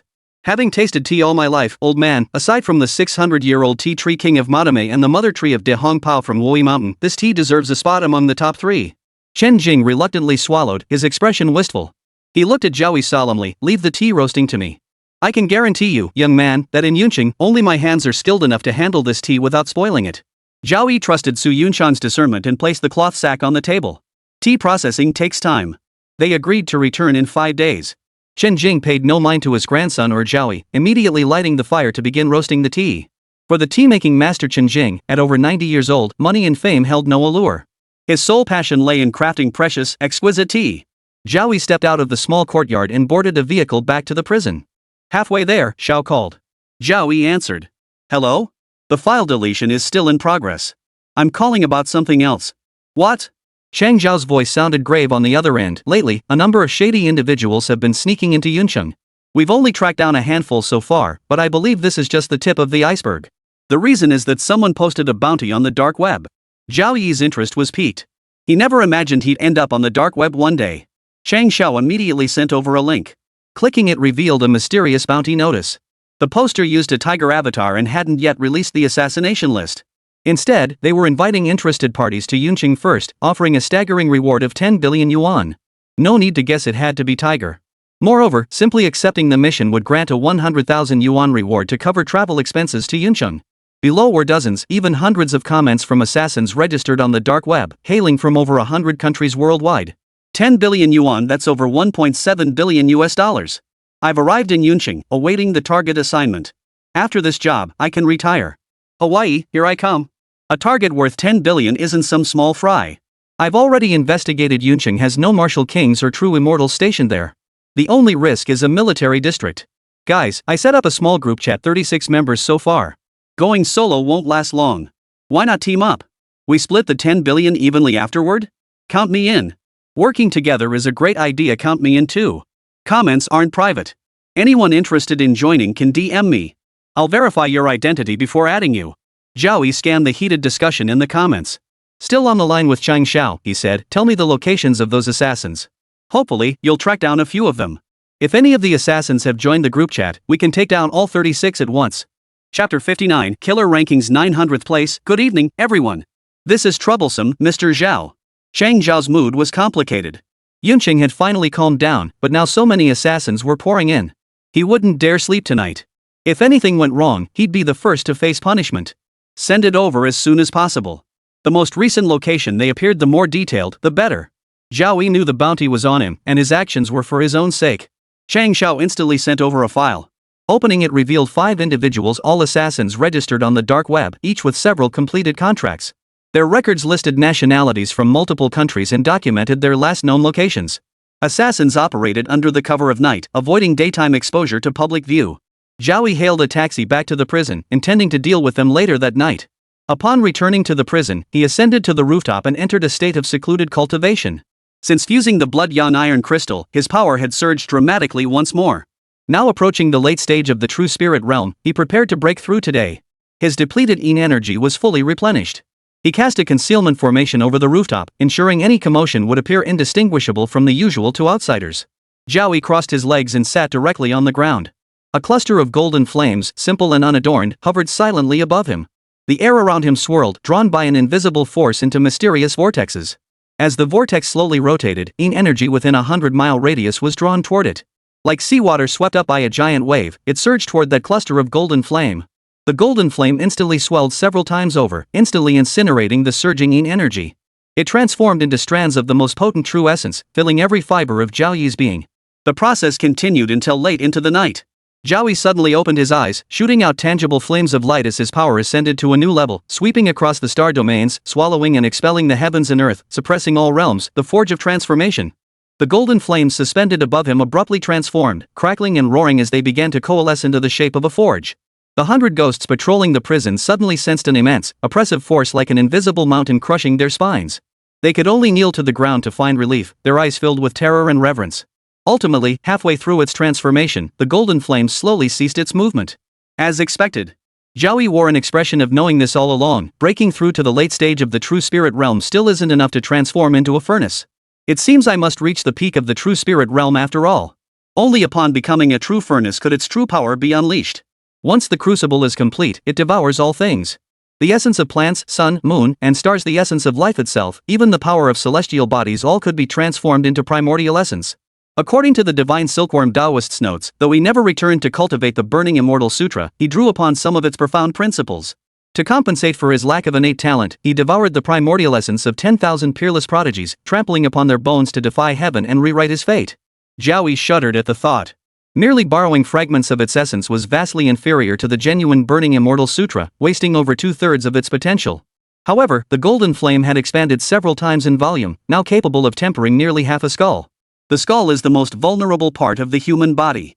After being tempered by the golden flame for a period, even a magnum bullet might not pierce it. Zhao Yi felt immense excitement as he sensed the changes after his breakthrough. His stored true essence had multiplied several times over. He no longer needed to take a car to the suburbs to reach Fulong Mountain. Flying 300 to 500 kilometers was now a breeze. Sent He Qinghong my location and asked him to drive over to help. Shortly after, He Qinghong arrived in a black sedan. After getting in, Zhao Yi briefly explained the situation. They actually had the audacity to attempt an assassination against Mr. Zhao. He Qinghong seethed with fury, his knuckles cracking as he gripped the steering wheel. Qinghong was just discharged from the hospital last week and is recuperating at home. Give me half an hour, Mr. Zhao, and I'll make sure he can't attend his son's funeral. No need to act now. He's just a grasshopper after autumn. Zhao Yi's current objective was to infiltrate that group chat using 5 assassins. First, head to the Sinew Library in the New District. One assassin in the file was John, an African American with U.S. citizenship. He had successfully completed 2 assassinations, earning bounties of 500,000 and 200,000 respectively. Among the registered assassins, he ranked quite low. The Xiaoyu Library operated 24 hours a day. Zhao Yi instructed He Qinghong to park at the entrance, channeling his true energy to expand the range of the Book of Life and Death. He quickly pinpointed John's location. Though he hadn't joined the group yet, since he was here, it was time to deal with him. Wait a moment, I'll be right down. Zhao Yi informed He Qinghong before stepping out of the car and entering Xiaoyu Library.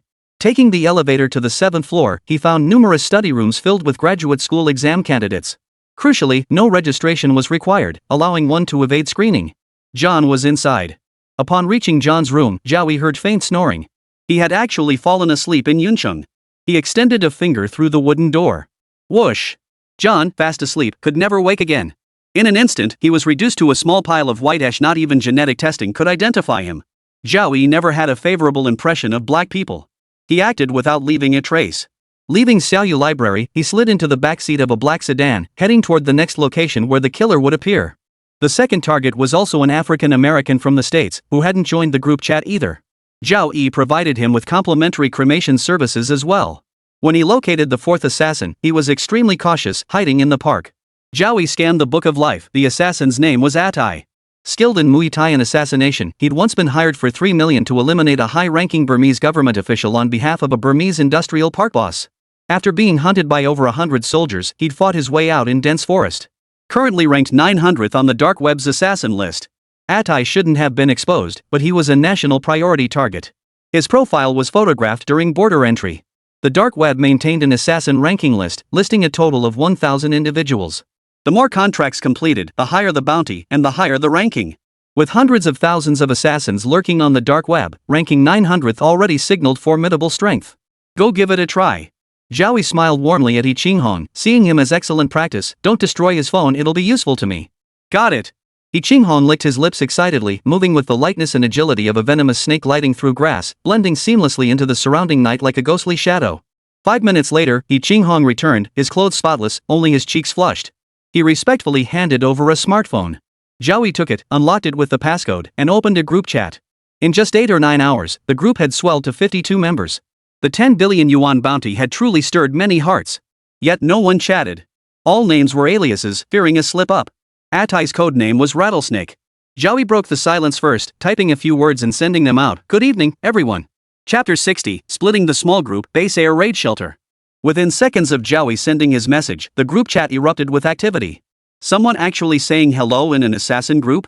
In 10 years on the job, this is a first. Could it be a sheep slipped in? Yuncheng's scenery is truly beautiful, perfect for settling down. Once this job's done, I don't plan on leaving. Aren't you afraid your identity will be exposed? You underestimate my stealth skills. Right now, I'm infiltrating a mother-daughter household. With the daughter's life as leverage, that mature mother will do whatever I demand. Even after 10 years, I won't be discovered. The view tonight is truly splendid. I should go kill someone soon, my hands are getting rusty. Zhao Yi watched the assassin's chat, using his shape-shifting ability to mimic Atai's voice. He lowered his tone and asked eerily, have you noticed anything odd? He Qinghong, seated in the driver's seat, felt his pupils contract. He recognized it instantly. It was the voice of Atai, whom he had just killed. Mr. Zhao had never even seen the man, yet he could mimic him perfectly.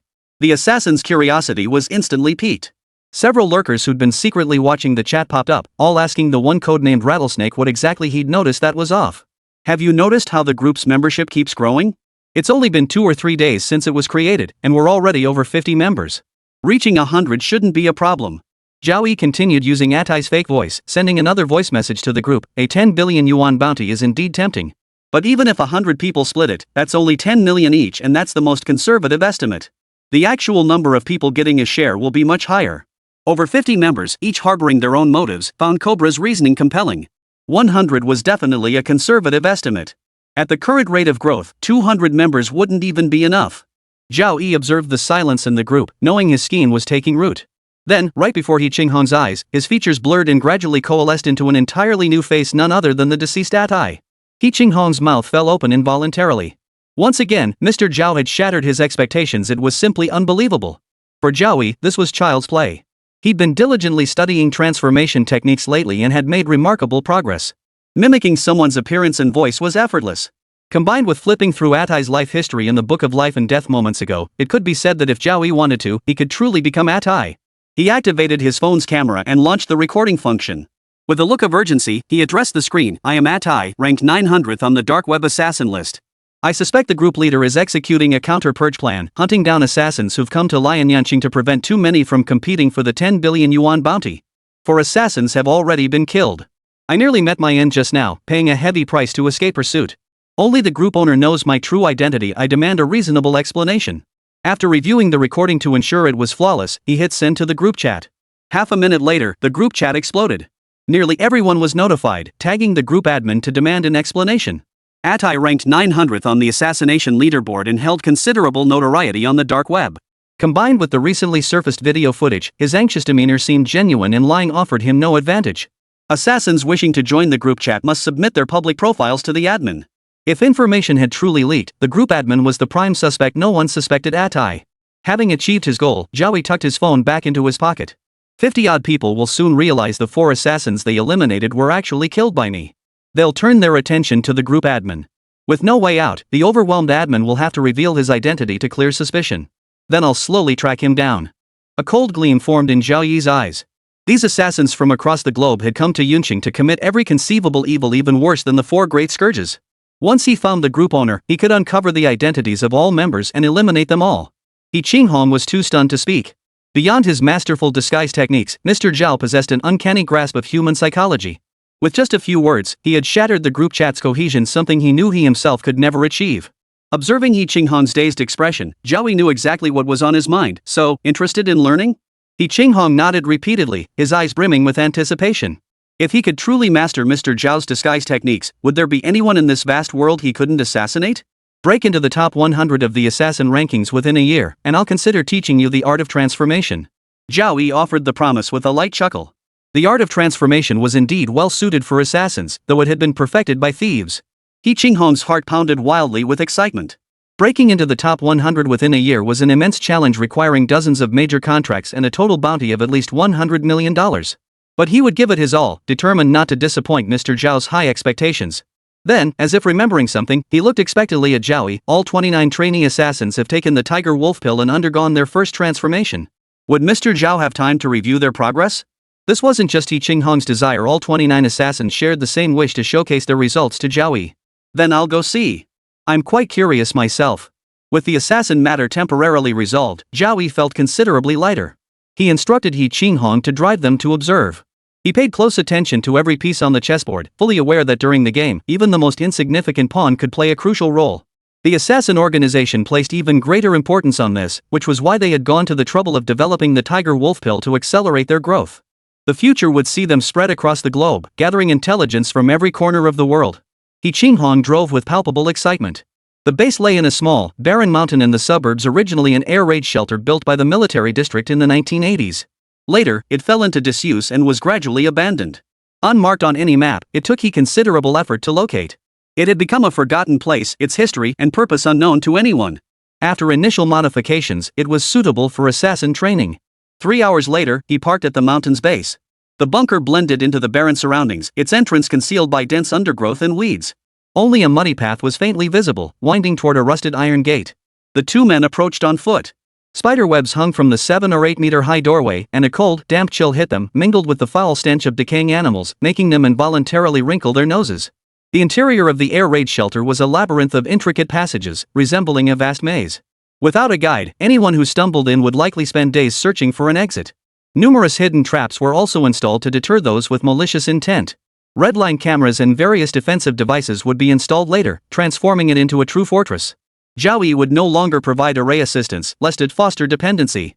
He Qinghong had already memorized the layout so thoroughly he could navigate it blindfolded. It took him another 20 minutes to reach the core area of the bunker. Chapter 61, The Underworld Emerges, The Magician. 29 selected assassin trainees were undergoing training in the bunker's innermost chamber. Upon seeing He Qinghong and Zhao Yi arrive, they immediately assembled into two columns. Having heard He Qinghong extol Zhao Yi daily, they had long regarded him as a godlike figure. Their original fate had been to waste away in prison for the rest of their lives, yet now they were not only free men but had also consumed elixirs to gain extraordinary powers. Their faces now bore expressions of profound reverence as Zhao Yi approached. Zhao Yi, too, was sizing them up. After ingesting the tiger wolf pills, each man radiated overwhelming strength, seemingly possessing inexhaustible energy. Their eyes were sharp and focused, fixed straight ahead. After days of grueling training, their entire beings were saturated with a murderous aura. The tiger wolf pill had purged their effeminate qualities, rendering them utterly fearless in action. They remained unflinching even if a mountain collapsed before them. In any assassin organization worldwide, they would be prized recruits for intensive cultivation, destined to become ace assassins. But for Zhao Yi, a single tiger wolf pill could forge such a warrior. With sufficient medicinal supplies, he could forge an entire army of tigers and wolves. Not bad. Zhao Yi gave a slight nod. The 29 men, hearing the praise, had just begun to show joy on their faces, and He Qinghong shared in their pride. But the next sentence made their expressions turn solemn, but it's still far from enough. Do you know why the organization is called the Underworld? Silence fell over the group. Sun Quan stepped forward from the ranks and shouted earnestly, I believe it's so we can be like the black and white impermanence emerging from the underworld, taking enemy lives without a soul knowing. You're only half right. Zhao Yi revealed a faint smile, calmly extending two fingers to swiftly sketch in the air. For an instant, the atmosphere seemed to freeze, a mysterious force permeating the entire air raid shelter. All eyes followed Zhao Yi's fingers intently. Like a calligrapher wielding ink on rice paper, a majestic bronze gate emerged beneath his strokes, gradually materializing into reality. Intricate patterns carved into the bronze doors radiated an ancient, solemn aura. Even from several meters away, they felt an overwhelming pressure, an irresistible urge to kneel and pay homage. Squeak, creak. With Zhao Yi's low command, the bronze doors slowly swung open. Through a crack in the gate, the 29 assassins and He Qinghong glimpsed the brutal scene of another world. Everywhere, fierce ghosts were bound by iron chains. Their faces were distorted and hideous, their eyes flashing with resentment and unwillingness. Behind them, ghostly officers clad in official robes wielded whips. Whenever a wretched spirit fell behind, they lashed out, leaving horrific wounds that tore flesh and bone. A dim yellow wooden bridge spanned a raging river. The vengeful spirits on the bridge trudged forward step by step, weighed down by heavy shackles. Each forward stride brought them endless agony. Beneath the bridge, the churning waves glowed in eerie green, as if devouring all life. A bone-chilling aura permeated the air. Even those who had consumed tiger wolf pills felt a shiver run down their spines, acutely aware of their own insignificance. Instinctively, they bowed their heads, unable to bear gazing upon the scene beyond the bronze gates. There was no need for further speculation. The bronze gates undoubtedly led to the underworld. They were utterly stunned, hearts pounding so hard they felt they might leap from their chests. Yet Zhao Yi seemed detached from it all, his eyes holding only calm and depth, his figure growing ever taller and more mysterious, named after the underworld. Do you understand now? In the future, once you pass the trials, you too may become members of the underworld, its enforcers in the mortal realm.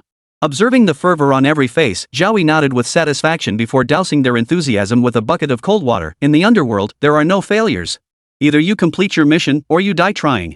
The threat of death did not dampen their fervor. Instead, it ignited a fiery passion within them. Their knuckles turned white as they clenched their fists, refusing to relax, desperate to embark on their mission immediately. Snap! Zhao Yi withdrew his true essence, and everything vanished like a dream, as if it had never existed. He exhaled deeply. Projecting a corner of the underworld had been incredibly draining. Even though he'd broken through to the late true spirit realm, increasing his energy reserves 5 or 6-fold, 2/3 of it had evaporated in just a few seconds. But it was all worth it. It was like implanting faith into everyone present, in effect 1,000, 10,000 times more potent than any pyramid scheme. There would never be a chance of betrayal again. Moreover, the more believers the Sutra of Creation had, the more real the things it manifested became, and the less true essence it consumed from practitioners.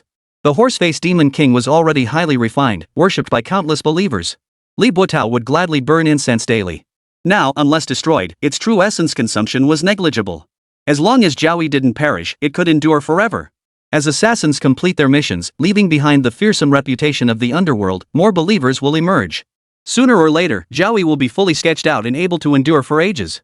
After visiting the assassins, Zhao Yi exited the air raid shelter. He dismissed He Qinghong's offer to escort him, summoning his wings to fly back instead. High above, he retrieved Atai's phone. Though it was the wee hours, the group chat was erupting with heated arguments. The group admin, cornered, finally stepped forward to explain, "This really has nothing to do with me. Creating this group was purely a collaborative effort. After all, with a bounty reaching 10 billion, this couldn't possibly be a simple case. I guarantee there is no so-called purge plan. Not a single member believed him, relentlessly demanding answers. I've already investigated 4 assassins are genuinely missing. I can't reach any of them. Besides you, no one else knows our location. How else do you explain what happened to Atai? Atai was ranked 900th on the assassination list. Unless someone knew his location, how could he have been ambushed out of nowhere? You must give us an explanation today, or we won't let you off the hook. Don't think you're safe just because you didn't reveal your real name.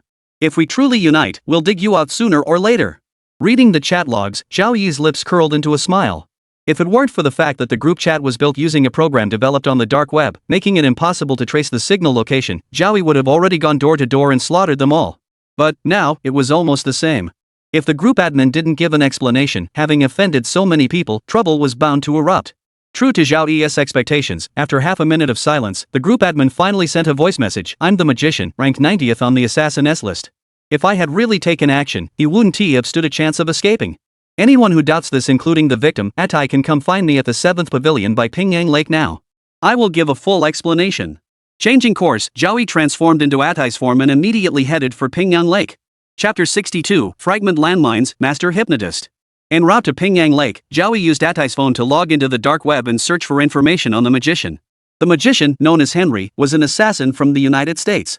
Hailed as the most elusive target in the past decade, he specialized in exploiting terrain and using elaborate stage illusions to eliminate bounty targets in plain sight. His most sensational exploit occurred last year in Las Vegas, where he remotely emptied a bank vault of $69 million. Not a single one of the 30-plus staff on duty that night survived, and to this day, police have yet to discover where the killer hid the victim's severed heads. Indeed fascinating. Zhao Yi gazed down from above at Pingyang Lake. The magnificent scenery and rich ecological resources, dotted with ancient-style pavilions along the shore, attracted countless tourists every year. The lake's shoreline wound sinuously through lush greenery. In ancient times, Pingyang Lake was known as Daeshi. Only a handful knew that in the 1980s and 1990s, a water monkey terrorized the area, claiming the lives of over 100 innocent fishermen. It was only after summoning a high monk from Taohua Temple that the chaos was finally quelled, thus the origin of Pingyang Lake's name. Zhao Yi's eyes burned brightly, piercing the darkness as if it were nothing. He could make out agile figures clad in black bodysuits, their faces concealed by black masks, approaching the 7th Pavilion near Pingyang Lake.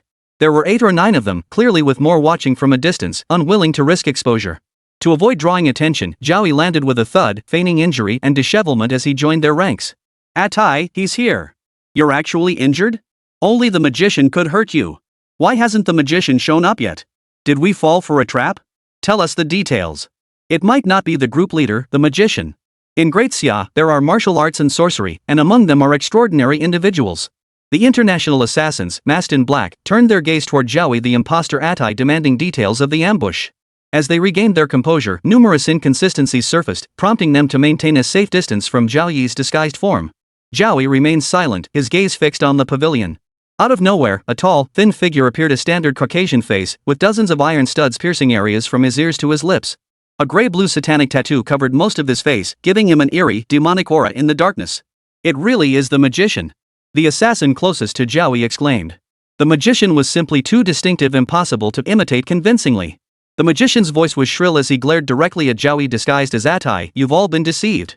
He's the one who leaked the information. His motives are unknown for now. Take him down first, interrogate later. 8 or 9 assassins exchanged glances. Though they didn't trust Atai either, they couldn't just act on one person's word and attack him. What proof do you have? Zhao Yi, disguised as Atai, roared with fury. Though spoken in English, he understood perfectly. He thrust out his still bleeding arm and snarled through clenched teeth. You think I'd just frame you for nothing? What's in it for me? Clearly, the magician had little patience left. Without waiting for a response, he lunged forward to strike back. You'll find out once we capture you and interrogate you. His palm flipped, revealing a crimson cloth. With a violent tremor, a torrent of playing cards shot toward Zhao Yi. They fell like rain, thick and impenetrable. Each was a razor-thin iron plate coated with a special matte paint, nearly invisible in the darkness. A direct hit would slice off chunks of flesh. A smile curved Zhao Yi's lips. He exhaled a blast of cold air, instantly freezing every card in mid-air. The magician's face paled as realization struck. You're not Atai. The real Atai was a master of Muay Thai and assassination. That ice breath technique was far beyond the capabilities of someone ranked 900th on the assassin list. Without a second's hesitation, the magician produced 2 more colorful prop balls, flinging them at Zhao Yi with both hands. Mid-air, they burst into blindingly bright white light. Everything happened in the blink of an eye. 8 or 9 assassins were caught in the blast, blood tears streaming from their eyes.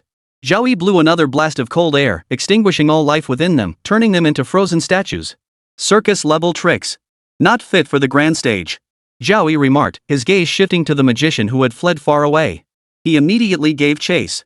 The performance prop balls were nothing more than military-grade flashbangs, designed to lower vigilance by mimicking the appearance of ordinary balls. Military flashbangs emitted blinding light within seconds, causing temporary blindness in targets while generating deafening noise that rendered nearby victims momentarily deaf. The magician, wearing protective goggles, had planned his escape route meticulously.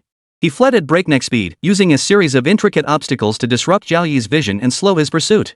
But all efforts proved futile before Zhao Yi. With a single stride spanning dozens of meters, he closed the distance to within 5 meters of the magician.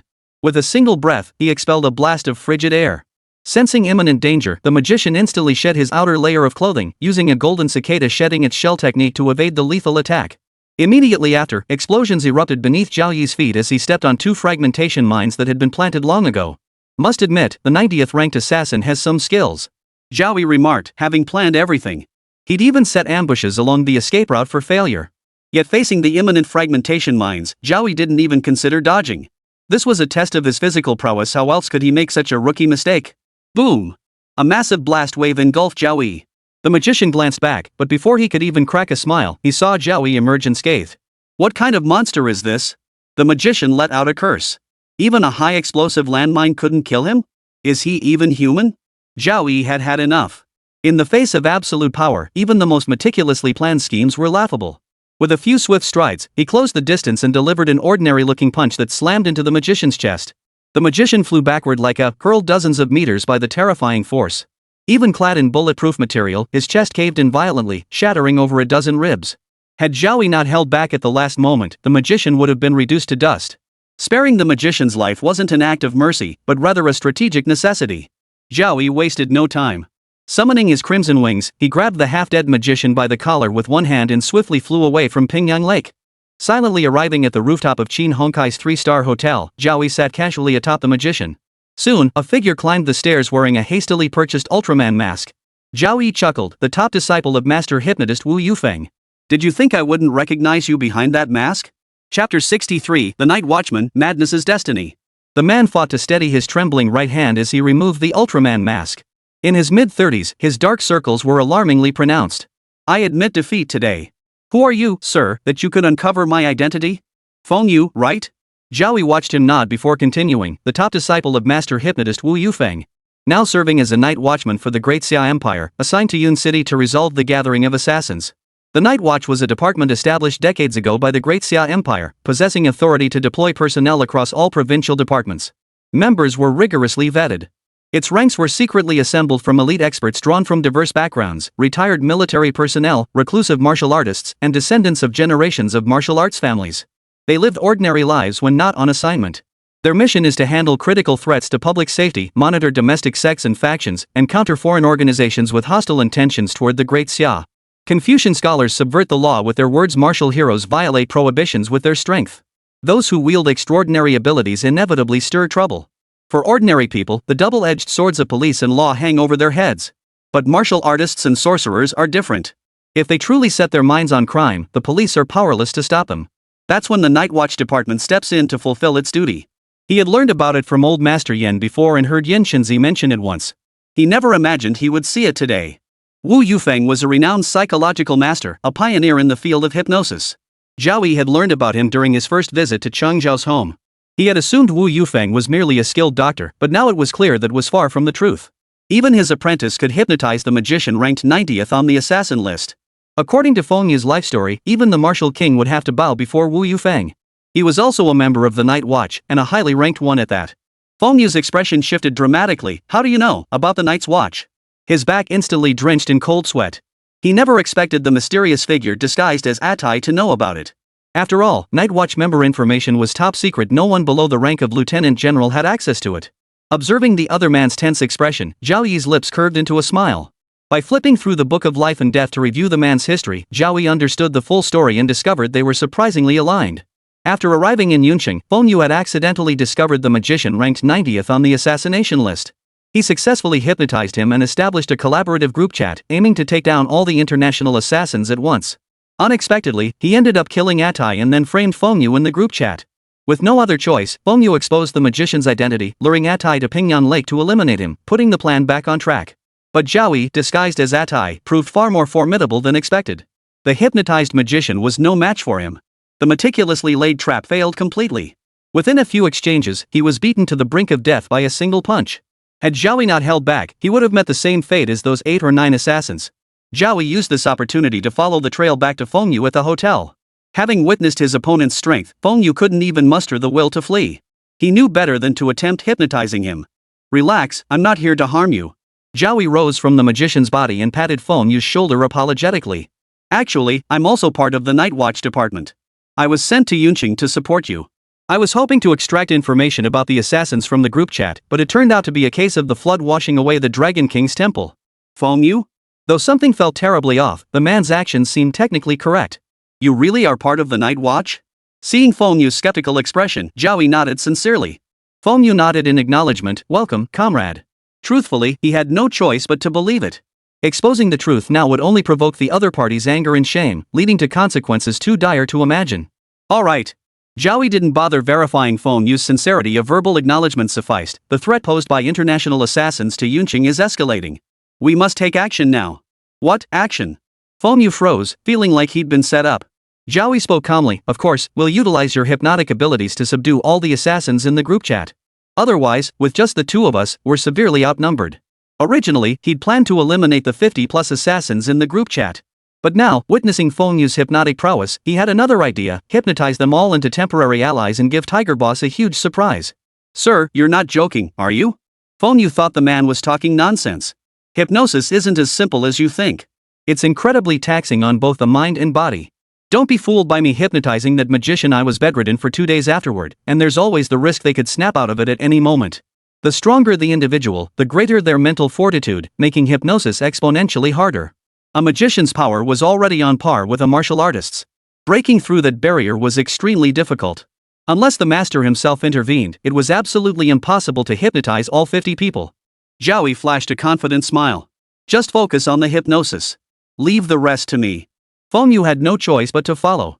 Having already pinpointed the locations of 8 or 9 assassins, he led Zhao Yi first to the urban village. There, numerous unlicensed ghost houses operated, requiring no ID registration for lodging. The pair weaved through one dark alley after another, their feet treading uneven dirt and gravel.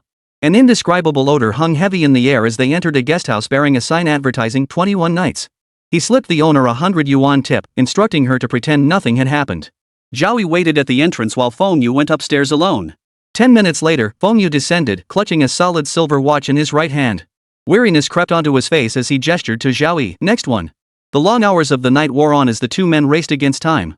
One assassin after another fell under Fengyu's hypnosis. By the 5th target, he could barely hold on. His mind and body had reached their absolute limits, his head felt like it would explode, and he was on the verge of collapsing. Zhao Yi reached out his arm at just the right moment, placing it on Fengyu's shoulder and channeling a surge of potent true energy into him. Instantly, Fengyu's eyes widened. The exhaustion washed away in an instant, his body infused with new vitality, brimming with strength and vigor. The heaviness in his brain eased, and he instinctively stretched with relief. His gaze toward Zhao Yi transformed completely. The hypnotic technique he used was actually a form of mental magic. Its drawbacks were equally stark: severe insomnia. The deeper one delved into it, the worse it became. Fengyu averaged only a few hours of sleep every 5 days. His master had told him he hadn't slept in years, having long forgotten what it felt like, relying solely on meditation to nourish his spirit. According to his master, Wu Yufeng, over the past few centuries, every single master who cultivated this art had gone mad from prolonged sleep deprivation. "Thank you, Your Excellency." Fengyu expressed his gratitude sincerely. He now understood what Zhao Yi meant by "just focus on the hypnosis, leave the rest to me." A single surge of true energy restored Fengyu to full strength, and the hypnosis process was accelerated. The 2 worked until dawn before resting. 12 people have already been hypnotized. "At this rate, we'll finish hypnotizing everyone by tonight," Fengyu exclaimed excitedly. He had never worked this intensely before, hypnotizing 12 people non-stop while maintaining both mental and physical vigor. It was an unprecedented experience. Chapter 64, Tianji Sect, Our Own Territory. "Master, I'm rested. Let's continue." Fengyu's eyes sparkled with excitement, his spirit more vibrant than ever. Each time Zhao Yi infused him with a strand of true essence, it felt like he'd slept deeply for over 10 hours. Hypnotizing so many people consecutively had greatly deepened his understanding of the technique, equaling years of arduous cultivation. His address to Zhao Yi had shifted from sir to master. In his eyes, Zhao Yi was now a figure akin to his own master and in some respects even more formidable. Let's go. Zhao Yi and Fulong Mountain proceeded to the next location, continuing until noon. By 12:30, they had hypnotized all 20-plus individuals at the known locations. Each was in a deep trance without external intervention. They would struggle to awaken within a week. The two sat in the Hongyun Chitian 3-star hotel, owned by Qin Hong. As a gesture of gratitude, Fulong Mountain ordered a large spread of dishes. As they finished eating, he respectfully poured Zhao Yi a cup of tea. What should we do next? Facing Zhao Yi disguised as Atai, Fulong Mountain no longer harbored the initial wariness. Given his capabilities, if he truly intended to kill him, he wouldn't have waited this long. Now, have the magician release a video as evidence that Atai is deeply troubled. Claim he brought a mysterious expert to kill me. State that everyone who went to the pavilion that night was wiped out because they sought the assassin's information from the group chat, aiming to reduce competitors for the 10 billion yuan bounty. Then have the 20-odd hypnotized assassins privately message the unhypnotized ones, suggesting they collaborate to reduce the risk of sudden ambushes. Zhao Yi sipped a small mouthful of tea. It was nowhere near as good as the stuff Li Buotao had in prison, barely passable. The reason the magician wasn't killed last night was precisely to save him for this moment. Brilliant! Fulong Mountain slapped his thigh in excitement.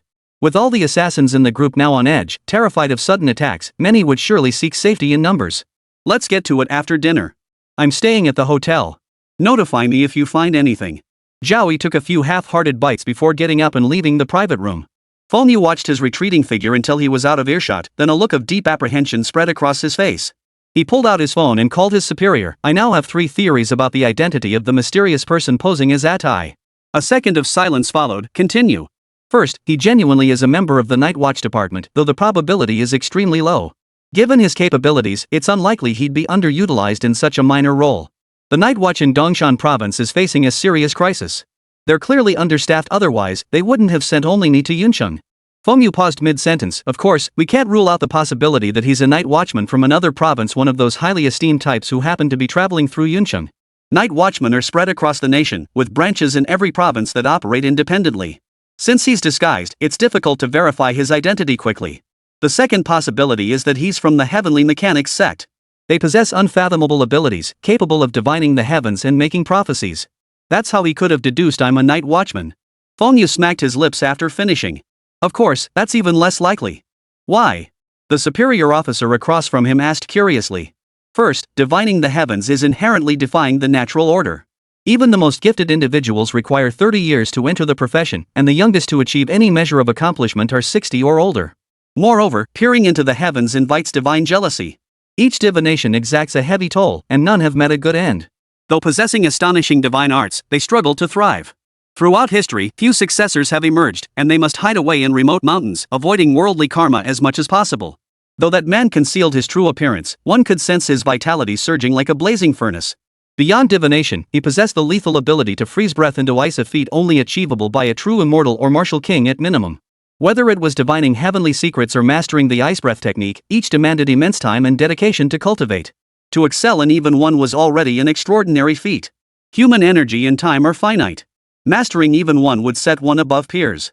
And the third one? The superior's tone grew solemn, surprised by the complexity of the situation. The final possibility is, he worships a deity, a particularly fierce one.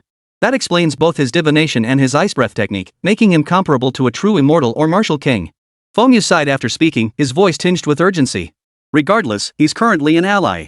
Send a formidable figure immediately. If he turns out to be an enemy, Yuncheng will face great calamity. Meanwhile, Zhao Yi emerged from the private room with no intention of returning to prison. He took the elevator to the first-floor front desk. Hello, I'd like to book a presidential suite.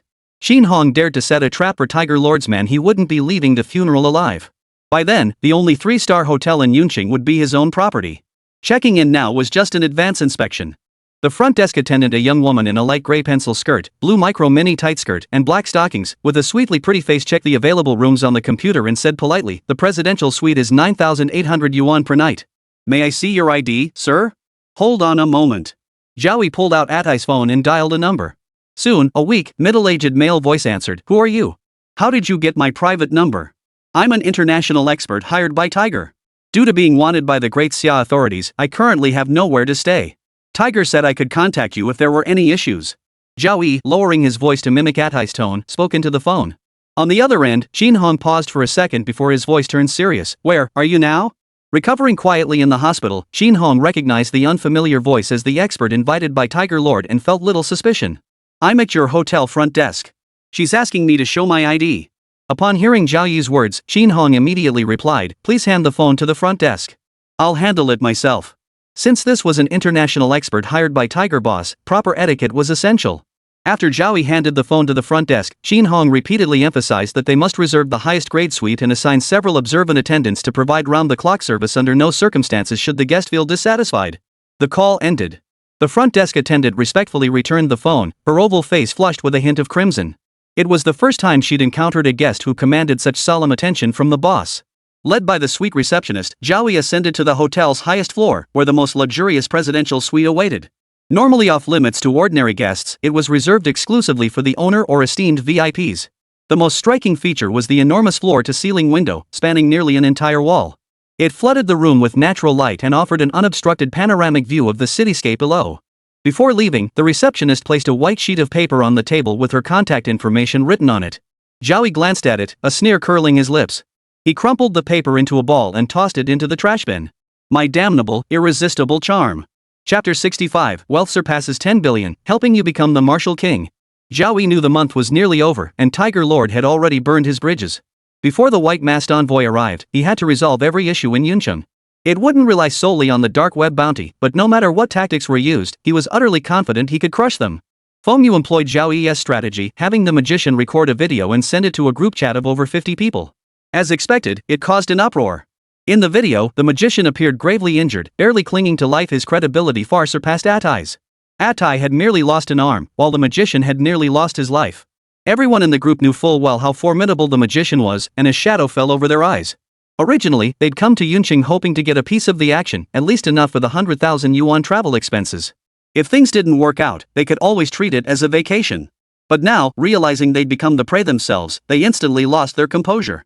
Facing the master who crippled the magician in mere seconds? They'd have no chance of survival. Then it was time for the hypnotized assassins to make their move. One by one, they privately messaged the remaining unhypnotized assassins, inquiring if they wanted to cooperate to increase their chances of survival. They revealed their true identities publicly, their tone surprisingly candid. Sure enough, responses came immediately. Several assassins agreed to cooperate, providing their approximate locations. Fulong notified Zhao Yi, and the two headed out together. Zhao Yi expanded the range of the Book of Life and Death to pinpoint the killer's exact location. He then sent Fulong to hypnotize him. Once successful, Fulong was instructed to send a message in the group chat, swaying those still on the fence. Of course, Fulong's hypnosis didn't work on everyone. Occasionally, an assassin struggled to break free, only to be instantly frozen into an ice sculpture by Zhao Yi, who was waiting outside. Within less than 2 days, all assassins in the group chat were hypnotized, fostering a harmonious atmosphere. The group name was changed to Mutual Aid for Shared Prosperity. This attracted many who hadn't joined yet. Once inside, they were greeted with friendly private messages. After learning their exact location, the hypnosis service would arrive at their doorstep. Master! Fulong exclaimed excitedly, our hypnotized assassin army has surpassed 70 members. Hypnotizing over 70 people in 2 days surpassed the total from the past decade. Keep up the good work. Zhao Yi's focus lay elsewhere. Regardless of whether the hypnosis succeeded or failed, he had collected over 80 phones from the assassins. These were all assassins who had completed multiple contracts. Beyond fulfilling dark web bounty missions, they were local kingpins running gray and black market operations. The least wealthy among them held millions in bank accounts, and collectively, their assets totaled over 20 billion US dollars converted to Chinese currency. It exceeded 100 billion. Zhao Yi had suddenly become a billionaire, and he couldn't help but sigh. No matter how lucrative an industry is, nothing makes money faster than murder and robbery. For a moment, he even felt inclined to thank Tiger and Xin Hong. Using 10 billion as bait had drawn in so many big fish. But transferring assets was no small task. It involved cross-border transfers spanning over a dozen countries, hundreds of fixed assets, and the management of black and gray industries. Zhao Yi handed this off to Fulong to handle. Master, I know this business well. Give me a bank card, and I guarantee the funds will be in within 10 days. Fulong patted his chest to take on the job, then added gravely, just got intel from a hypnotized assassin. A level 3 mercenary group has arrived in Yuncheng. About 8 or 9 members, led by the butcher ranked 50th on the assassination list. International mercenary groups operate under a strict tiered classification system. They range from level 1 to level 7. Tier 1 is the highest, Tier 7 the lowest. Level 3 is already formidable, with completed contracts exceeding 500 million USD. Their leader, the Butcher, is exceptionally brutal, suffering from severe mental instability. When enraged, he knows no bounds, once slaughtering an entire town in Madagascar, massacring nearly 800 innocent lives. His strength rivals that of a Grand Master martial artist. Fulong spread his hands helplessly. I can't hypnotize the Butcher. What should we do? Where is it located? The Chongyang Senior Apartments in the Old City District. Let's go check it out first. Yuncheng was divided into 4 districts: New City, Old City, Development Zone, and Suburbs. Each district was several times larger than a typical county town, housing 8 to 9 million people. This made Yuncheng the largest city among its neighboring regions, surpassed only slightly by the provincial capital, Qizhou. The Chongyang Senior Apartments had been standing for 40 or 50 years. Its residents were all childless seniors living alone. Its location was relatively remote, rarely visited by young people. As they arrived by car and prepared to exit, Zhao Yi's expression suddenly shifted. He sighed softly. We're too late. We owe someone a favor. What do you mean? Fulong looked utterly bewildered, unable to grasp what had happened. Zhao Yi offered no explanation, simply walking toward the Chongyang Senior Apartments. After 4 or 5 decades of weathering the elements, the apartment walls were already mottled, revealing dark red bricks. The floor tiles were covered in cracks, and the occasional cough could be heard from inside. Wang Fuzhu stood at the entrance, his bare hands dripping blood. He recognized Zhao Yi despite his disguise, primarily because they'd worked together before and he was familiar with Zhao Yi's calm and composed demeanor. Come in and take a look. I've taken care of everything. The apartment was piled high with the corpses of the mercenary group. The leader, the Butcher, had his skull crushed, red and white brain matter splattered everywhere. Not a single intact body remained. How did you do this? Fulong stared at Wang Fuzhu in utter shock. He knew the Butcher's combat prowess rivaled that of a great achievement martial artist. When his psychosis flared, his desperate fighting style was so terrifying that even a great achievement martial artist wouldn't dare challenge him. He could tell that Wang Fuzhu before him was also a great achievement martial artist, but how had he wiped out the entire group so effortlessly? There wasn't even a visible wound on his body. Could he be the half-step martial king lurking in Yuncheng? Iron Sand Palm is brutally powerful, but it exacts a heavy toll on the body. Even if one masters it to perfection, old age inevitably brings paralysis. Zhao Yi looked at Wang Fuzhu and cut straight to the heart of the matter. You know full well the drawbacks of Iron Sand Palm. By joining the Gu family as an honored guest, Old Master Gu has placed great importance on you, even spending a fortune to acquire a manual of internal martial arts. Cultivating both internal and external, harmonizing yin and yang. Your innate talent is truly extraordinary, comparable to that of the founding patriarch himself. The Iron Sand Palm has truly flourished in your hands. Martial cultivation progresses slowly by nature. It takes 10 or 8 years of arduous training to achieve even modest results. Had you dedicated yourself solely to mastering Iron Sand Palm, you might have even had a shot at becoming a martial king? Yet even while cultivating both internal and external arts simultaneously, Wang Fuzhu still attained the pinnacle of martial master. The advantage is that he has no equal at his level. By channeling Iron Sand Palm with internal breathing techniques, he crushed the third-tier mercenary group where the Butcher resides. Wang Fuzhu sighed deeply upon hearing this, feeling no pride. The drawbacks are far more fatal. The gap between martial master and martial king is already a chasm. My approach effectively doubles the difficulty, making it nearly impossible for me to ever reach the martial king realm in my lifetime. A smile spread across Zhao Yi's face as he spoke earnestly. Word by word, I dislike owing favors. When you advance to the half-step martial king stage, I'll help you become a true martial king. Chapter 66, rumored to be handsome, the hidden ace up his sleeve. Wang Fuzhu couldn't maintain his composure. His expression shifted dramatically as he bowed deeply to Zhao Yi. If you truly can help me ascend to martial king, I shall be at your command henceforth, provided the tasks do not betray the Gu family. The Gu family had been truly generous to Wang Fuzhu, investing wholeheartedly in him. Literature enriches the poor, martial arts enrich the rich. The costs of cultivating Iron Sand Palm were astronomical. The medicinal baths alone consumed millions each month, all made from exorbitantly priced herbs, a practice built entirely on wealth. Without the Gu family's unwavering support, Wang Fuzhu would never have achieved such heights. Naturally, Wang Fuzhu remained utterly loyal, diligently fulfilling his duties as a bodyguard. As a master martial artist with both internal and external cultivation, he possessed the confidence to hold his own against even a half-step martial king for dozens of exchanges. Over the years, he had resolved countless troubles for the Gu family. Wait until you advance to the half-step martial king realm first. Zhao Yi stated calmly, making it clear he wouldn't offer assistance until Wang Fuzhu reached that threshold. Martial kings transcended human limits, channeling celestial energies into their bodies to fuse with their life essence and forge true chi, a process indistinguishable from cultivation. Even taking that first half step was incredibly difficult. Only 1 in 1,000 master martial artists achieved it. Though the butcher had been slain by Wang Fuzhu, Zhao Yi still approached the corpse, retrieved 8 or 9 phones, and tossed them to Feng Yu beside him. Transfer them to me when the time comes. The level 3 mercenary group was indeed wealthy, boasting total assets of $600 million, all now falling into Zhao Yi's hands. After bidding farewell to Wang Fuzhu, Zhao Yi returned to the hotel. Over the next 2 days, he hypnotized a dozen more assassins. While a few cautious ones remained hidden, few likely escaped. Nearly the entire force drawn by the 10 billion yuan bounty had been wiped out. He only had to wait for the funeral to conclude. Once they lost their value, they could be eliminated. Within the hearts of each hypnotized assassin, Zhao Yi had planted a strand of frigid true qi. A mere thought could detonate it, serving as a double safeguard against any assassin breaking free from the hypnosis. With only 1 day left until the funeral, the dark web's billion-dollar bounty revealed its assassination target. Zhao Yi. Feng Yu stared at the photo of the clean-cut face, then turned to Zhao Yi, who had transformed into Atai beside him, asking with genuine confusion, "Master, have you heard of Zhao Yi?" He had assumed someone commanding a 10 billion yuan bounty would be either a high-ranking official within the system or the chairman of a listed conglomerate.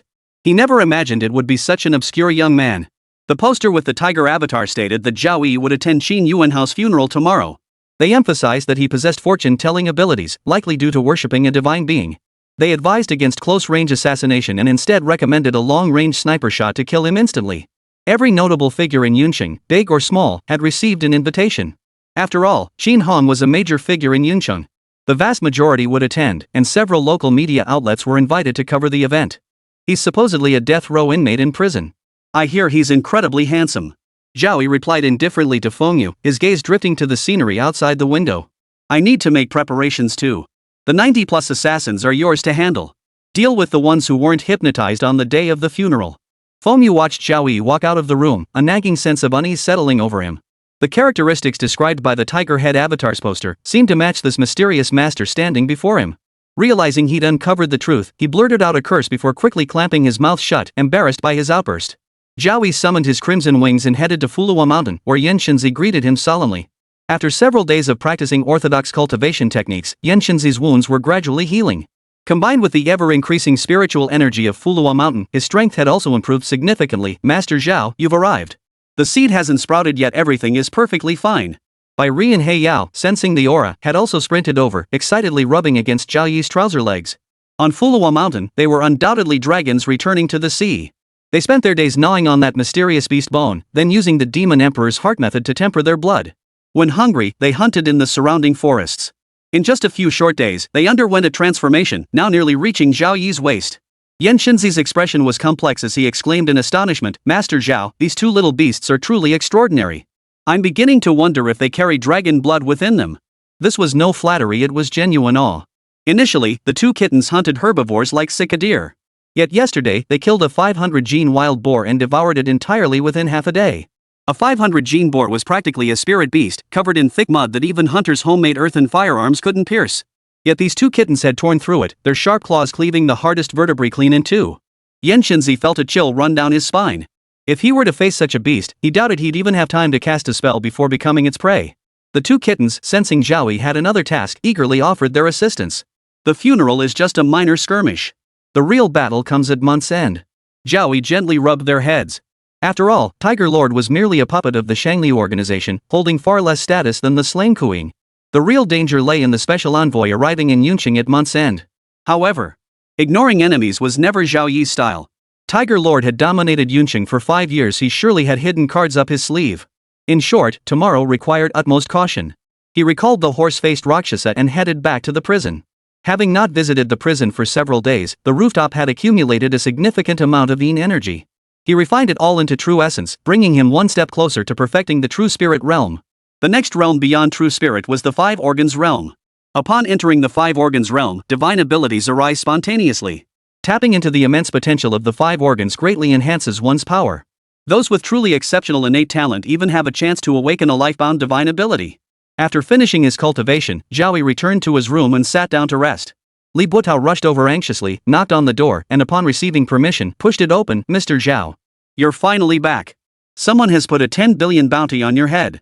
You absolutely must not go out anywhere recently. He too had received word numerous international assassins had arrived, killers who didn't blink an eye.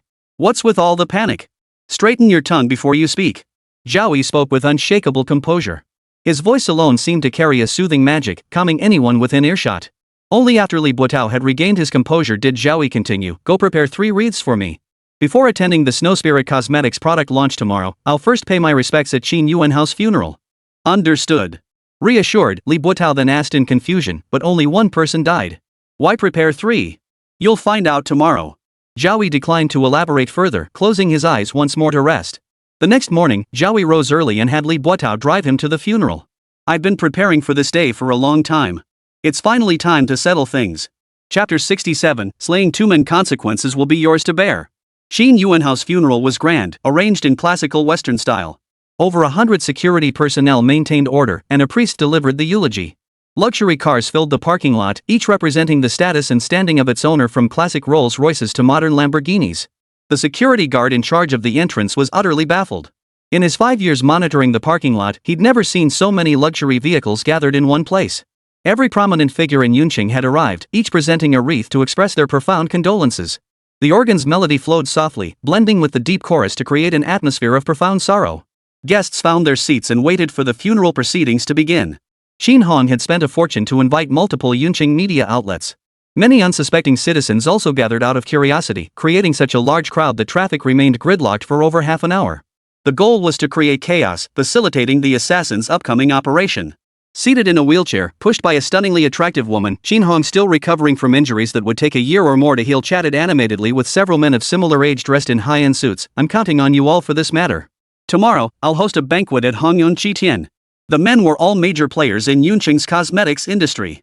Qin Hong, seemingly unconcerned, clinked glasses with them. "We've been friends for over a decade. Pharmaceutical cosmetics sounds like nothing but a gimmick. One word from me could make him disappear from Yuncheng. I hear there's a new product launch today. We'll swing by later to check it out." Having dominated 80% of Yuncheng's market for so many years, he possessed the brash confidence to make such bold claims. The stunningly attractive woman was in an exceptionally good mood. She was Yin Jia, whom Qin Yuanhao had kept as a mistress during his university days. By selling the information about Zhu Guanqi, she had seized the opportunity to sleep with Qin Hong at the hospital. To be extra cautious, she quickly found several lovers and underwent over a dozen soft hardening procedures. Now, with her period overdue, it was almost certain she was pregnant. Upon hearing this good news, Qin Hong immediately transferred her 1 million yuan in pregnancy support funds. Having a child in middle age meant he finally had an heir. If she could bear Qin Hong a son, she would become the boss's wife with boundless fortune. Yin Jie suddenly felt relieved that Qin Yuanhao had died. With no one else claiming the inheritance, she wouldn't have to worry about that spoiled brat interfering. Otherwise, she'd never have been able to carry the child to term safely. This harmonious scene was abruptly shattered when a black minivan ignored security and drove right into the middle of the funeral before stopping. Li Buotao stepped out of the driver's seat. Many recognized him, the warden who had taken charge of Yuncheng Prison 2 months prior. But barging into a funeral like this was downright rude. After all, high-ranking officials were among the attendees. None of them behaved so recklessly. After getting out, Li Buotao first unloaded 3 wreaths before opening the rear door and respectfully assisting Zhao Yi out. The other mourners noticed, their eyes turning toward Zhao Yi and Li Buotao, assuming they were also guests of condolence. Wearing sunglasses, Zhao Yi walked toward Qin Hong with a smile. Qin Hong's eyes widened in shock at the sight of his son's killer. He gasped for breath, glancing nervously at the surrounding buildings, desperately hoping an assassin would appear to take this bastard out with a single shot. Yet even as Zhao Yi approached, none of the expected scenes unfolded. Who are you?" The owner of a cosmetics company asked in puzzlement. If they can afford to hire Li Buotao as a driver, he must be someone important. What does it mean to send 3 wreaths for 1 death? Yuncheng was superstitious about such things, considering it unlucky. Ignoring the cosmetics company owner, Zhao Yi extended an arm and casually draped it over the tense Qin Hong's shoulder. "You went to such lengths to set this trap, even arranging the funeral near my company, all just to lure me here. How? Now that I'm here, you're suddenly nervous?" Qin Hong's body tensed, his eyes filled with terror. He had put up 400 million of the billion yuan bounty, yet it hadn't even made a ripple. Had all the assassins been wiped out? What he didn't know was, the assassins really were all dead. Feng Yu had ordered the hypnotized assassins to comb the area within several kilometers of the funeral since last night. Any who slipped through had been dealt with. There was no chance of another sniper targeting Zhao Yi. "Before I die, I'll tell you a little secret." Zhao Yi grinned at Qin Hong, speaking loudly. "The child in Yin Jie's womb isn't yours. After she left the hospital that night, she slept with 5 or 6 other men, all to get pregnant quickly and become the mother of your dead son." Qin Hong's face twisted in horror, a sharp pain piercing his heart. He glared furiously at Yin Jie. But he never got the chance to confront her. Zhao Yi exhaled a cold breath and killed Qin Hong in the same manner. Yin Jie's expression turned horrified as she watched living people turn into corpses before her eyes. She let out a shrill scream. Murder! Murder! Murder! Help! Help! Shut up! Zhao Yi exhaled another blast of cold air, turning Yunjia into an ice sculpture as well. The scene instantly grew quieter. He then turned to the cosmetic company executives. Now you understand why I sent 3 reeds, don't you? The executives were too terrified to utter a word, fearing they might provoke this murderous fiend and be frozen into ice sculptures by his demonic arts. Having lived most of their lives, they'd weathered many storms. But to witness someone, in broad daylight and before so many media outlets, kill 2 people without a word of warning, such a lawless madman, was truly unprecedented. But with Qin Hong and Yunjia both dead in front of so many witnesses, someone had surely already called the police. The situation was going to be extremely difficult to clean up. Beep, beep, beep. True to their expectations, over a dozen police cars arrived shortly after. More than 40 armed officers disembarked and swiftly surrounded the entire funeral procession. Chief Cheng Xiao, dressed in uniform and holding a megaphone, approached step by step with several officers trailing behind him. He first glanced at the 2 bodies frozen like ice sculptures, then raised the megaphone and bellowed with full force. Qin Hong and Yunjia colluded with foreign enemies, plunging Yuncheng into peril. The evidence is irrefutable. They were immediately shot dead. His expression grew even more stern as he surveyed the crowd, particularly the media outlets present. Everyone here will sign a confidentiality agreement shortly. Should anyone dare spread false information to mislead the public, you will bear the consequences. A nearby boss who had been on good terms with Qin Hong hesitated, opening his mouth as if to speak. Chang Xiao strode over in 2 strides, pressing a megaphone against his forehead. What differing opinion do you have? Or are you connected to Qin Hong and need to come with me to the police station for questioning? Chapter 67, Shin Family Rules, Bound You. The high-ranking officials attending the funeral now cowered like frightened quails, shrinking into the crowd, terrified of suddenly catching Chang Xiao's attention. Under normal circumstances, they wouldn't have feared Chang Xiao at all. But now Qin Hong was accused of the heinous crimes of colluding with foreign enemies in treason. They knew nothing of this, only that they frequently dined at Hongyun Qitian, engaging in covert, mutually beneficial gray area deals beneath the surface. Now that his only son was dead, paying their respects was perfectly reasonable. But what they feared most came to pass. Chang Xiao clearly had no intention of letting them off. His gaze swept over the senior officials one by one, a cold smile curling his lips. I've taken note of every official here to pay respects today. I expect you to produce an explanation promptly. Should trouble arise, don't blame Chang for not warning you. The senior officials paled, knowing their political careers were over. Attending the funeral of a traitor who had colluded with foreign enemies would inevitably be exploited by rivals. Finally, Chang Xiao bowed respectfully to Zhao Yi before turning and striding toward the crowd. His tasks were numerous: maintaining order at the scene, managing the surrounding crowd control, and dealing with the relentless influx of attendees. Someone was clearly stoking the flames behind the scenes, making a stampede highly likely. The only one genuinely pleased was Li Buotao. He spotted 5 or 6 big fish among the officials. If they were taken down, he could take their seats. How satisfying that would be. Zhao Yi glanced back at the surging tide of people and instantly understood Qin Hong and Tiger's strategy, overwhelming him with numbers to disrupt his use of the Book of Life and Death. With thousands or even tens of thousands arriving, even he couldn't screen them all in such a short time. But Zhao Yi wasn't afraid. It only proved they were truly desperate, resorting to such crude methods. Zhao Yi activated the Book of Life and Death, channeling streams of true essence to envelop the entire funeral. He had all the time in the world to examine each person one by one. Barely 2 or 3 minutes later, another Rolls-Royce pulled up. A middle-aged man in workout attire stepped out first, followed by a woman in a crisp white business skirt. The slender, exposed calves below her knees radiated a breathtaking beauty. Like a queen descending, she entered the crowd's field of vision, instantly commanding absolute attention. Many men nearly drooled at the sight. Those legs alone could have sent them into a night of ecstasy. Yet, her every movement carried a subtle air of authority, deterring anyone from approaching her. Gu Qingqing now fully controlled the Gu family. With the patriarch announcing his retirement and the family head inauguration ceremony scheduled for month's end, she naturally carried the aura of a leader ascendant. Wang Fuzhu stood silently beside her, his white gloves giving him the stillness of a statue. Several younger members of the Gu family in the crowd felt their hearts skip a beat upon seeing Gu Qingqing appear. Just as they tried to reassure themselves, Gu Qingqing's icy voice cut through the air. Everyone from the Gu family, get out here. The younger members could no longer sit still, terrified of incurring Gu Qingqing's wrath. They dragged themselves out reluctantly. Slap them. As soon as Gu Qingqing spoke, Wang Fuzhu moved. He delivered 5 slaps to each face with precise force, just enough to swell their cheeks like pig heads, but not so hard as to crack their skulls. Get back to the Gu family ancestral hall. Face the wall for 2.5 years. Gu Qingqing paid no heed to their injuries, swiftly decreeing their punishment. She then turned to Zhao Yi with a friendly smile. My apologies for the spectacle, Mr. Zhao. I was on my way to your Snow Spirit Cosmetics product launch when I learned these young ones were making fools of themselves here. Had to come see for myself. The cosmetics company owners exchanged stunned glances. They knew exactly who Gu Qingqing was. Moments ago, they'd brazenly declared they could bankrupt Snow Spirit Cosmetics with a single word. Yet the man before them was the very owner of Snow Spirit Cosmetics and held significant ties to the Gu family patriarch? They swallowed hard. The Gu family was one thing they could still manage. Before they could process the bombshell of the Gu family patriarch's arrival, several olive-drab military-plated jeeps burst onto the scene. They pulled up beside Li Buetao's business vehicle, and young men in crisp military uniforms stepped out. They stood like drawn swords, each holding a whip made of rhinoceros hide. They drew even more attention than Gu Qingqing. Even Shang Xiao approached, saluting the young man. Shen Zhongjian returned the salute, his voice resonant and authoritative. I come today on personal business, escorting an elder to attend the press conference and simultaneously disciplining a younger family member who violated our rules. Director Chang, please return to your duties. The jeep's window rolled down, revealing an elderly face that returned a smile to Cheng Xiao. Shang Zhao's heart skipped a beat. His face flushed with excitement as he recognized the man, Yan Chaozong, the retired general who had withdrawn to the mountains. How could he have come down to attend the Snow Spirit Cosmetics product launch? Yan Chaozong was a legendary figure in Yuncheng's police force, a national hero who fought in the self-defense counterattack war, whose portrait hung in Chang Zhao's own office. He had declined the rank of general. He was one of the few people Chang Xiao held in the highest esteem.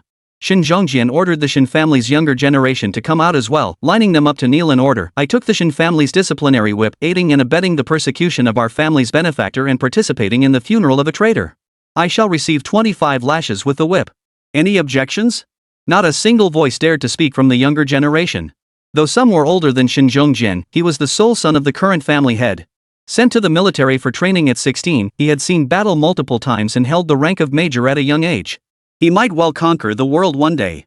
They could only grit their teeth and respond, no objections. Good. Shen Zhongjian barked the order. It was summer, and they wore little clothing, so there was no need to strip.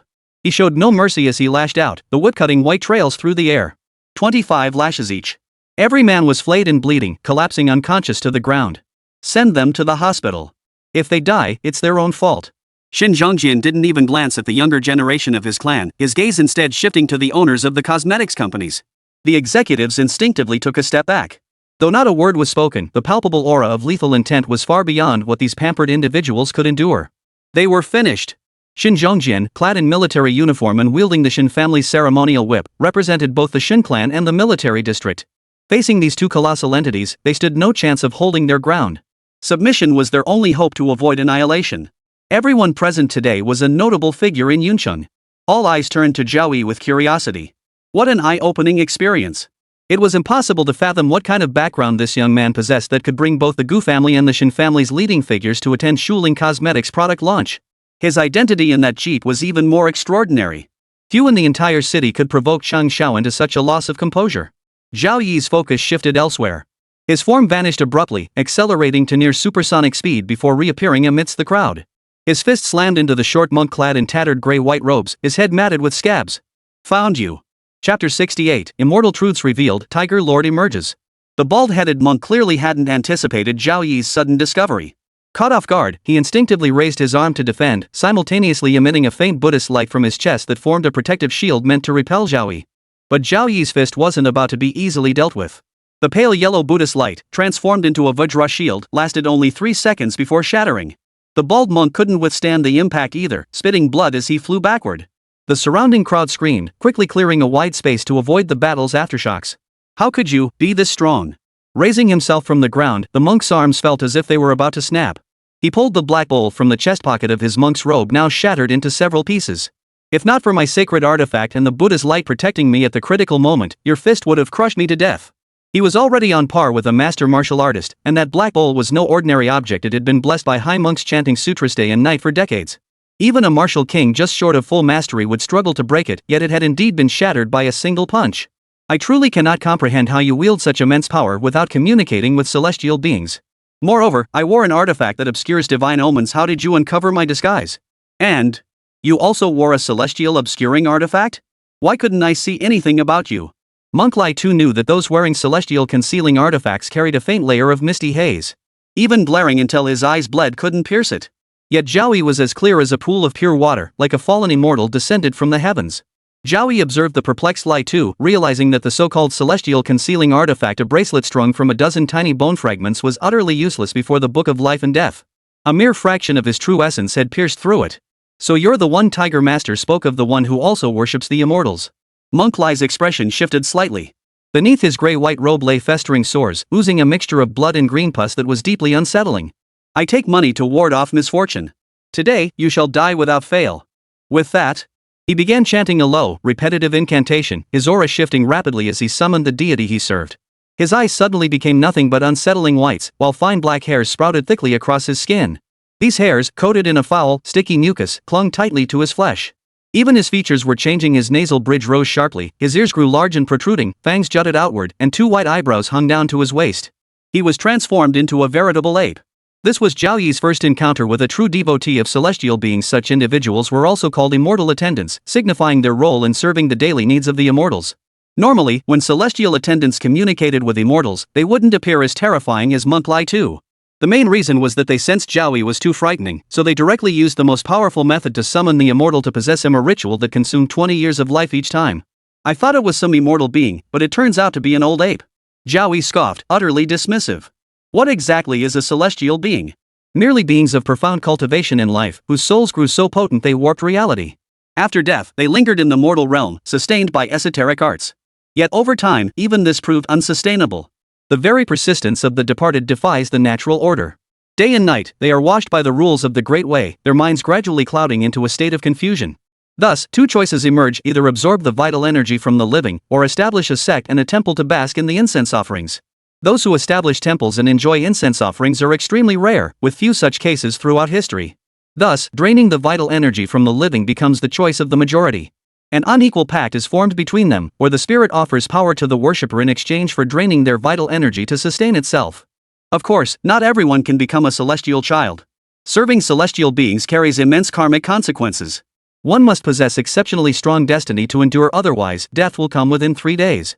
The monk with the bald head wasn't exactly a saint either. Years ago, he was a local thug who raped a widow after her husband died. To escape prison, he fled to Peach Blossom Temple, shaved his head, and became the lowest-ranking monk. After scheming and cheating his way through life at Peach Blossom Temple, he was about to be expelled when the old monkey chose him to become an immortal child. Each time Lai too the monk wielded immortal power, a festering sore erupted on his body. When it flared, his hands clawed relentlessly at his flesh, leaving horrifying gashes more agonizing than the cruelest form of Ling Qi. Who's this brat, speaking so disrespectfully? Monk Lai too was a changed being, his voice deep and raspy, occasionally punctuated by bestial growls. Zhao Yi's smile remained unwavering as he revealed its origins, nothing more than an old monkey from Peach Blossom Temple. It eavesdropped on sutras day and night until its mind awakened, then trained relentlessly for a century to gain some power. But no matter how you look at it, it's still just a mere monkey. Oomph. Zhao Yi's casual words struck the deepest, most sensitive chord within the old ape. Its eyes instantly turned crimson, like two burning flames, churning with frenzied rage. I lived 100 years at Peach Blossom Temple. In life, those bald monks bowed to me in reverence. I sat daily with Abbot Yunhai discussing Zen.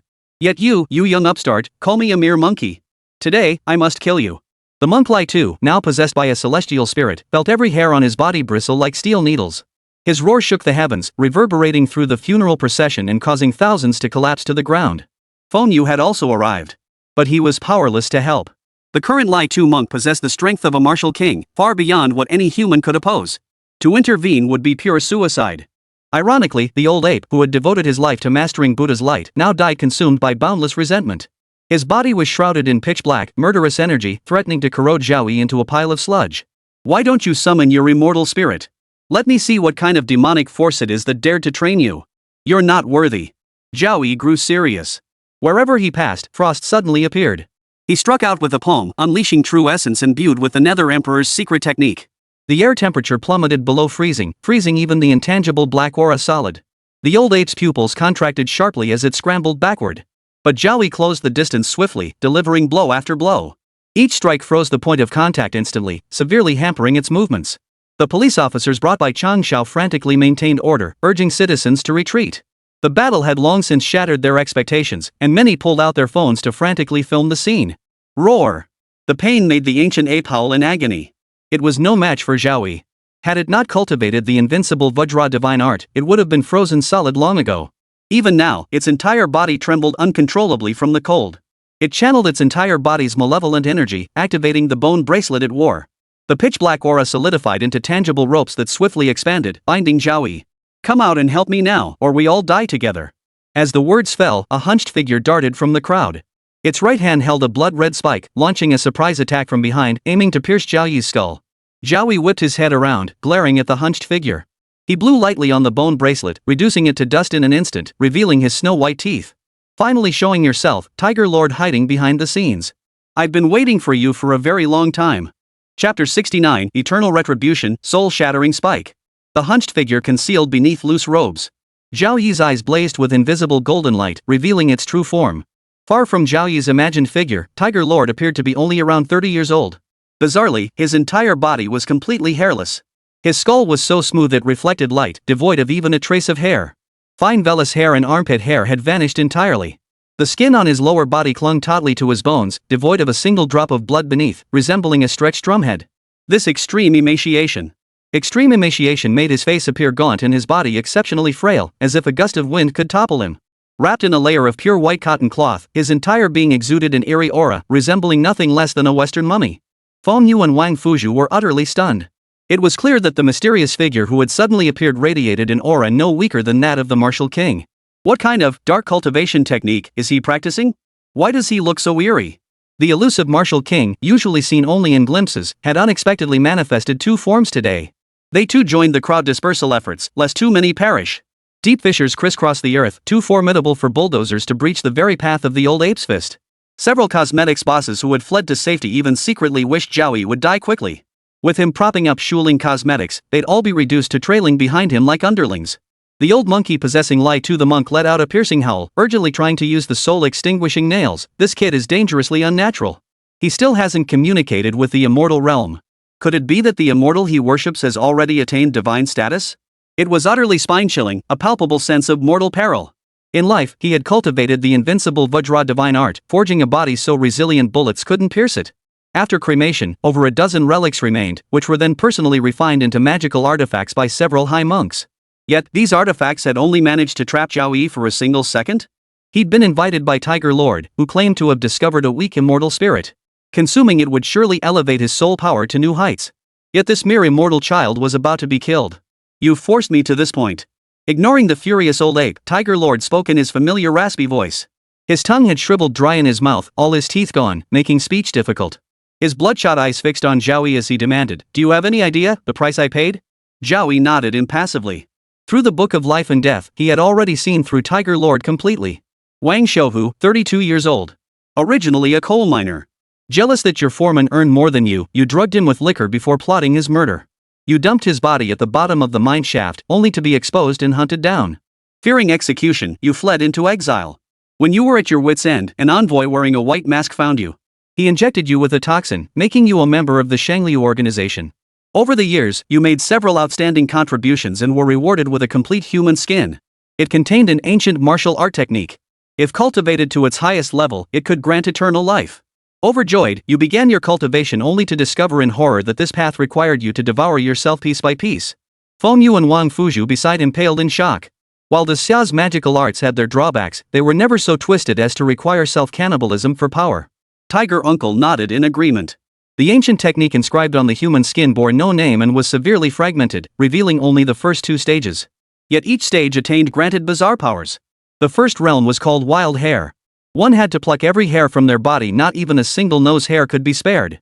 After swallowing and digesting them, one gained immense strength, capable of lifting 1,000 jin. Their charge became swift as the wind, holding their own even against a minor martial master. The second realm, called blood drinking, required first draining one's blood, then igniting it using the secret method inscribed on the human skin. One must swiftly drink the burning blood while it blazes.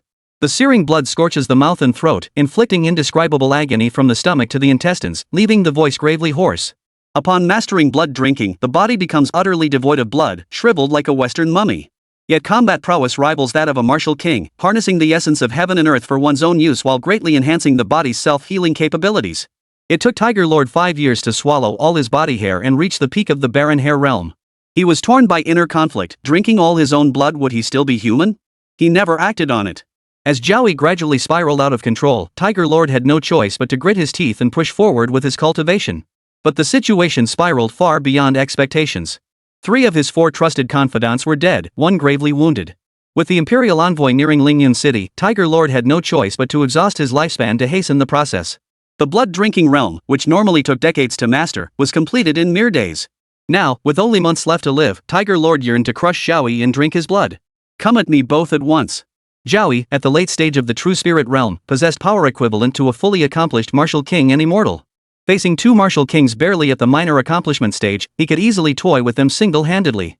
Had he not kept the monkey to lure Tiger Lord out, he would have long since roasted him with his true spirit, savoring the taste of monkey brains. He unleashed his true power, his right fist surging with mountain-splitting force as it struck out. A piercing sonic boom echoed through the air, like the roar of a celestial deity, tearing the atmosphere itself into visible ripples. Without a doubt, it slammed into Tiger Lord's face. The artifact in Tiger Lord's hand was the soul-shattering spike. If it pierced the skull, the soul would vanish into dust in an instant. Without using any true essence, relying purely on his formidable physical strength, he left the old ape gape-mouthed in astonishment. Damn it, he's a hardened martial arts master. Could he be worshipping the Monkey King? How the hell did he get this powerful? Wang Fuzhu and Feng Yu were equally dumbfounded. Had they been struck, they would have been pulverized into dust. Even they instinctively stepped back. Getting caught in the crossfire would be no laughing matter. The path he blazed resembled a disaster zone. The reinforced concrete ground, weaker than substandard construction, shattered like tofu, craters erupting one after another. War kings were already rare, and their battles even more so. A decade ago, the Night Watch had issued decrees forbidding martial kings and true immortal level masters from engaging in public brawls.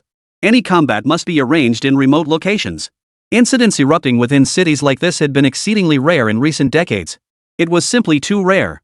At their level, the pursuit of higher realms was the ultimate goal. Without a life or death grudge, they wouldn't strike. Feng Yu had only just remembered. Hard Qigong, a branch of martial arts, imposes even greater demands on practitioners. A decade of relentless physical tempering 90% fail before mastery, crippling themselves in the process.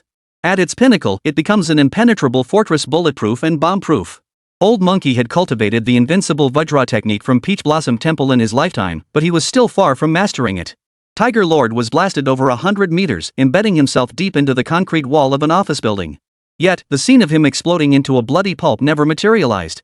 His head, severely deformed as if made of rubber, visibly began to restore itself. He cracked his neck to realign it, a strange smile playing on his face. Having cultivated the techniques inscribed upon human skin, my physical form is exceedingly difficult to shatter. But that punch really hurt. I almost fell apart. Zhao Yi chuckled too. Since one punch couldn't finish him off, he'd just have to try a few more times.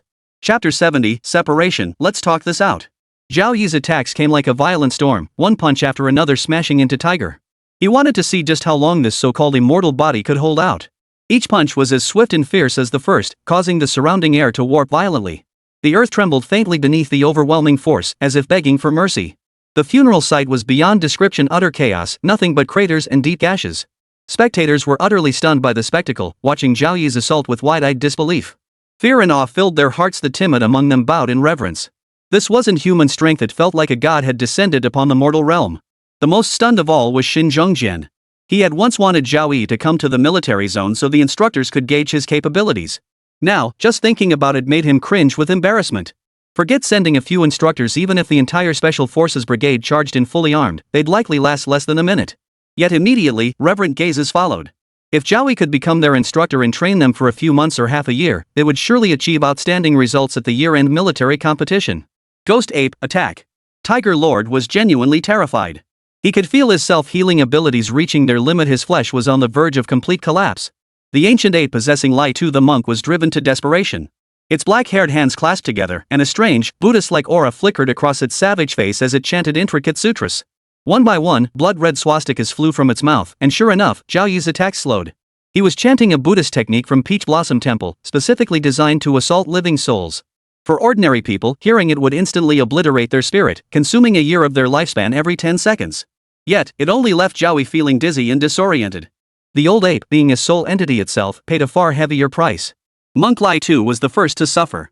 As a celestial child, he bore greater karmic retribution, consuming 5 times the lifespan cost. His own power plummeted by 2/3, requiring centuries of lifespan absorption to recover. Does he have a soul-protecting artifact? The old ape found Zhao Yi utterly despicable, a scheming little bastard pretending to be weak. Had he been cultivating since birth? Without even using his immortal powers, he could fight 2 of them. The possessed Lai Tu monk was rapidly aging. His skin lost elasticity, becoming loose and coarse, wrinkles spreading like ravines across his face.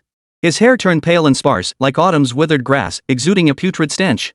Now, Tiger Lord was the only hope. This precious moment must be seized to kill Zhao Yi with the soul-shattering nails. Tiger Lord roared, clutching the soul-shattering nails with both hands. Seizing the moment while Zhao Yi was weakened, he aimed to pierce through his soul with a single strike. With only a few meters between them, a massive, ancient, and eerily inky black hand several meters tall suddenly emerged from the ground without warning. Covered in ancient, weathered armor, it seized Tiger Master in an instant. Tiger Lord's face instantly twisted with terror. He struggled to break free from the giant hand's grip, but it held him like an iron clamp. The cracking sound of bones snapping under the pressure was audible. Zhao Yi, who had been attacked by the old ape, suddenly regained his composure. A triumphant smile curled his lips. Protected by the golden flames of his true spirit, his soul remained utterly unaffected. His right fist had been steadily gathering power, waiting for Tiger Master to deliver himself. His gaze sharpened, cold and piercing. When Tiger Lord was struck by yet another overwhelmingly fierce punch, his body finally reached its breaking point, exploding like a burst balloon. Amidst the flying flesh and blood, Tiger Lord's body dissolved like quicksand into countless fine, grayish-white grains. Before they could hit the ground, Zhao Yi gathered them all, intending to study them later. It was the first time he'd seen a corpse turn to sand after death. There must be something special about it. Seeing Tiger Master's demise, Old Monkey prepared to slip away, intending to leave Lai Tu Monk's body. His mood was worse than eating dung, and he still had to go through the trouble of selecting a new divine child. Zhao Yi wouldn't give it a chance. He strode forward in a few steps, stood before Lai Tu the monk, and snapped his neck with a single twist. Then he moved to peel the old monkey from the body. "How dare you, you brat!" The old monkey's true form was that of a primate, though clad in a crimson monk's robe, radiating both Buddhist grace and malevolent aura. It thundered at Zhao Yi's audacity to lay a hand on it. "If you force me to stay, Taohua Temple will never forgive you." A mere fragment of a soul dares to speak so arrogantly. Zhao Yi had coveted the old ape for ages. Consuming it would be a tremendous nourishment for his soul, perhaps even enabling him to cultivate divine consciousness. Divine consciousness was a power unlocked only after reaching the five organs realm and forging a divine embryo. Within its range, all concealment techniques, no matter how profound, became utterly useless. Where divine consciousness reached, eyes and ears were unnecessary, it perceived all. A formidable divine consciousness could even command weapons, achieving the effect of sword-riding slaying. It could even become a weapon itself, rendering the toughest armor useless. With a single thought, it could sweep through tens of thousands of soldiers. If the gunmetal chi acted upon the physical body, then the divine sense acted upon the soul. Zhao Yi first kneaded the remnant soul of the old ape into an irregular sphere the size of a fist, sealing it within ice to prevent escape. He then had Li Buotao fetch a backpack, place the sphere inside, and slung it over his shoulder. The battle concluded perfectly, drawing to a close. Zhao Yi prepared to withdraw. He stowed away Tiger Lord's soul-destroying spike, a fine magical artifact indeed. Exchanging a glance with Chang Xiao, he knew such a major incident had occurred. Attending the press conference was now out of the question. Today had already caused enough trouble. Chang Xiao would be cleaning up until his hands cramped. Though every effort had been made to avoid harming innocents, many fearless souls had ignored police warnings and rushed closer to capture clear footage. They were caught in the aftershock, severely injured, and now required urgent hospital treatment. Summoning his crimson wings, he soared away from the scene, heading for Fulong Mountain. That place was quiet and undisturbed, perfect for refining. Yan Shinzi hadn't expected Zhao Yi to return so quickly and feared something had gone wrong. "Master Zhao, has something happened? Should we make our escape now?" The two kittens approached with concern. Zhao Yi gave them a reassuring look before turning to Yan Shinzi. "Get lost." "Got it." Watching Yan Shinzi actually move aside, Zhao Yi didn't bother arguing. He retrieved the ice sphere from his backpack. Yan Shinzi curiously approached, examining it with a series of tisk-tsk sounds. "Wow, that's a huge ice sphere. Master Zhao, doesn't it freeze your hands?" Spotting the murderous intent in Zhao Yi's eyes, Yan Shinzi genuinely panicked. He immediately clamped his hand over his mouth, signaling he wouldn't say another word. "How dare I, young upstart!" The ancient ape sealed within the ice sphere was savage.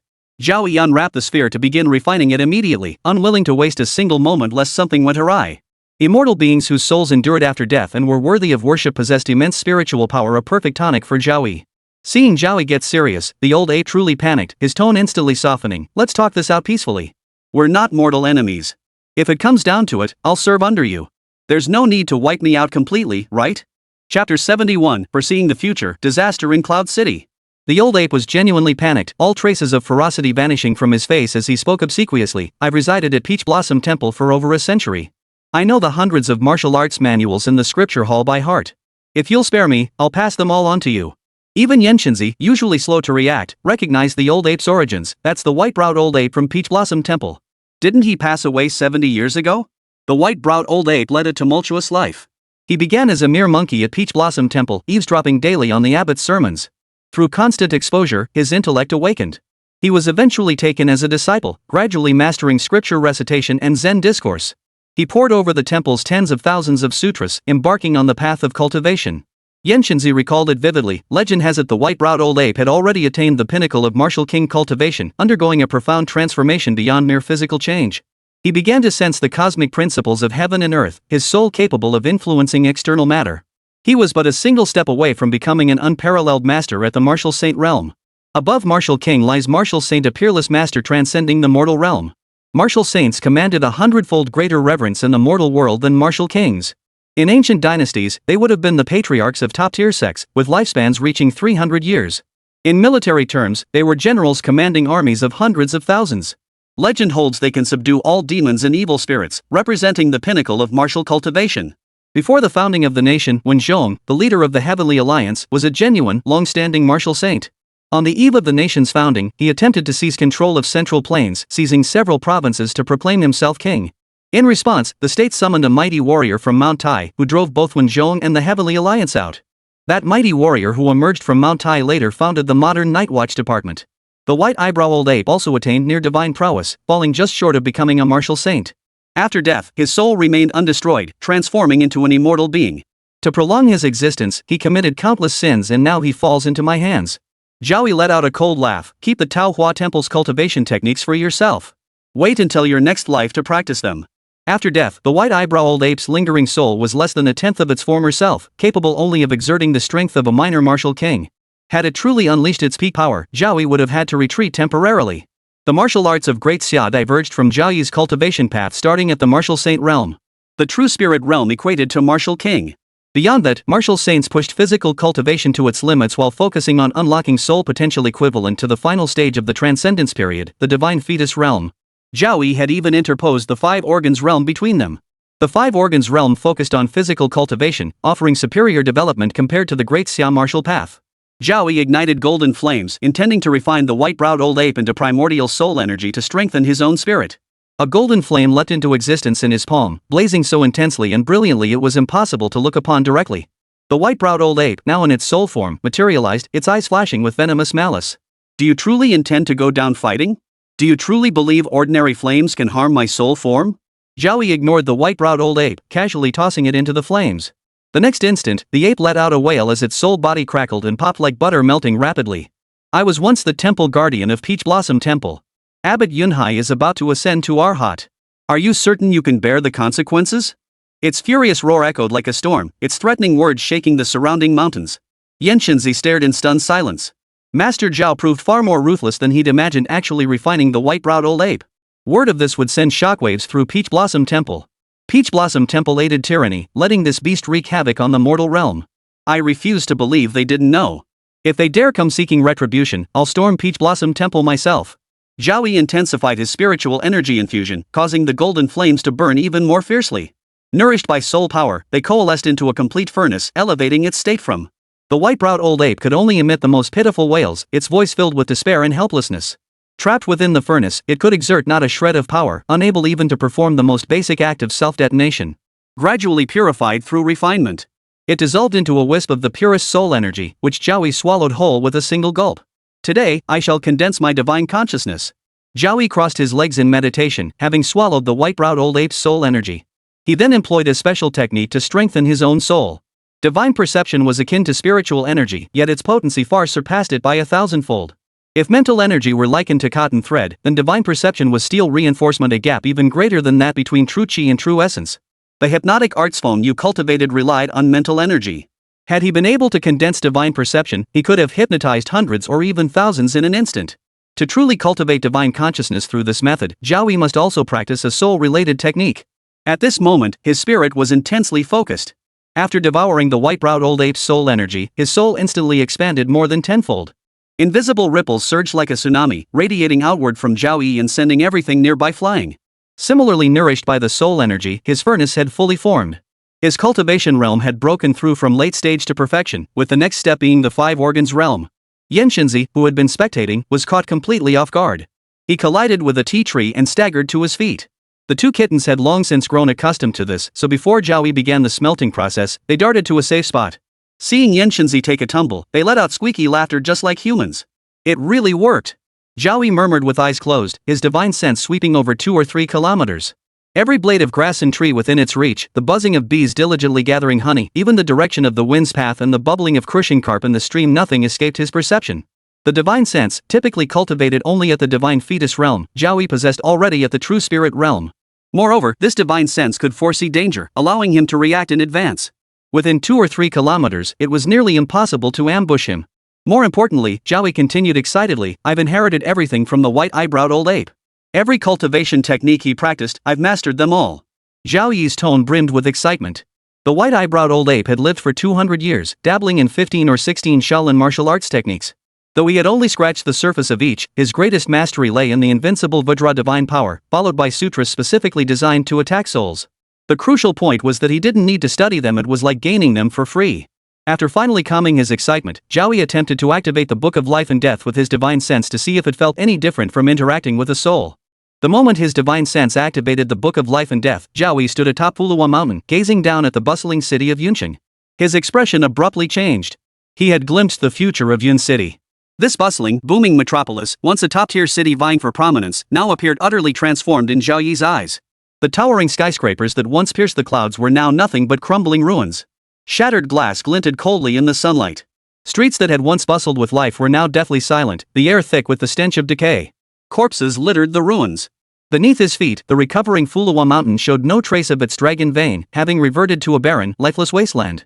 Zhao Yi's face drained of color as he murmured in disbelief, what on earth happened to Yuncheng? Chapter 72, The Ingenious Use of Ashes, Yunhai emerges from seclusion. Zhao Yi immediately ceased channeling the Book of Life and Death. In that single second, he had exhausted all his true essence, his soul power depleted to the extreme. After his mental energy transformed into divine perception, Zhao Yi unlocked another function of the Book of Life and Death. Its scope was no longer limited to individuals, it could even reveal the future of an entire city.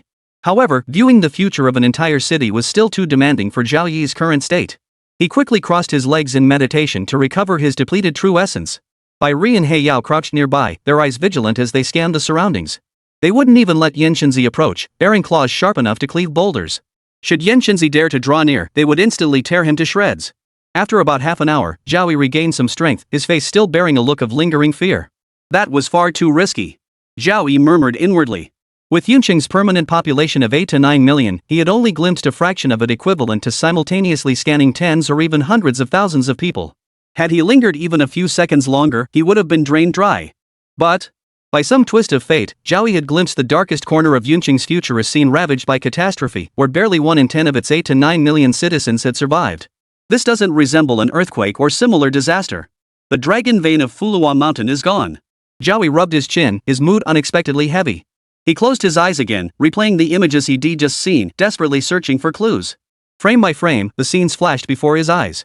Only on the 7th viewing did Zhao Yi spot a figure on the rooftop of a skyscraper, familiar yet unfamiliar. A flash of murderous intent ignited in his eyes, an envoy of the Shangli organization. Zhao Yi saw several mysterious figures wearing white masks, their emotionless eyes surveying the ruins. Among them sat an elderly man in a wheelchair, missing both hands and feet, his entire body wrapped in white cloth. The dragon vein of Fulong Mountain, no doubt they had used some secret technique to successfully extract it. It wouldn't be long now. With only a few days left until month's end, the white-masked emissary would arrive. Now, the only one left in Yuncheng who had been injected with the toxin was old Crooked Lu. As long as he was closely monitored, they could know the exact moment the emissary arrived. The Shangli organization has committed countless atrocities. Your schemes will never succeed. Unfortunately, the vision was too brief to pinpoint the exact day, otherwise countermeasures could have been prepared. Zhao Yi needed to leave Fulong Mountain. The spiritual energy here was too weak, it would take at least several days to recover. He decided to return to the prison first. Suddenly, he heard a faint call. He abruptly turned his head toward the spot where he had planted the seed. He walked over and crouched down. Are you calling me? He had never heard it before. After cultivating his divine sense, his sensitivity had increased tenfold, allowing him to perceive even the faintest sounds. He never imagined this mysterious seed could emit a call. When he first obtained it, he had checked its origins using the Book of Life and Death, but found nothing. Now, with his divine sense cultivated, he could even glimpse the city's future. Once he returned to prison and restored his true essence, he would come back to investigate its origins. After a long while, the seed beneath the soil finally responded, acknowledging it had been calling. Another 10 minutes passed before it gathered enough strength. I want sand. Zhao Yi removed his backpack, which contained the grayish-white sand formed from Tiger Lord's remains after death. Is this what you want? Yuncheng, limping heavily, struggled over to where Zhao Yi crouched. He muttered under his breath, "This is bad. Master Zhao must be losing his mind talking to a seed." Zhao Yi turned around and delivered a backhand slap, sending him flying dozens of meters away again. He realized Yuncheng, whose 100 gene weight was 99 gene of rebellious spirit, grew increasingly fond of teetering on the edge of self-destruction the more familiar he became. The seed struggled to respond. It took another 5 or 6 minutes before it finally managed a whimpering, "I want it." "You actually want this thing?" Zhao Yi was deeply puzzled, but he still unstrapped his backpack, poured out the grayish-white sand, and covered the seed buried beneath the soil. He never imagined that even after Tiger Lord's death, he could still contribute his ashes had become fertilizer. "Thank you." The seed, now nourished, responded much faster. It probably wouldn't be long before it broke through the soil and sprouted. Back at the prison, Zhao Yi restored his chi on the rooftop while pulling out his phone to message Su Yuncheng, inquiring about the progress of the product launch. Su Yuncheng replied promptly, the product launch had exceeded all expectations. Sales had already surpassed 300 million yuan, with numerous major corporations placing orders even willing to wait 2 months for delivery. Particularly noteworthy were the CEOs of several major cosmetics companies who practically groveled, offering to assist with any challenges that might arise. As the product spokesperson, she reaped benefits on the very first day, advancing her cultivation countless times faster than usual. Zhao Yi knew the cosmetics company bosses were terrified, afraid he might cause trouble for them. Having witnessed him take down Qin Hong and Yin Jie in broad daylight, and display strength beyond the ordinary, they hadn't crumbled in fear. Their mental fortitude was commendable. Meanwhile, on another side, a temple nestled amidst verdant mountain foothills blended seamlessly with its natural surroundings. Its exterior radiated an ancient elegance, solemn yet dignified. Towering wooden pillars supported broad eaves, while the roof was covered in dark glazed tiles. The entrance featured 2 heavy wooden doors carved with intricate Buddhist motifs, exuding an aura of sacred solemnity. Above the doorway hung a plaque with gold-edged lettering, boldly inscribed with the temple's name. Peach Blossom Temple. Adjacent mountains are planted with thousands of acres of peach trees. When spring arrives, the hills burst into bloom, creating a dazzling sea of flowers that accentuates the temple's sacred aura. Hundreds of thousands of devotees come to offer incense with deep reverence. Though the season of peach blossoms has passed, the number of devotees has not diminished significantly. Daily foot traffic still reaches 30 to 40,000. Dong! Thud! Thud! Suddenly, 3 thunderous bell strikes reverberated through heaven and earth. Over 1,000 young monks at Peach Blossom Temple simultaneously looked up. Everyone dropped their tasks and moved in unison, rushing toward the main hall. "What's happening?" A pilgrim fulfilling a vow grabbed a young monk's sleeve and asked. The young monk's face was filled with panic as he bowed to the pilgrim. "Sir, it's Abbot Yunhai emerging from seclusion. We must all go to pay our respects." The pilgrim froze in shock, then immediately joined the crowd, eager to witness the abbot's emergence. Abbot Yunhai hadn't stepped outside the temple gates for years. Today must mark an event of extraordinary significance. Chapter 73, The Ancient Dream Sutra, Elixir of Transformation. On the prison rooftop, Zhao Yi restored his depleted true essence while selecting cultivation techniques from the Book of Life and Death. Spiritual awareness, akin to true essence, also required cultivation techniques to unleash its full power. After meticulously sifting through hundreds of thousands of texts for 5 or 6 hours, focusing solely on those related to divine sense, Zhao Yi finally made his choice, the Great Dream Ancient Scripture. The Great Dream Ancient Scripture was the foundational teaching of the Great Dream Tao tradition from 9 million years ago. Fulong Yu's hypnotic arts were mere amateurish tricks compared to it. Its truly heaven-defying power lay in its ability to create vivid dreams indistinguishable from reality. It could immerse oneself in these dreams or project them onto others. Within these dreams, one retained full mental clarity and could manipulate the flow of time. A single dream night equaled years in reality. Moreover, one could infiltrate others' dreams, achieving true, invisible assassination. 9 million years ago, the Great Dream Tao tradition ranked among the top 10 in the cosmos. Its sovereign at that time could plunge 100 billion beings across an entire star domain into dreams. One could experience a century within a dream, marry, have children, and live out an entire lifetime, only to awaken still a virgin. Yet too many factions coveted the Great Dream Ancient Scripture. Those who suddenly rose up were annihilated. From menial servants to direct disciples, hundreds of thousands of followers were slaughtered overnight. Even the few who fled to the chaotic fringes of the cosmos could not escape the fate of being silenced. The complete version of the Great Dream Ancient Scripture was lost. Currently, all major cosmic factions possess only fragmented editions. Zhao Yi naturally obtained the complete version and immediately began selecting his cultivation path. With numerous cultivation factions available, he reasoned that even if discovered someday after leaving Earth, it would pose no significant problem. Of course, the cultivation methods outlined in the Great Dream Ancient Scripture were exceptionally demanding. After spending 4 days on the rooftop, poring over countless manuscripts left by the predecessors of the Great Dream lineage, Zhao Yi had barely managed to set 1 foot over the threshold. Even with just 1 foot over the threshold, his mastery of hypnosis far surpassed Feng Yu's. Hypnotizing others was merely scratching the surface. True mastery lay in hypnotizing oneself, unleashing the body's limitless potential to erupt with terrifying power far surpassing one's cultivation realm. Naturally, this required advancing the great dream ancient scripture to profound depths. Zhao Yi rose from the ground, extending his slender fingers to begin sketching once more. A fearsome yet majestic minotaur gradually took shape, copper bell-sized eyes glowing crimson as blood, thick nostrils puffing wisps of black smoke, the acrid sulfur stench potent enough to poison ordinary folk. The minotaur Rakshasa wore ancient armor that commanded an involuntary sense of awe. 2 twin horns stood tall on either side of its head, each slight movement causing the entire rooftop to tremble. Zhao Yi, having reached the pinnacle of the true spirit realm, conjured another minotaur Rakshasa. This being possessed combat prowess sufficient to clash with the martial king himself, joining the horse-faced Rakshasa in guarding Fulong Mountain. Zhao Yi retracted the minotaur Rakshasa. 3 days had passed since the funeral battle. During this time, he also learned about the outside world. He Qinghong, the most well-informed source, reported that the Yuncheng authorities had imposed a lockdown on the funeral. All personnel involved had signed confidentiality agreements, and the news media had been sternly warned. Any footage captured was deleted on the spot, and not a single photograph appeared online. Anyone daring to discuss it online faced immediate permanent account suspension, with authorities knocking on doors that very day. After 3 days of settling, discussion had dropped by 90%. Zhao Yi realized it was time for his meeting with Tea Master Chen Jing. Using his shape-shifting ability to alter his appearance slightly, he stepped out of the prison, hailed a taxi, and headed deep into the tea market district. The quaint courtyard stood tightly shut. The wooden gate had been replaced with a thick metal door, and barbed wire now wound around the walls. At a glance, he spotted 4 or 5 surveillance cameras, a stark contrast to his first visit. Zhao Yi paid the fare, stepped out, and knocked on the door. Inside, Chen Jing's suspicious voice echoed, "Who are you?" "Brother Zhao." "Through the iron gate," Zhao Yi said, "we agreed I'd come pick up the tea today." Recognizing Zhao Yi's voice, Chen Jing relaxed his guard. He hurriedly opened the door, ushered Zhao Yi inside, and quickly locked the gate behind him. "Finally found you. I thought it was those old geezers again." "What old guys?" Zhao Yi was confused. He hadn't consulted the Book of Life and Death, so he didn't know what had happened to Master Chen. Seeing the real deal arrive, Chen Jing's heart settled.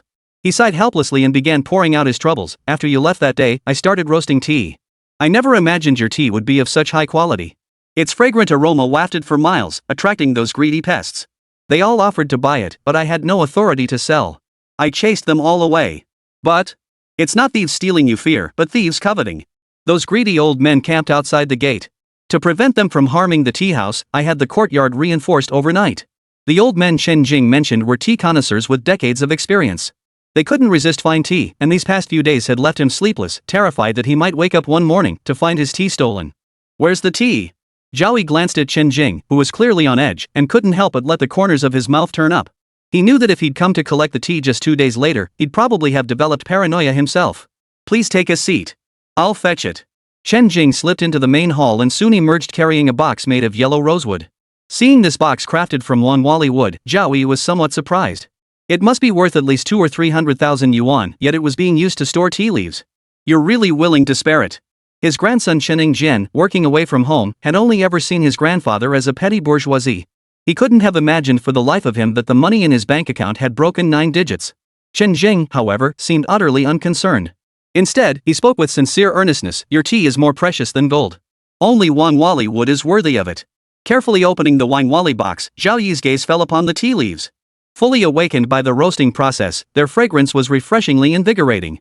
Resembling exquisite jade artifacts, each leaf displayed a unique luster and texture, and astonishingly, they contained a faint aura of spiritual energy. Tea leaves imbued with spiritual energy could be called a spiritual elixir. Regular consumption detoxifies, beautifies the complexion, and extends longevity. Zhao Yi closed the wrongfully box, preparing to pay for the tea processing. Chen Jing, however, waved his hands repeatedly. "Being able to roast tea of this caliber is already an honor for me. How could I possibly accept payment from you? It's just that." Ha. Chen Jing nervously rubbed his hands together.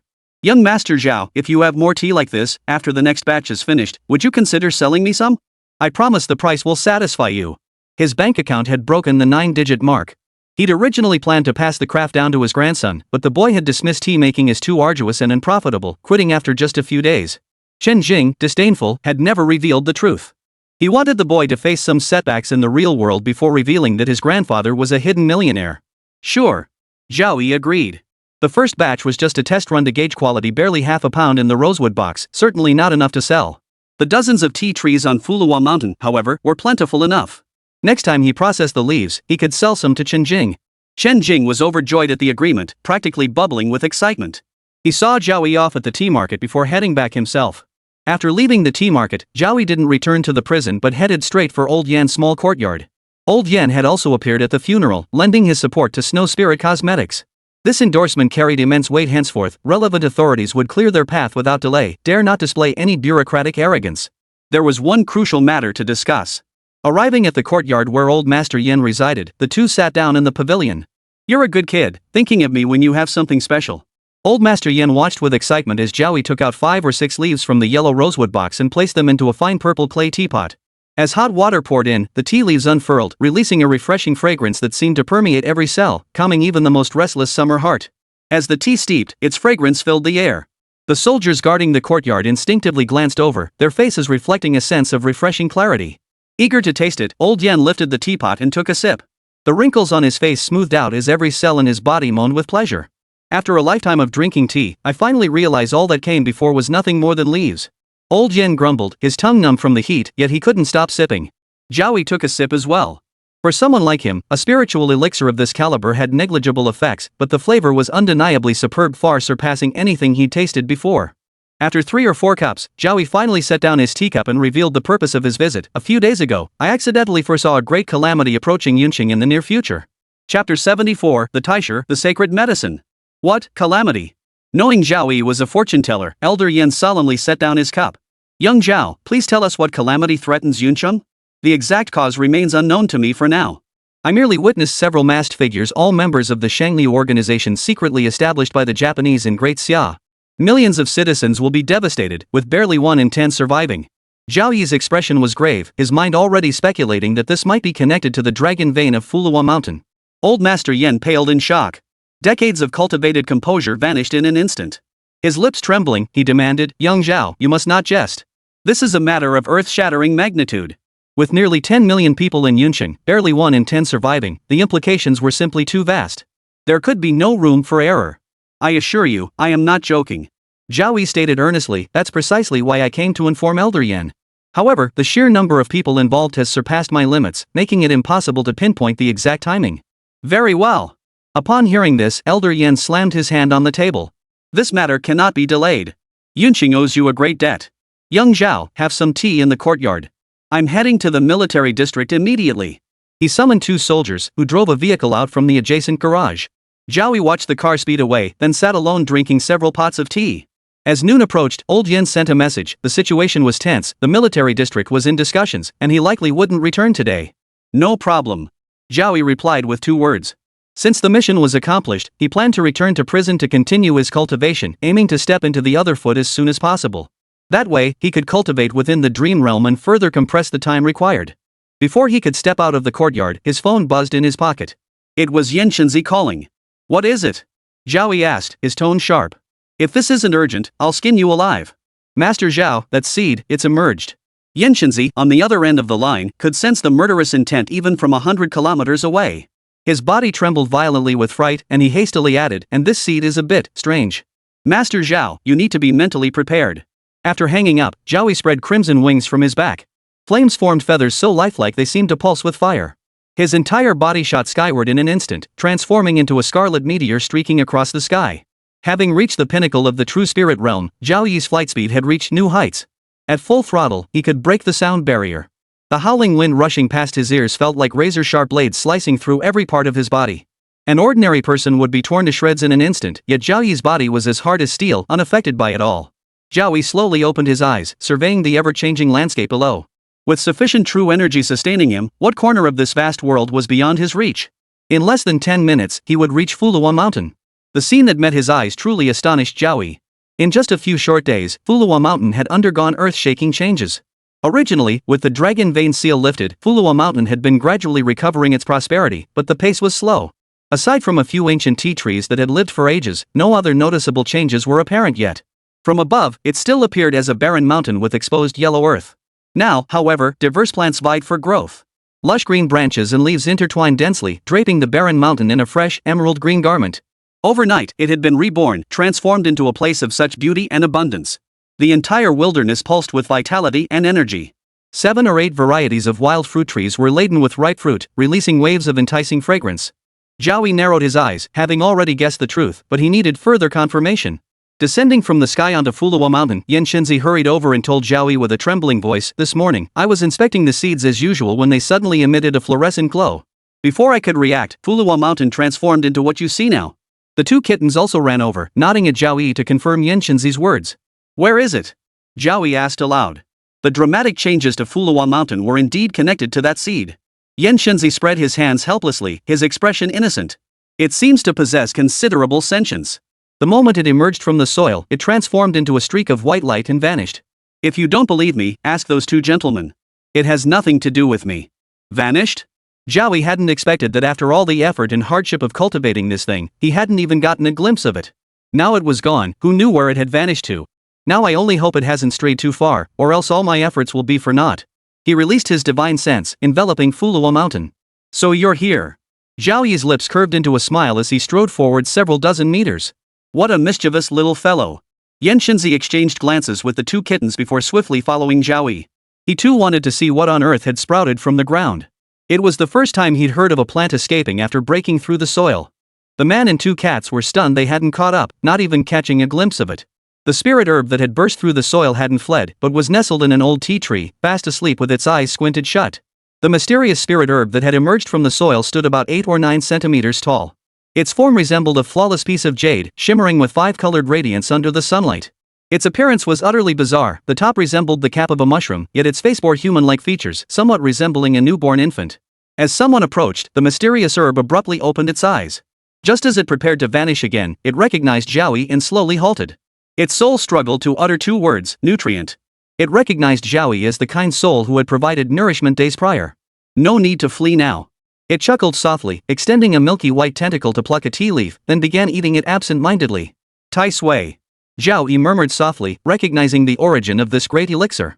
Throughout history, the taisher held profound significance. Its fame had echoed across the Great Xia for millennia, shrouded in mythical lore across dynasties. Sought relentlessly by countless emperors, it was one of the legendary elixirs of immortality. Yuncheng's eyes burned with fervor. He'd heard countless tales of the taisher, and the one before him, possessing demonic intelligence, was 1,000 times more precious. It transcended the realm of mere spiritual herbs, surely becoming a supreme sacred medicine. Sensing Yuncheng's intense gaze, the taisui nestled in the ancient tea tree transformed into a flash of white light and vanished, darting away faster than the speed of sound. It shrank back onto Zhao Yi's shoulder and whispered telepathically, scared. Zhao Yi hadn't expected this taisher to trust him so deeply. He spoke softly to reassure it, "Little one, don't be afraid. I'll deal with this villain soon." Yuncheng instantly lost his composure, his face contorted into a grimace uglier than tears. "Mr. Zhao, please spare me. I'm just an old wreck, I can't take any more of this." Chapter 75, Born of the Times, the Self-Devouring Art. Zhao Yi ordered Yuncheng to stay far away.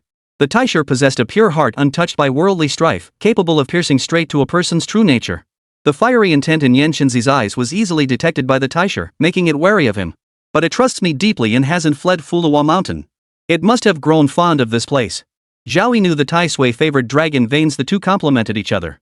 Its presence shortened the dragon veins' recovery time. He extended a finger toward the taisui, gently poking its smooth, delicate skin.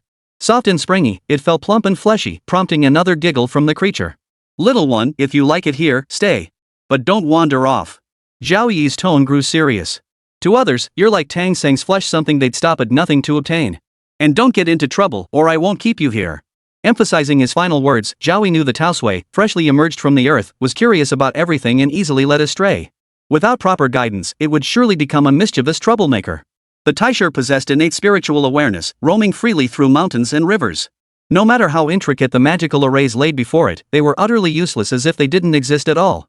The naive taisher nodded, understanding that Zhao Yi was a good person, otherwise, he wouldn't have been able to revive it. Staring at the newly emerged taisher, Zhao Yi suddenly thought to consult the Book of Life and Death to uncover its origins and why it had appeared on Mount Changbai. From Wang Fuzhu, Zhao Yi learned that in his youth, while traveling far and wide, he had once glimpsed a centuries-old mountain ginseng from afar near Changbai Mountain, one so ancient it was nearly taking human form. It was a rare medicinal treasure of the highest order, possessing remarkable sentience. Upon seeing Zhao Yi, it vanished in a streak of light.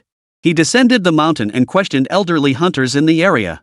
Some recalled their grandfathers mentioning it, a ginseng said to be over 1,000 years old, revered as the king of Changbai Mountain ginseng. Zhao Yi had assumed the seed he obtained belonged to the ancient ginseng king that had failed its tribulation, only to discover it was the far more mysterious Tao Sui.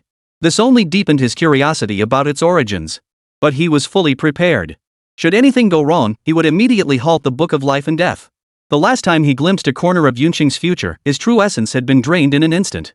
Had he not ended it promptly, he risked being completely depleted? Such an extraordinary Tao Sui would surely involve immense karmic consequences, leaving Zhao Yi no room for carelessness. As he channeled true essence into the Book of Life and Death, scenes began to unfold before him. This ancient and mysterious divine herb had originated over 2,000 years ago during the Qin dynasty, emerging amidst the tumultuous wars of the Warring States period. Like a wandering pilgrim traversing the world, it had journeyed through every mountain range of the Great Xia. It had witnessed the joys and sorrows of human life, felt the warmth and coldness of human relationships, borne the vicissitudes and transformations of the world, and endured countless trials and tribulations. To prevent accumulating too much karma, the Tai Shui undergoes a self-purification every 100 years, erasing all memories to maintain clarity and purity through the river of time. Its most recent appearance was 70 years ago on Mount Changbai, where it was revered by all creatures.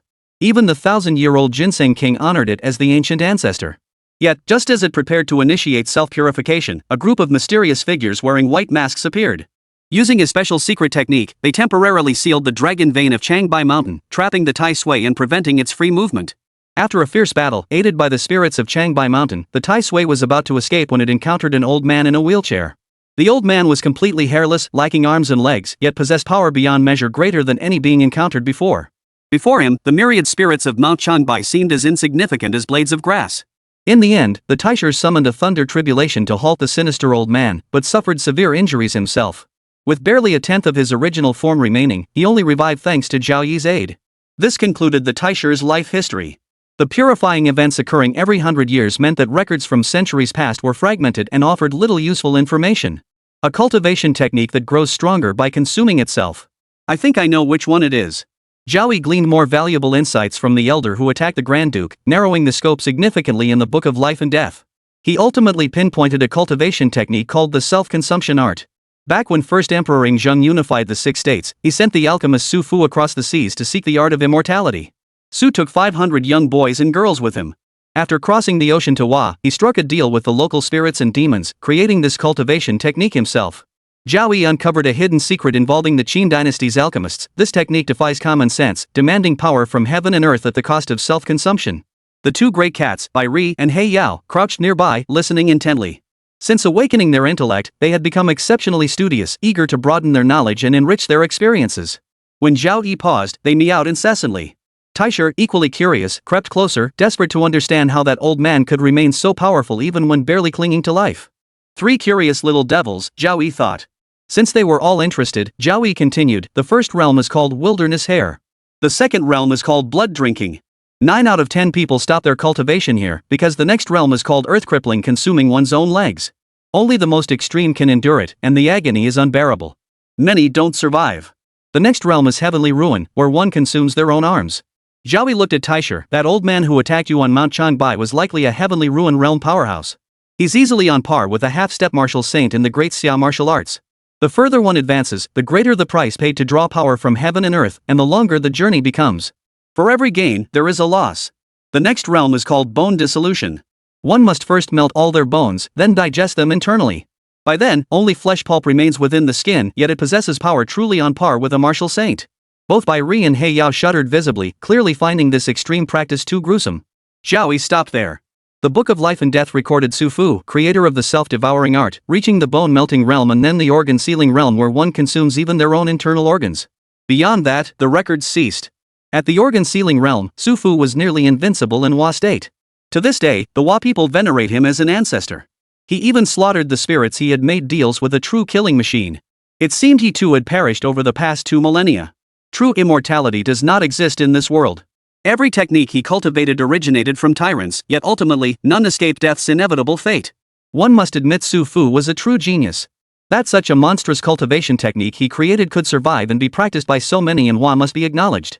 Zhao Yi surmised that the elderly Japanese cultivator at the heavenly named realm had come to Changbai Mountain 70 years prior, seeking to devour the Taisher to gain tenacious, prolonged life and thereby break through to the next bone transformation realm. Unfortunately, he underestimated the Taisher. He never imagined it would trigger a thunder tribulation to thwart him. Otherwise, he might have succeeded. Little Taisher, don't wander off. I'll come visit you often. Zhao Yi must return to prison to swiftly break through to the Five Organs realm, preparing for the impending catastrophe in Yuncheng. Even that single heavenly ruin realm elder demanded his utmost vigilance. Moreover, upon Yen Lao's return from the military zone, he would certainly contact Zhao Yi immediately. Personnel from the military zone would likely arrive soon as well. Meeting them sooner would allow them to prepare accordingly. Now, traveling from the prison to Fulong Mountain took only 10 minutes at full speed, no more wasting time like before. If I could find a spatial stone, I could construct a teleportation array to freely travel between the prison and Fulong Mountain. Zhao Yi summoned his wings and soared toward the prison. The two Rakshasa, Ox-Head and Horseface, remained at Fulong Mountain.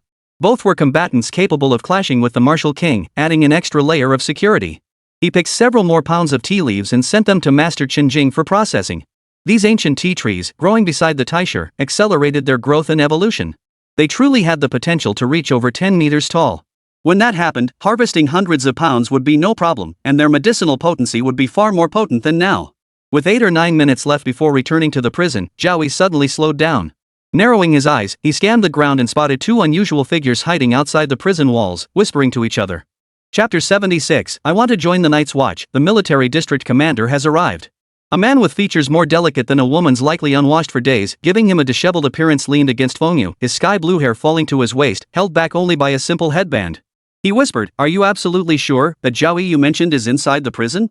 Probably, yes. Fengyu replied uncertainly, then turned to Nie Gaoyang. Why don't you go in and see for yourself? You're a spark-level night watcher, after all. Surely you're not so cowardly? Nie Gaoyang shot Fengyu a dismissive glance. You're a spark-level night watch too. Why send me in? Don't think I haven't noticed the prison's got a massive formation laid out. Even a star-level night watch would probably get wiped out going in. It's truly hard to fathom. A formation of this caliber actually appearing in a prison. The two massive stone lions guarding the entrance seemed on the verge of developing sentience. And there was that faint, almost intangible sense that pairs of eyes were watching from within the prison. Even if Nie Gaoyang had 100 times the courage, he wouldn't dare charge in. He knew the inside scoop: the dark web had been a buzz over Zhao Yi these past few days. Over 100 assassins, including 2 ranked in the top 100, plus the tier 3 mercenary group led by Butcher, all dead in the small city of Yuncheng without even sending out a distress signal? A celestial being and a practitioner of an unknown dark art, two powerhouses on par with martial kings, had been utterly humiliated by Zhao Yi at their own funeral. How many years had it been since such a thing happened? Fengyu sighed, his eyes flickering with dread. He likely worships a celestial being himself. But what kind of power could cultivate such a monstrous talent? During the battle, a single hand appeared from a great distance and it sent a chill through my very bones. He had witnessed that battle firsthand. A massive hand, shrouded in black mist and clad in ancient armor, had seized a king-level enemy in a single grasp, leaving an indelible shadow in his mind. Ahem! A sudden cough echoed behind them, sending shivers down their spines. Both seasoned fighters, they hadn't noticed someone had crept up behind them. They instinctively turned around, only to see Zhao Yi. Their expressions grew even more tense. Zhao Yi looked at the two like helpless dragons and phoenixes. Were all Night's Watch members this incompetent? The Night Watch was divided into 5 ranks, each a beacon of light in the darkness. Firefly, Spark, Star, Jade, and Dawn. Typically, a Star-level guard oversaw a province, while Jade and Dawn-level guards either remained at the central headquarters or were stationed year-round at the borders, only deployed during major emergencies. Nie Gaoyang, the sole heir of the Thousand Blades sect, joined the Night Watch 3 years ago and was promoted to Ember rank just last month. The Thousand Blades sect embraced an unconventional cultivation philosophy, dedicated to tempering hair into an indestructible weapon. From childhood, disciples underwent rigorous and unique training. Weekly treatments with proprietary potions gradually hardened their strands to steel-like resilience, each hair becoming as sharp as a blade. Fengyu hesitated for a few seconds, then tentatively called out, Master. Though he was highly certain the master disguised as Atai was none other than Zhao Yi, the man who had just slain 2 martial kings, he still felt compelled to verify, lest he mistake identities and stir further trouble. Through the Book of Life and Death, Zhao Yi already knew their purpose. Stop standing around outside. Come in and sit for a while. The two exchanged a glance before following Zhao Yi into the reception hall. Zhao Yi produced an antique bronze teapot, scooped several leaves from a cloth pouch, and poured scalding water over them. A faint, refreshing fragrance instantly filled the air, instantly revitalizing the weary expressions of Fengyu and Nie Gaoyang. Fine tea. Both men recognized the quality, having tasted such rarities only a handful of times before. Today was a rare treat. Yet Zhao Yi poured only himself a cup. Watching the two men practically drooling, he took a calm sip. Though not as refined as the finished, roasted product, it was still quite excellent. My time is limited. What price can you offer? Tea for the dragon and phoenix? What a joke. A single liang could fetch 1,000 gold pieces. He wasn't about to part with it. Feng Yu and Nie Gaoyang were night watchmen, respected wherever they went. Yet before Zhao Yi, they dared not raise their voices. They averted their eyes from the spirit tea, struggling to suppress their swallowing sounds. "We need your assistance." Nie Gaoyang clung to this lifeline, speaking rapidly. "Nearly all the night watchmen in Dongshan province have been trapped. Their leader, a star-rank martial king, is trapped in a bizarre town where events repeat endlessly. They must reenact everything daily or face certain death. I was sent out by several of them to seek help. To transfer night watchmen from other provinces requires going through several procedures, even for life-threatening emergencies. It'll take at least 2 or 3 days." Feng Yu mentioned, "You're a master. You can't blame the night watch department for being so strict. They've fallen into traps too many times before, suffering heavy casualties. They had no choice but to establish such rigorous protocols. We don't need you to actually solve it. Just buy us a couple days until reinforcements arrive." Zhao Yi took another sip of tea, his gaze calm as he looked at Nie Gaoyang. "Didn't you hear me? I'm asking what price you can name." Having just learned of their predicament through the Book of Life and Death, it was indeed a rather troublesome matter. Of course, it wasn't impossible to intervene provided the price was right. Nie Gaoyang stammered, hesitating 4 or 5 times before finally sighing, "What you want, we probably can't deliver." They didn't believe they possessed anything that could truly tempt the man across from them. They possessed no magical artifacts, and spiritual elixirs were out of the question. The only valuable item was the Qianrun sect's secret manual, but Nie Gaoyang doubted the man would even glance at it. "You can provide it." Zhao Yi's smile remained unchanged. "I won't ask for the moon. It'd be pointless if you couldn't deliver anyway." Nie Gaoyang stared at Zhao Yi, his expression shifting to shock.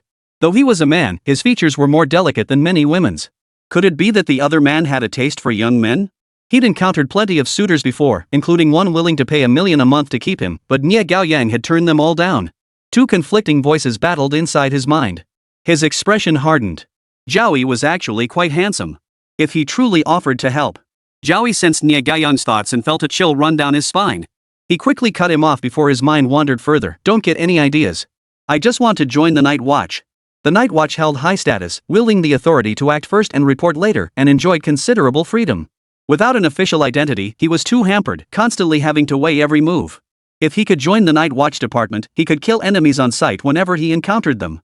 But the most crucial point was this: as the unseen mastermind behind Yuncheng Prison, if someone with ulterior motives decided to stir up trouble, it would inevitably lead to major trouble.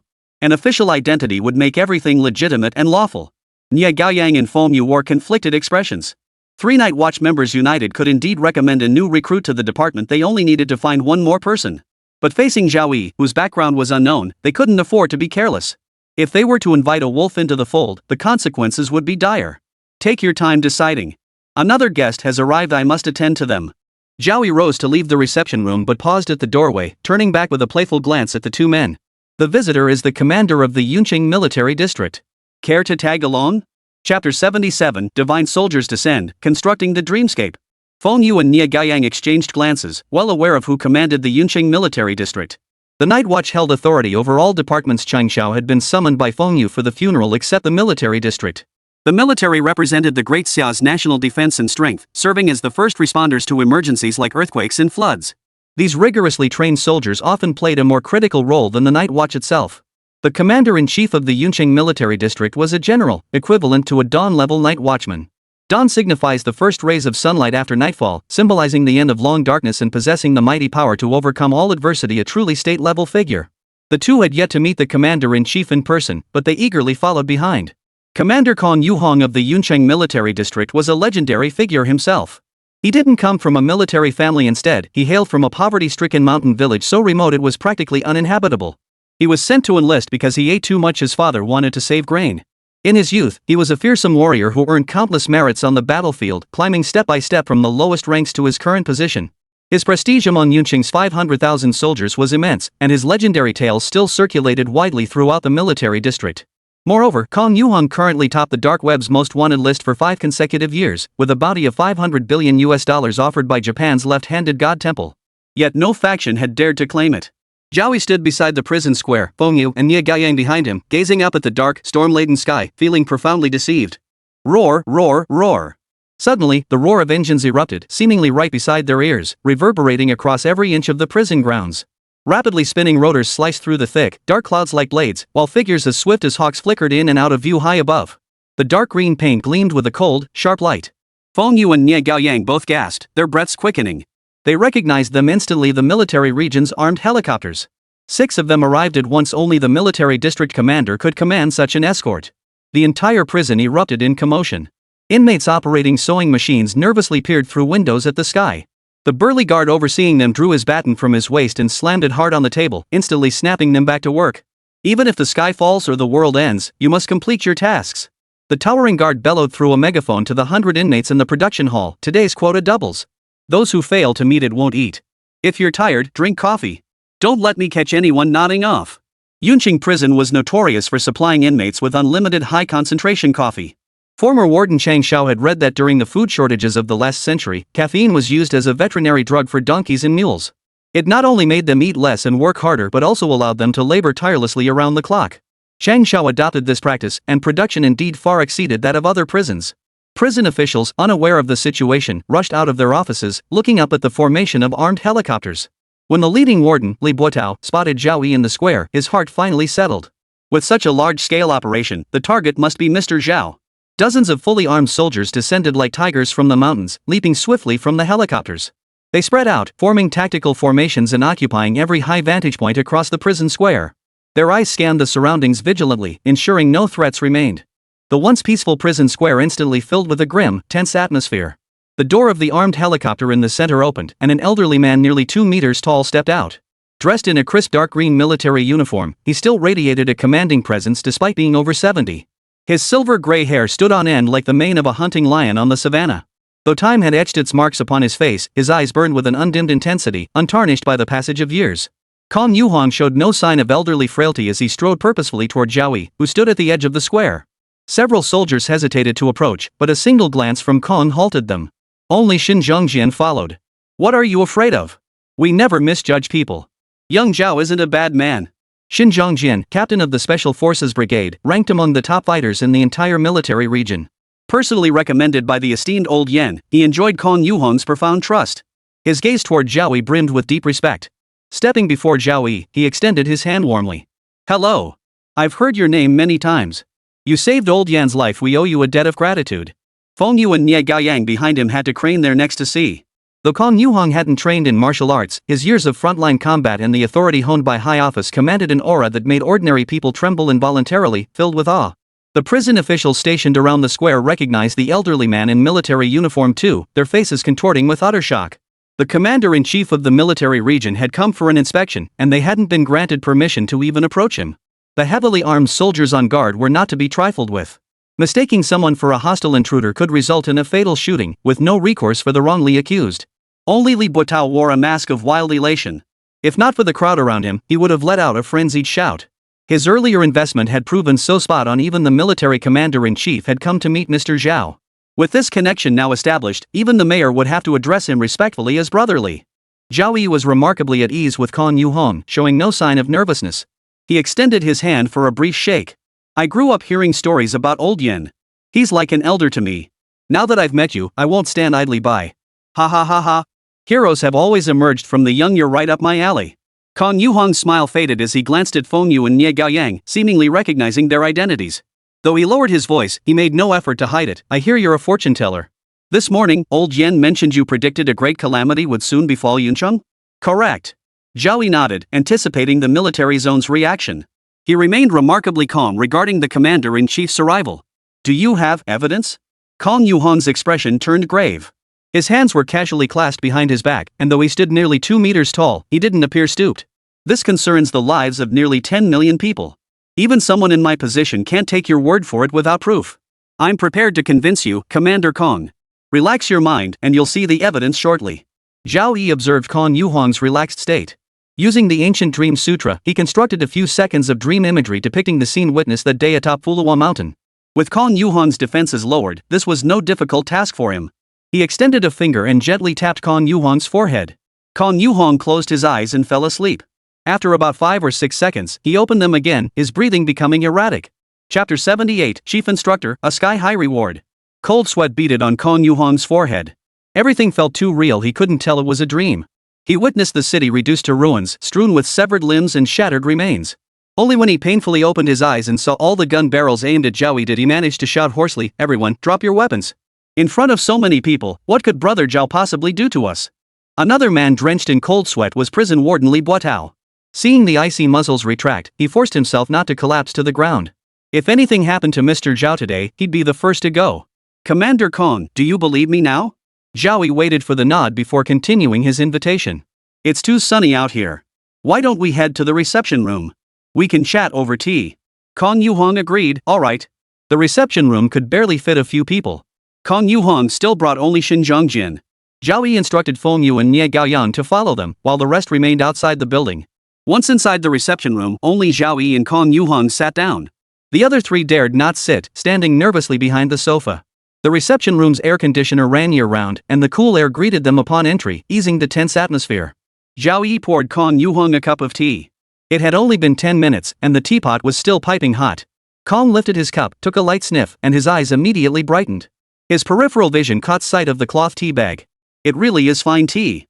Old Jen mentioned you gave him half a caddy. He's only visited the military region once in all these years and never brought us any. If the commander likes it, I'll send you a pound once it's finished roasting. Zhao Yi could practically hear Kong Yuhong's mental abacus clicking from across the room. But it wasn't exactly a rare treasure. If he liked it, giving him a pound wouldn't hurt.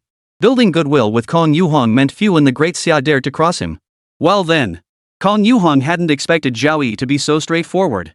He chuckled awkwardly, this is our first meeting. I didn't bring you a gift, so how could I possibly accept such an expensive tea? There are so many helicopters parked outside. If Commander Kong feels awkward, giving me one wouldn't be out of the question either.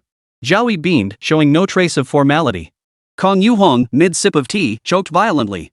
It took him several seconds to steady himself and avoid spitting it out. Just as he opened his mouth to respond, Zhao Yi added, if that's too much, a tank would do. I'll park it right at the prison gates. Even the Martial King would have to kneel before it. Though the Martial King channeled celestial energy into his body, merging it with his life essence to forge true chi, a shield impervious even to bullets, he wouldn't fare much better than a fragile college student against tank shells. Forget it. Kong Yuhong suddenly felt the tea wasn't tasting quite so good anymore. Parking a tank at the prison gates would guarantee a top spot on the trending list that very day, and the central command would be flooded with calls to the headquarters. Seeing Kong Yuhong's rare look of embarrassment, Zhao Yi hurriedly explained, just joking with Commander Kong. Once it's roasted, I'll definitely send you a pound to try. The Kong Yuhong here was a different man from the one outside.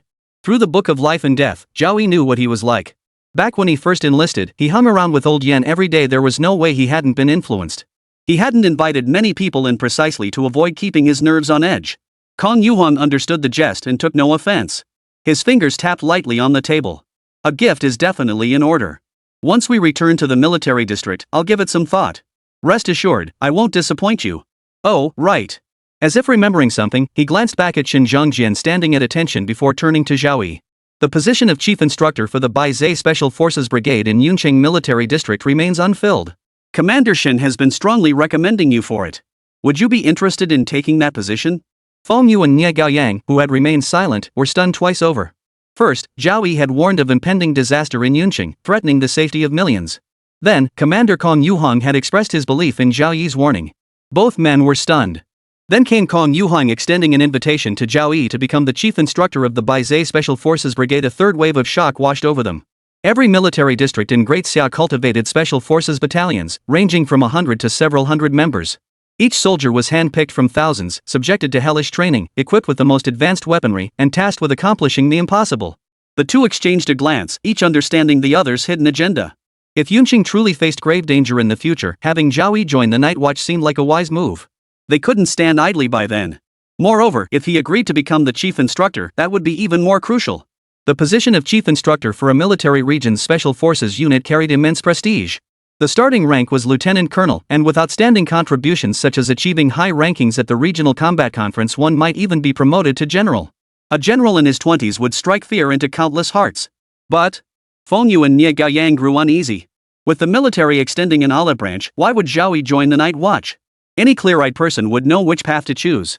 Zhao Yi paused for a second. My sincere apologies, Commander Kong. I simply don't have the time to train them. I must prepare for the impending crisis in Yuncheng. The looming catastrophe in Yuncheng remained a constant threat. He too needed to retreat into seclusion to break through to the Five Organs realm. He simply couldn't spare the time. Xinjiang, standing behind them, felt his eyes dim slightly at Zhao Yi's refusal. In his mind, Zhao Yi was the ideal candidate. The Baizhe Special Forces Brigade had ranked among the bottom 5 out of the 10 major military districts for 3 consecutive years. Several martial arts masters had been brought in as chief instructors, but the Bai Zhe special forces were a bunch of troublemakers. If the chief instructor wasn't skilled enough, they couldn't be controlled, and in the end, most resigned within a few months. Kong Yuhong noticed the disappointment in Xin Zhongjian's eyes. He gave the table a light tap with his right hand, as if making a decisive resolution. Brother Zhao, reconsider. If all else fails, we'll make a huge concession. How about we actually give you an armed helicopter, plus 2 tanks? As the chief instructor of the White Deer Special Forces Brigade, having an armed helicopter and 2 tanks at his disposal would be justifiable to the central authorities. Zhao Yi watched Kong Yuhong's pained expression and knew he wasn't joking. He genuinely intended to offer it as compensation. To be honest, he was tempted. Military-grade equipment was guaranteed to be top-notch. The deterrent power of 1 armed helicopter and 2 tanks far surpassed that of 10 martial kings. Zhao Yi frowned in deep conflict, fixing Kong Yuhong with a solemn gaze. I have a compromise proposal. Would Commander Kong be willing to consider it? Oh. Kong Yuhong's interest peaked. Go on. I have a subordinate who's quite capable. He's proficient in all kinds of assassination techniques and would be perfect for training the White Zodiac Special Forces. How about letting him take over temporarily before I step in? Zhao Yi thought of He Qinghong, who had made remarkable progress recently. Training the White Crane Special Forces for a period would certainly pose no problem. It all depended on Commander Kong's decision. Chapter 79, Role Swap. Don't fall for his pity act. Kong Yuhong pursed his lips, then glanced at Xin Zhongjian behind him, his eyes seeking his opinion. His original intention had been for Zhao Yi to take charge, and now having his subordinate step in felt like a slight. But Zhao Yi had also stated it was only for a temporary period. Once the unit was successfully trained, he would personally take over. Mr. Zhao. Xin Zhongjian's expression was serious. Are you certain your subordinates can handle the troublemakers of the Bai Zhe Special Forces Brigade? Those who joined the White Zhe Special Forces were elite, and accordingly, every single one was a troublemaker.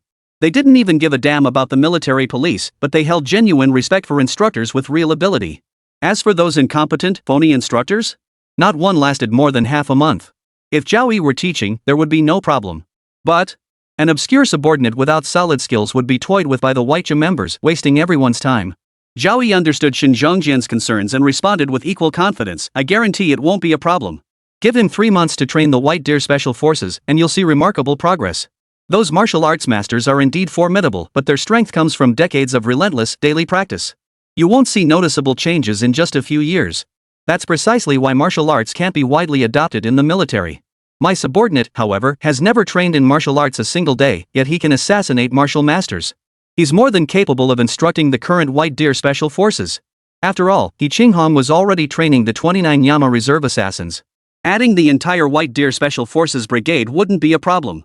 Kong Yuhong's voice resonated with vitality, clearly a testament to his own years of martial practice. Though his focus was on health and longevity, young Zhao speaks wisely. The flaw of martial arts lies in the staggering time required to achieve results. We'll grant young Shin's request. But he shifted gears, revealing his cunning nature. We cannot grant you an armed helicopter, 2 tanks, or the chief instructor's lieutenant colonel rank until we see tangible progress from the White Zhe Special Forces Brigade. Can you accept that, Brother Zhao? No problem. Zhao Yi understood Kong Yuhong's reservations. Delaying a few days was no big deal. He could simply refine a few more body-tempering pills, dissolve them in water for the White Deer Special Forces to drink, and still achieve significant progress. One more condition. He added another stipulation: the training location for the White Deer Special Forces Brigade will not be within the military district. I will select the specific site, which will most likely be very close to a city. He Qinghong had chosen a vast site. All that was needed was to designate a section for the White Deer Special Forces Brigade. Combined with the complex terrain of the air raid shelters, Zhao Yi could then set up a concealment formation. Finding the 29 prospective assassins would be impossible. These were the founding members of the Yan Luo organization. Zhao Yi had no intention of exposing them prematurely. Kong Yuhong didn't deliberate long before slamming his hand on the table again. We accept this condition too. Should disaster strike Yuncheng, having them there would provide some protection. Even knowing the impending catastrophe in Yuncheng, he couldn't mobilize hundreds of thousands of troops without warning. It would spark panic among the populace. Ordering the White Deer Special Forces Brigade to lie low was the most viable plan. Having made his decision, Kong Yuhong watched Zhao Yi rise to pour tea. A sudden thought struck him. It felt as though this entire conversation in the reception hall had been orchestrated by Zhao Yi all along. It felt as though the other man had anticipated his arrival all along, each word rehearsed in his mind beforehand. Observing the other man's faint smile, Kong Yuhong found it absurd. He must be overthinking this. Rising with solemnity, he stated, we have too much on our plate to waste time on pleasantries. When should the Bai Zhe Special Forces Brigade commence training? 10 o'clock tonight. I'll send the coordinates. Zhao Yi also stood up and escorted Kong Yuheng out. The group boarded the armed helicopter once more and swiftly departed Yun City Prison, not exchanging a single word with the other personnel throughout the entire journey. Of course, the prison officials dared not voice any complaints. They belonged to entirely different worlds. Even if they went around telling everyone they'd met the military district commander today, people would only think they'd lost their minds. Minutes later, the reception hall felt noticeably emptier. Zhao Yi observed Feng Yu and Nie Gaoyang, who were visibly uneasy, as he sipped his tea with a calm expression. "I've suddenly changed my mind. Since I'm to become the chief instructor of the Baizhe Special Forces Brigade, there seems little need for me to join the Night Watch. You two should return to wherever you came from." No. Nie Gaoyang fumbled nervously. The position of chief instructor carries great prestige, but it also comes with immense responsibility. It offers nowhere near the freedom of the Night Watch. Moreover, we oversee everything outside the military region. Our identities are top secret classified. With solid evidence, you could even behead a provincial governor in broad daylight. We have the privilege to act first and report later. As he uttered those final words, Nie Gaoyang visibly flinched. Precedents existed 20 years prior. A provincial governor caught red-handed for treason was executed on the spot by a passing white jade-level night watchman while fleeing toward the Great Xia border. Fluorescent-level and seed-level night watchmen certainly wouldn't be able to handle such a critical mission. And, ha. Seeing Zhao Yi's expression soften, Feng Yu flashed a fawning smile and added, "The Night Watch doesn't work for free. As long as the mission is completed, there will be rewards from above." Over decades, the Night Watch department has purged countless malevolent sections. While not exactly rolling in wealth, their close treasures piled high like mountains. They even possess fragments of the Celestial Master's most sacred lightning techniques. Now the tables had completely turned. They were fawning over Zhao Yi to join them. The Celestial Master's office's thunder arts were hailed as peerless, transcending mere sorcery to reach the realm of immortal techniques. Even a fragmentary text held incalculable value. They were certain Zhao Yi would be tempted. They also knew that a great calamity was coming to Yuncheng, threatening the lives and livelihoods of nearly 10 million people. If they could get Zhao Yi to join the Night Watch, when the disaster struck, he wouldn't be able to stand idly by. Feng Yu could also see that Zhao Yi was no villain. Why else would he have revealed this matter? Even the training of the Weiche Special Forces Brigade was deliberately located close to the city, surely to save more lives when the time came. Joining isn't out of the question. Zhao Yi smiled warmly at the two men, his objective already largely achieved. "I certainly won't start at the bottom. A mid-tier star rank would be just fine. And let me pick a few items from the treasury." Feng Yu and Nie Gaoyang nearly stumbled backward, nearly falling flat on their backsides. That was an outrageously high demand. What did a star-level Nightwatcher even mean? In the military, they were more valuable than a major general. Currently, Dongshan Province had only one such figure. As for the rare treasures in the treasury, they could only be obtained by exchanging points earned from completing missions. "Master Zhao, you're being downright unreasonable." Feng Yu was on the verge of tears. "I've spent 10 years grinding just to reach seed tier. I don't have that kind of authority. Otherwise, I'd make you Dawn tier." "We agree." Nie Gaoyang stabbed his teammate in the back, jabbing Feng Yu with his finger. "Don't listen to that old fool Feng Yu playing the victim. His master, Wu Yufeng, is White Jade tier. He can make this call."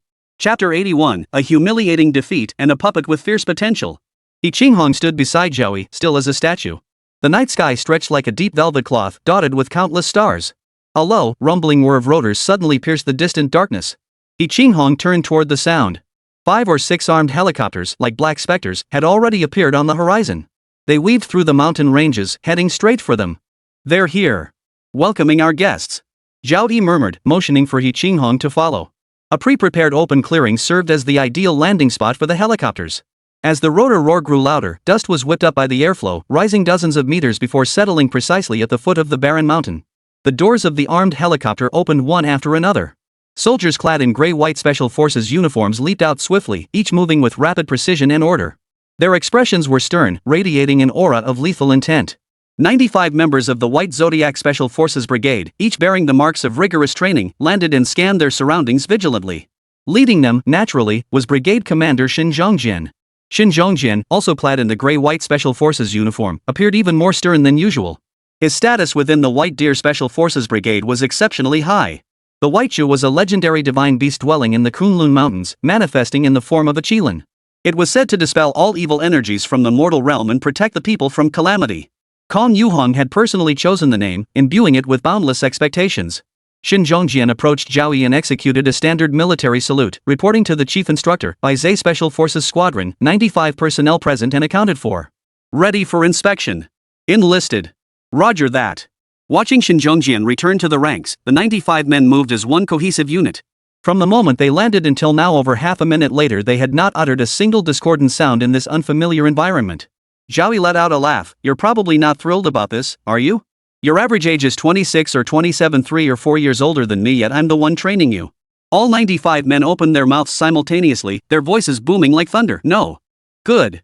Zhao Yi's smile broadened. It's fine if you're annoyed. Anyway, it's not me training you, it's this guy over here.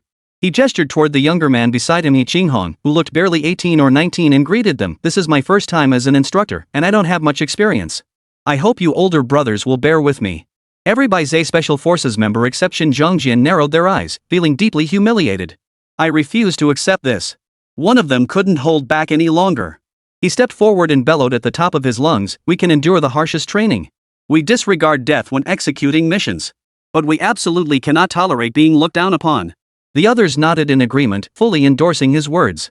Well said. Zhao Yi clapped. You make a very valid point.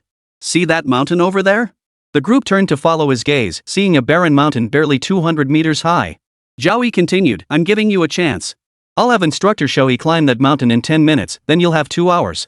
Within that time frame, you may use any means necessary. If you can eliminate him, I'll immediately send a message to Commander Kong, and you'll be free to return to where you came from. Bullets are fair game too, they're rubber rounds anyway. A hit just leaves a bruise. No matter where you hit him, it counts as a win for you. And cut the whining about not wanting to bully the weak. One person is enough. My time is valuable. I'm giving you this chance now. Just say yes or no. 95 heads nodded in agreement. A small barren hill less than 200 meters wide? They could patrol it in 20 minutes, let alone 2 hours. Hiding anywhere would be useless. Zhao Yi glanced at Yuncheng, who was itching to get started. Go easy on him. Got it. Yuncheng wore the same harmless smile. As they passed by, he compared his own worn-out white shirt to theirs and couldn't help but let out a sigh of admiration. He looked like a complete amateur, showing no sign of professional training. It wasn't long before he disappeared from sight.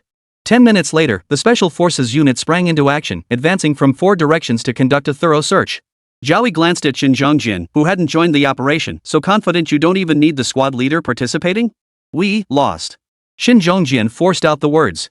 Though he dreaded facing it, he alone had noticed the confidence in Yuncheng's eyes. Even if he had joined, it wouldn't have made a difference. By staying behind, he could at least preserve some dignity. But, even with mental preparation, the outcome proved far bleaker than anticipated. Starting at the 15-minute mark, Special Forces members began trudging down the barren hillside, their faces etched with utter despair. They slumped to the ground, contemplating the meaning of life. Each bore a single gash on their uniform, a fatal wound that would have killed them instantly with even slightly more force. They were eliminated without even seeing their opponents.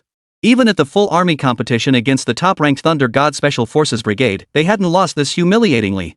Zhao Yi didn't even bother watching the rest. He needed to prepare for tomorrow's trip to the small town and turned back toward the prison. Addressing the petrified Shin Zhongjian, he ordered, once this is over, you'll set up camp right here. Don't leave this barren mountain. You'll undergo 3 months of training. Roger that. Shin Zhongjian let out a bitter laugh. He'd truly stumbled upon a tough nut to crack. He'd need to console his team members to prevent them from suffering another blow and doing something foolish. Back at the prison, Zhao Yi summoned the ancient armor. The armor had been forged into a puppet, nourished day and night by yin energy until it gained sentience. It now possessed combat strength rivaling that of a peak martial master. The great sword it wielded had also been tempered by Zhao Yi, capable of cleaving even a half-step martial king to death. He planned to bring it along tomorrow, hoping to kill more people and accumulate even more malevolent energy. He must resolve matters swiftly. The end of the month approached, and the special envoy from the Shangliu organization was due to arrive. Zhao Yi took a keen interest in the armor puppet. Once it gained sentience, he planned to impart a body forging technique, turning it into a formidable future combat asset. He grabbed 2 random garments and dressed the puppet in them, then cast a transformation spell to make it less conspicuous. Around 5 or 6 the next morning, Zhao Yi roused Fengyu and Nie Gaiyang. They flew to the nearest location, then chartered a car to the town. Registering the puppet was simple. Fengyu handled it with a single phone call. Most of the time, a military district's chief instructor can't hold a candle to a night's watchman. No matter where we go, we get the green light everywhere. First-class seats? Not a penny spent. Living on the edge of a knife, can't we enjoy a little luxury? Fengyu clearly hadn't slept all night. He started catching up on sleep as soon as he boarded the plane, occasionally glancing at the burly man sitting next to Zhao Yi who hadn't spoken a word. Is this the backup we brought? Bored during the flight, he casually brought up a topic, hoping to probe the man's identity. But the man remained utterly silent. His boldness got the better of him, and on a whim, he extended 2 fingers and held them under the puppet's nose. Chapter 82, You're finally here. 3 hours later, the plane touched down in a small county town. Throughout the journey, Feng Yu hadn't uttered another word. No matter how Nye Gaoyang tried to question him, he kept his head down, engrossed in his book. It was utterly terrifying the puppet wasn't breathing. Their destination lay on the edge of Dongshan province, the very border between north and south. Few knew this place existed. Beyond it stretched the vast mountains of Nanling, an incredibly remote location served by only one flight every 2 weeks. Stepping out of the airport, the air felt stifling. A dark-skinned man in his early 50s, wearing a simple smile, ran toward the three of them. In a thick local dialect, he asked, "Where are you folks from? Need a ride? I'm a guy. Heading to Longzhong town." Nye Gaoyan looked at the old man and stated their destination. He had grown accustomed to being mistaken for a girl while traveling. The journey from here to Longzhong town would take 60 or 70 li. Though called a town, it was scarcely larger than a village. Its origins dated back to the late Qing dynasty when a plague ravaged the area, claiming many lives. A physician emerged from that town, treating the sick for free and saving countless lives. To express their gratitude, the villagers erected a clay statue in her honor and renamed the settlement Longzhong Town. Nestled deep within the mountains, its rugged terrain meant no public buses reached the place. The four would need to hire a private vehicle, and the driver must know the way, otherwise, they wouldn't reach it before nightfall. Upon hearing the name, the old man's expression changed dramatically. He waved his hands frantically at the three, panicked. "I know where it is, but you absolutely must not go there. They say it's been haunted for ages. Are you some kind of streamer? Just go back the way you came." Feng Yu patted the old man's arm and pulled out a prepared camera. "Don't worry, old man. You'll get paid. We're journalists just looking around the area. We won't go inside." He then pulled 100 yuan bills from his wallet and pressed them into the old man's hand. The old man took the money without showing any emotion, then broke into a broad smile. "I'll go get the car right away. But you have to listen to me. Looking around is fine, but don't take any chances going inside. Usually I only make a few dozen bucks a day, but today I've already made half a month's worth." A short while later, the four climbed into the old man's Wuling Hongwang. Clearly used for side gigs beyond passenger transport, the vehicle reeked of animal manure, making Feng Yu retch repeatedly. The Wuling Hongwang struggled along the rugged, steep mountain road. The vehicle swayed violently with every bump, as if it might tumble down the slope at any moment. Each time it crested a steep incline, the car lurched violently, as if it might be ripped from the ground. Feng Yu clutched his seatbelt tightly, unable to bear the view outside. Though he was a mid-stage cultivator, his specialty lay in hypnotic arts. A crash would surely be fatal. The old man remained cheerful throughout the journey, chattering non-stop. He asked the four where they were from, offered to drop them off later for half the price. Just 500 yuan would suffice. Nye Gaoyan was no fool either. He knew certain things couldn't be discussed. After chatting with the old man for nearly half the journey, he hadn't gleaned a single useful piece of information. "Stop the car." Zhao Yi, who hadn't uttered a word since boarding, suddenly addressed the old man. The driver slammed on the brakes, looking puzzled at Zhao Yi. "Young man, feeling unwell? Need to get out and spit dust?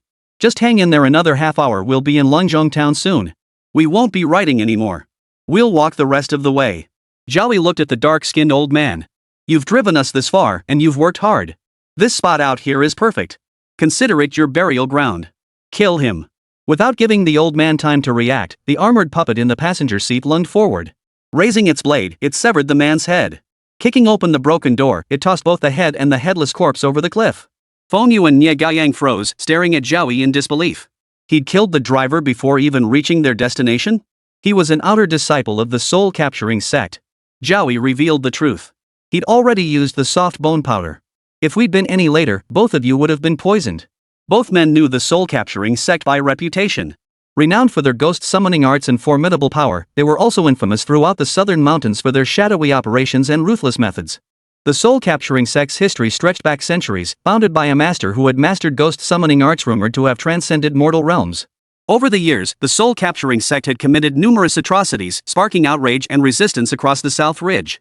The Night Watch Department had attempted purges, but their efforts failed due to the disciples' eerie ghost-summoning abilities and the sect's unknown location. Soft bone powder is a poison circulating in the southern mountains. This white powder shows no immediate symptoms after inhalation. Over time, it causes the body to grow limp and utterly powerless. The moment you Night Watchers set foot on this land, the soul-capturing sect will know your whereabouts. The incident in Longzhong town was their doing to prevent the Night Watchers from interfering. Through the old outer door disciple, Zhao Yi learned valuable intelligence. For instance, the small county town they'd landed in should have belonged to Dongshan province.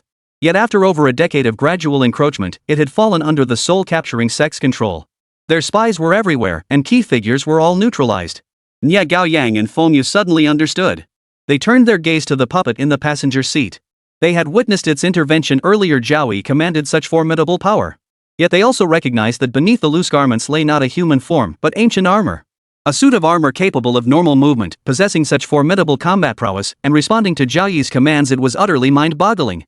They had never heard of such a thing before. Let's go. No need to drive anymore. Zhao Yi addressed the two men. He already knew the location of the small town. The car was filled with soft bone powder, which no one below the rank of Martial King could resist. He had no intention of carrying two dead weights. They weren't ordinary people either. After walking for 20 minutes, Longzhong Town came into view. Dilapidated houses scattered along narrow streets stood in stark contrast to the lush greenery surrounding them. Daylight filtered through sparse clouds, bathing the town yet failing to dispel its heavy aura of desolation. The streets were deserted, save for the occasional drifting leaf and distant chirping of cicadas. The four advanced in silence toward Longzhong Town. Suddenly, a dark speck appeared in their field of vision. Fengyu and Nie Gaoyang couldn't make it out clearly, but Zhao Yi's lips curved into a smile. This is rather interesting. Fengyu and Nie Gaoyang were puzzled until they neared the town entrance and saw what the dark figure was. Their pupils instinctively contracted slightly. The old driver they had just slain stood at the town entrance, his face beaming with delight. You finally arrived. Chapter 83, Dragon Tiger Mountain Disciple, Ghosts Under the Blade. Fengyu and Nie Gaoyang felt their scalps tingle. The corpse they had just hacked to death and tossed off the cliff now stood before them, smiling cheerfully. Playing tricks. Zhao Yi glanced at the armored puppet beside him. The puppet understood instantly, stepping forward and raising its blade to cleave the corpse cleanly in two. Instead of blood, layers of yellow paper gushed from the old man's body, swirling with fainting energy, revealing it to be a lifelike paper effigy. It's actually a paper effigy. Fengyu, well-traveled and knowledgeable, recognized it immediately. Legend has it that a supremely powerful grand elder of the soul-capturing sect acquired this wicked paper doll technique from somewhere. It requires the living souls of 10 people to create a single paper doll. Killing a paper effigy stirred no emotion in Zhao Yi.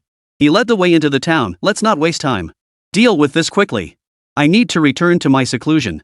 The dilapidated town of Longzhong reeked of desolation and decay, its streets devoid of any living soul. Zhao Yi's objective was clear as he strode toward the town's ancestral hall, explaining without turning back, a plague once ravaged this place, claiming countless lives. Those who lingered, unwilling to depart, turned this into a major energy site. It's been stagnant for years. Someone exploited this to set up a bound spirit array, repeatedly gathering energy to cultivate a crimson-robed vengeful ghost. It seems they're on the verge of success. Fengyu scanned the deserted streets and alleys, not a soul in sight, and shuddered involuntarily. Where did everyone in Longzhong Town go? They can't all be dead, can they? Longzhong Town had at least 500 or 600 residents. If they were all dead, their group would likely be finished too. That shouldn't be the case. Zhao Yi used the Book of Life and Death to scan a corner of the town and confirmed the villagers were still alive, though they seemed to be under some kind of spell, gathered like puppets in the ancestral hall. But it won't last much longer. Their vitality is fading. Probably just a couple more days. But something feels off. It's as if everyone's been misled. After 10 minutes, they reached the ancestral hall, the only decent-looking building in the entire town, though its dilapidation and age were impossible to hide. Its exterior retained the style of the Qing dynasty, with an ancient mud sculpture standing beside it, its features now barely discernible. Let's go inside and take a look. Zhao Yi paid no heed to Fengyu and Nie Gaoyang, stepping inside first. His curiosity was genuinely piqued. He sensed the truth lay beyond what met the eye. The armored puppet followed closely behind, its crimson blade radiating a menacing aura. The other two hurried after him. If even a star-ranked nightwatcher had met his end here, they'd be finished unless they clung tightly to Zhao Yi's coattails. The ancestral hall was packed with villagers from Longzhong Town, each face beaming with joy. Spotting the four newcomers, a man in his 60s hurried forward. All guests are welcome here. I'm the town mayor. Today we celebrate a wedding. Come in for a drink. Zhao Yi observed the man's face pale and puffy and the red wedding notices plastered on the walls. He gave a slight bow. We'll gladly accept your kind invitation. The mayor's smile stiffened upon hearing this. From somewhere behind him, someone produced 4 bowls of wine and presented them, homemade grain liquor better than Wulianye. Please try it, gentlemen. The banquet will begin shortly. The others in the ancestral hall turned their gaze toward them, their eyes nothing but unsettling whites staring fixedly at the four. The air was thick with the fresh scent of liquor.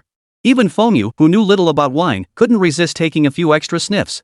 Golden flames danced in Zhao Yi's eyes as he saw through the illusion.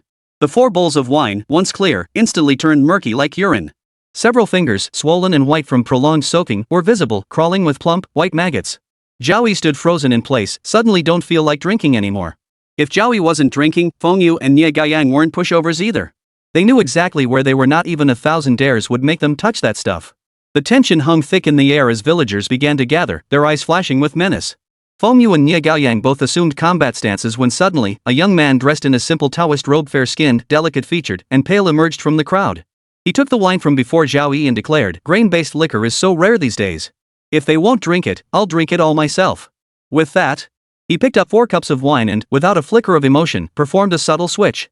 It appeared as though he drank them all, but in reality, he poured them all out. Seeing someone intervene, the town mayor's expression eased slightly. "Everyone, please wait just a little longer. Once the bride arrives, we can begin the banquet." Only after the mayor returned to the crowd with 4 villagers did the young man in the Taoist robe leisurely bow to Zhao Yi and his companions. With genuine sincerity, he declared, "I am a disciple of Dragon Tiger Mountain. Passing through this town, I sense something amiss." The villagers seemed bewitched, endlessly repeating the same actions. "Had you refused the wine just now, you might have provoked their fury?" Feng Yu's face lit up with delight. "You're actually a disciple of Dragon Tiger Mountain." Dragon Tiger Mountain was one of the top-tier sects in Great Xia. If this young Taoist could truly assist them, their chances of rescuing their comrades would greatly increase. The young man nodded first, then asked with confusion, "I am indeed a disciple of Dragon Tiger Mountain. But what are your backgrounds? This town is far too dangerous. Before the bride arrives, you should leave immediately." Zhao Yi stared coldly at the young man claiming to be from Dragon Tiger Mountain. "Cut him down." Without giving him a chance to protest, the armored puppet behind him immediately struck. The young Taoist had no time to react before another blade sliced him clean in two at the waist. Bright red blood stained the ancestral hall crimson.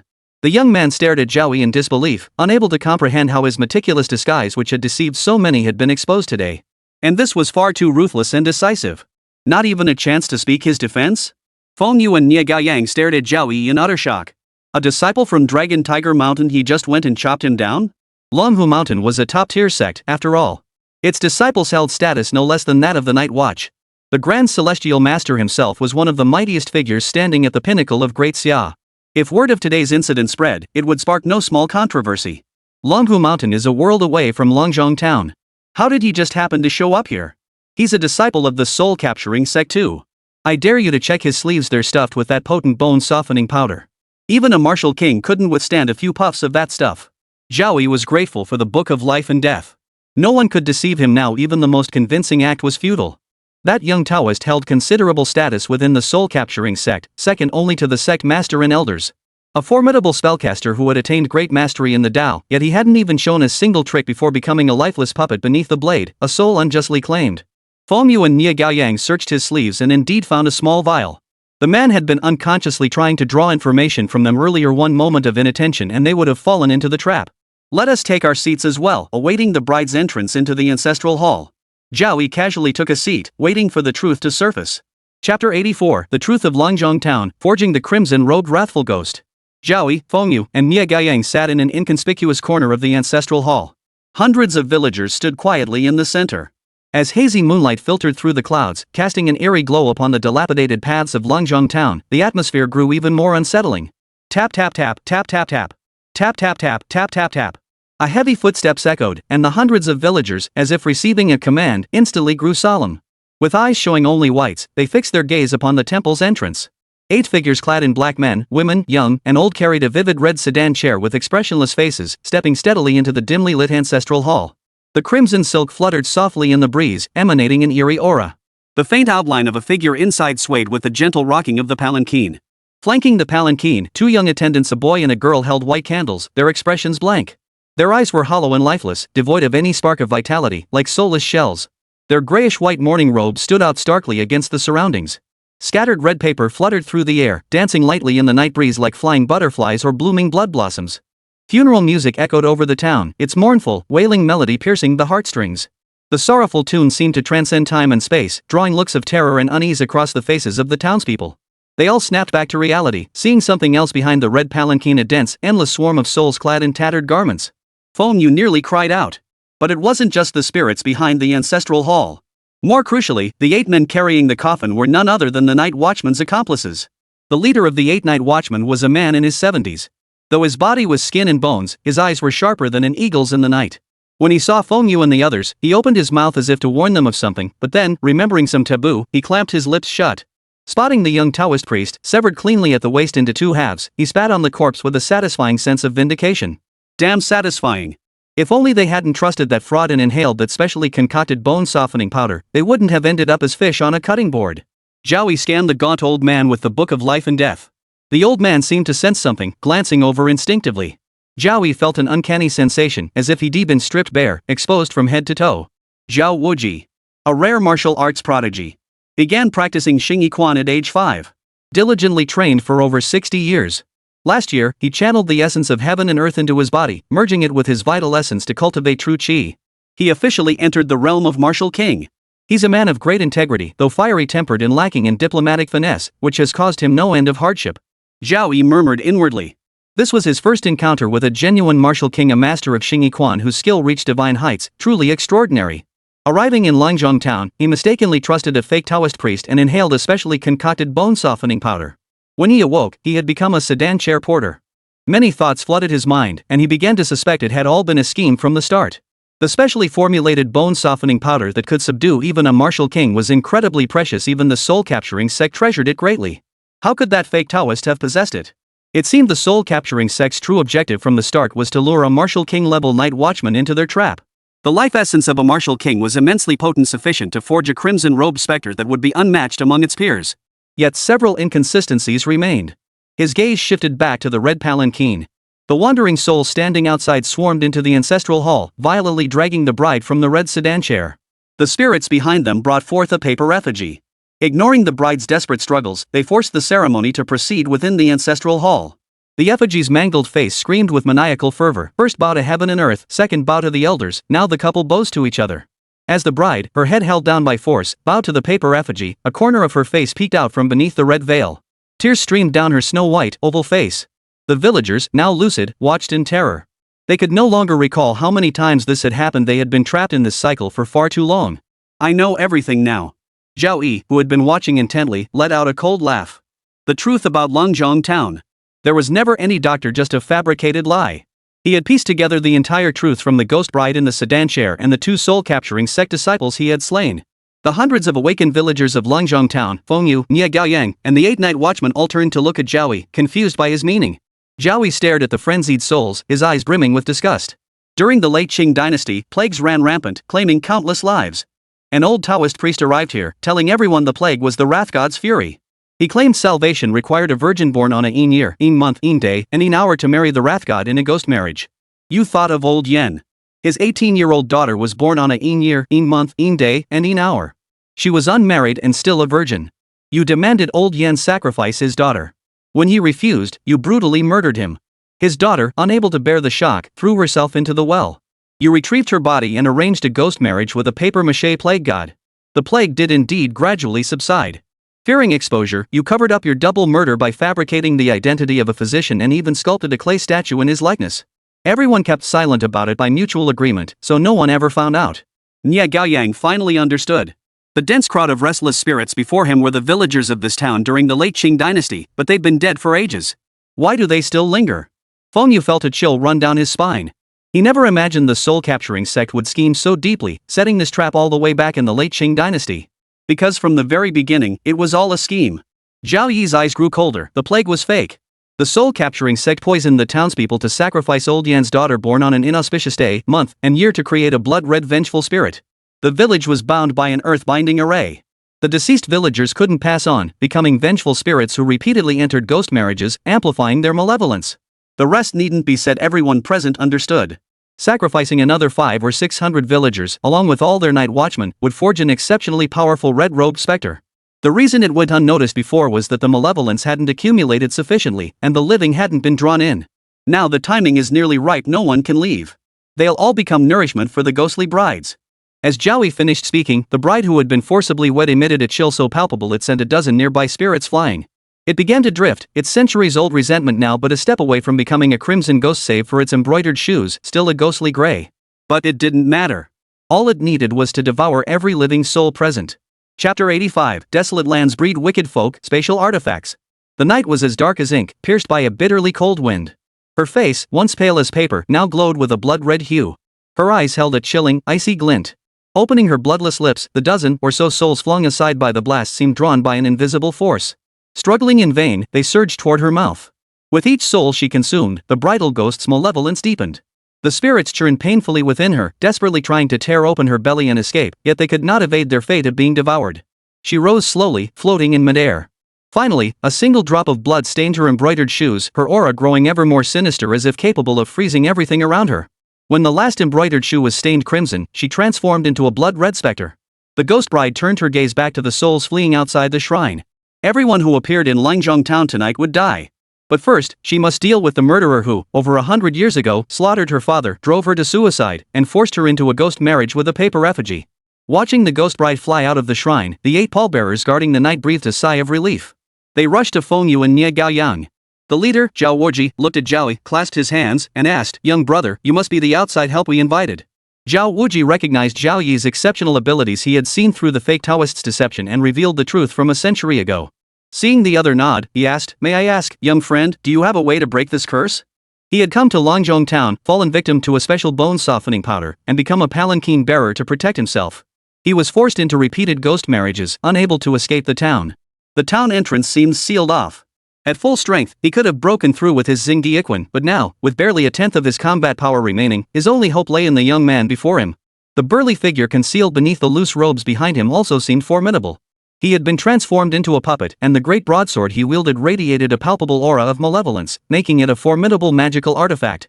He knew Feng Yu and Nie Gaoyang had summoned this expert from somewhere. Could it be a night watchman from another province? Most likely not. The timeline didn't add up, and they didn't resemble puppet sect practitioners who had no connection to the night watch. Besides, such an intricate puppet was beyond their crafting capabilities. The solution is simple. Zhao Yi leaned against the temple pillar and spoke. 100 years ago, a ground-bound spirit array was cast over Liangzhong town. Once we break that formation, we can leave. Zhao Yi's face lit up with joy upon hearing this. "I humbly request your assistance, young friend, in breaking the earthbound spirit array." Zhao will be eternally grateful. Why break it? Zhao Yi was the one puzzled. The grudges from over a century ago deserve resolution. Until the ghost bride has slaughtered every last soul, I won't lift a finger to break the earthbound spirit array. Zhao Yi sighed deeply. He understood the ghost bride's grievances and pitied her plight. Martial artists, especially, despised evil with a passion. Otherwise, he wouldn't have joined the night watch. But once she ascended to a crimson-robed wraith, no one present would escape. A crimson-robed wrathful ghost was no ordinary foe. Having devoured countless souls, its mere emergence would unleash catastrophe, slaughtering tens of thousands of innocents. Even the great martial king, at his peak, couldn't hold it back for long. 1,000 miles of scorched earth, no survivors. Everyone, stay calm. Zhao Yi urged the 70-something Zhao Yi to relax, reminding him they'd be colleagues from now on. She hasn't ascended to crimson yet. And even if she did, so what? With that, he left the ancestral hall to search for the core of the earth-binding spirit array. The array's core must be a spatial stone, the only substance capable of sealing off space, trapping the souls of the dead for centuries. It was one of the rare treasures Zhao Yi needed most right now. Space stones can be refined into spatial artifacts commonly known as storage rings. While searching for the pinhole of the earthbound spirit array, Zhao Yi murmured to himself, "If it's a small piece of space stone, I'll set up a teleportation array to connect the prison with Fulong Mountain. If it's a large piece, I'll refine it into a storage ring." The military district still owed him an armed helicopter and 2 tanks. If he could forge a spatial void to store the helicopter and tanks inside, it would be incredibly convenient, ready for use anytime. A magical treasure ranks above a magical artifact, possessing a certain degree of spirit and potentially even rudimentary sentience. Space stones, being too extraordinary, form their own internal dimensions. Refining one would inevitably create a magical treasure. In present-day Great Xia, while magical artifacts are rare, they aren't exactly priceless treasures. From the 81 great arrays suppressing Fulong Mountain, Zhao Yi obtained 9 magical artifacts, and the immortal white eyebrow old ape also possessed 2 or 3. Treasured artifacts, however, were a different matter entirely. They belonged to the realm of the exceptionally precious. Only top-tier or super-tier sects might possess them, passed down from ancient times to anchor a sect's destiny. Truly priceless treasures. Feng Yu and Nie Gaoyang instructed Zhao Yi and the others to follow closely behind Zhao Yi. This expert was summoned at great cost to serve as a guardian to a formidable immortal. He will now stand as a night watchman of equal standing to Elder Zhao. Zhao Yi gasped in surprise. He knew about venerating celestial beings and had seen a few celestial children, creatures neither fully human nor ghostly. Yet Zhao Yi seemed unaffected. "Let's go see." As Zhao Yi prepared to leave the ancestral hall, villagers crowded around him. The 60-something village chief scrambled over. "Honored masters, please stay. What should we do now?" Zhao Yi dismissed the mayor with a wave, telling him to get lost. "Our only hope now is that young man. Otherwise, it's death first, death later. Stay put in the shrine. Don't go out no matter what noise you hear." A harsh land breeds harsh people. Liangzhong town truly had few decent souls. Though situated in Dongshan province, its proximity to the Nanling Mountains meant it suffered greatly from the disaster. When they arrived in Langzhong town days ago seeking lodging, they were quoted 10,000 yuan per person for dilapidated mud huts. A few lecherous old bachelors approached Zhao Wuji privately, eyeing the female night watchman in their group. They asked if they could buy a wife with money, offering a price far higher than before. Zhao Wuji sternly refused the old bachelors. In the dead of night, they attempted to force their way in. Zhao Wuji broke several of their ribs and threw them all out. Already deeply disgusted by them, Zhao Wuji now found their shameless advances utterly repulsive. He wanted nothing more than to wipe them all out and pin the blame on the red-robed ghost. The town mayor acted as an accomplice, turning a blind eye to the situation. The next day, he played the role of a benevolent mediator, attempting to sweep the matter under the rug. In reality, he received a cut from every single transaction involving the sale of people. He already despised them deeply, and now they were shamelessly crawling back. Zhao Wuji felt nothing but revulsion, wanting to wipe them all out and pin the blame on the red-robed female ghost. Taking several deep breaths, Zhao Wuji still couldn't contain his rage. He summoned Feng Yu, hypnotized this wolf in sheep's clothing of a mayor into a sow. No, fine. Feng Yu took a timid step back. Targeting ordinary citizens violated the Night Watch Code. If word gets out, it won't reflect well on old Zhao. I'm not afraid. What are you afraid of? Zhao Wuji grabbed Feng Yu like a chicken and shoved him in front of the mayor. Whatever happens, I'll take full responsibility. Only after Feng Yu finished did the 10 of them leave the ancestral hall, rushing to catch up with Zhao Yi. Zhao Wuji was also curious what methods did Zhao Yi possess to subdue the crimson-robed specter? It wasn't that he doubted Feng Yu or Nie Gaoyang, but without witnessing it himself, it felt unreal. Zhao Yi hadn't gone far. The array's focal point must be at the center. He locked onto the mud sculpture that had stood for a century, its features long since obscured. The array's core was likely within it. After pausing for nearly half an hour, enough time for the souls to be consumed, he opened his mouth and expelled a surge of gunmetal energy. The blood-red gunmetal chi radiated murderous intent that pierced the heavens, the nemesis of all arrays. It tore a corner in the dark curtain, flooding half the ancestral hall with blinding light. Under the assault of the gunmetal chi, the mud sculpture instantly shattered into fragments, reduced to dust scattered across the floor. Chapter 86, The Jade Purification Vase, ending the tragedy. Having shattered the earthbound spirit array, Zhao Yi saw the array's central core, a palm-sized vessel. Its surface was flawlessly white, as if carved from the finest jade, radiating an aura of sacredness and nobility. The Jade Purification Vase. Zhao Yi recognized it and used telekinesis to draw it toward him. The Jade Purification Vase was typically associated with Buddhist artifacts, the very vessel used by Guanyin Bodhisattva in Journey to the West. Zhao Yi examined it closely upon retrieval, discovering the vase's body was covered in spiderweb-like cracks. This vessel was once a magical artifact, but it suffered severe damage. The engraved patterns are blurred beyond recognition, yet it must still be functional. I've struck gold here. Crafting a magical artifact was far more difficult than repairing one. After his inspection, Zhao Yi probed the Jade Purification Vase with his divine sense. He discovered its interior space was surprisingly vast. Even in its damaged state, it could hold a small mountain. If I can repair it, it could double in size. I'll figure out a way later. Maybe I can swindle a few missiles from Commander Kong. Those things pack more punch than anything else. Even a martial saint might not survive their blast. Bringing that thing out during the fiercest battle would surely scare the crap out of the enemy. What he thought was just a small piece of spatial stone turned out to be such a pleasant surprise. The Jade Purification Vase was crafted from a palm-sized spatial stone alone, already an immeasurable treasure. Then, a master deeply versed in the art of artifact refinement had meticulously carved intricate patterns into it with immense power, dedicating a lifetime to nurturing its essence. Zhao Wuji, standing behind them, had a keen eye. He instinctively let out a low exclamation, "What a treasure!" He too recognized the Jade Purification Vase as a treasure, one that would rank among the finest in the Night's Watch treasury. But since it was Zhao Yi's acquisition, he could only swallow his envy. The time is nearly ripe. As the bride ascends to Crimson Robe, the puppet master behind the scenes will reveal themselves. Zhao Yi sensed the ghost bride devouring all souls, breaking through to the Crimson Robe rank. I held off until now precisely to lure the bait. Once the true mastermind emerges, after orchestrating this grand scheme for over a century, they'll be itching to reap the rewards. Zhao Wuji glanced at the 7 night watchmen beside him, still reeling from the effects of the special bone-softening powder, staggering as they walked. Stay close behind me. If anything feels off, retreat. The earthbound spirit array is neutralized. Don't risk your lives for those scum. That ghostly bride has become a crimson robe. She's terrifyingly fierce. If she were 20 years younger, perhaps I could suppress her with yang energy. Nie Gaoyang beside him felt a pang of guilt, glancing nervously around. Zhao Lao, keep your voice down. I just barely made it to star-studded rank. If someone reports me, they'll strip it right back off. The other night watchmen nodded in agreement like chicks pecking at grain. Having a superior like this brought both blessings and headaches. Of course, everyone deeply respected Zhao Wuji. He never sent his subordinates to their deaths without cause. Otherwise, Nie Gaoyang wouldn't have risked his life, betraying Feng Yu's master just to summon Zhao Yi's aid.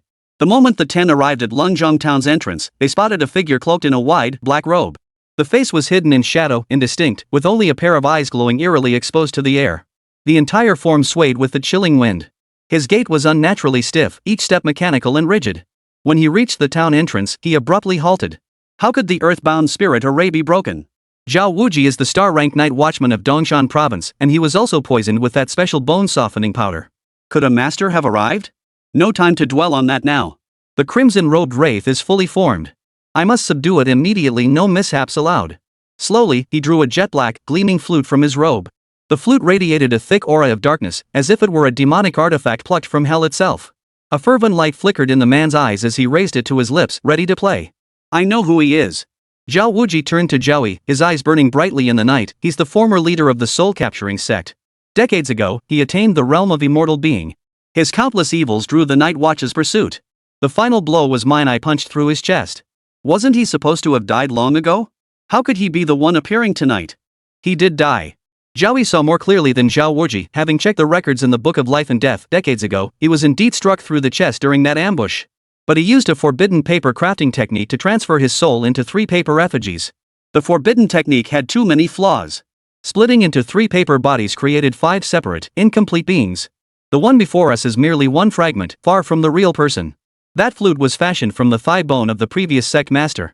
Playing it summons the ghost bride. He orchestrated this scheme over a century ago and surely left a contingency away to subdue it. The soul-capturing sect's ghost summoning arts were equally terrifying, imprisoning captured spirits within their own bones. The more vicious the specter, the larger the bone required. The bones, unable to withstand the yin energy, gradually decayed, suffering a pain akin to slow torture. Thus, the soul-capturing sect sought an alternative path, first severing their own bones to craft a magical artifact, then using it to command ghosts, doubling the effectiveness. The former soul-capture sect leader, about to blow his ghost flute, heard low murmurs. His ghostly eyes blazed brightly in the darkness, and a gurgling sound emerged from his throat. Who is there? With that, he swiftly blew the bone flute, summoning 15 or 16 fierce ghosts clad in grayish-white mourning robes. A faint, pulsing gray heart was visible beneath their chests as they charged toward Zhao Yi and his companions. Zhao Yi snapped his fingers. The 15 or 16 fierce ghosts spontaneously combusted, instantly reduced to ashes. The true spirit flame, supremely young and supremely fierce, was the nemesis of all dark and evil forces. The night watchman stood frozen, watching in disbelief.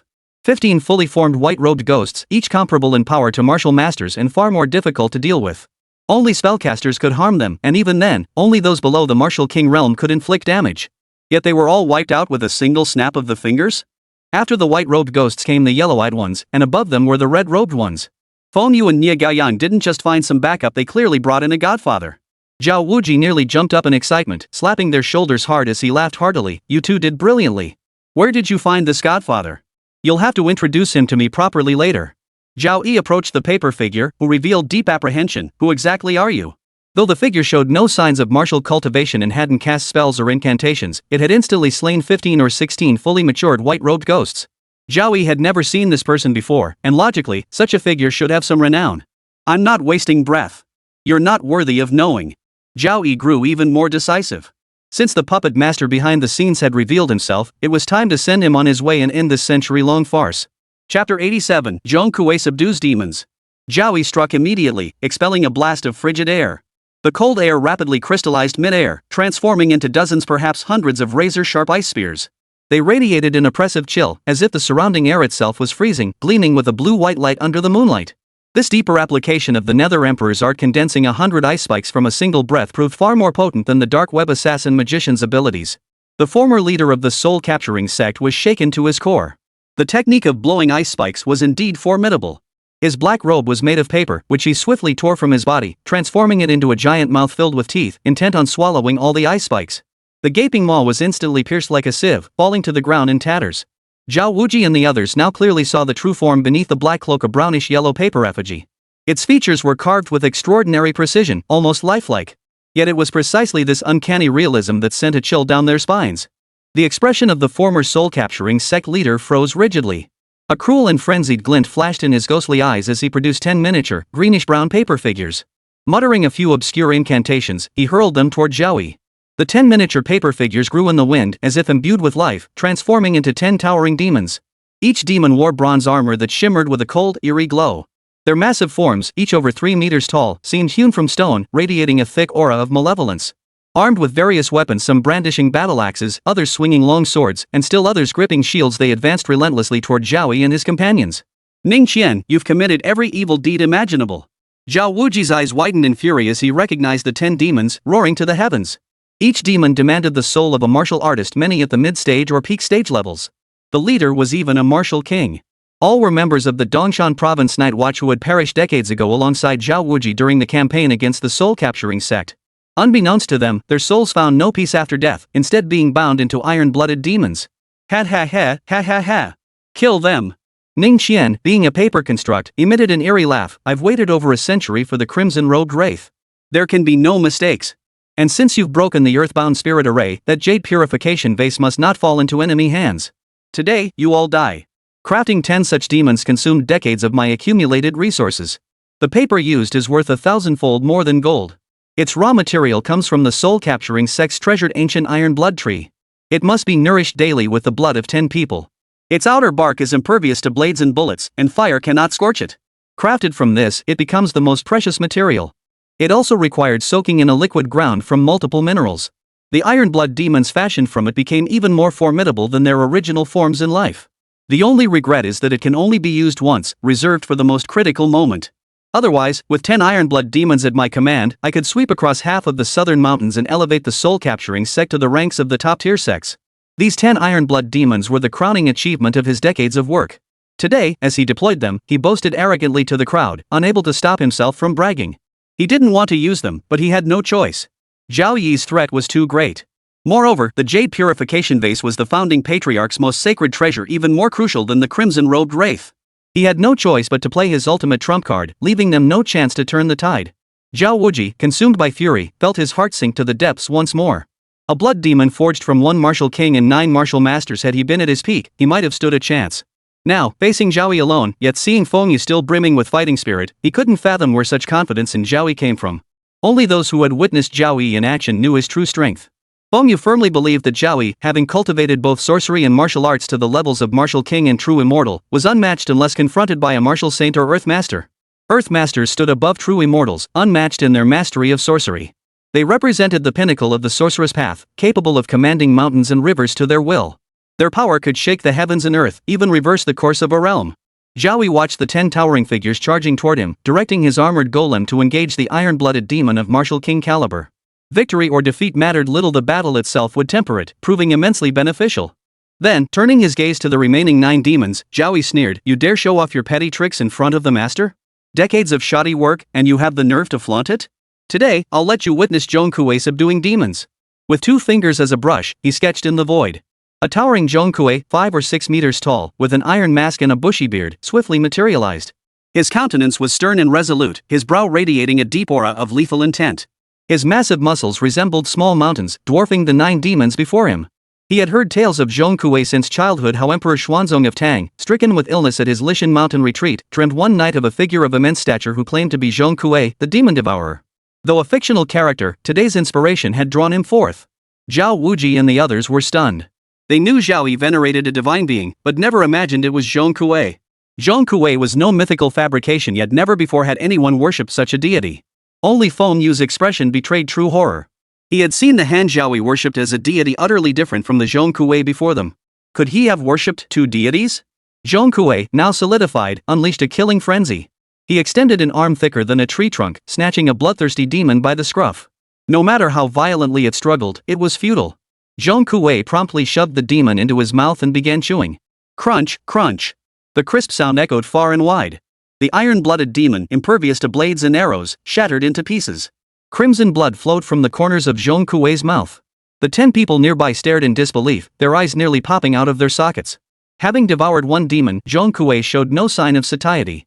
He spun, both hands darting out to snatch 2 more, swallowing them whole in mere seconds before fixing his gaze on the remaining iron-blooded demons. Ning Qianqin, the instigator, trembled in disbelief at the unfolding scene. He watched as the iron-blood demon of martial king rank, though overpowering the armored puppet, found itself entangled.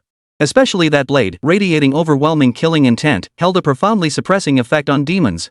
Victory seemed unlikely within the next minute. Panic seized him. He pulled out another enchanted paper scroll, blew on it to transform it into a horse, and mounted it, intent on fleeing Longzhong town. The jade purification vase and the crimson-robed wraith were surely doomed. His sole thought now was to protect this paper effigy. How could Zhao Yi let him succeed?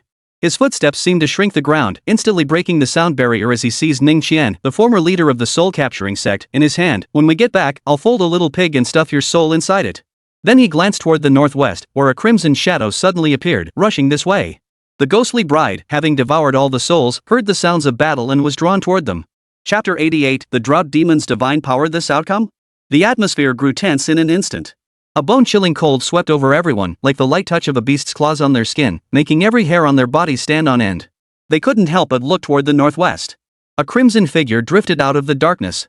The ghostly bride, clad in a wedding gown so red it seemed to drip blood, had successfully ascended to become a blood-red specter.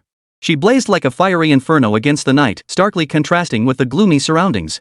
Her face, though breathtakingly beautiful, was icy and heart-stoppingly cold, devoid of any emotion like frozen lake water. Her eyes seemed to hold boundless madness, and beneath the crimson veil, the corners of her mouth turned up in a cruel smile. Most terrifying of all was the tangible aura of malevolence emanating from her body. Like a black whirlwind, it raged relentlessly around her, saturating the very air with the scent of death. Wherever she passed, the earth cracked dry and vegetation withered. All were stunned by this terrifying spectacle. Even the seasoned Zhao Wuji froze, sweat trickling down his forehead. Upon breaking through to the crimson robe stage, a few prodigies may awaken divine abilities. Yet what the ghost bride has birthed is indistinguishable from a drought demon. The drought demon wreaks havoc, scorching like wildfire. Seeing the puzzled expressions on the faces of 8 or 9 juniors, Zhao Wuji explained, in the myths and legends of the Great Xia, it's a monster that causes droughts. From the pre-Qin period to the Han dynasty, it was represented as a celestial maiden. The heavenly mechanics sect speculates that it is essentially a fierce ghost that has broken through to the crimson robe stage. Red-robed vengeful spirits are already extremely difficult to deal with. Those who develop supernatural powers are even more formidable. As for those who manifest powers identical to those of the Hanba, the Tianji sect once made a prophecy: if they cannot be surrounded and destroyed, they will inevitably unleash a catastrophe devastating multiple provinces. Zhao Wuji truly regretted it now. Had he known, he would have risked his life to prevent the breakthrough. A fierce look flashed in his eyes. Watch my signals. If something feels off, run immediately. I'll give it my all with these old bones to buy us some time. He was no spring chicken, nearly 80, with little time left. If he fell, so be it. The 9 young ones before him held boundless futures. Though all were locked in by the ghost bride, their chances of escape were slim. Yet if even one survived, it would be worth it. Feng Yu beside him grew uneasy at Zhao Wuji's words. Even knowing Zhao Yi's strength, could he truly prevail against an opponent wielding the same divine power as the drought demon? Zhao Yi also turned his attention to breaking through the ghost bride. Having already restrained Ning Qian, the remaining iron-blooded demons halted their advance. He didn't order Zhang Kuwei to continue attacking either, saving them for potential future use to trade with the Night Watchman for items from the treasure vault. Go! Pointing at the ghost bride, Zhang Kuwei immediately charged forward. For a brief moment, he possessed the power of a mid-tier martial king. Let's see if he could inflict any damage. Over 5 meters tall, Zhang Kuwei roared furiously, striding forward to confront the ghost bride. His right fist slammed down with tremendous force, instantly sending earth and rocks flying dozens of meters in all directions. A crater over 10 meters deep instantly formed. His power was so immense that even Zhao Wuji would concede defeat. Yet the ghost bride proved even more terrifying. She dodged Zhang Kuei's full-force strike, her face cold as frost. Her hands extended, suddenly sprouting claws over 10 centimeters long, gleaming with a chilling, icy light. The two immediately clashed in fierce combat. Though the ghost bride appeared frail, her strength matched his, perhaps even surpassed it. Each clash sent shockwaves rippling through the air for dozens of meters. Everyone except Zhao Wuji clamped their hands over their ears, yet crimson blood still seeped through, their eardrums suffering severe damage. Even more terrifying was the ghost bride's supernatural power. Zhang Kuei's body, as hard as steel, began to wither. Gradually, he started staggering as he walked. It bears a certain resemblance to the withered wood sect. Zhao Yi offered his assessment.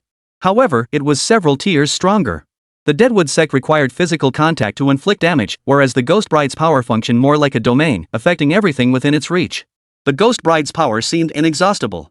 Her long nails, sharper than any ritual weapon, plunged deep into Zhang Kuei's body, tearing out chunks of flesh and blood. Before they could hit the ground, they dissolved into ink. In the end, Zhang Kuei was nearly dismembered by the Ghost Bride, vanquished in less than a minute. Even after such carnage, the Ghost Bride's killing intent hadn't diminished in the slightest, it only grew more intense. Her blood-red wedding gown billowed in the night wind, suffused with a murderous aura so thick it felt suffocating. Indeed, impressive. Zhao Yi moved forward, approaching the Ghost Bride. Golden flames hovered above his head, rendering him truly impervious to all attacks, completely unaffected. Had you devoured Zhao Yi as well, perhaps the town of Longzhong, with its 5 or 6 million inhabitants, might have had a sliver of chance to escape. But now? Not so much. His prolonged battle against Tiger Lord and White Eyebrow Old Ape at the funeral had been a deliberate effort to gain combat experience. Had he fought them at full strength, they wouldn't have lasted 3 seconds. The Ghost Bride was indeed formidable.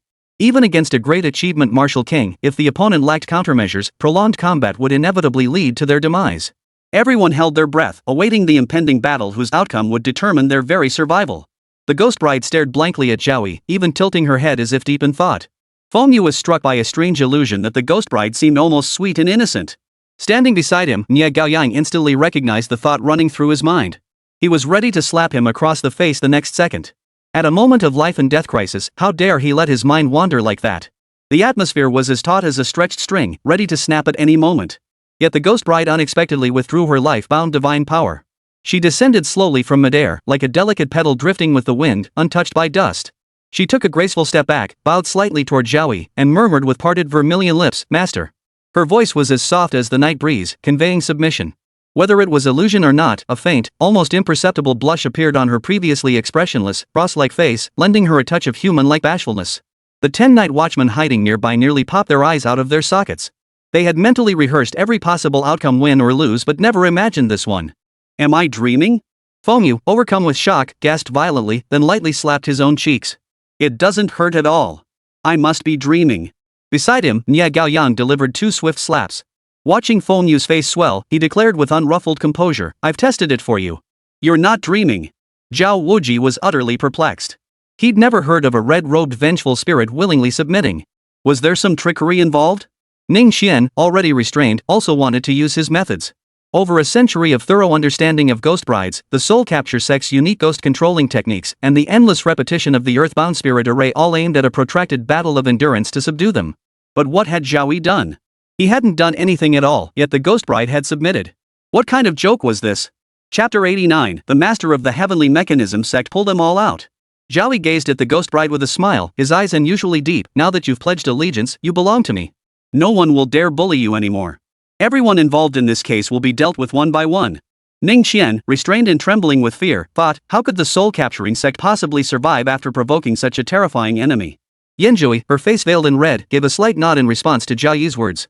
She was not a heartless killing machine. For over a century, forced into countless ghost marriages, she harbored deep hatred for those who had killed her father. Yet, deep within her soul, a clear light remained. The reason was her greatest secret. As a child, she had encountered a ragged, blind old man at the village entrance.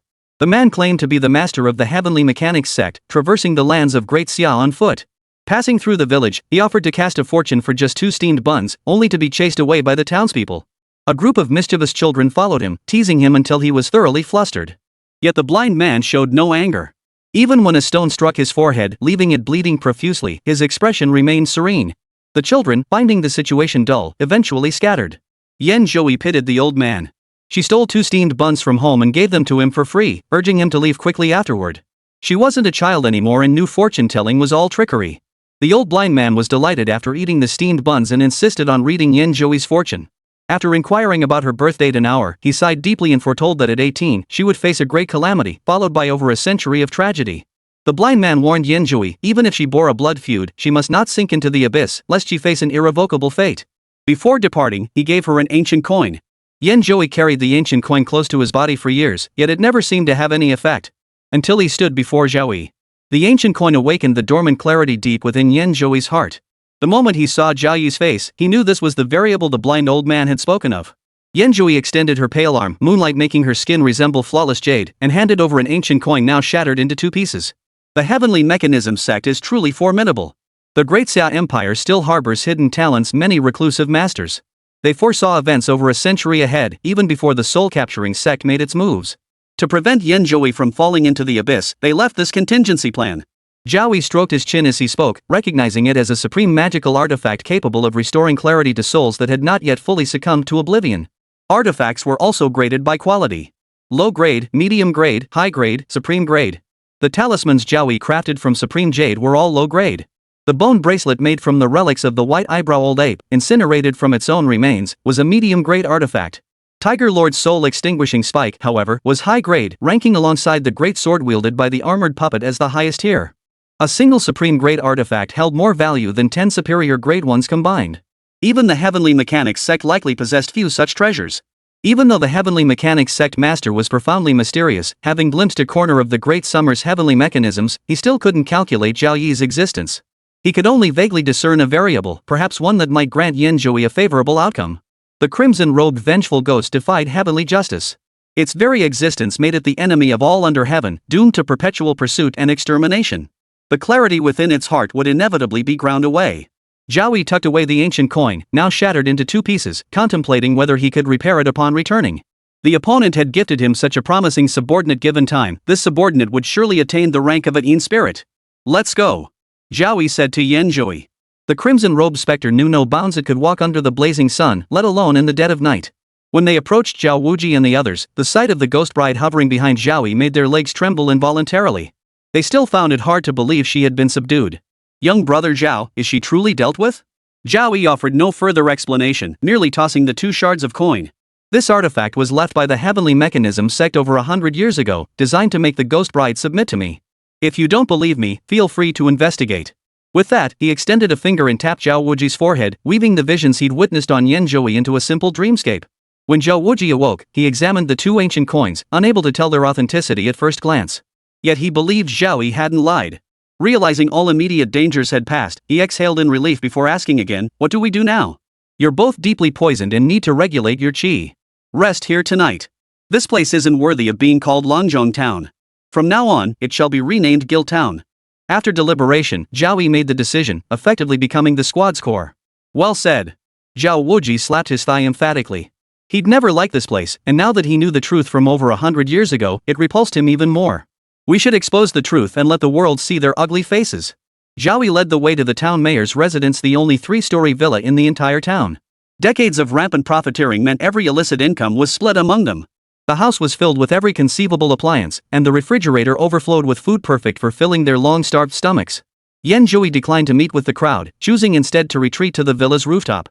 Staring blankly at the twinkling stars, he felt an eerie detachment from the freedom he'd yearned for over a century, of freedom now finally within reach.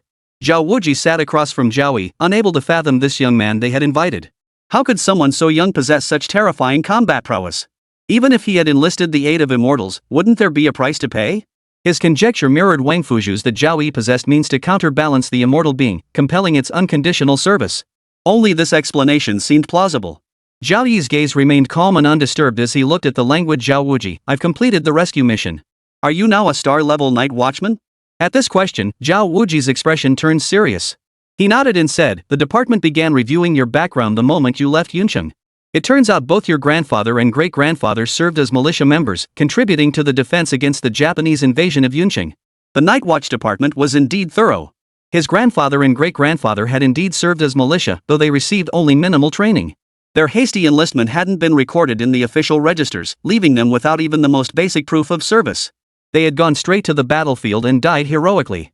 The investigators who had looked into his background hadn't uncovered this detail. Zhao Yi had only pieced together fragments of the story from his father. "Your review is approved.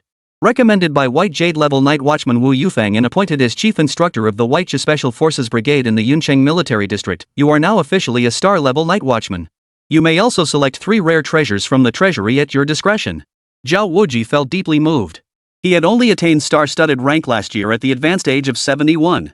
This young man, barely in his 20s, was likely the youngest star-level Night Watcher in the Great Xia Empire.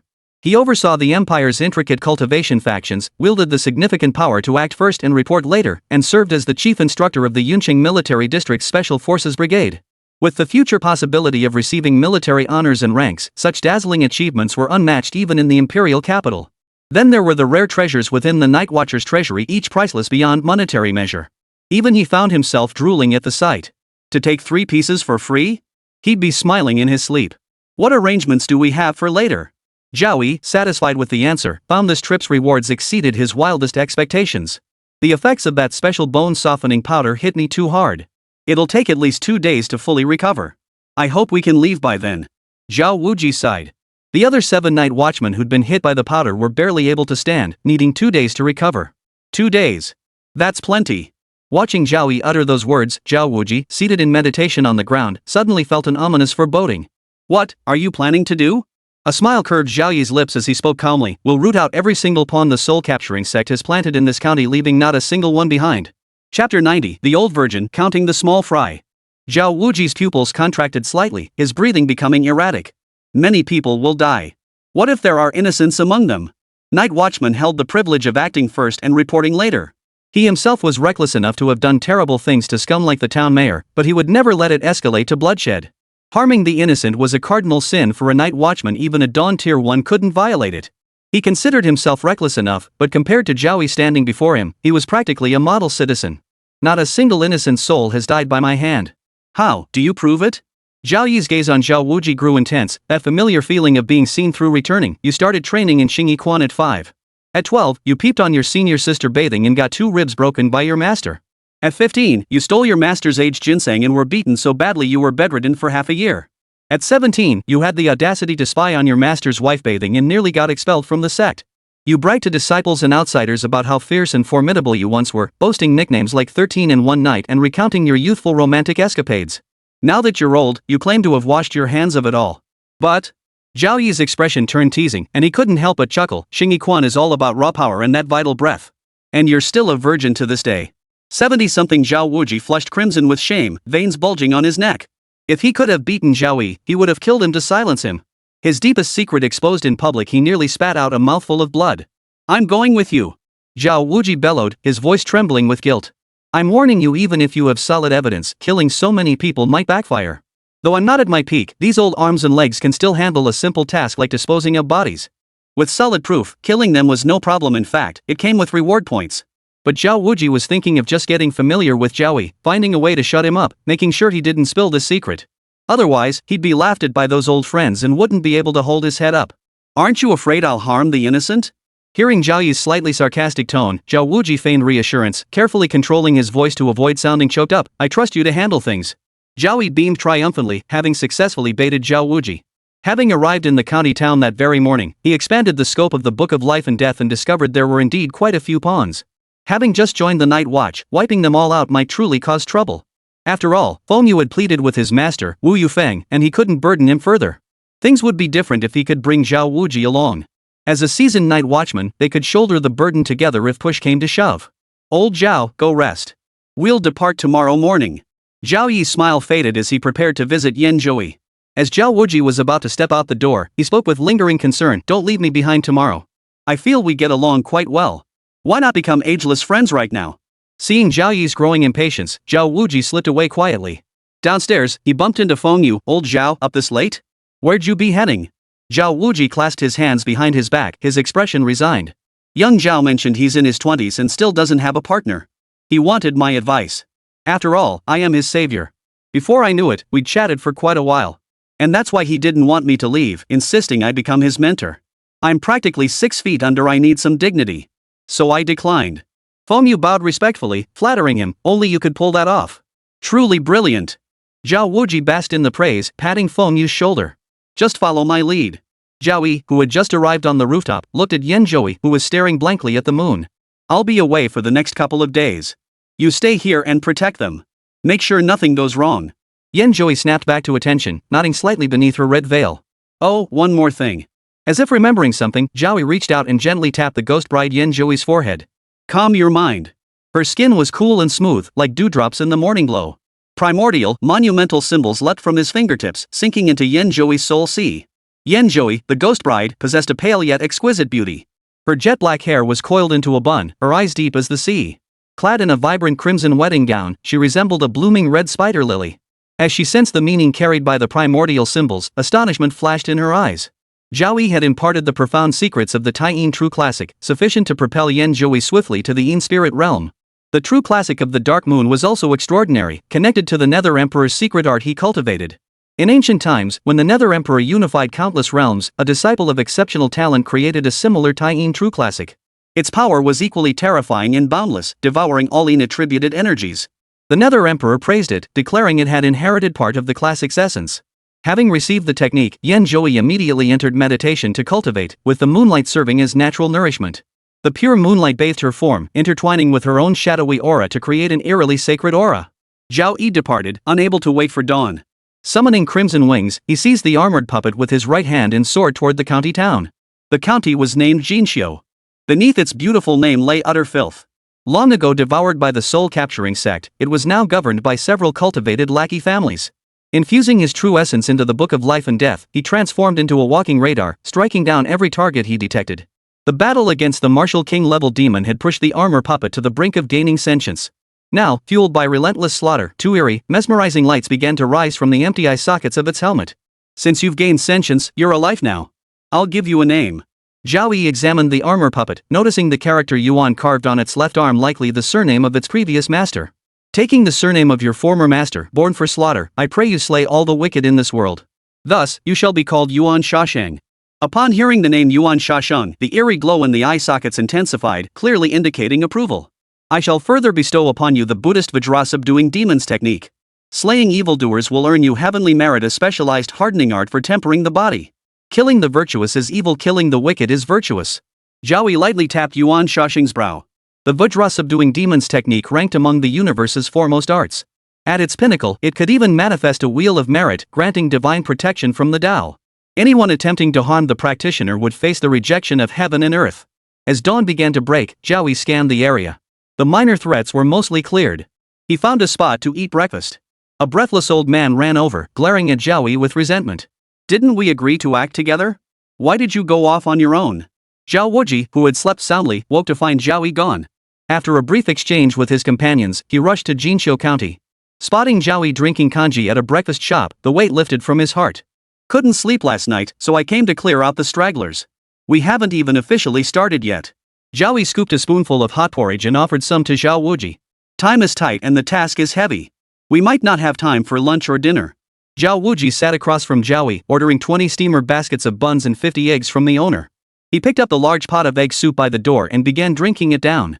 After starving for days in the small town, he desperately needed to replenish his nutrients. Xiaowu naturally had a fast metabolism, and the martial king's was even more voracious. Low-energy foods required large quantities to feel full.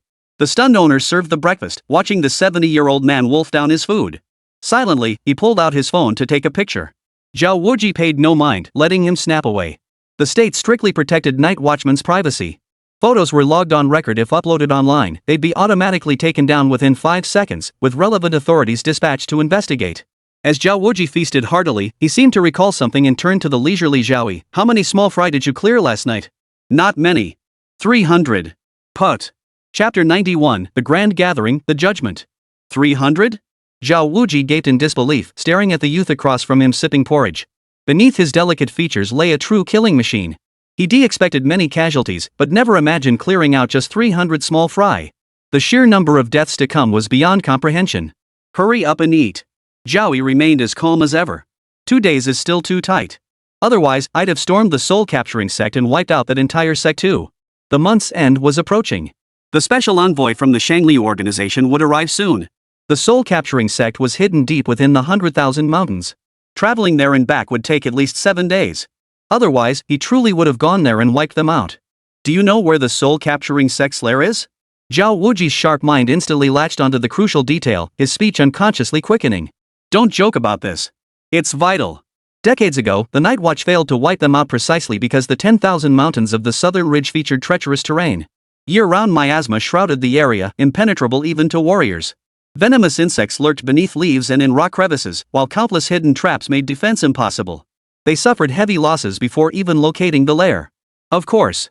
Zhao Yi replied calmly, don't forget I'm a fortune teller. I've restrained one of the previous sect leader Ning Xian's clones.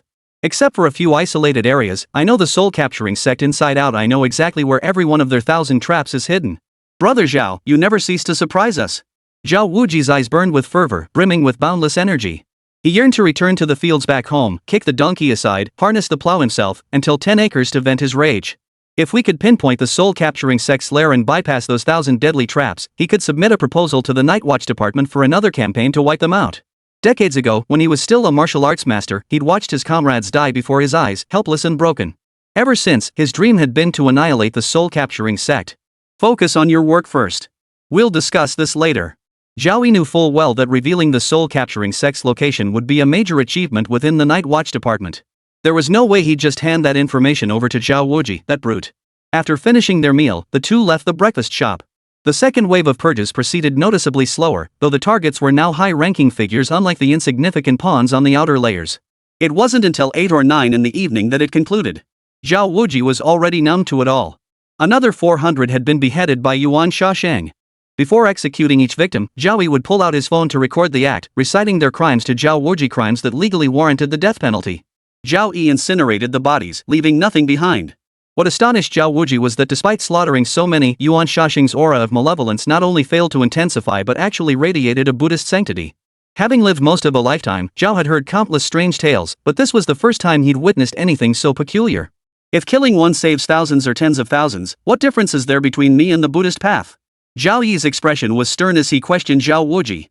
Before waiting for an answer, he declared with forceful conviction, the difference lies in their lofty perch. They've forgotten the sufferings of the common folk, comfortably feasting on the blood and sweat of the masses. Even if their own disciples commit atrocities, they'll eventually fall from that height. The confiscation of family assets was inevitable. Zhao Yi mentioned that specialists would handle the transfer to the Night Watch department's accounts, which left Zhao Yi somewhat regretful. Though Jinqiu County was generally dirt poor, with a fiscal deficit running into the billions, those lackeys backed by the soul-capturing sect who specialized in illegal black market deals remained filthy rich. Even after handing over the lion's share to the sect, they still swam in wealth. We've found a big fish. Zhao Yi's eyes sparkled with undisguised excitement. From the guy we just took care of, we learned there's a gathering tonight at the Fulong Hotel. Rich brats from several surrounding counties will be there to celebrate becoming the direct disciples of a soul-capturing sect elder. The pair set off immediately. The Fulong Hotel was practically a landmark in Jinqiu County. Every month, influential figures held gatherings there, and its extravagance rivaled that of the grand hotels in the city center. Tonight's celebration honored the young master of the Ding family from Jinqiu County, who had been chosen by an elder of the soul-capturing sect. Within days, he would become a formal disciple. Scoundrels from several surrounding counties had gathered. Though not affiliated with the soul-capturing sect, the area was controlled by other minor sects of the southern ridge. Wealth, companions, teachings, and place. Cultivation requires wealth, and everyone sought a share of the spoils. They operate discreetly, choosing remote, underdeveloped counties that previously drew little attention. Though not among the top-tier sects in the southern mountains, the soul-capturing sect was still a formidable power. They all sought to curry favor, not with lowly outer disciples, but with someone favored by an elder, a sign of certain future greatness. The inn's entrance was packed with luxury cars, Autos, Ferraris, none priced below $1 million. There were likely 50 or 60 of them. While the display couldn't rival, Zhao Yi led the way, followed by Zhao Yi and Yuan Shashang. As they approached the entrance, they were stopped by the security guard on duty. The guard, who had never seen them before and whose attire wasn't exactly high-end, asked, "Do you have an invitation?" "No." As soon as Zhao Yi finished speaking, the guard refused them. "We're hosting a private gathering for distinguished guests tonight. We're not open to the public. We sincerely apologize." His words were technically correct, but his tone was arrogant. The Fulong Hotel was owned by the local Ding family, and the security guard was naturally one of their hand-picked henchmen, a thug who routinely bullied men and women. Zhao Yi, standing behind him, erupted in fury. He stepped forward, backhanded the guard twice, and instantly swelled his face like a pig's head. "Open your dog eyes and look properly. This young master is a close friend of Ding Yuanhang from the soul-capturing sect. You've got the guts to block even me." The guard could barely open his eyes from the blows, but the fact that the young master had been addressed by name and the soul-capturing sect mentioned, especially given their audacity in Jinqiu County, made him scramble to his feet and rush inside to welcome them. They dared not reprimand him, fearing retribution. The hotel lobby had been cleared, and nearly everyone had gathered. They surrounded a young man dressed in a white suit, looking no older than 26 or 27, as if he were the center of the universe. The entrance of Zhao Yi and his companions instantly captured the entire room's attention. "Who are you?"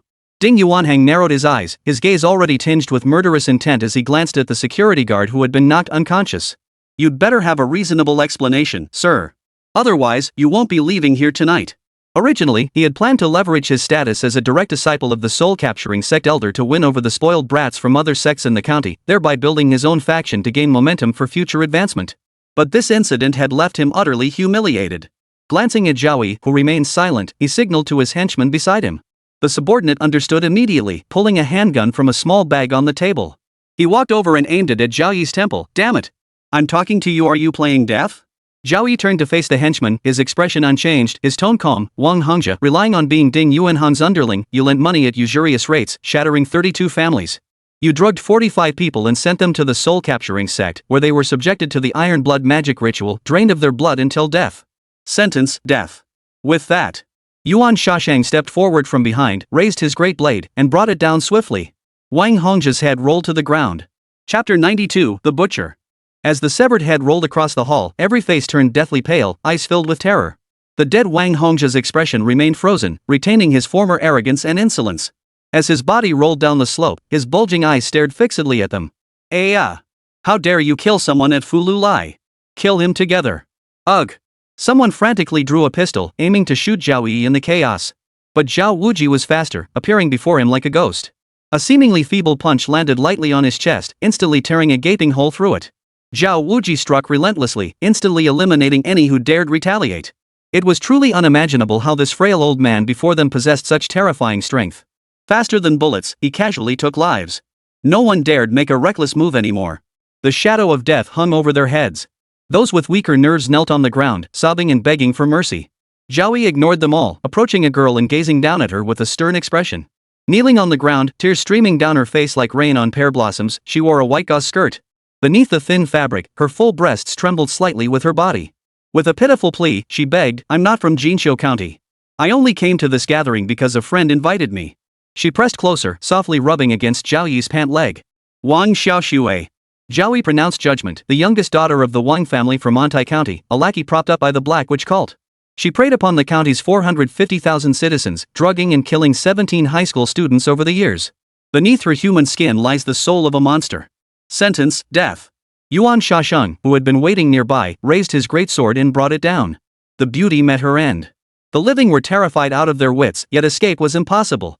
To reach the hall's exit, one had to pass through Zhao Yi. Ring, ring, ring. A ringtone sounded crisp yet jarring, starkly out of place in the grim atmosphere. The ring echoed through the empty hall, adding another layer of tension to the already frayed nerves. The survivors turned toward Ding Yuanhang, the party's organizer, who tremblingly reached for his phone. It took him over 10 seconds to answer. The voice on the other end was deep and authoritative, yet tinged with unmistakable panic. "Son, listen to me. Leave the Fulong Mountain Hotel immediately and head into the 10,000 mountains to alert the soul-capturing sect. Someone has attacked us. Nearly 1,000 people have died since last night." It was Ding Liang, Ding Yuanhan's father. Overnight, most of his men had gone missing. It had only been a few hours, and he hadn't dared to be certain until now. It wasn't until 5 minutes ago that his gut told him something was terribly wrong. While fleeing, he remembered his son was still at the Fulong Mountain and hurriedly called to warn him. Hearing his father's panicked voice, Ding Yuanhang let out a bitter laugh. The main target was right there at Fulong Mountain. He set his phone aside and turned to Zhao Yi, who was listening intently. "Have you killed enough, sir? Over 1,000 lives. Do you really think the Great Xia has no law? Tonight, I am the law." Zhao Yi replied calmly, glancing at Zhao Wuji presiding in the center. "Please have old Zhao handle this. Don't let this kid's father escape, he's a big fish." "Got it." Zhao Wuji answered decisively, rubbing his hands together excitedly before swiftly exiting the hall. Half an hour later, when Zhao Wuji returned, he was clutching a severed head in his right hand. Ding Yuanhang felt his heart sink completely. His father had been guarded year-round by 8 bodyguards, all rigorously trained, never sleeping without their guns. Yet none of them could stop this old man? Only a handful remained in the hall, the rest had been decapitated by Yuan Shasheng's blade. The Buddha's light radiating from him grew ever brighter. Bloodshot eyes, Ding Yuanhang asked in utter bewilderment, "If the law can't touch you, don't you fear the soul-capturing sect? This is their stronghold. Besides, the people you've killed, it took 5 or 6 sects to prop him up. Are you truly not afraid at all?" "It doesn't matter." Zhao Yi shrugged. "I'll just wait here in Yuncheng. If they dare come, it'll save me the trouble. Kill them and be done with it. 3 or 5 men wouldn't take long." After beheading the last one, Ding Yuanhang, Zhao Yi ordered Yuan Shasheng to pile the corpses together. He flicked out a small cluster of golden flames, reducing them all to ashes. Gazing at the blazing pyre, the flames illuminating Zhao Yi's profile, he felt the term killing machine barely scratched the surface. The Night Watch Department had been established for decades, yet in all that time, they'd undertaken only a handful of missions. The casualties now exceeded 1,000, and the cleanup wasn't even finished yet. After a silence that lasted at least half a minute, Zhao Wuji finally uttered 2 words, "Butcher." Of course, this was not meant as a derogatory term. In Zhao Wuji's view, the victims were all villains. Though the methods were extreme, fighting evil demanded countering violence with violence. Watching Zhao Yi's departing figure, he murmured softly, "Perhaps with him joining us, we can finally accomplish what the Night Watch Department has strived for decades without success." The two emerged from the Fulong Mountain Hotel, one ahead, one behind, and conducted another sweep. Information gleaned from Ding Yuanhang revealed more fugitives had slipped through the net. The final death toll reached 1,400, effectively wiping out the soul-capturing sect's influence. After confirming no oversights remained, the pair prepared to return to the small town. On the way, Zhao Wuji voiced his concerns. We've killed so many soul-capturing sect members. What if they lose their minds and start targeting ordinary people in Jinzhou County? Zhao Yi smiled without reply, taking a long moment before finally answering, then prepare for annihilation. These past 2 days hadn't been spent solely on killing. He had re-refined the remaining Ironblood demons, transforming them from single-use consumables into beings that could awaken whenever they sensed killing intent. They could sustain themselves for half a year without issue. Unless the soul-capturing sect mobilized their entire force, it would be nearly impossible to take them down without casualties. Zhao Yi and Zhao Wuji returned to the small town. They no longer needed to go back to the county seat for the flight. As star-rank nightwatchers, their authority was greater. Zhao Wuji sent a message, and within half an hour, the nearest aircraft was diverted to them. They boarded smoothly and returned one after another. The team rested for 2 days, enduring the rough travel. Each nightwatcher was stationed in a different city. Ultimately, only Fengyu and Zhao Yi disembarked in Yuncheng. Waiting vehicles were already arranged. A chauffeur drove Zhao Yi directly to the prison gates. Whenever nightwatchers were on duty within the borders of Great Xia, every department except for the military zone, which had its own protocols, would clear the way for them. It was an unspoken understanding, a profound respect for the guardians. Zhao Yi stretched lazily, glancing at Fengyu, who looked exhausted to the point of weakness. Let's go in together. Meet the White Jade level Night Watchman.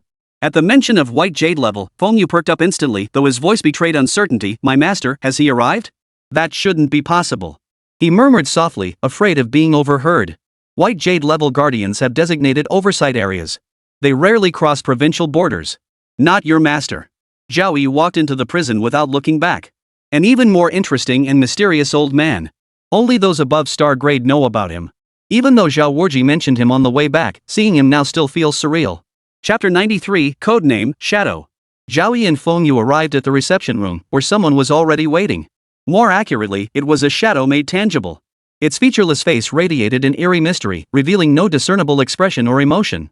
Though lacking the substance of solid matter, it carried an undeniable weight of reality. As Zhao Yi and Fengyu entered, the shadow rose from the sofa, attempting to sound friendly though its tone remained stiff. Good afternoon, Mr. Zhao. It's a pleasure to meet you. Zhao Wuji had informed the Night Watch Department that a White Jade level agent, codenamed Mysterious Shadow, was specifically assigned to liaise with them. No one knew his name or appearance, yet his authority was immense, extending all the way to Yuncheng Prison. This visit was specifically to meet Zhao Yi, to convey the Night Watch's code of conduct, and to fulfill the terms agreed upon long ago. Fengyu beside him looked utterly shocked. He had never heard of such a figure, not even his master had mentioned him. Zhao Yi studied the shadow before him, attempting to scan him with the Book of Life and Death. Finding nothing, a smile curved his lips. This is rather interesting. I understand Mr. Zhao has enlisted the aid of a celestial being, one he claims to control. They call themselves a fortune teller, but don't waste your time on me. The shadow's voice was stiff, devoid of emotion. What came to Yuncheng is merely a shadow, more accurately described as a mobile phone capable of independent movement. Let's sit down and discuss the matter at hand. As Zhao Yi nodded and sat down, the shadow turned to Fengyu, causing him to stumble back in fright. This conversation involves matters of stellar-level significance. Mr. Feng, please step outside. Fengyu understood the stakes. As a Fire Seed level Nightwatcher, his very awareness of the shadow's existence likely stemmed from Zhao Yi's influence. Oh, right. The shadow suddenly called out to Fengyu, its voice shifting into an angry male tone. Listen up, little you. From now on, behave yourself when you're out. If you ever try to screw over your master again, watch out, I might have to clean house. Fengyu froze in shock. That was his master Wu Yufeng's voice, perfectly replicated by the shadow down to the inflection. Watching Fengyu scramble out of the reception room in terror, the shadow's voice hardened again as he sat on the sofa, facing Zhao Yi directly. Just a little trick, Mr. Zhao. Don't take it to heart. Old Wu knows of your deeds and is very impressed. Otherwise, he wouldn't have agreed to be your sponsor. Today was just a little warning for him. Zhao Yi, who had been silent for a long time, placed his hands on the table and looked at the shadow as he murmured, I know everything now. The Great Xia Empire truly has profound foundations. To possess such a magical artifact, though the cost seems rather steep. Though he couldn't see the shadow's background, Zhao Yi had roughly guessed its origins from the universal artifact compendium he'd carved from the Book of Life and Death. Shadow's form faltered, followed by a sigh. I have no future left, but I can protect others' futures. Mr. Zhao, you are indeed well-traveled and knowledgeable. Let us not waste time on futile topics. Clearly, the shadow wished to avoid further discussion on this matter. There's another urgent matter. I must see the ghost bride. The crimson-robed wrathful ghost is no trivial affair. Should the balance be disrupted within the city, the scale of the tragedy it could unleash is something we both understand all too well. Zhao Yi had been lurking nearby. Zhao Yi summoned her to appear, and the reception room's temperature plummeted to freezing. The shadow glanced excitedly several times, about to speak, when Zhao Yi tossed the ancient coin now shattered into two pieces into his palm. After examining it for a long moment, he sighed deeply. It is indeed an artifact left behind by the previous head of the Tenji sect. Tell me about it. Zhao Yi knew the shadow held many secrets and also wanted to learn about the blind old man. The shadow gazed at the ancient coin, lost in thought. The previous head of the Tianji sect was named Liang Qinian. Born blind and orphaned, he mastered the profound mysteries of the Tianji arts in an astonishingly short time. Among the dozen or so heads of the sect, he stood alone in his exceptional talent. He spent half his life traversing the mountains and rivers on foot, leaving behind countless hidden provisions that contributed immensely to the stability of the Great Xia. Sadly, he passed away 60 years ago. I have a question. Zhao Yi detected a discrepancy in Shadow's words. You said Liang Qinian was born blind and orphaned. How did he join the Tianji sect, and how did he master the art of divination to such an extraordinary degree? That would be considered part of the Tianji sect's legacy. The shadow replied, the heavenly mechanic sect is a cursed lineage. Though its practitioners see through fate, they are tormented by it. Not one has met a good end. Those who enter the sect face a life of hardship. Disciples bear no offspring, doing so incurs grave consequences. Even if born through desperate means, few survive past 7 years, meeting a wretched end. Whenever the old sect leader neared death, he would be guided by unseen forces to find the next successor. Then, by means unknown, the next leader would master the art of divine revelation in a remarkably short time. Zhao Yi pondered thoughtfully, recalling the Tibetan Buddhist practice of selecting reincarnated lamas from his textbooks, a concept that seemed to share a similar essence. Since this is a contingency plan left by the previous master, it must be sound. Shadow returned the ancient coin, his words brimming with admiration for Liang Qinian. He picked up the small black booklet from the table and handed it to Zhao Yi, who was lost in thought. Zhao Yi accepted it, feeling its weight in his hands. The front cover depicted the 5 sacred mountains, towering peaks interlocked, symbolizing steadfastness and stability. The reverse side depicted a sky filled with stars illuminating the night, representing the resolve to uphold one's beliefs. Inside were only a few simple pages.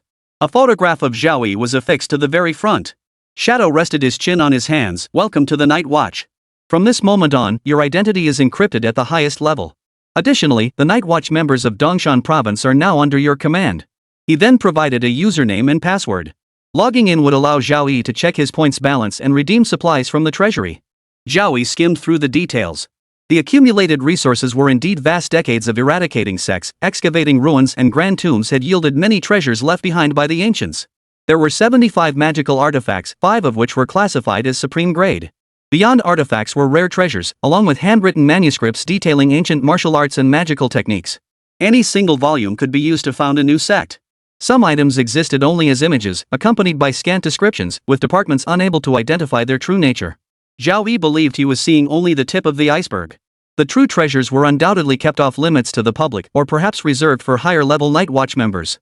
Still, he had spotted many captivating curios and rare artifacts that rarely circulated on the market. Whenever they surfaced, they were. It was a pity he could only choose 2 items, otherwise, he could have struck it rich. Though items could be purchased with points, they routinely cost thousands or tens of thousands. Having spent most of his life as a guard, Zhao Wuji had only managed to save a little over 2,000 points. But it didn't matter. There would be plenty of opportunities. I choose the shriveled seeds in the cloth sack and the seemingly ordinary wooden whip. Zhao Yi made his decision swiftly. The shadow's rigid tone finally shifted, gaining a hint of humanity. Both items are unexpected. Might you explain why? Chapter 94, The Divine Slaying Whip. The shadow observed the 2 items Zhao Yi had selected, one worth 6,000 points, the other 9,000. The shriveled seeds in the cloth sack had been obtained by the Night Watchman a decade ago from an extraordinary ancient tomb. Over the past 10 years, despite exhausting every method, they had failed to sprout or take root. The wooden whip and the shriveled seed came from the same tomb. Even a Dawn-tier Night Watchman had handled it, yet found no traces of refinement. Beyond its extraordinary hardness, it showed no other effects. The tomb's owner was simply too formidable a figure. Even without intrinsic value, the points required to redeem them remained astronomical.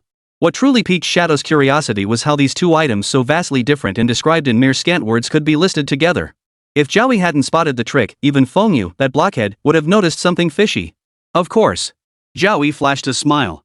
Let me pick a few more items, and I'll tell you for free. Put. Shadow spat out the word. The lion was asking for too much. If he got a few more items for free, the department would go bankrupt. The 2 items together were worth 15,000 points. Even a white jade level Night Watcher would wince at parting with that much. Wait a bit. About 10 minutes. Barely 7 or 8 minutes later, another identical shadow materialized, passing through the thick wall. Carrying a box in each hand, it placed them before Zhao Yi. Items delivered. Let's continue our discussion. Both shadows spoke simultaneously, their voices perfectly synchronized. Zhao Wuji informed me that you know the location of the soul-capturing sex lair. And during the purge at the Fululai Hotel, you conveniently eliminated dozens of spoiled brats from other counties. Did you also uncover many names of traitors collaborating with the sect from them? The Night Watch Department never imagined that the counties bordering the southern ridge had been so severely infiltrated.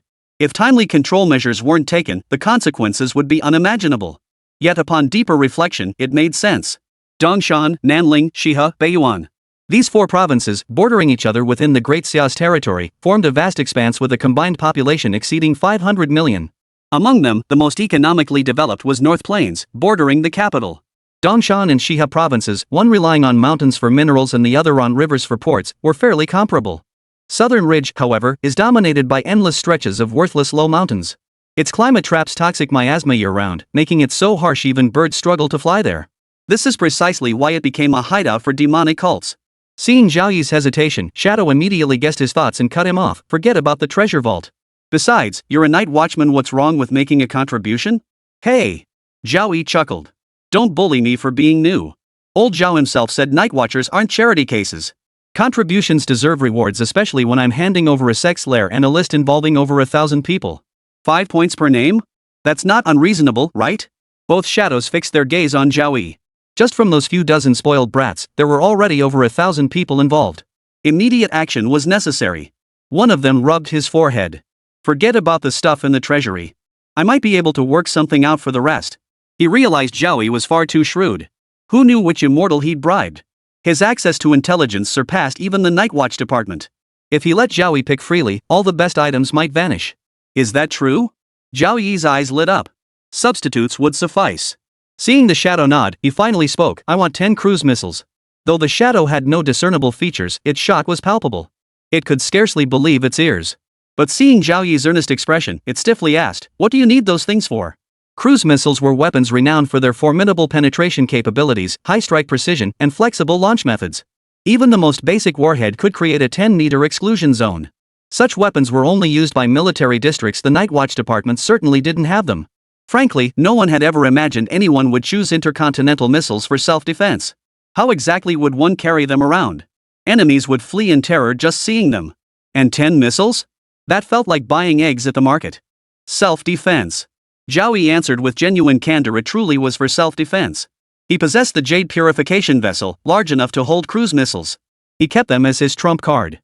Even if he encountered a martial saint, he could launch a low-powered version of universal equality when they weren't looking. If it didn't kill them, it would at least peel off a few layers of skin. After half a minute of silence, the shadow finally stammered, I need to request approval from higher-ups. This exceeds my authority. Without giving Zhao Yi a chance to respond, both shadows simultaneously vanished from the reception room, as if they had never been there at all. Only after confirming their complete disappearance did Zhao Yi open the 2 boxes on the table. The left box contained a small bag of seeds, perhaps 20 or 30 in number. They glowed a faint blue in the sunlight, slightly shriveled from prolonged storage. The right box contained a wooden whip about 3 feet long. Though made of wood, it felt 100 times heavier than metal in his hands, weighing at least 100 pounds. Its entire body was a grayish-brown color, emanating an indescribable, mysterious aura. It resembled less a wooden whip and more an unopened heavy sword. The ghost bride Yan Zhou Yi watched silently beside him. When her gaze fell upon the wooden whip, she instinctively felt uneasy. Could this thing inflict severe damage upon her? Zhao Yi examined the whip, then turned to Yan Zhou Yi. Legend has it that during the investiture of the gods' era, Zhang Zia wielded an inexhaustibly powerful divine-slaying whip, specifically designed to strike at an enemy's soul. While Zhang Zia's very existence remains unverified, this whip is the genuine article. Forged from the branch of an ancient tree of unparalleled rarity, it contains the mysteries of heaven and earth and boundless magical power, all without undergoing any refinement. Naturally formed, designed to strike souls. Zhao Yi felt this whip transcended the realm of ordinary magical artifacts. To him, it was a priceless treasure beyond measure. Even the most powerful cultivators would tremble at the thought of their souls clashing with the god-slaying whip. Should it meet the white-eyebrowed old ape, a single strike would shatter its soul into oblivion. Yan Zhou Yi's eyes gleamed with curiosity. He had heard the tales of Zhang Zia since childhood and knew well the might of the divine-slaying whip, but why didn't they recognize its worth? That's what you're asking, right? Zhao Yi voiced Yan Zhou Yi's unspoken question, then explained, they certainly guessed its nature. But to unleash this whip's divine might, one must channel it with the corresponding spiritual technique. Without that, it's nothing more than a piece of incredibly hard scrap metal. The Night Watch Department found no such teachings in the tomb. After a decade of painstaking research, they still hadn't made a breakthrough. As for why it was placed in the treasury, Zhao Yi surmised that since they couldn't decipher it anyway, they might as well use it for show. Its unbreakable hardness made it perfect for bludgeoning. That little bag of seeds is even more extraordinary. We really hit the jackpot. Chapter 95, The Supreme 8 Trigrams Furnace. Soul-nurturing lotus. Zhao Yi immediately identified the seed's origin, a divine herb that fortifies the soul. Even in the cosmos, it's exceedingly rare. Only sacred lands and divine sects with deep foundations cultivate it. Only those of the highest status are worthy to consume it. He grew increasingly convinced that Earth was no ordinary place.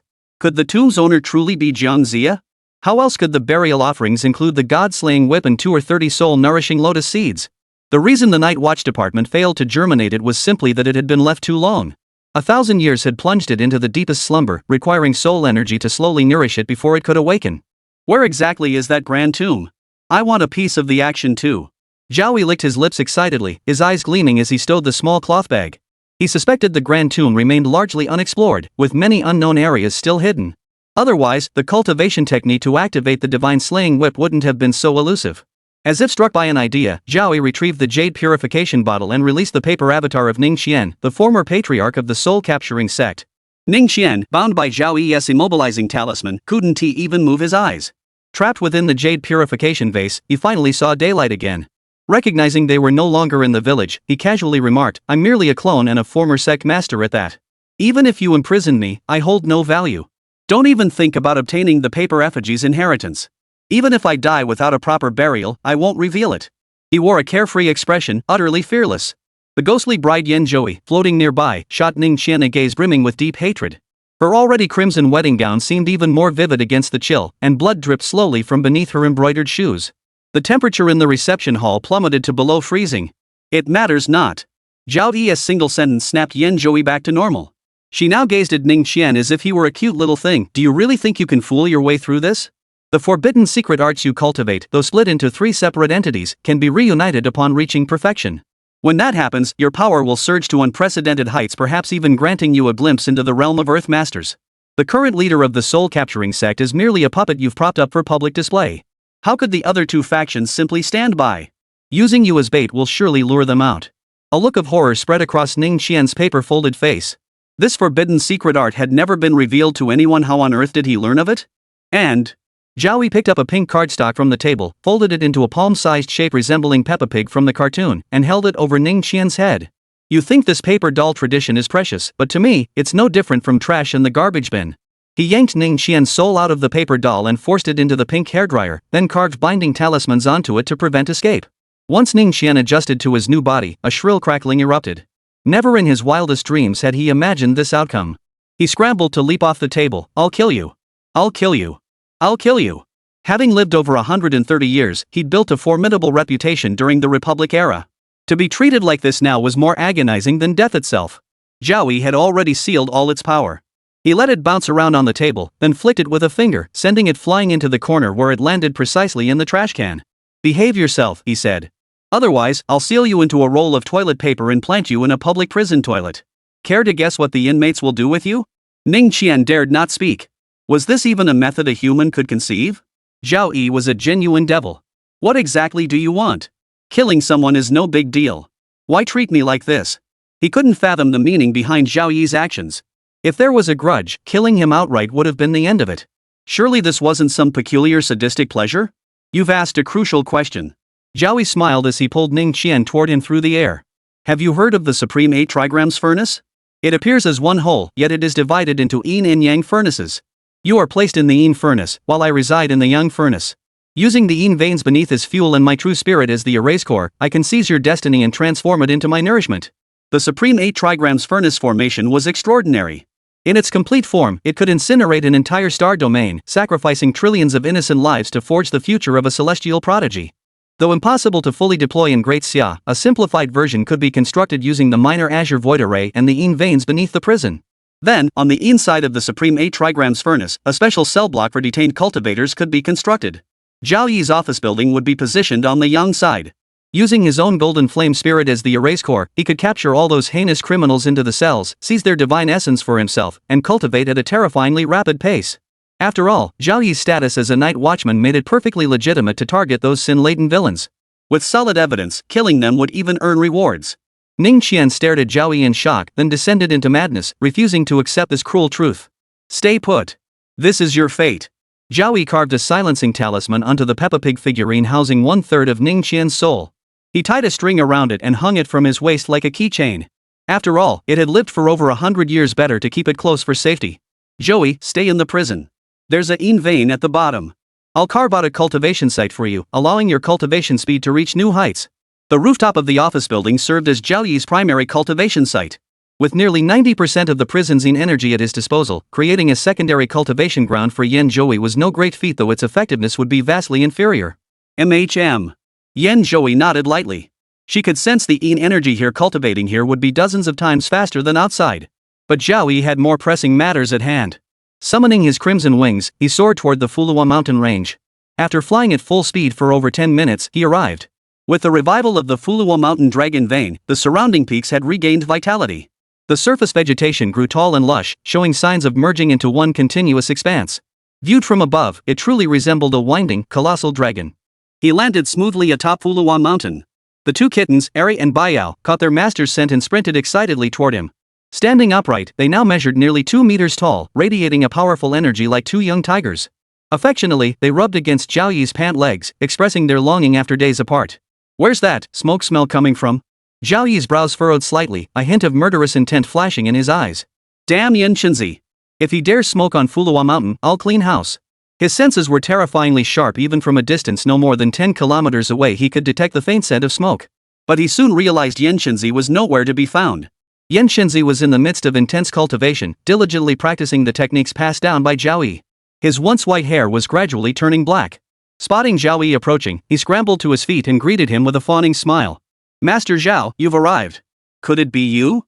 Zhao Yi seemed to realize something as he approached an ancient tea tree. There, lying beneath it, was the Taisher, extending its white tentacles while puffing away on 5 or 6 hand-rolled pipes. Chapter 96, Man Can Move Mountains, the special envoy approaches. Even with mental preparation, witnessing this scene delivered a profound psychological shock. No matter how untried, the labels of smoking addict and drinking addict simply couldn't be applied to such a sacred medicinal plant as the Taishui. By activating the Book of Life and Death, he understood where the tobacco had come from. The Fulong Mountains had regained their vitality. Tobacco seeds carried by strong winds had taken root and grown. Though the Taisher's memories had been erased, its primal instincts remained. It had simply rolled up dry leaves to smoke. One puff was enough to hook it. One cigarette at a time was never satisfying, it needed 5 at once to get its fix. Ning Qian, hanging from his waist like a keychain, had his magical powers sealed. Yet after over a century of existence, his keen eye recognized the Taisher's extraordinary nature. It was undoubtedly a miraculous herb capable of regenerating flesh and bones. He practiced the soul-capturing sex ghost summoning arts and the unexpectedly acquired paper doll inheritance. The cost of each practice grew increasingly severe. Paper dolls required not only infusing a living soul but also forging a connection with one's own spirit. When a meticulously crafted paper doll was destroyed, the original owner suffered severe backlash. Thus, he handled it with extreme caution, never daring to use it recklessly. Had he obtained this divine herb 50 years ago, he could have casually discarded this mortal vessel. He would have even had the confidence to challenge a master geomancer. Come here. Zhao Yi murmured softly. The Taisher, lost in its trance, shuddered violently. The dry tobacco nearly slipped from its trembling tentacles. Panic flashed in its eyes before it slunk forward like a scolded child, head bowed low, unable to meet Zhao Yi's gaze. If you don't mend your ways, I'll use you to refine a cauldron of elixir. Hearing Zhao Yi's vicious threat, the Taisher wanted to vanish into a streak of light and flee, but it stood there enduring the scolding. Tears, clear and crystalline like a lake, threatened to spill from its eyes. Yuncheng, standing nearby, swallowed hard. Even a newly awakened Taisher, far from its peak condition, possessed tears of immeasurable value. A single drop could propel him to the threshold of immortal cultivation within months. Zhao Yi acted swiftly, producing the jade purification bottle to collect the Taisui's tear. I'll forgive you for the sake of that tear. Don't you understand why setting fire to the mountain is forbidden? The Taisher, having narrowly escaped punishment, nodded obediently, vowing to quit. Zhao Yi thought to himself, quitting after smoking 5 cigarettes at once? That'd be a miracle. His earlier sternness was merely a ploy to obtain the key to awakening the dormant soul-nurturing lotus seed. Ultimately, without a divine embryo formed, soul power alone cannot awaken the soul-nurturing lotus seed. It requires the aid of the Taisui's tear. Standing atop Fulong Mountain, Zhao Yi first summoned the ox-headed and horse-faced demons, ordering them to stay far from Yuncheng to avoid being caught in the blast. Then, he extended his divine sense inch by inch, feeling the flow of the mountain spring at the base to pinpoint its source. Taking a deep breath, he shot his right hand forward and the purple gold gourd, serving as the erase focal point, shot through the air toward him. I truly underestimated it. It's a supreme-grade magical artifact, on the verge of ascending to a treasure? Zhao Yi ran his fingers over the purple gold gourd. The Tao patterns within flowed slowly, radiating an extraordinary brilliance. He hadn't examined it closely back then, assuming it was merely a mid-grade spirit artifact. Little did he know he'd overlooked its true nature. Those Japanese devils must not have noticed it either. Otherwise, how could they have used it as an array focal point? They would have surely taken it back as a treasure.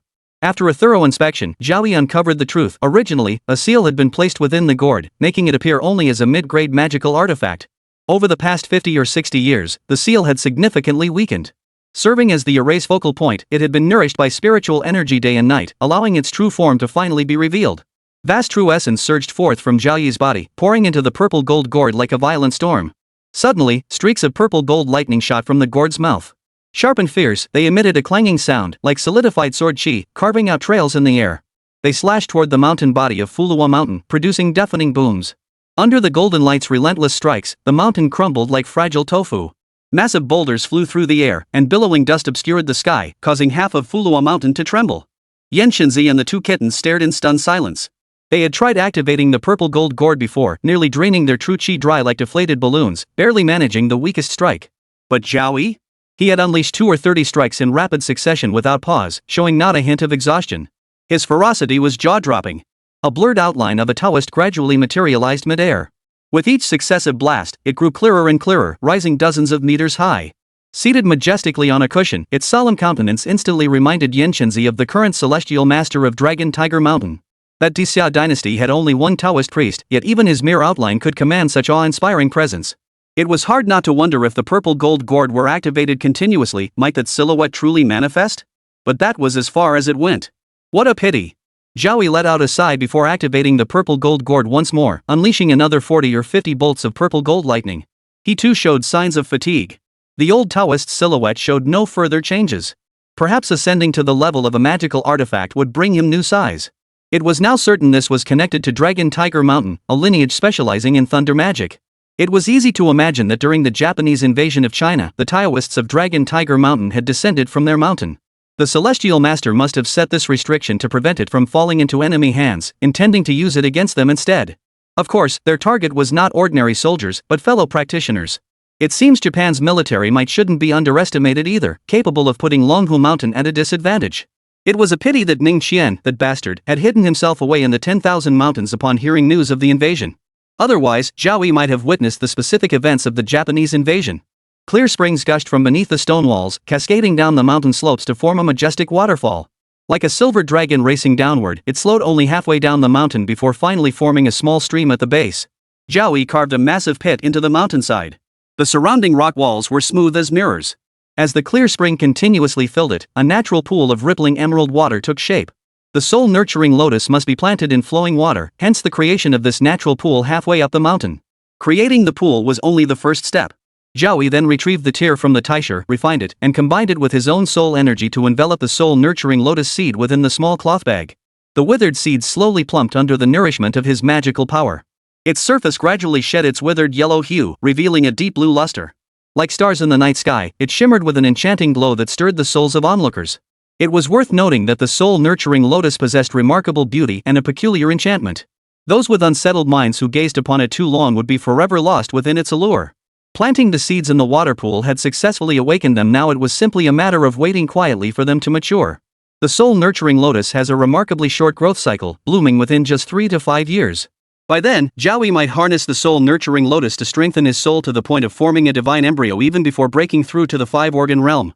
The 3 stages of transcending the mortal realm need not be pursued sequentially, it's just that shaping the divine embryo is the most difficult, so it was placed last. With the matter of the soul-nurturing lotus resolved, Zhao Yi saw no reason to linger at Fulong Mountain. He instructed the Tai Sui to keep a watchful eye on things. The Tai Sui possessed the ability to accelerate the growth of spiritual plants, potentially shortening the process even further. Summoning his crimson wings, he flew back toward the prison when a message arrived. Zhao Yi glanced at it. It was from old Crooked Lu, who was still hospitalized. The message stated that just 10 minutes prior, the special envoy had contacted him, announcing their arrival in Yuncheng in 3 days. Chapter 97, Sending You on Your Way, A Thorn-Covered Path of Uncertainty. Zhao Yi's expression turned grave upon reading the message. He tucked his phone away and murmured, "Finally." He turned around and headed for the hospital. Lu Laowai was still hospitalized at the private clinic. To clear Tiger Lord of suspicion, he'd undergone surgery to lower his heart by 1 centimeter, a procedure requiring at least half a year of recovery. Transformed back to his first appearance, old crooked Lu lay in bed wearing a hospital gown, his hand reaching under a young female doctor's skirt who knew what mischief he was up to. Seeing Zhao Yi push open the door, he scrambled up from the bed in a panic. "Mr. Zhao, you're here." He shooed the flushed young doctor out, pulled up a chair for Zhao Yi, and personally brewed a pot of hot tea. Outside the private ward stood a dozen bodyguards. Though he publicly retired from the underworld, many deals still operated behind the scenes. With the deaths of Meng Shuangxi and others, his operation had rapidly expanded several times over, showing signs of becoming the dominant force in the underworld. "Did I interrupt something important?" Zhao Yi casually sat down on the stool, watching as Lu Laowai handed him the tea. He picked it up and placed it on the table beside him. "Mr. Zhao, you jest. Women are like clothes, they can be worn anytime." Lu Laowai grinned obsequiously. His entire livelihood and life now depended on Mr. Zhao. As for his lower body needs, he'd compensate for that later with extra perks. It must be said that private hospitals were truly exceptional. They even had doctors dedicated to patient care. As long as one didn't skimp on medical expenses, the service received was truly on par with professional clubs. "Give me your phone." Zhao Yi demanded Lu Laowai's phone to see what the envoy had sent. The envoy's message was brief: he'd arrive in Yuncheng in 5 days. Since Tiger Boss was unreachable, he was to stay put in the hospital and recount everything that had happened recently. "I'm counting on you, Mr. Zhao. Make sure you get the real antidote from the envoy." Lu Laowai adopted an extremely submissive tone, well aware of the showdown at the funeral. Though the police had made onlookers sign confidentiality agreements, it was still easy for locals to uncover the details. Mr. Zhao had displayed extraordinary prowess, taking down both Tiger and Qin Hong. Even the military district had backed him. His connections were far more formidable than anticipated. He truly had the clout to challenge the mysterious envoy. But seeing the mocking glint in Zhao Yi's eyes, Lu Laowai sensed something was off. He backed toward the ward door, ready to call his bodyguards at any moment, forcing a smile. "Mr. Zhao, surely you wouldn't go back on your word? You keep calling me Mr. Zhao. Why not guess my full name?" Zhao Yi's true identity revealed, the mockery in his eyes deepened. The sycophantic grin froze on Lu Laowai's face. How could he not recognize the man before him, the college student he had personally framed and sent to prison? You. How could it be you? Pay with your life for the 7 souls you destroyed." Zhao Yi flicked a burst of flame, reducing Lu Laowai, who was about to flee the room, to a pile of white ash. He had already told Gu Qingqing that once Lu Laowai served no further purpose, he would personally see him off. Then, with a flick of his fingers, he conjured a fake Lu Laowai to lie in a hospital bed for the next few days. That way, whenever the special envoy from the Shangliu organization arrived, he could be there immediately.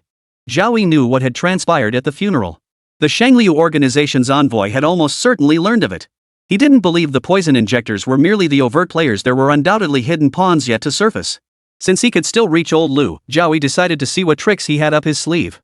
Emerging from the private hospital, Zhao Yi realized he was not far from Shuling Cosmetics. As the owner, he had never attended an event there. He texted Zhu Guanqi, informing her he would arrive shortly. He didn't want a repeat of those cliched scenes from novels where the male lead visits his own company only to be looked down upon by security, forcing him to put on a show of bravado to save face. Flying wasn't practical in the city, so he hailed a taxi on the street and told the driver to head to Shuling Cosmetics. Upon hearing the name, the driver opened up like a floodgate, turning to ask Zhao Yi in the back seat, "Are you going for an interview at Shuling Cosmetics?" "You could say that." Zhao Yi replied briefly, glancing at Lu Laowai's phone, hoping for new discoveries. The driver, satisfied with the answer, continued his monologue. "Shuling Cosmetics is a major corporation.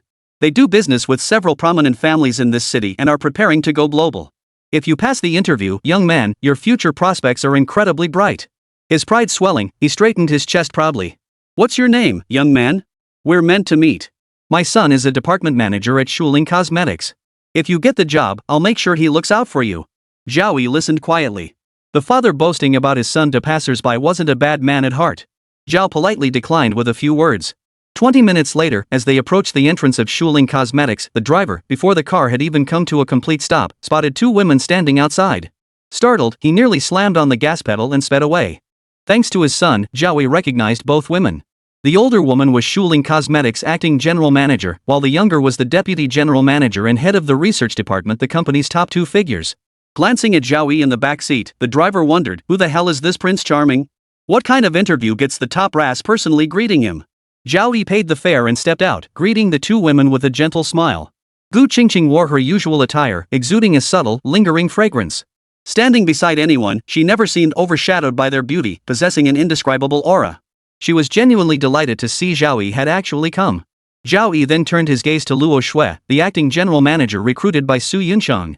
In her late 30s, she possessed a classic oval face and wore a purple suzhou embroidered qipao. Her waist held a hint of softness without any excess fat, while her stocking-clad legs were long and shapely. Formerly the deputy general manager of Treasure Pavilion, her exceptional abilities earned her Su Yuncheng's deep trust. Now transferred to serve as acting general manager, she had driven Shuling Cosmetics' performance to soar. General Manager Zhao. Hello. Facing the 16 or 17-year-old Zhao Yi, Luo Shui was surprisingly reserved. As the trio entered the company, Luo Shui explained, President Su was away filming with the production crew. I'm temporarily overseeing Shuling. Third quarter sales have already surpassed 700 million yuan, and we project final transactions to exceed 1.2 billion yuan. Beyond the support from major families, the key factor is the product's genuine quality. It's incredibly popular in the market. If not for raw material shortages, sales could have doubled again. Luo Shui was speaking the truth. This new concept of pharmaceutical cosmetics delivered remarkably visible results, outperforming even the 1,000 yuan per injection beauty treatments at salons. For the first time ever, major cosmetics retailers have lines snaking out the door all to buy our company's products. Zhao Yi remained silent, listening attentively and occasionally offering suggestions that surprised Luo Shui. Despite never having set foot in the company, Mr. Zhao seemed to understand the internal situation better than she did. Several of his suggestions yielded noticeable results after implementation. He also named 9 individual spies sent by other cosmetics companies who were attempting to obtain the product formulas. Luo Shui's face flushed slightly. Though she hadn't personally conducted the interviews, she felt some responsibility. After about half an hour, they had covered most of the ground. Luo Shui, showing good judgment, discreetly excused herself to allow Zhu Guanqi and Zhao Yi to speak privately. The two headed to the company's top floor, to the chairman's office spanning a full 100 square meters. Though Zhao Yi had never set foot in it, cleaning staff came daily to ensure the desk remained spotless. Zhu Guanqi combined sign language with typing to convey that Zhao Yi's innocence had been proven, finally lifting the weight from her heart. She then shared that they had begun researching their second product, with funding and conditions now in place, promising quick progress. Zhao Yi gazed at Zhu Guanqi, delicate and ethereal like an immortal maiden untouched by worldly cares. It seemed anyone who saw her, no matter the hour, would find their restless heart calming. On the day he was sentenced to death in court, she alone spoke in his defense. After his imprisonment, she willingly holed up in a cramped apartment, day and night, to fulfill his dreams. Now it was time to change Zhu Guanqi's destiny. Guanqi. He spoke, looking at the girl. I'm giving you 2 choices. One is a smooth path where you can speak like an ordinary person. The other is a thorny path filled with uncertainty, 100 times more difficult than your present, strewn with thorns? Chapter 98, True Speech Technique, 10,000 Enter Dreams. Watching the hesitation in her beautiful eyes beneath dark lashes like ripples spreading across a lake after a pebble-less splash, Zhao Yi offered gentle reassurance, no need to rush. Take your time. I'll give you all the time you need. Zhu Guanqi held up 2 fingers, her eyes already misting over. All right. Zhao Yi smiled. Rest for a few days. No need to be at the company all the time. Once I finish my current tasks, I'll teach you that path 100 times more difficult than the present, filled with uncertainty and thorns. The true word technique he intended to impart was exceedingly difficult to master. By chanting mystical sounds in harmony with the cosmic order, it could trigger all manner of miraculous transformations. True word arts weren't exceptionally rare. Many great cultivators attained enlightenment without teachers, achieving the effect of words manifesting into law. Yet for practitioners at lower realms, it was as difficult as ascending to heaven. Only those with unwavering devotion to the Tao could cultivate it, sincerely comprehending the way of heaven and earth while maintaining a pure heart. Simply put, one must never tell lies. Even the smallest falsehood would plant seeds of doubt within the heart. Before the great Tao of heaven and earth, nothing could be concealed. One must believe that whatever words were spoken would inevitably come to pass. Zhu Guanqi was born mute, never uttering a single word from birth to present, thus naturally never having spoken falsehoods. Yet even without falsehoods, Zhu Guanqi's path to mastery remained extraordinarily arduous. Across the cosmos, those who achieved this at the Transcendence Realm could be counted on one hand, each destined to become a colossus. Zhao Yi merely offered a path. The outcome rested entirely on heaven's will. Moreover, the true word technique he intended to impart was far from achieving instant manifestation upon utterance. It required chanting specific syllables that placed an immense burden on the human mind. That was precisely why Zhu Guanqi needed several days of rest. The issue of congenital mutism was easily resolved. Once one mastered the true word technique, speaking became possible through sheer conviction in one's ability to do so. Zhao Yi didn't linger at the company long. After bidding farewell to Zhu Guanqi, he took a taxi back to the prison. Upon reaching the rooftop, he immediately began his seclusion. 5 days were insufficient to break through to the five organs realm, but his cultivation of the ancient Dream Sutra was but a step away from completion. Once that final threshold was crossed, he would possess the strength to face even a true martial saint. The night was as dark as ink, dotted with countless stars. Zhao Yi sat cross-legged on a custom-made meditation cushion, clad in a white robe. His breath was deep and steady, as if he had become one with the heavens and earth. A full day and night passed without any sign of advancement. Another day and night passed. He had not consumed a single drop of water or grain of rice, yet still, no change occurred. The yin energy on the rooftop remained undiminished, as still as a wooden statue. During this time, He Qinghong sent a message, but Zhao Yi didn't move a muscle. His vital signs had dropped to freezing levels, breathing only once every few minutes. It wasn't until late into the third night that ripples began to form in the space around Zhao Yi. As if stirred by some mysterious force, the entire rooftop was enveloped in a hazy, eerie glow. As the yin energy on the rooftop began to surge violently, it surged madly into Zhao Yi's extraordinary meridians, forming one sky-blue bubble after another. Like dreamlike bubbles, they shimmered with an eerie glow. They appeared both ethereal and elusive, yet strangely tangible. This was another foot crossing the threshold the illusory dreams Zhao Yi had created one after another. Through the faint sky-blue bubbles, one could see these dreams, some as beautiful as fairylands, others as terrifying as hell. No matter how the dreams shifted, Zhao Yi remained at the core. Within these dreams, Zhao Yi battled ferocious dragons, sat in meditation with an ethereal old Taoist, struck a Buddha radiant with golden light, danced with a peerlessly beautiful white-robed fairy in the Moon Palace, and rode a white crane to survey the great Xia Empire. Even Tiger Lord and White Eyebrow Old Ape appeared, fully displaying their former combat prowess. Even the bone bracelet and soul-destroying nails were replicated, reigniting fierce battles with Zhao Yi. Yet within a single round, they suffered a crushing defeat, swept away. Once I used you to gain combat experience, yet now you can't even withstand a single strike from me. Zhao Yi declared within the dreamscape, increasingly sensing the extraordinary nature of the ancient Dream Sutra. With sufficient soul power to sustain it, one could truly achieve a century within a single dream. Zhao Yi opened his eyes. His soul power had at least doubled with his progress in cultivating the ancient Dream Sutra. Covering the entire prison was no problem, he could sense every corner's aura and movement. Enter the dream together. Zhao Yi unleashed the great Dream Ancient Sutra, enveloping thousands of prisoners. Each one sank into slumber. Their breathing grew steady and deep as they entered the dreamscape Zhao Yi had created. Within the dreamscape, the prisoners remained fully conscious, indistinguishable from their waking selves. Only the setting had shifted, they were back in the workshop, peddling sewing machines. One prisoner slapped his face hard, yet felt no pain whatsoever. What the hell? I peddled sewing machines all day, and now I'm peddling them in my dreams too? And it feels so damn real, just as exhausting as the real thing. The clothes made by prisoners in the prison were high quality and inexpensive, making them extremely popular in the market. Orders were always booming year-round, resulting in an enormous workload for the prisoners. Even Special Forces soldiers would need 3 days to recover, and Ultraman would have to flash red lights while peddling the sewing machine. After finally enduring the day, why couldn't he get a break even in his dreams? Might as well kill myself. I won't actually die anyway, waking up would be a win. Zhao Yi gazed at the prisoner who kept nagging even in deep sleep, a radiant smile spreading across his face. He picked up his phone to check the messages he'd missed over the past 3 days. When he saw the message from Yi Qinghong, the smile vanished from Zhao Yi's face. The golden bell in the main hall tolled 9 times.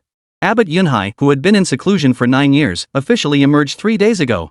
He announced that Taohua Temple will hold a 10-day memorial service to send off a highly virtuous monk. It further stated that the chief culprit responsible for the venerable monk's demise was a great demon. This demon had bound its own hands and surrendered itself to Peach Blossom Temple, pledging 50 years of penance facing the wall.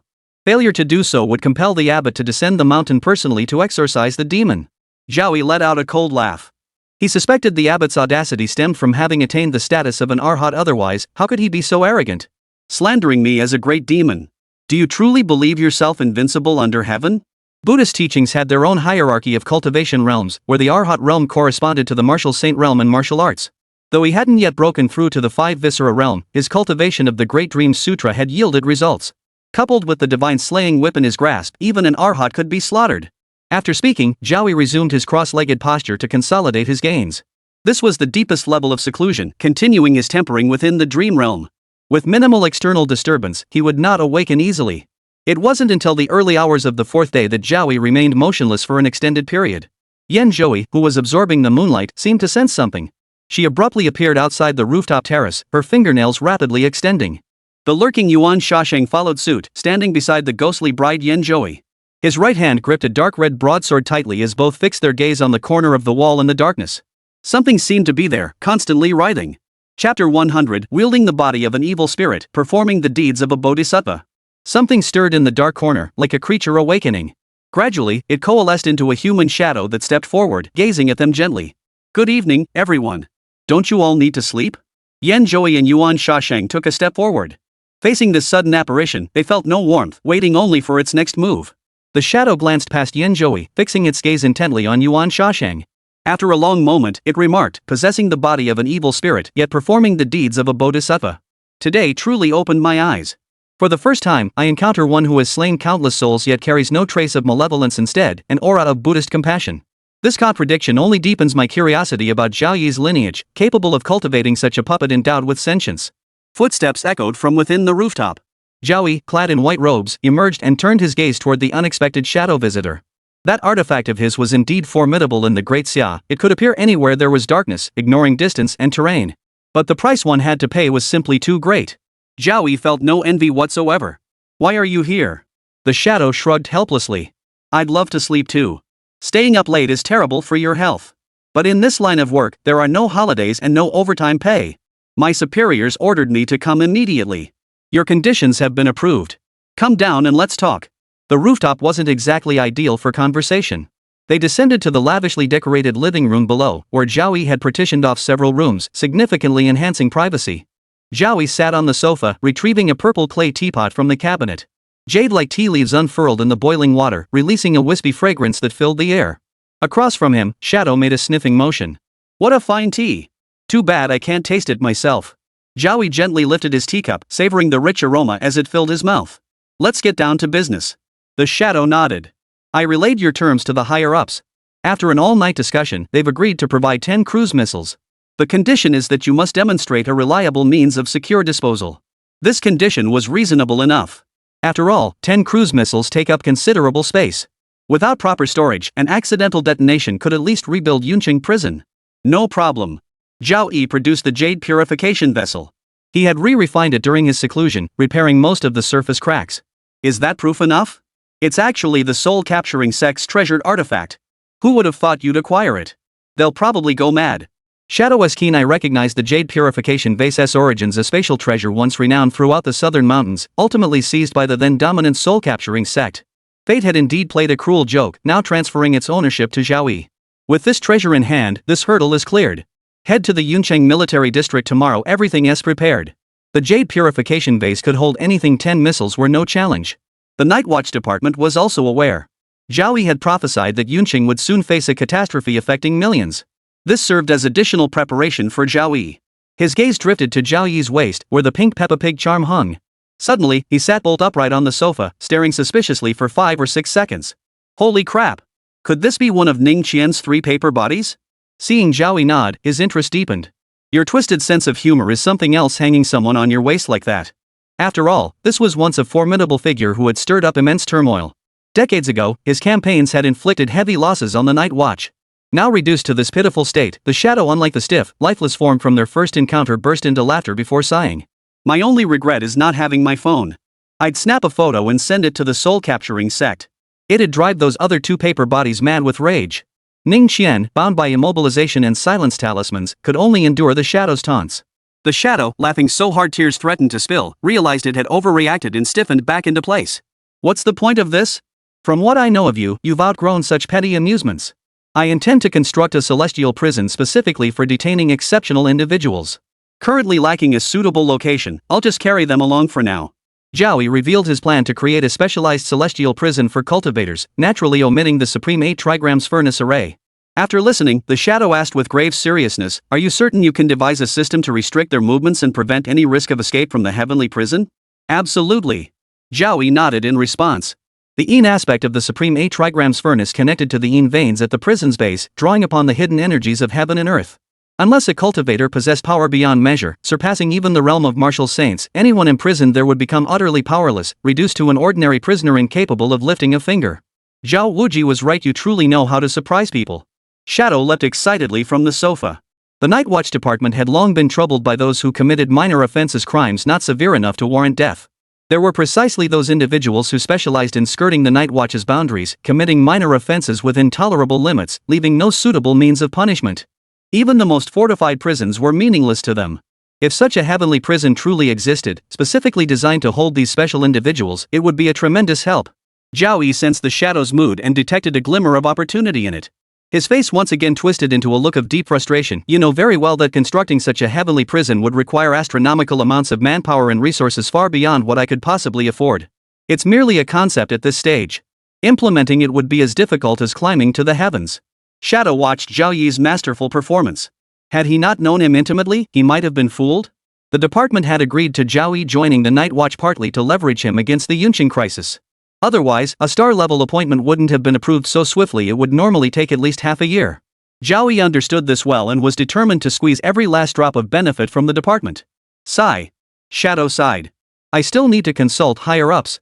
I can't make decisions on matters this significant. Zhao Yi knew this was Shadow's standard playbook. Setting down his teacup, he abruptly changed the subject. Actually, I have a question. I predicted the Yuncheng crisis and you know it's highly likely to be real. But... Ingzi finished the sentence for Zhao Yi. Why not transfer over a few White Jade level Night Watchmen, or even one Dawn level one? That would solve the problem right away, wouldn't it? Zhao Yi nodded, gesturing for him to continue. I'll tell you a secret for free. Shadow moved closer to Zhao Yi, lowering his voice to prevent Ning Qian from overhearing.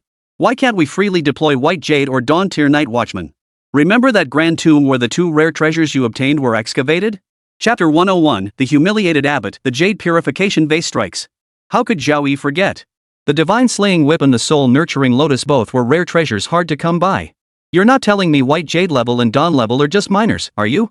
The Shadow remained silent. I can't disclose specifics. They aren't exactly laborers, but rather security personnel. Receiving this riddle-like response, Zhao Yi didn't press further. He knew the Shadow's ways. Asking more wouldn't yield anything. Yet from those few words, he gleaned a crucial piece of information. The Great Tomb was extremely dangerous and required powerful guardians. Otherwise, catastrophe would ensue. In short, it's extremely difficult to redeploy personnel. The Night Watch department is already severely understaffed. Unless a genuine crisis erupts in Yuncheng, it's highly unlikely they'd mobilize White Jade level operatives just based on your prophecy to guard against potential disasters. Shadow sighed helplessly. They were genuinely short-handed. Forget about the treasures in the vault. You took 2 items from the same Great Tomb in one go. The higher-ups strongly suspect you've uncovered something. They specifically warned me not to let you get away with freeloading. If the White Jade level agents can't come, then at least spare me some trouble. Zhao Yi had to extract something from the department. You know about the incident with Abbot Yunhai of Taohua Temple, right?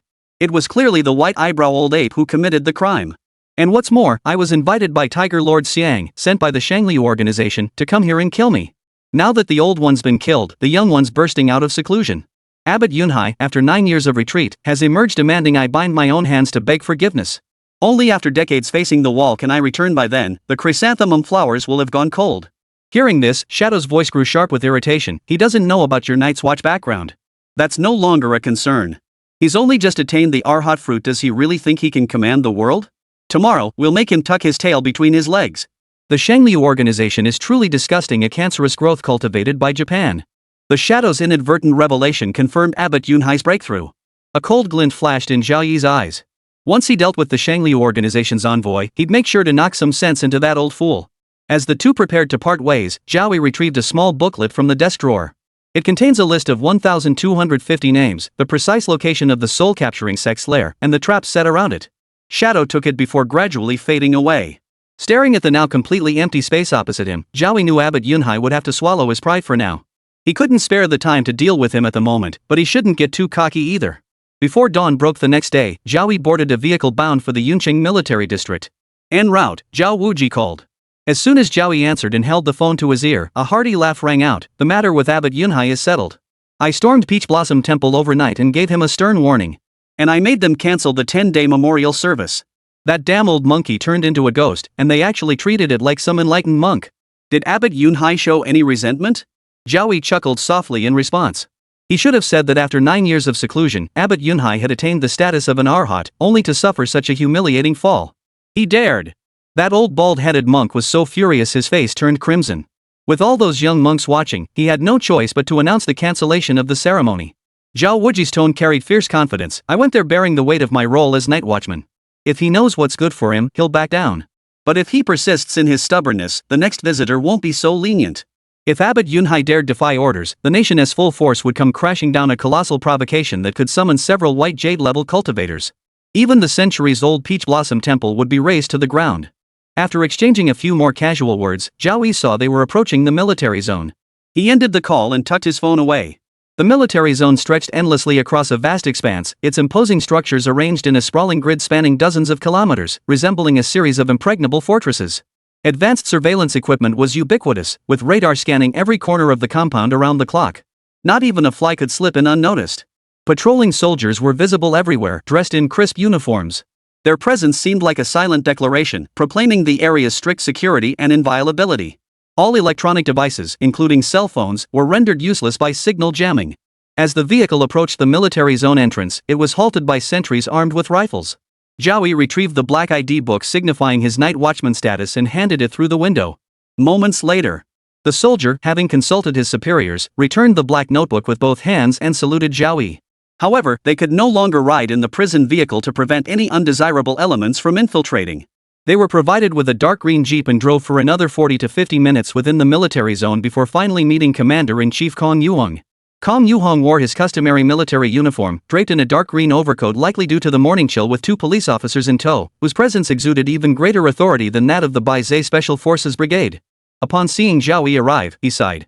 I have no idea what method you used to get the capital to issue a transfer order, forcing me to approve 10 cruise missiles overnight. I almost thought I'd misheard. Everything's ready. An armed helicopter and 2 tanks are also in position. Since they'll be yours eventually anyway, I figured I might as well settle the account all at once. Kong Yuhong had vaguely guessed something. Glancing at Zhao Yi beside him, the man's growth had been too rapid just a few days apart, and he'd already assumed a new identity. Whatever your status may be, you're still the chief instructor of the Baizé Special Forces Brigade. I'm still waiting for your tea. How could I forget? Zhao Yi produced a tea caddy from his pocket as if by magic, one he'd long ago entrusted Chen Jing to roast. Didn't I bring it today? Pleased with his tea, Kong Yuhong led Zhao Yi to the weapons storage warehouse. Zhao Yi's eyes gleamed at the array of prepared arms, precious assets of the military district, brand new and untouched, representing the nation's formidable strength. Would you like me to assign you a few pilots? The cockpit controls are quite complex. Without a year or two of training, it's nearly impossible to master them. No need for such trouble. Zhao Yi drew a jade purification bottle from his pocket. As he channeled his true essence into it, a dazzling light erupted from the bottle's mouth. Then, a shocking spectacle unfolded. As if drawn by some mysterious force, every weapon on the plaza lifted off the ground and was absorbed into the jade purification vessel. Numerous high-ranking officials stood beside Kong Yuhong, men who had weathered countless storms. Yet even they stared in disbelief. How could such a tiny bottle effortlessly absorb weapons that could fill an entire warehouse? I'm sorry to interrupt, Commander Kong. I have matters to attend to and won't be staying for the meal today. With all these weapons now in his possession, Zhao Yi had little left to do at the military district. The envoy from the Shangli organization had arrived, and lately, there were so many bothersome pests constantly coming and going outside the prison. It was time for him to deliver a big surprise. Chapter 102, The Mad Old Master Gu. Am I really that unappealing? Zhao Yi departed the military zone, disembarking midway to summon his crimson wings and soar toward the barren mountains. From high above, he observed the Baizé Special Forces squad enduring hellish training. Grayish-white figures flickered in and out of the forest, their labored gasps intertwined with shouts as they pushed both physical and mental limits to the extreme. The most lagging Special Forces soldier collapsed to the ground, legs giving out, seemingly fainting. Those ahead glanced back, pity visible on their faces. He Qinghong, trailing behind, approached the fallen comrade.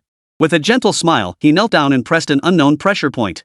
The unconscious soldier was jolted awake, letting out a blood-curdling scream like a pig being slaughtered. Somehow, he mustered a few more ounces of strength and staggered back into step with the main group. In their eyes, He Qinghong was like a demon. Clearly a young man not yet 20, likely not even a college graduate, he treated them as less than human.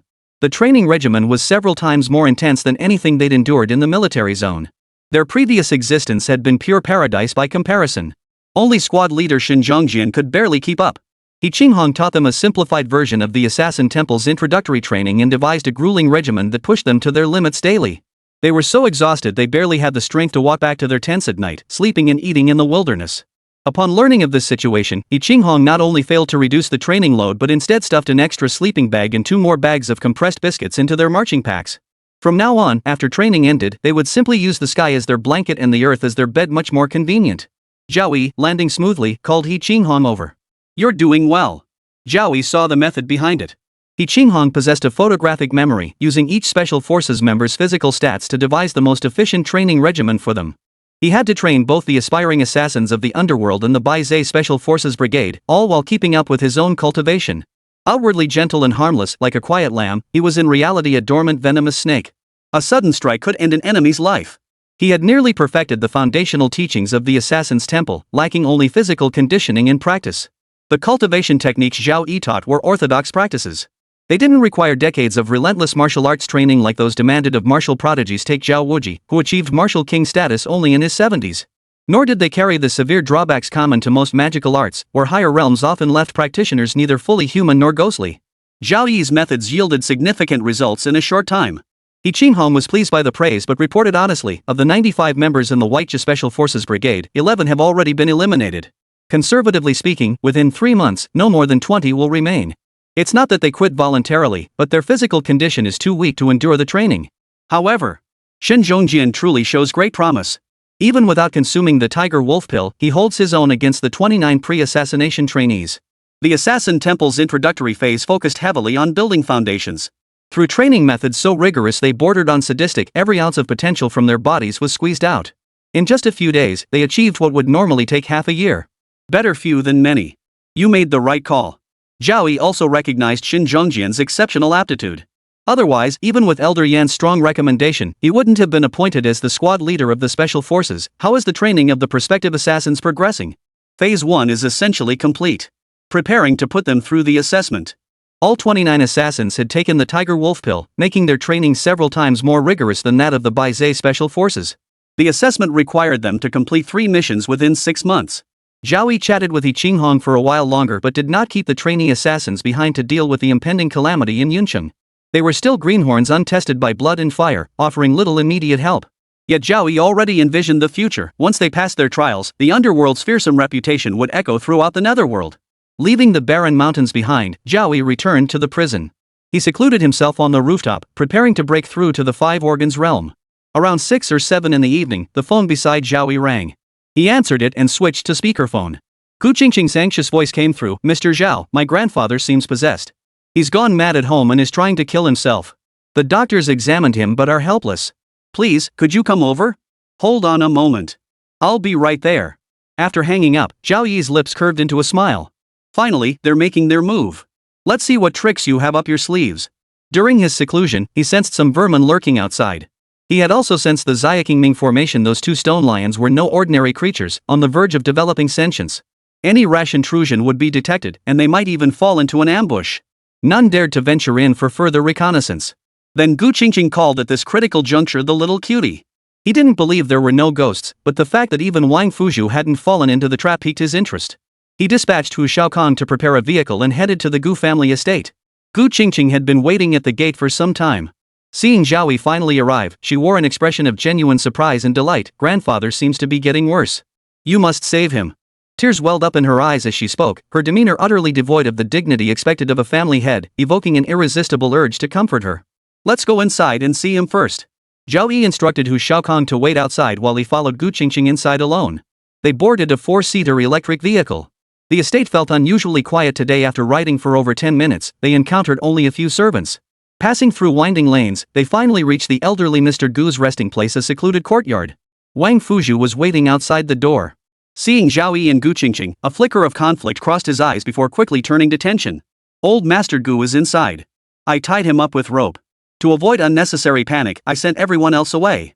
We can't be sure if it's possession. I need to examine him first. Zhao Yi forcefully pushed open the courtyard gate.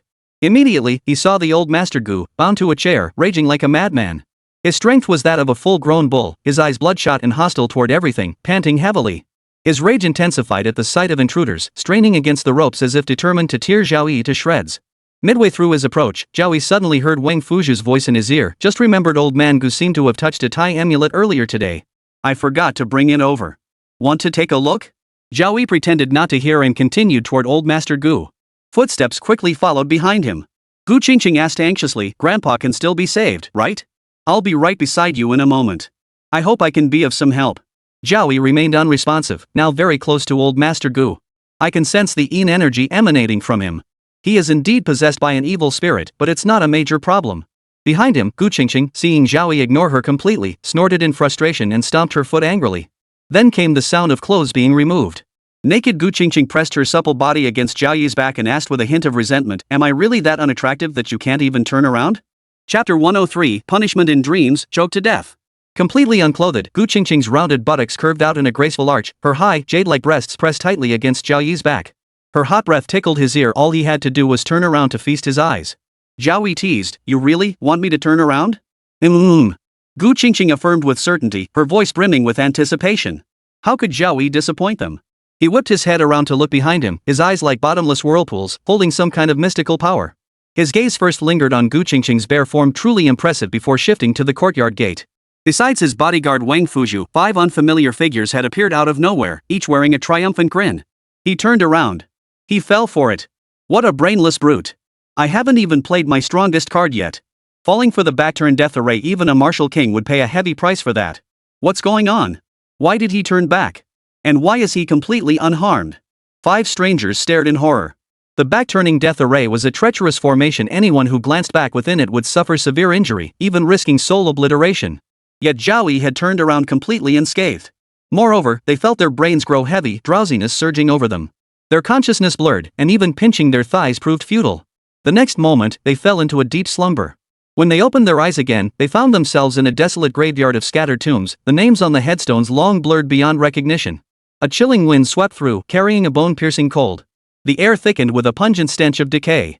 Yellow paper offerings drifted endlessly through the sky. Several figures clad in gray robes looked terrified, desperately searching for an exit from the graveyard. Yet, one by one, hideous specters began crawling slowly from beneath the earthen mounds. Their bodies were rotted beyond recognition, hollow eye sockets glowing with venomous hatred as they inched toward the group. "Ning Shangzhan!" One of them screamed, recognizing the name of one specter. His trembling finger pointed, "Weren't you dismembered and cremated by me 10 years ago? Why are you still here?" Another man's face drained of color as he recognized 2 once beautiful twins, now mangled beyond recognition, their bodies crawling with maggots. "Didn't I feed you to the wild boars?" All 5 panicked, recognizing the vengeful spirits as those they had killed, now crawling out of hell to exact their revenge. They tried to flee, but an invisible force bound them, leaving them utterly immobilized. Helpless, they watched as the creatures crawled toward them, slowly devouring every last bit of flesh. Forced into the dream by Zhao Yi, their deepest fears manifested as the haunted graveyard, subjecting them to unimaginable torment within the dreamscape. In reality, Zhao Yi watched the 5 fallen figures. Their faces contorted with horror. Injuries sustained in the dream manifested in reality. Those fierce ghosts were devouring their souls, a torment 1,000 times worse than Ling Qi. The 5 possessed considerable cultivation, all from the extreme Yin sect of the southern mountains, whose strength rivaled the soul-capturing sect. The most formidable among them was on the verge of achieving the half-step martial king realm, otherwise, he wouldn't have been able to subdue Wang Fuzhu. The extreme Yin sect's cultivation methods were brutal, requiring self-castration from childhood. Their weapon was a thread made from rare silkworm silk, possessing immense power. Their most formidable ability was mind control, with Wang Fuzhu and Gu Qingqing being victims of this technique. Zhao Yi reviewed their records. They had been injected with the toxin by the Xiang Lu organization and sent to Yuncheng upon receiving orders. Now, their vital signs were faint, reduced to 5 comatose bodies that would never awaken. I knew the envoy wouldn't come to Yuncheng alone. He must have made thorough preparations. Hey there. Zhao Yi, sensing something, detected someone approaching the fake Lu Laowai in the private hospital. I hope you like the gift I prepared. Now he couldn't escape. Gu Qingqing was the first to wake up. Seeing her naked body, she didn't scream like an ordinary person would. Instead, she quickly picked up her clothes from the floor, dressed, and walked up to Zhao Yi. What happened? Meanwhile, private hospital. Lu Laowai lay on the bed, eyes closed in a light nap, when a shadow suddenly appeared by the window. The shadow leapt into the room, grabbed a dragon fruit from the table, and began munching on it without even peeling it. And began munching away with a satisfying crunch. The sound of chewing jolted old Crooked Lu awake. He looked uneasily at the giant beside him, over 2 meters tall, built like a mountain, with a shiny bald head and only one eye. Who are you? Don't ask who I am. Wait another minute, and after I finish this dragon fruit, I'll send you on your way. The one-eyed giant continued munching.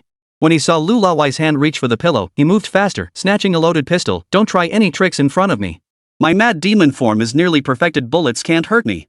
With that, his fan-sized palm tightened slightly, crushing the pistol into scrap metal before flinging it into the corner of the hospital room. Old Crooked Lu stared at the giant in panic, forcing himself to sound threatening. Who do you work for? Whoever sent you, name your price. My backer is a special envoy, someone you absolutely can't afford to cross. Hearing this, the one-eyed giant slammed his fist against his skull, producing a dull metallic thud. Before you die, let me make one thing clear, it was the special envoy who sent me to kill you. Impossible. Lu Laowai struggled to sit up on the bed. I've been utterly loyal to the envoy. Why would he want me dead? You must be working for someone else. I demand to see the envoy now and get straight answers. The one-eyed giant swallowed the last bite of dragon fruit. No chance. Maybe in your next life. Don't think the envoy doesn't know anything. Why did only you survive? Go join them down there. Losing patience, the one-eyed giant reached out his massive hand to grab Lu Laowai. But Lu Laowai seemed transformed. His expression grew eerily calm, and his counterattack was lightning fast. Both hands clamped around the one-eyed giant's throat. The one-eyed giant first laughed dismissively, but then something felt terribly wrong.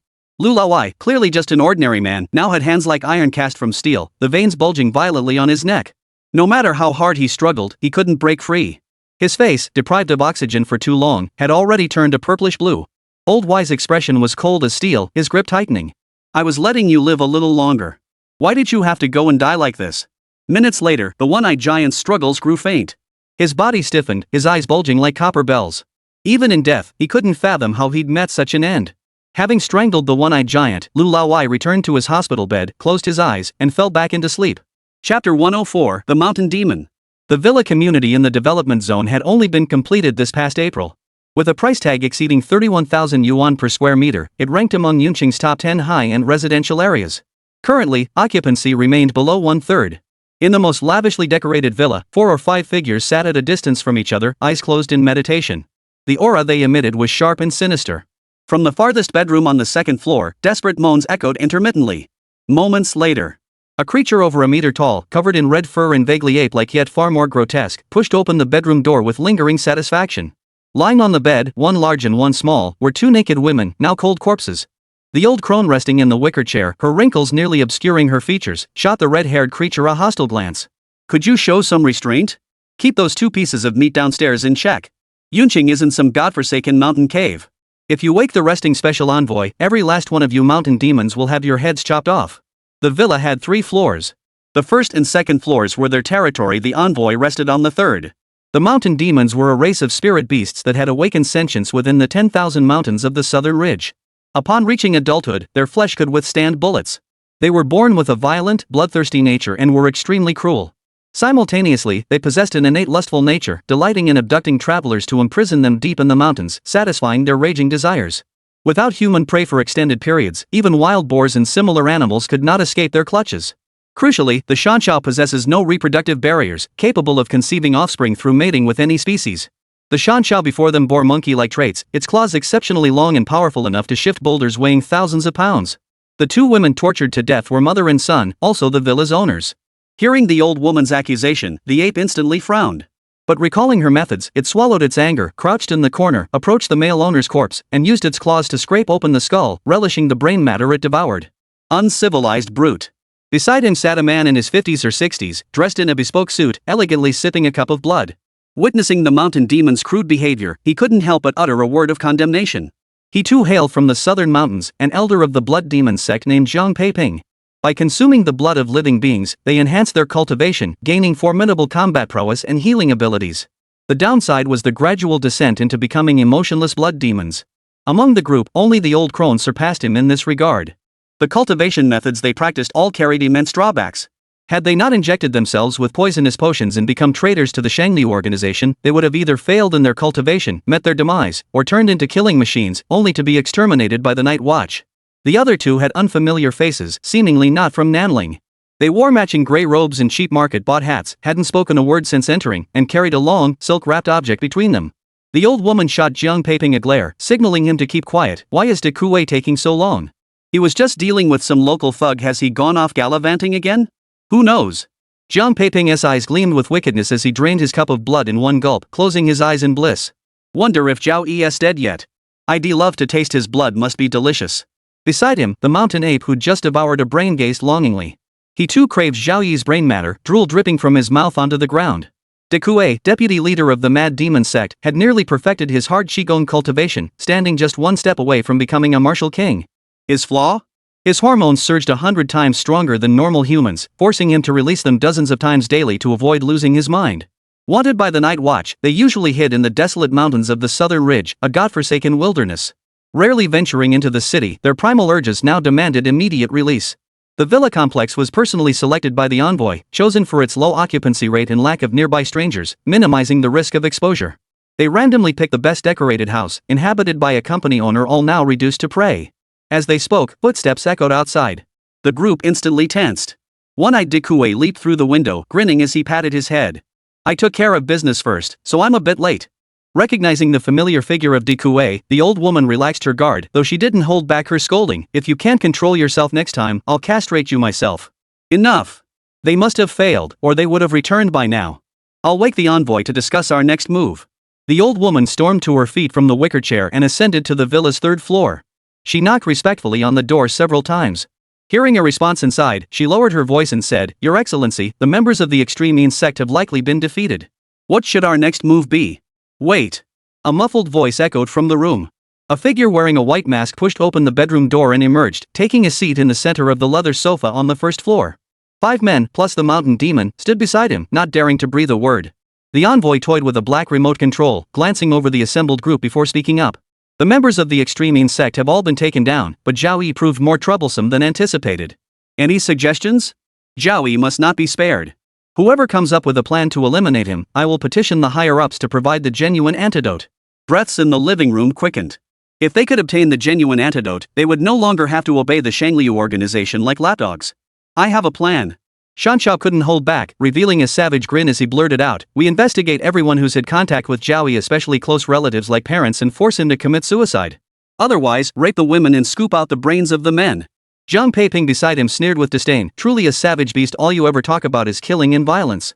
Shanshao, who already despised this hypocrite pretending to be refined when he was clearly just another beast, felt veins bulge on his forehead at the mockery delivered right in front of the envoy, cut the snide remarks.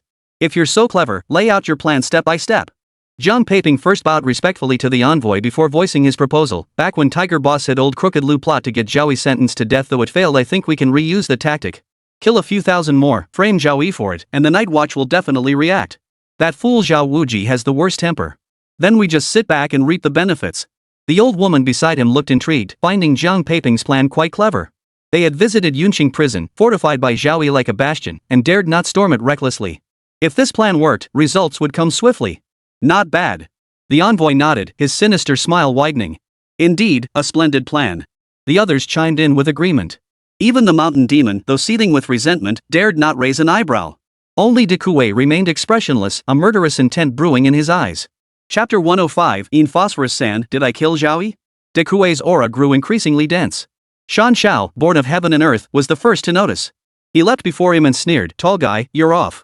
Didn't some woman drain your yang energy, did she? Thud. Dekue unleashed a brutal kick, striking the mountain demon squarely in the head. The immense force visibly deformed the creature, sending it crashing through 3 walls before it finally came to a halt.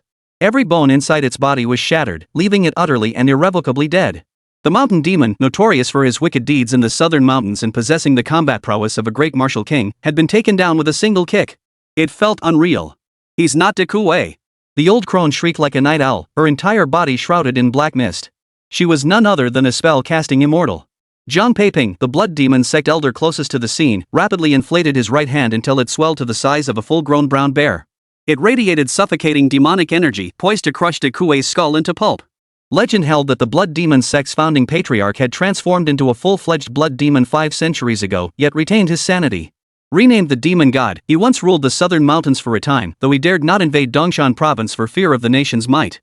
Though the blood demon sect had since fallen into decline and the demon god vanished without a trace, it remained a colossal force within the southern mountains, even surpassing the soul-capturing sect in might. As the blood hand attacked, Dekue's form began to shift. His burly frame transformed into a blood-red wedding gown, the ghostly bride Yin Zhui suspended midair like a solitary red spider lily.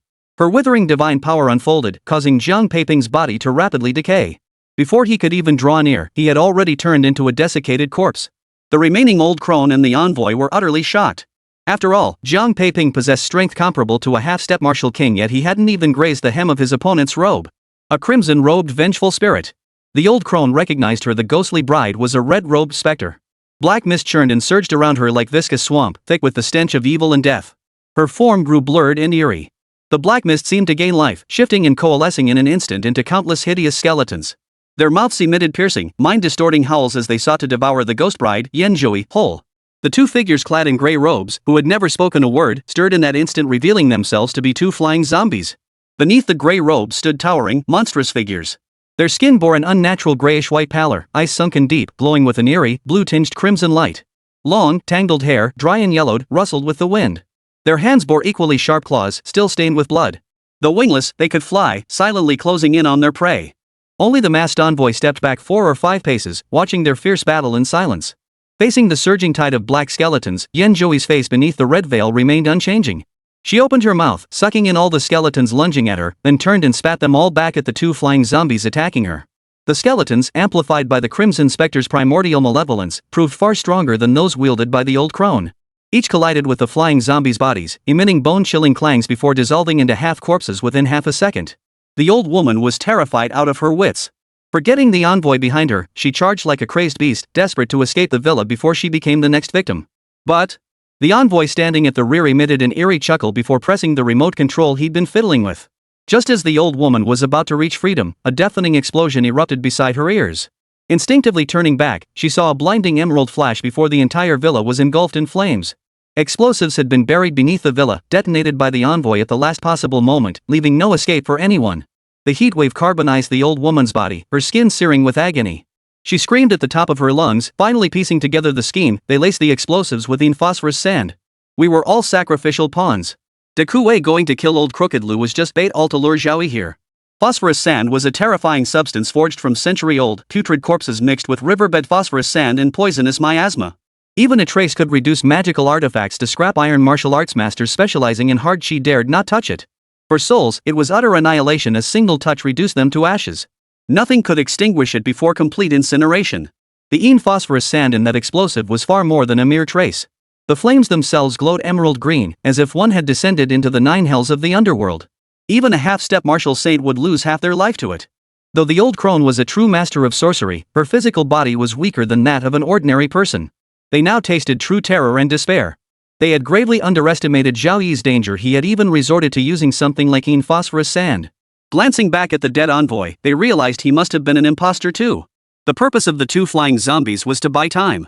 Yet despite all their scheming, what they summoned wasn't Zhao Yi, but a crimson-robed specter.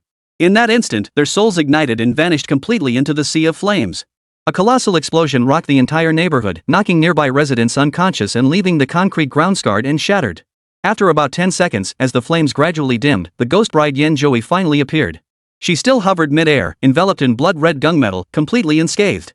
Before arriving here, Zhao Yi had sought out Yuncheng, using the Gangjin energy nurtured within his kidneys to form a protective shield at critical moments.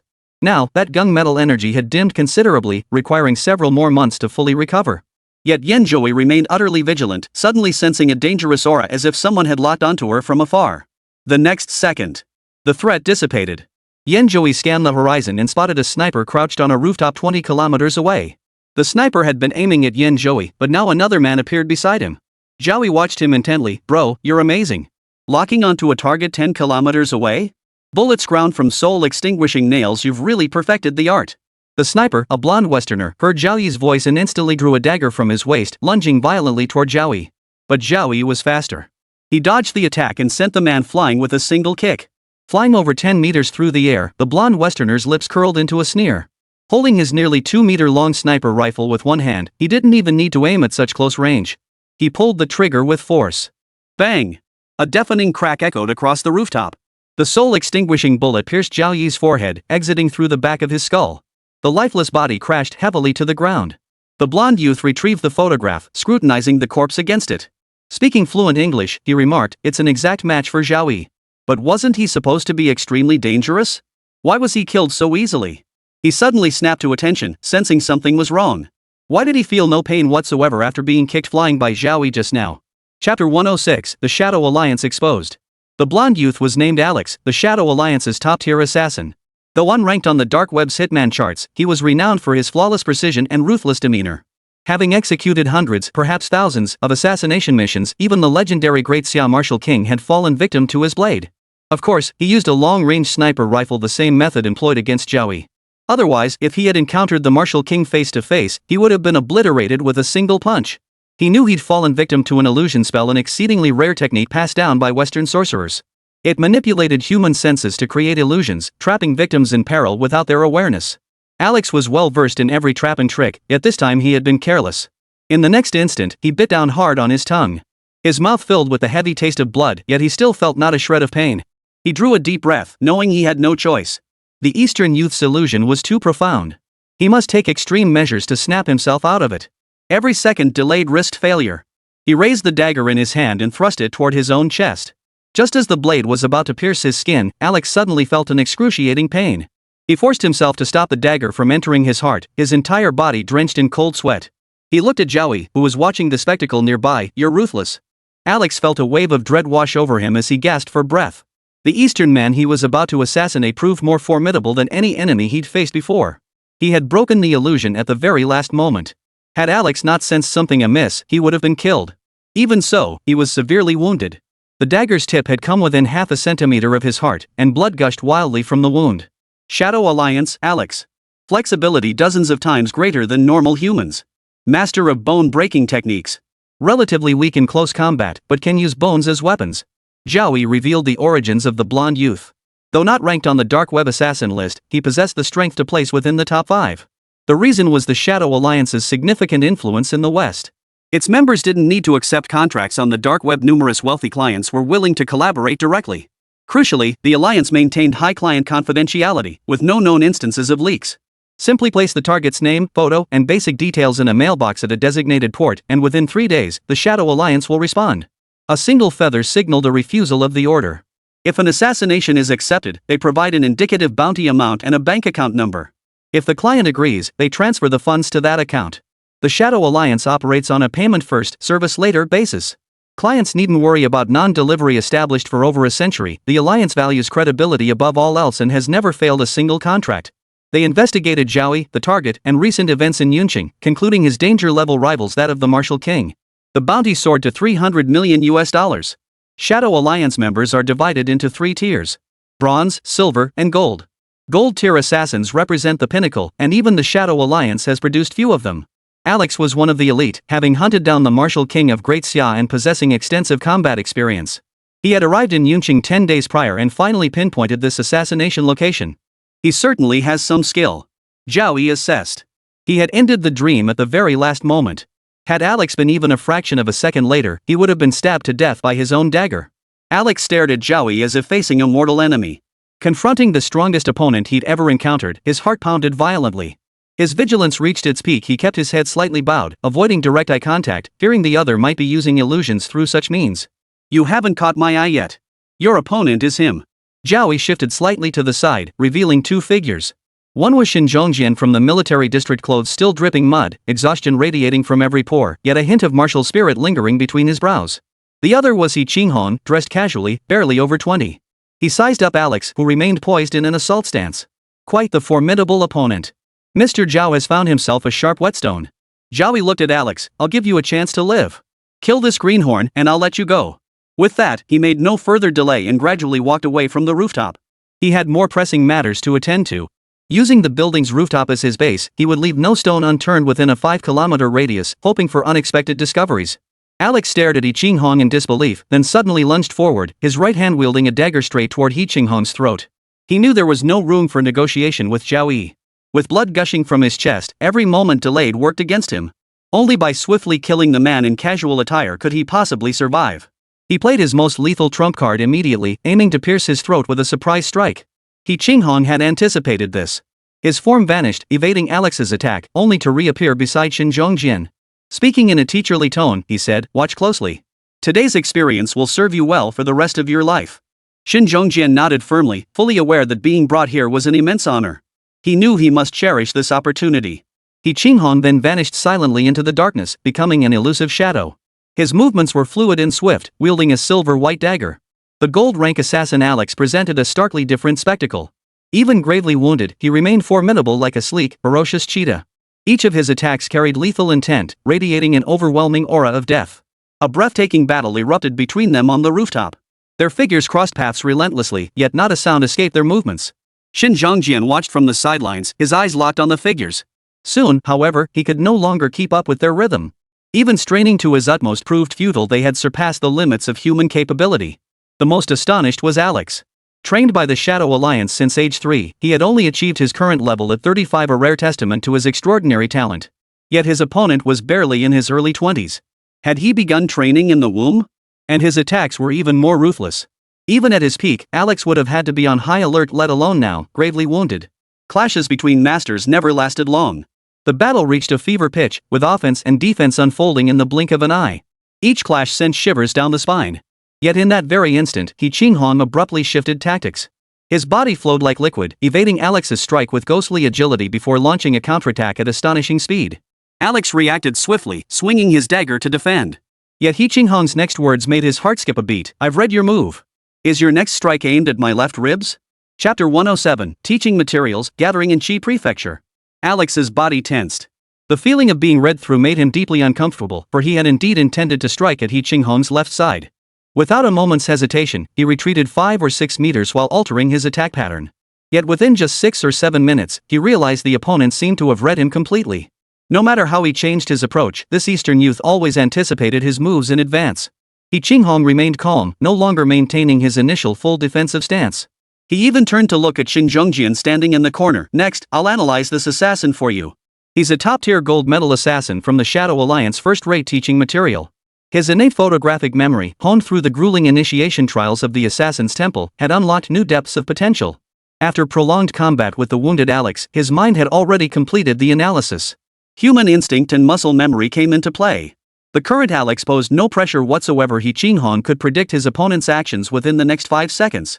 Alex felt immense pressure. His attack patterns were completely read, forcing him to constantly shift angles and force in a desperate attempt to breach the defense. Yet every attempt ended in failure, a wave of frustration surging within him. Had he been at full strength, his superior power might have given him a chance. But now, he was being toyed with. When facing elite assassins like the Shadow Alliance, never give them room to maneuver. Take them out from distance with your gun and be done with it. If confrontation is unavoidable, focus on wearing them down to find an opening. Shin Zhongjian's expression was priceless upon hearing He Qinghong's words. As the commander of the Bai Zhe Special Forces Brigade, he was well aware of the Shadow Alliance's fearsome reputation, a Western assassin group that had earned its notoriety over decades, having killed at least 10 presidents of small nations. They were a terrifying organization that sent shivers down spines. The only way to deal with them was through sheer numbers. Yet this elite assassin had been casually crippled by Zhao Yi, now reduced to teaching material? Throughout this, Alex's neck veins bulged. As the Shadow Alliance's top-tier assassin, he had his pride. Watching Shin Zhongjian actually pull out a notebook to jot down insights, he roared like a beast, determined to breach He Qinghong's defenses and drag Shin Zhongjian down with him. He Qinghong remained composed, addressing Shin Zhongjian. "For instance, his current vulnerability lies in his right leg." With that, a sudden kick lashed out like a whip, its impact creating a low, muffled sonic boom in the air. Alex instinctively tried to dodge, but the prolonged, high-intensity combat triggered the latent injury in his right leg from years ago. Snap! He Qinghong's whipping kick struck like a blade. Alex's right leg instantly buckled, shattered bones piercing flesh as he lost all mobility. Every part of the body can become a weapon. Never underestimate your enemy, no matter the circumstances. What a pity. My demonstration isn't over yet. Such a rare case, who knows if I'll ever encounter another like it. He Qinghong sighed helplessly. He had finally completed his analysis of his opponent, but before he could finish his explanation, Alex, now missing a leg, had lost all value. He disposed of Alex with his dagger. He picked up Alex's dagger. It wasn't a magical artifact, but it was exceptionally sharp, perfect for training aspiring assassins. Shizhou, the provincial capital of Dongshan Province, lay 300 kilometers from Yuncheng. Renowned not only for its unique geography and rich historical culture, it also commanded attention for its formidable economic strength and influence. Modern skyscrapers rose skyward, bustling commercial districts teemed with crowds, and numerous renowned enterprises and multinational corporations gathered here, each wielding significant influence in their respective fields. It stood as the province's undisputed elder brother, the only city capable of overshadowing Yuncheng. A private club under the Four Seas Chamber of Commerce, larger than Dongfang City itself, reaped tens of millions in profits daily. Yet, in one of its largest luxury private rooms, only 4 or 5 people were seated. The figure at the head wore a white mask, flanked by 2 women in kimonos who gently massaged his shoulders. The others seated nearby varied in appearance, none younger than 50. The most striking figures were 2 individuals shrouded entirely in black robes, not even revealing their eyes. The white-masked envoy turned to the two cloaked figures and asked in less than perfect Mandarin, "May I ask, the two soul-capturing sect masters who came from the southern mountains, with my meticulously planned scheme, can we eliminate Zhao Yi?" The two cloaked figures turned their ghostly green eyes toward the envoy, their paper bodies revealing, "Our other paper body possessed the strength of a true person realm cultivator, supported by 10 iron-blood demons. Yet even so, the jade purification vase was seized. Moreover, the pawns we spent over a decade planting in Jinqiu County were all uprooted in just 2 short days. This proves the man possesses divinatory powers. Yet with the yin phosphorus sand we provided, combined with our flawless plan, Zhao Yi should now be dead beyond burial."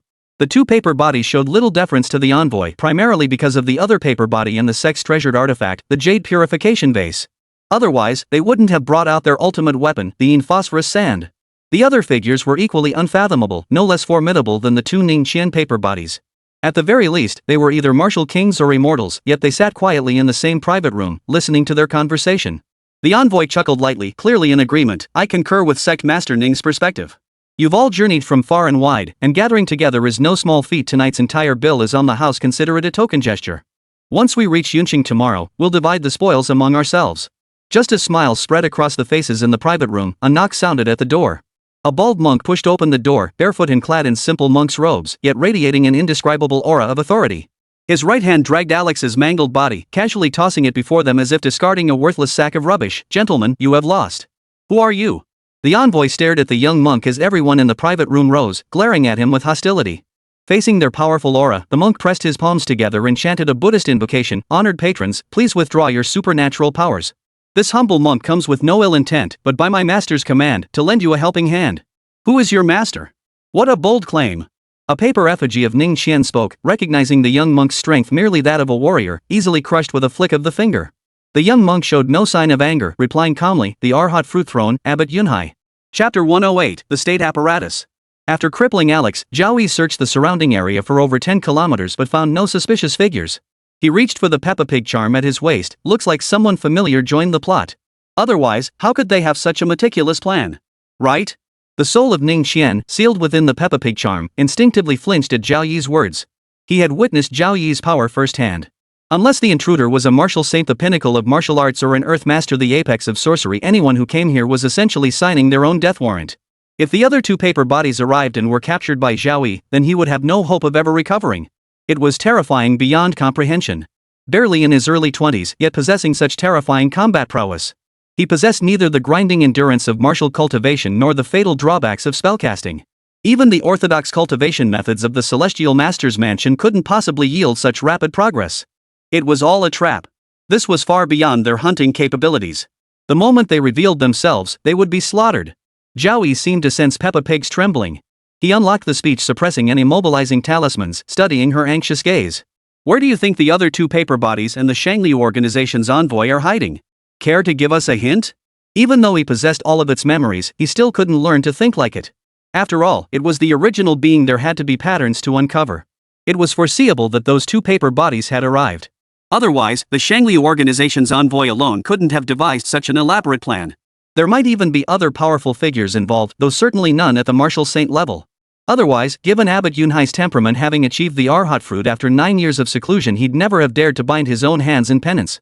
If not for the Night Watch Department intervening, he'd likely have descended upon Yun City by now. No comment. Ning Qian's paper body remained unyielding, refusing to divulge any secrets. "Go ahead and try your methods. I won't tell you a single thing. Actually." Zhao Yi smiled as he looked at Ning Qian's paper form. "You've already told me quite a lot. The confidence in your tone suggests they're most likely not in Yun City, but in a city I'm highly unlikely to visit. By process of elimination. I'd wager they're most likely in Shizhou." A barely perceptible flicker of panic crossed Ning Qian's paper face. Though he concealed it well, it didn't escape Zhao Yi's keen eye. You. He reapplied the silence seal and immobilization seal to Ning Qian's paper form, hanging it back at his waist as an ornament. In truth, he had already anticipated this outcome. The entire procedure was merely to validate his suspicions. Returning once more to the Gu residence. Gu Qingqing was already dressed and ready, and old Master Gu had regained consciousness. Zhao Yi gave him a brief explanation. After all, it was because of him that the incident had occurred. He presented 2 jade artifacts, which not only possessed longevity-enhancing properties but would also alert him immediately should any unusual circumstances arise in the future. Emerging from the Gu family estate, Wang Fuzhu followed him out. "They've gone too far, allowing old Master Gu and the head of the Gu family to be murdered. I won't let them get away with this. I beg you, Mr. Zhao, give me a chance. He wanted to stay close to Zhao Yi, hoping to be of some assistance. Come along. Seeing you're nearly at the half-step Martial King realm, you could indeed be an asset. Zhao Yi didn't refuse Wang Fuzhu's request to accompany them back to the prison. He had some ideas forming, and now it was up to the state's resources. Instead of waiting for them to come to us, let's take the initiative. He sent a message to Zhao Wuji. Barely 10 seconds later, the other party called back, his tone brimming with warmth. Young brother Zhao, what brings you here? Thanks to the map you provided, my mission has been approved. We're launching another assault on the soul-capturing sect. Decades ago, he'd been merely a minor martial master. Now, having ascended to Martial King, he could finally become a core combatant. Brother Zhao, hold on a moment.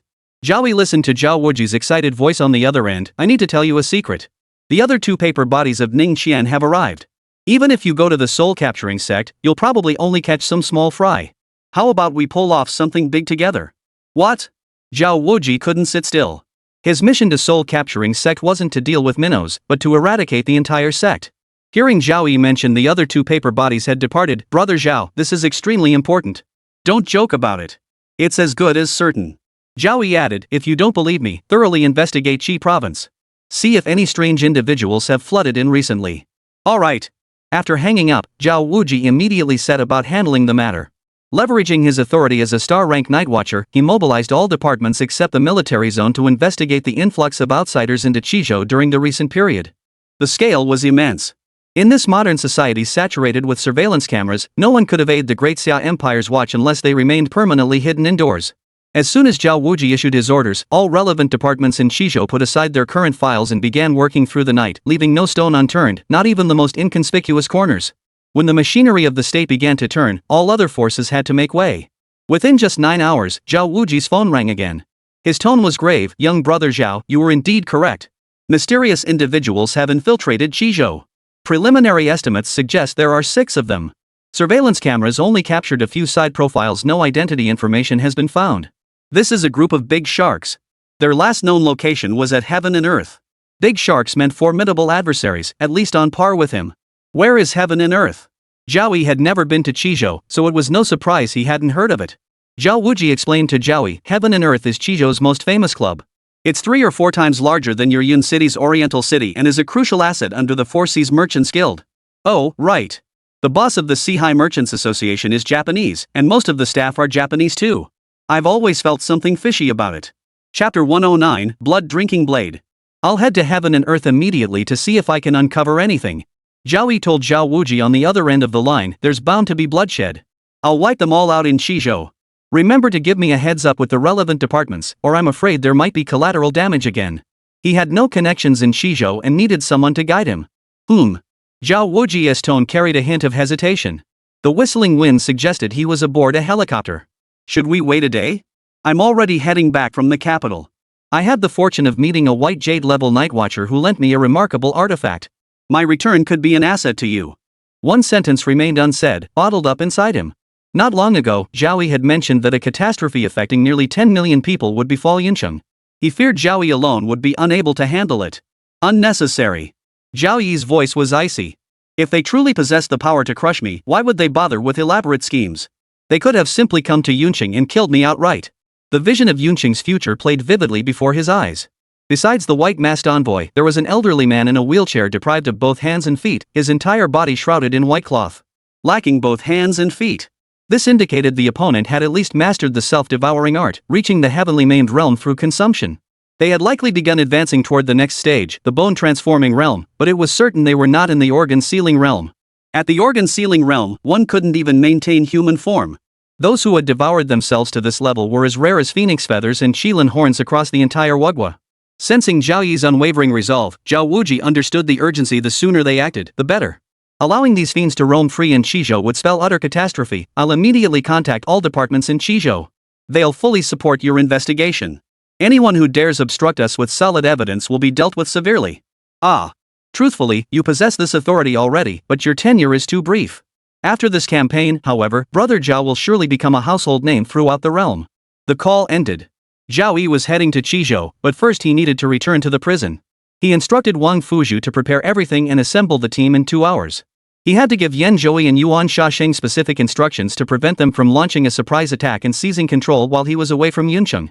Upon returning to Yuncheng Prison, the first person he encountered was, surprisingly, Shadow. Rising from the sofa at Zhao Yi's return, Shadow announced, "Where'd you go?" "Got good news, your plan's tentatively approved. Whatever you need, as long as it's not too outrageous, the higher-ups will greenlight it. We'll discuss the details when I return." Zhao Yi exchanged a few brief words with Shadow. Shadow, recognizing the gravity of the situation, wasted no further time. Zhao Yi summoned Yan Zhouyi and Yuan Shasheng key figures who could prove invaluable in critical moments. He then took Yuan Shasheng's great sword. Originally a broken blade, it had been reforged to regain its vitality. Now, Zhao Yi reforged it once more, infusing both soul-extinguishing nails into it. Gradually, the dark red blade developed deep, intricate black patterns, as if imbued with an eerie, demonic power. One could even faintly hear cheers emanating from it. Though far inferior to the divine slaying whip, it possessed a hint of the ability to wound souls. Yuan Shasheng, now wielding this weapon, revealed excitement beneath his helmet's eye sockets as his combat prowess surged once more.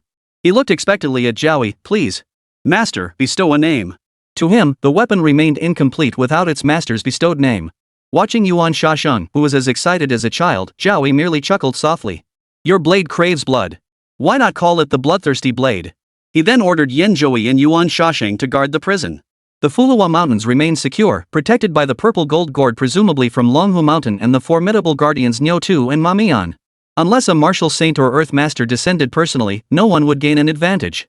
"I need someone familiar with Qizhou to guide me. Xin Zhongjian seems the best choice." As Zhao Yi flew toward the barren mountains, he recalled Xin Zhongjian's past service in Qizhou. Xin possessed unparalleled knowledge of the region and was undoubtedly the top choice. Moreover, he was a skilled pilot capable of flying armed helicopters. Upon reaching the barren mountains, he summoned Xin Zhongjian. Xin Zhongjian regarded Zhao Yi with great respect, having thrown himself into training immediately upon his return. "What brings you here, Mr. Zhao? Pack your things immediately. You're accompanying me to Qizhou. I'll explain the reason en route." Zhao Yi instructed Xin Zhongjian with great solemnity. While Xin went to pack, Zhao summoned Wang Fuzhu to join them. He retrieved the jade purification bottle from his pocket and released the armed helicopter. Even though he already knew Zhao Yi possessed such a treasure, witnessing the armed helicopter emerge from that tiny bottle opening still left him awestruck. "Let's go." Zhao Yi and Wang Fuzhu sat in the rear. Xin Zhongjian, dressed not in military uniform but in a crisp gray suit, piloted the armed helicopter steadily toward Qizhou. Qizhou lay at the heart of Dongshan Province, 700 kilometers from Yuncheng. Even Zhao Yi couldn't fly non-stop, he'd need to stop midway to replenish his true energy. Not being in prison, it would still take at least a dozen hours. 4 hours later, the trio arrived in Qizhou.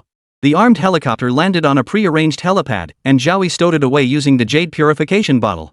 A black Alfred had been waiting nearby. A man in military uniform stepped out and saluted Zhao Yi and Xin Zhongjian with impeccable form. "Good day, sir." The Yuncheng military district maintained a sub-district in Qizhou. To avoid alerting their targets prematurely, Zhao Yi had instructed the military district to prepare everything in advance, ensuring they could proceed directly to heaven and earth upon landing. As both the economic and political hub of Dongshan Province, Qizhou attracted numerous renowned enterprises and multinational corporations. This diversity inevitably led to a mixed crowd, with many foreigners visible strolling the streets. Crime rates remained stubbornly high, with police powerless to curb it, leaving ordinary citizens suffering greatly. The Heaven and Earth Club is a major venture under the Four Seas Chamber of Commerce. Its sheer scale is staggering, it's almost comparable to several small towns combined. The driver explained to the 3 passengers as he drove, the club's interior is lavish yet tasteful. Whether it's the gilded banquet halls or the cozy private rooms, it caters to every guest's needs, making you feel like you're in heaven on earth. Tianshan Renjian's daily turnover reaches tens of millions, placing it among the top establishments in all of Qizhou City. Virtually every scion of prominent families frequents this venue. For these individuals from prestigious families, Heaven and Earth serves not merely as an entertainment venue but as a platform to showcase their status and prestige. Here, they lavishly spend their fortunes, reveling in the glory and honor it brings. Chapter 110, How Hard? Zhao Yi had thoroughly understood Heaven and Earth before closing his eyes for a brief rest. Beside him, Wang Fuzhu's eyes remained sharp and alert, perpetually on guard. Ever since his downfall with the extreme Yin sect, his mindset had undergone a profound shift. Heaven and Earth is clearly designed with Japanese architectural elements. To gain entry, one must pay a 500,000 yuan deposit to become a basic member, and custom-made kimonos are mandatory attire. The driver continued his detailed explanation, as Zhao Yi had requested thoroughness. Fortunately, he had done his homework beforehand, otherwise, he wouldn't have known such intricate details, and the activities inside are incredibly extravagant. You can customize all kinds of scenarios. Subway scenes, hospital scenes, medieval palace scenes, school scenes. They're nearly one-to-one replicas. Choosing service providers is different from China too. You first browse women's profiles and photos on a tablet. The profiles are incredibly comprehensive, even including nude instructional videos. You can specify preferred poses, facial features, and even choose between trans women or cross-dressing men. It's truly one of a kind in the entire Dongshan province, though the prices are exorbitant. It caters to the elite. Ordinary folks can't afford it. What I've described is merely the tip of the iceberg. To go into detail would take days.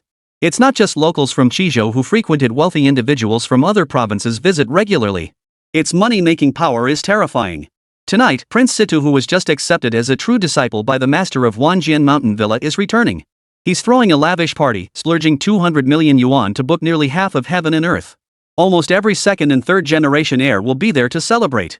Xin Zhongjian had heard of heaven and earth before, but hearing the driver's detailed explanation today left him genuinely stunned.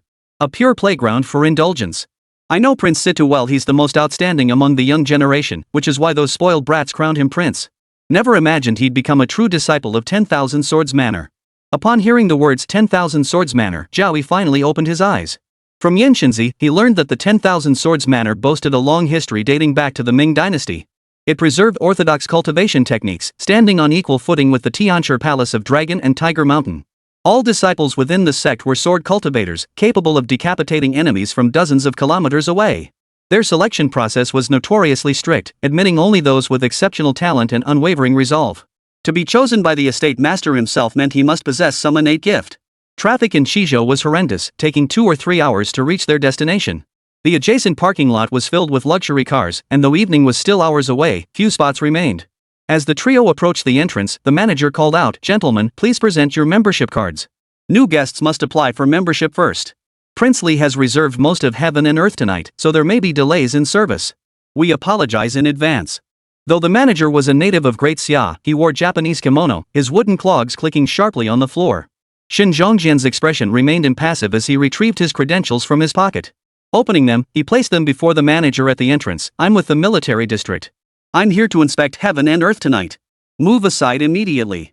The manager glanced at it, his expression turning mocking. "Just a lowly major. Any random patron here outranks you. Think you're too bold to cause trouble?" As he spoke, he blew a whistle, and immediately a dozen security guards surged forward. These burly men, wielding thick clubs, were clearly well trained. They surrounded Zhao Yi and his companions in unison, their eyes gleaming with ill intent. "Throw them out." The manager barked the order. The security guards immediately moved to comply. Without a word, Wang Fuzhu made his move. He slipped off his pristine white gloves. His iron sand palm technique had reached perfection, his palms now as hard as iron. In an instant, a series of agonized screams erupted at the entrance. Wang Fuzhu's palms struck the security guards, each blow landing precisely on their vital points. The security guards fell like dominoes, one after another, writhing on the floor in agonizing screams. Most had their spines shattered. Even if they survived the hospital, they would be left with high-level paraplegia. After finishing, Wang Fuzhu slipped his white gloves back on, not a single drop of blood staining them. Good. Good. Good.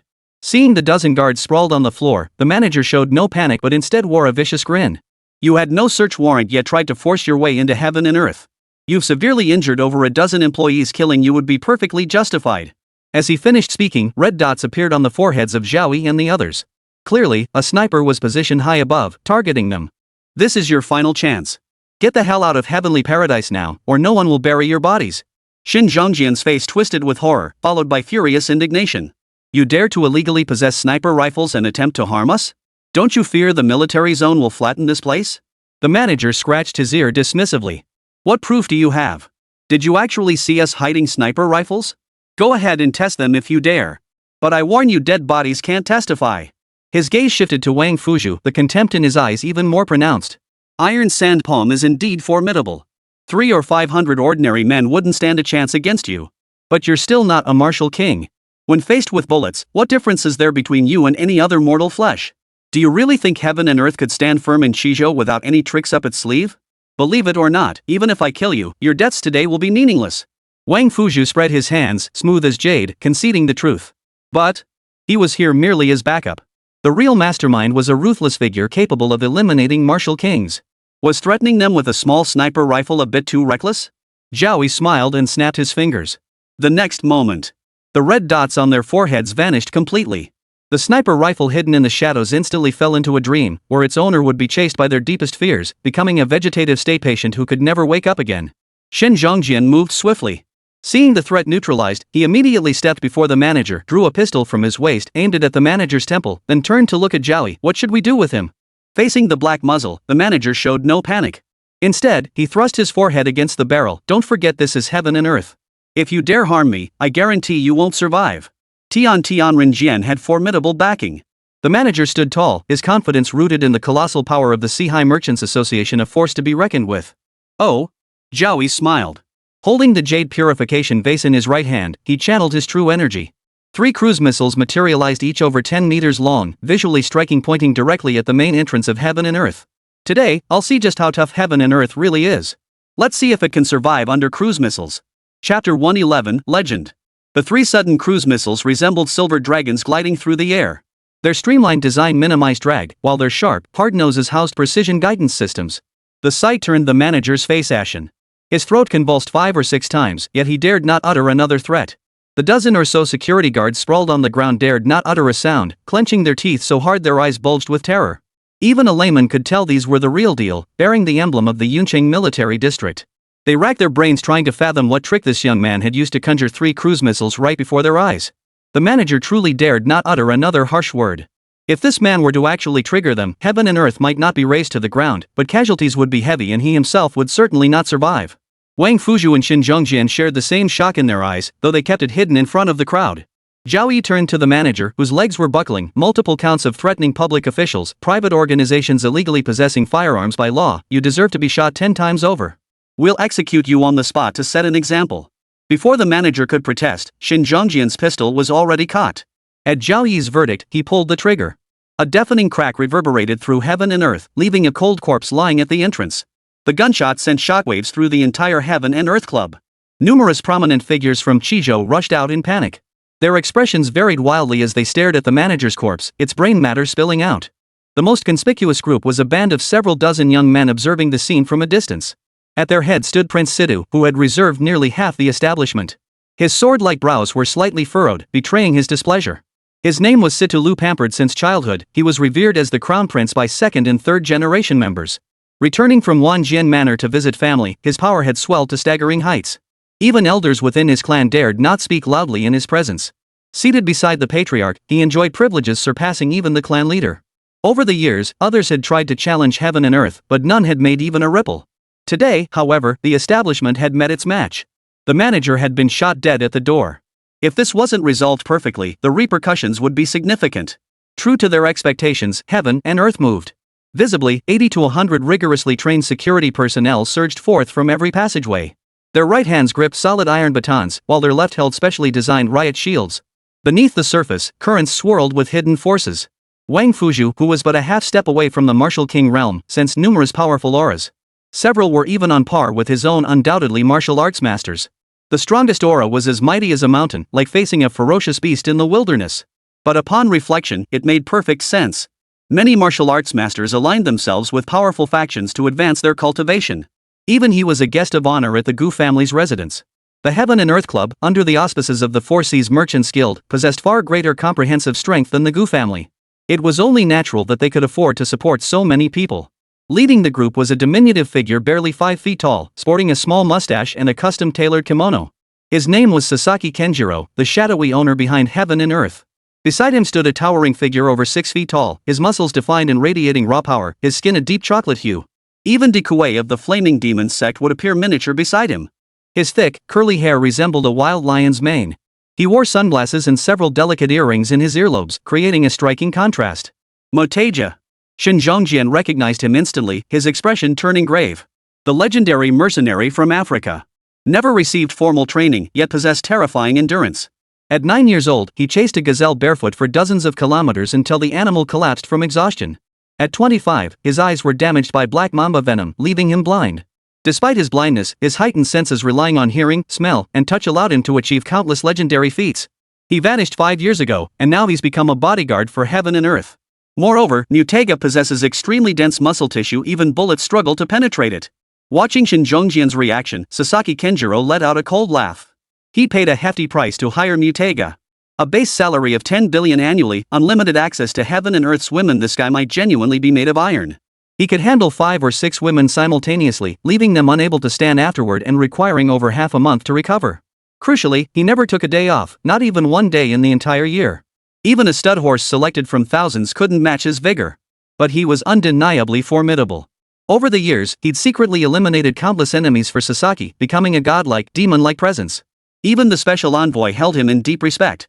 Before Sasaki Kenjiro could move, shrill sirens pierced the air. Over a dozen police cars surrounded heaven and earth, disgorging dozens of armed officers. Their heads buzzed upon spotting the 3-second cruise missiles guarding the entrance. Military-grade equipment? How did it get here? The people inside heaven and earth were even more bewildered. The entire incident had unfolded in mere minutes. How had the police arrived so swiftly? And nearly the entire force had arrived, as if they'd known this was coming all along. The police chief, a man in his 50s with a slightly paunchy belly, likely from pulling an all-nighter, had heavy dark circles under his eyes. He jogged up to the group and offered Zhao Yi a very respectful smile. "My apologies, Mr. Zhao. An urgent matter delayed me. I'm late." He knew this young man's background, a member of the nation's most secretive department, possessing the authority to act first and report later, even capable of executing high-ranking officials. Xin Zhongjian froze once more. He knew Zhao Yi was the military district's chief instructor, but hadn't expected even the chief of police in Chizhou to show him such deference. Kenjiro Sasaki's expression froze. He had actually arrived earlier but remained hidden behind the scenes. Knowing Xin Zhongjian was military district personnel, he dismissed the matter. After all, smuggling cruise missiles was a capital offense. Yet Zhang Wenbin's behavior struck him as off. The group led by Prince Sidhu, observing from a distance. "I know what urgent matter you have." Zhao Yi's lips curved into a smile as he looked at Sasaki Kenjiro. Bai Shanhe, the wealthiest Chinese American in the US, came to Chizhou. His most cherished granddaughter was kidnapped yesterday, and there's still no news. Right? Zhang Wenbin looked shocked. This incident was still under strict secrecy to minimize impact, yet this newly arrived official already knew about it. "Sir, you're incredible. You know everything." Zhao Yi shot Sasaki Kenjiro a dismissive glance, his smile dripping with malice. "Not only do I know about Bai Shanhe's granddaughter being kidnapped, but I also know the culprit is hiding inside heaven and earth." Chapter 112, Troubles Brewing. Zhang Wenbin's expression turned serious as he asked earnestly, "Officer Zhao, you're not joking? Who would have thought a gang of robbers would be so audacious? They successfully abducted Bai Shanhe's granddaughter while she was at the amusement park, taking advantage of the chaotic crowd of tourists, and demanded a 30 billion yuan ransom. Old Master Bai chose to comply and immediately notified the police. The Bai family originally hailed from Chizhou. During the turbulent times of the Republic of China era, they led their entire family to seek refuge in the United States. By the time they reached Baishan, they were already the second generation. For the past decade, they have consistently topped the wealth rankings among Chinese Americans. In recent years, they have cultivated close ties with the Republic of China, frequently promoting their homeland within the US. This has attracted investments exceeding 70 billion. Chizhou authorities treated this as a top priority. Bureau Chief Zhang Wenbin, summoned to handle the crisis, mobilized nearly all available police resources to crack the case swiftly. Yet after 48 hours of searching every conceivable hiding place, not a single trace had been found. It was as if he had vanished into thin air. Old Master Bai was growing desperate, preparing to offer 30 billion yuan for his release. If they truly caved to the kidnappers, Old Master Bai would be deeply disappointed, and the repercussions for Chizhou, indeed, for all of Daxia, would be severe. "I'm not joking," Zhao Yi responded. "Immediately seal off heaven and earth. Don't let a single soul leave. Search every inch from top to bottom. Those kidnappers won't get away with this." Zhang Wenbin was genuinely moved. Solving this case quickly was imperative. Already overwhelmed with problems, he hadn't slept a wink last night. Now he'd been forcibly summoned to assist today. Yet this unfamiliar official, upon their first meeting, seemed poised to resolve this crisis. Zhang Wenbin's admiration for him surged rapidly. Beside him, Sasaki Kenjiro's face darkened. He stepped before Zhang Wenbin and let out a cold laugh. "Do you have a search warrant? Or do you really intend to force your way in? Do you truly believe there's no law in Chizhou? If I don't see a search warrant today, anyone who dares to force their way in will pay the price." With that, he ordered the security guards to block the door, refusing entry to anyone. Zhang Wenbin felt as if he'd been doused with a bucket of cold water. In his excitement, he'd forgotten about the warrant. But his gaze immediately shifted to his savior, Zhao Yi, and a smile returned to his face. With this powerful ally here today, no one could stand in their way. Obtaining a search warrant was a strict process involving multiple steps, taking at least 5 or 6 hours at the fastest. If criminals were truly hiding in heaven and earth, that would be more than enough time for them to escape. Zhao Yi motioned for Xin Zhongjin to fetch paper and pen from his bag. Tearing out a page, he scribbled his name and flung it at Sasaki Kenjiro's face. "This is your search warrant. Can you let them in now?" Sasaki Kenjiro's face flushed crimson with fury. Never in his life had he endured such humiliation. A scribbled name passed off as a search warrant? Not even a provincial governor could act so arbitrarily. Zhang Wenbin, however, was visibly excited. He genuinely treated that scrap of paper as a search warrant, barking orders to the officers behind him, seal off heaven and earth immediately. Search every single room thoroughly, not one can be missed. Standoffish observers like Stu Lu and others moved, joining Sasaki Kenjiro to block the officer's path. Sito Lu appeared to be in his late 20s, his features finely chiseled, more handsome than any movie star. Standing beside him was a man with a wheat-colored complexion, an honored guest invited to the exclusive event, whose lavish entertainment tonight was a tribute to his presence. Though roughly the same age as Stu Lu, his appearance was unremarkable, yet his eyes held a fierce intensity that had been fixed on Zhao Yi since the beginning. Behind them stood the second and third generation scions of Chizhou's elite families. Even standing nearby was beyond their station, they had to maintain a 5-step distance. Situ Lu approached Zhao Yi, a jade sword at his waist, his tone dripping with displeasure. Tonight, I host my honored guest. Your audacity knows no bounds. Let me make this clear, no one forces their way in. Do so, and you offend the Situ family. You offend the 10,000 Swords Manor. As soon as he finished speaking, the second and third generation disciples behind him surged forward in unison, forming a solid wall. Sasaki Kenjiro's face lit up with delight. With the support of the Situ family's heir apparent and so many second and third generation disciples, virtually the entire power base of Chizhou gathered here, he couldn't believe the man before him would dare order a forced search. Ignoring Situ Lu and the others, Zhao Yi turned to Zhang Wenbin. What charge should be brought for obstructing a public official in the performance of their duties? Seeing the human wall formed by so many wealthy young men, Zhang Wenbin swallowed hard. Yet upon hearing Zhao Yi's question, his expression hardened with resolve. Obstructing state officials in the performance of their duties carries a maximum sentence of 3 to 10 years imprisonment. In severe cases, it may even warrant the death penalty. Then why aren't you arresting them? Just as Zhang Wenbin, having received the order, was about to move, Situ Lu let out a low growl. I'll see who dares. As he spoke, Situ Lu moved. His right hand flicked out like a hidden fan toward Zhao Yi, releasing an invisible sword chi. A direct hit would end an ordinary person's life. All disciples of 10,000 Swords Manor cultivated swordsmanship, nurturing sword energy within their bodies from childhood. As the Manor Master's direct disciple, Situ Lu had attained the peak of a martial master at 28 and was poised to become a martial king before 50, a rarity even within 10,000 Swords Manor. While orthodox cultivation methods accelerated progress significantly, achieving martial king status before 50 remained uncommon. It was Stu Lu's extraordinary talent that earned him the rare privilege of being personally taken as a direct disciple by the Manor Master. Still wary of Zhao Yi's status, they couldn't act openly, so they crippled him in secret. That sword energy wouldn't erupt immediately. It would lie dormant within Zhao Yi's body, slowly corroding his internal organs. He'd be dead within a year at most. Crucially, hospitals would find nothing amiss, leaving no one to suspect Situ Lu. Watching the invisible sword energy hurtle toward him, Zhao Yi's lips curled into a dismissive smile. With a flick of his finger, he shattered the energy, sending its undiminished force hurtling toward Situ-sun. Situ-sun sensed mortal peril and summoned every technique at his disposal, even drawing the jade sword bestowed by the estate master at his waist. Yet against that icy blast, his efforts proved futile, like a mantis trying to stop a chariot. Only when the tanned man beside him intervened did they barely manage to deflect the frigid energy. The wheat-skinned man panted heavily. His fist techniques radiated murderous intent. Though equally a master martial artist, frost now formed on his skin. Who, exactly, are you?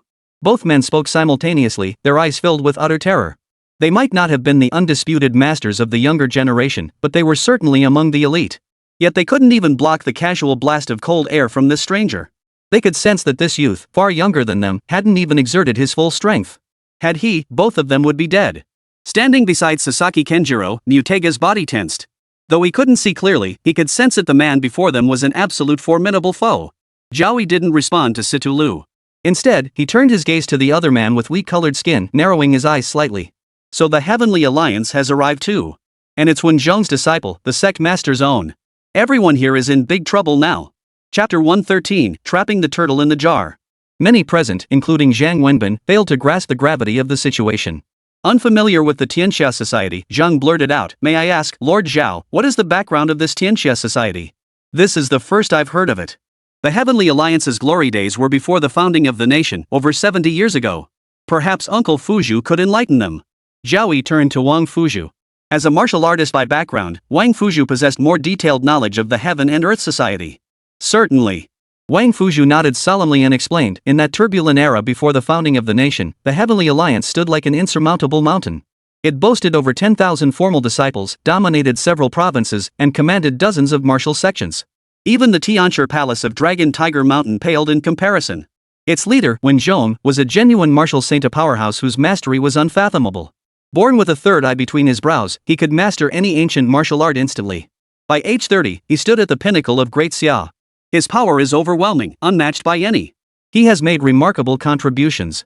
The Japanese tremble at the mere mention of his name, offering a bounty of $300 billion for his head. Wang Fuzhu, speaking at this point, let out a sneer. But Japan's actions? Just laugh it off. Whether it's Commander Kong Yuhang or sect leader Wen Zhong, few in this world can touch them. Even $1 trillion bounty won't matter, they'd have no life left to enjoy it. Just dismiss it as Japan's impotent rage. But Wen Zhong was ambitious, scheming to crown himself king.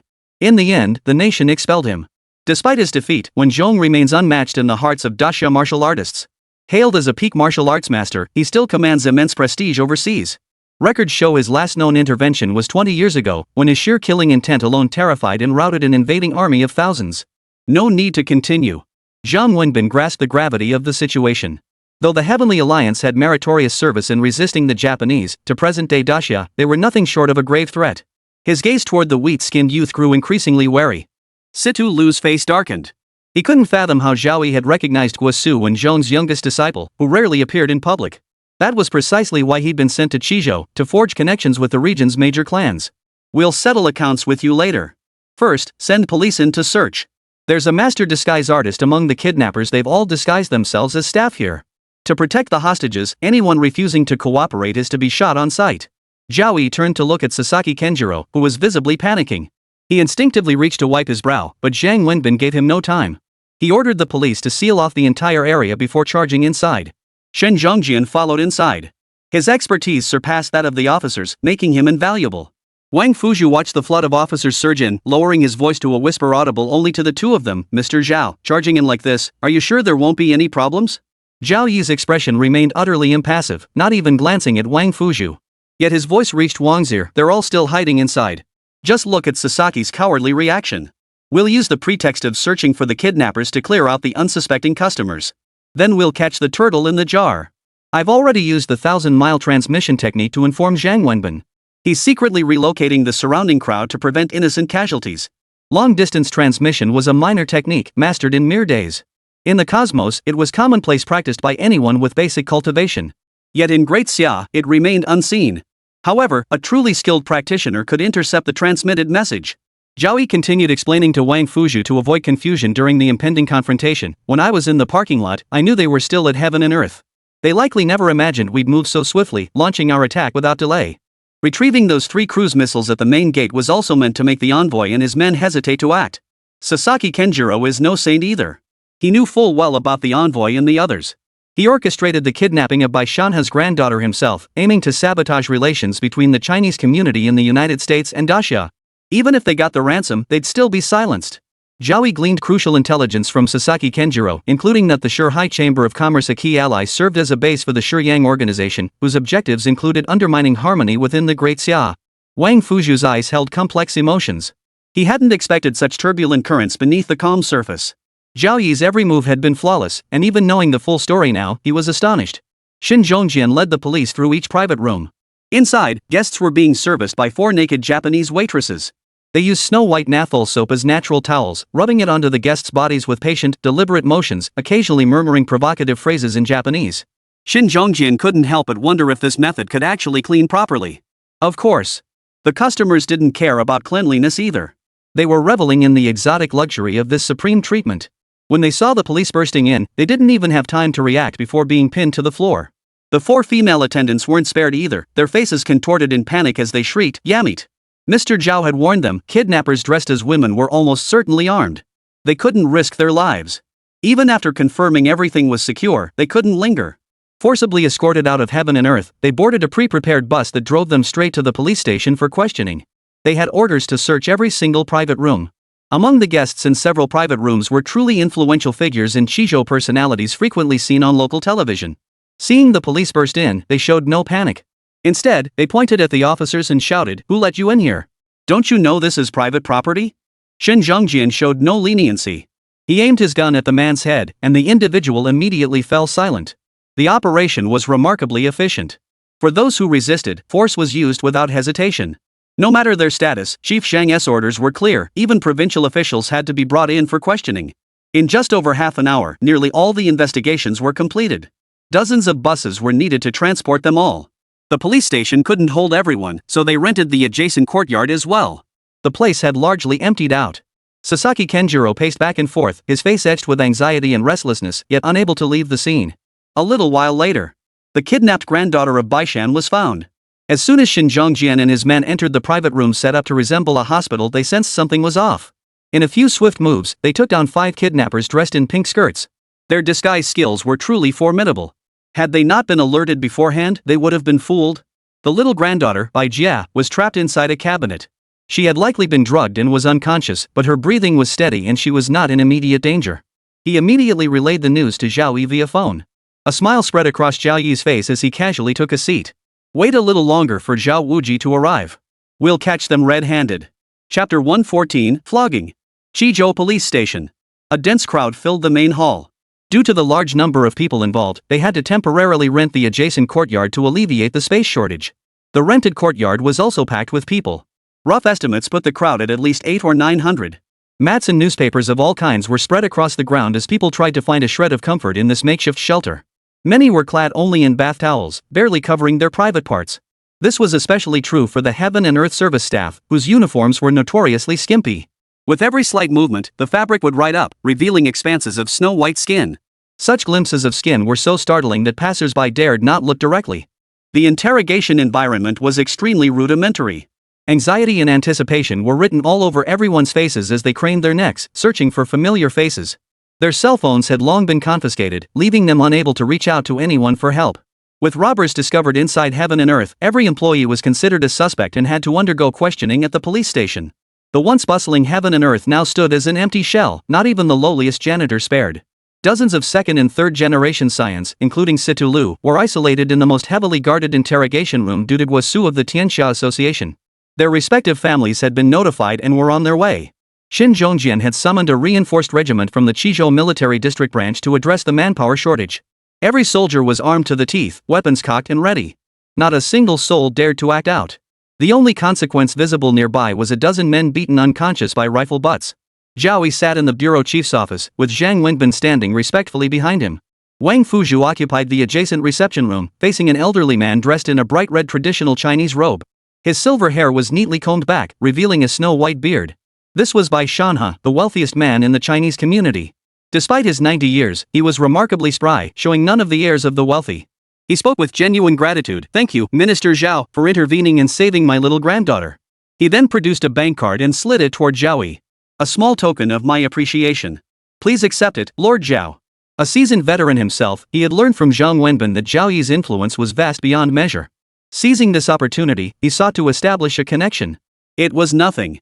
Zhao Yi didn't take the card. Instead, he looked out the window. Another 40 or 50 people had arrived. The middle-aged man among them radiated an imposing presence, clearly someone accustomed to high office. The wealthy women were adorned with jewels and well-preserved, all parents of second or third generation. Learning their sons had been arrested, they'd rushed over immediately, but the police had blocked them outside. Now they could only shout questions inside. "What crime did my son commit? I pay hundreds of millions in taxes to Qizhou every year.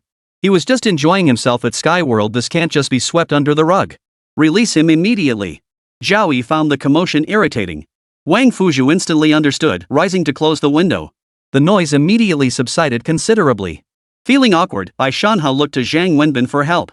Zhang Wenbin skillfully took the cue, looking at him in disbelief. "Rumors spread years ago that you suffered severe heart failure, with hospitals even issuing critical condition notices. Now it seems those were just rumors. You look more energetic than my 70-year-old father."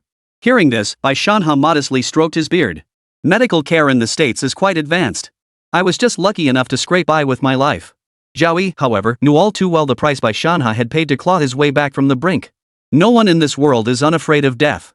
Even the beggars on the street cherish their lives. This was especially true for billionaire tycoons. To them, money was just cold, hard numbers enough to last several lifetimes. Yet, clinging to the splendor of the mortal world, they would stop at nothing to extend their lives. The 88-year-old gambling king of Hong Kong established the most advanced research institute dedicated to developing a brain-enhancing supplement. His home housed a state-of-the-art medical suite capable of performing complex surgeries at any moment. The head of the Rockefeller family has undergone 15 heart surgeries over the past decade, replacing failing organs. By unofficial count, he has had 3 heart transplants and remains alive at 120 years old. For ordinary people, even disregarding exorbitant surgical costs, finding the right resources might remain an elusive dream throughout their entire lives. Legendary real estate mogul Li Ka-shing spent billions acquiring a British laboratory dedicated to developing anti-aging drugs. Today, the nutrient solution he drinks daily costs a staggering 10 million per vial. The three chatted a while longer. Seeing that most of the guests had arrived, Zhao Yi rose to join the festivities. Wang Fuzhu followed closely behind, his voice still hushed. "We're just heading back to the police station. Won't they run?" "They won't." Zhao Yi's tone was unwavering. "Before leaving, I deployed 7 cruise missiles and imprinted a fragment of my soul within them.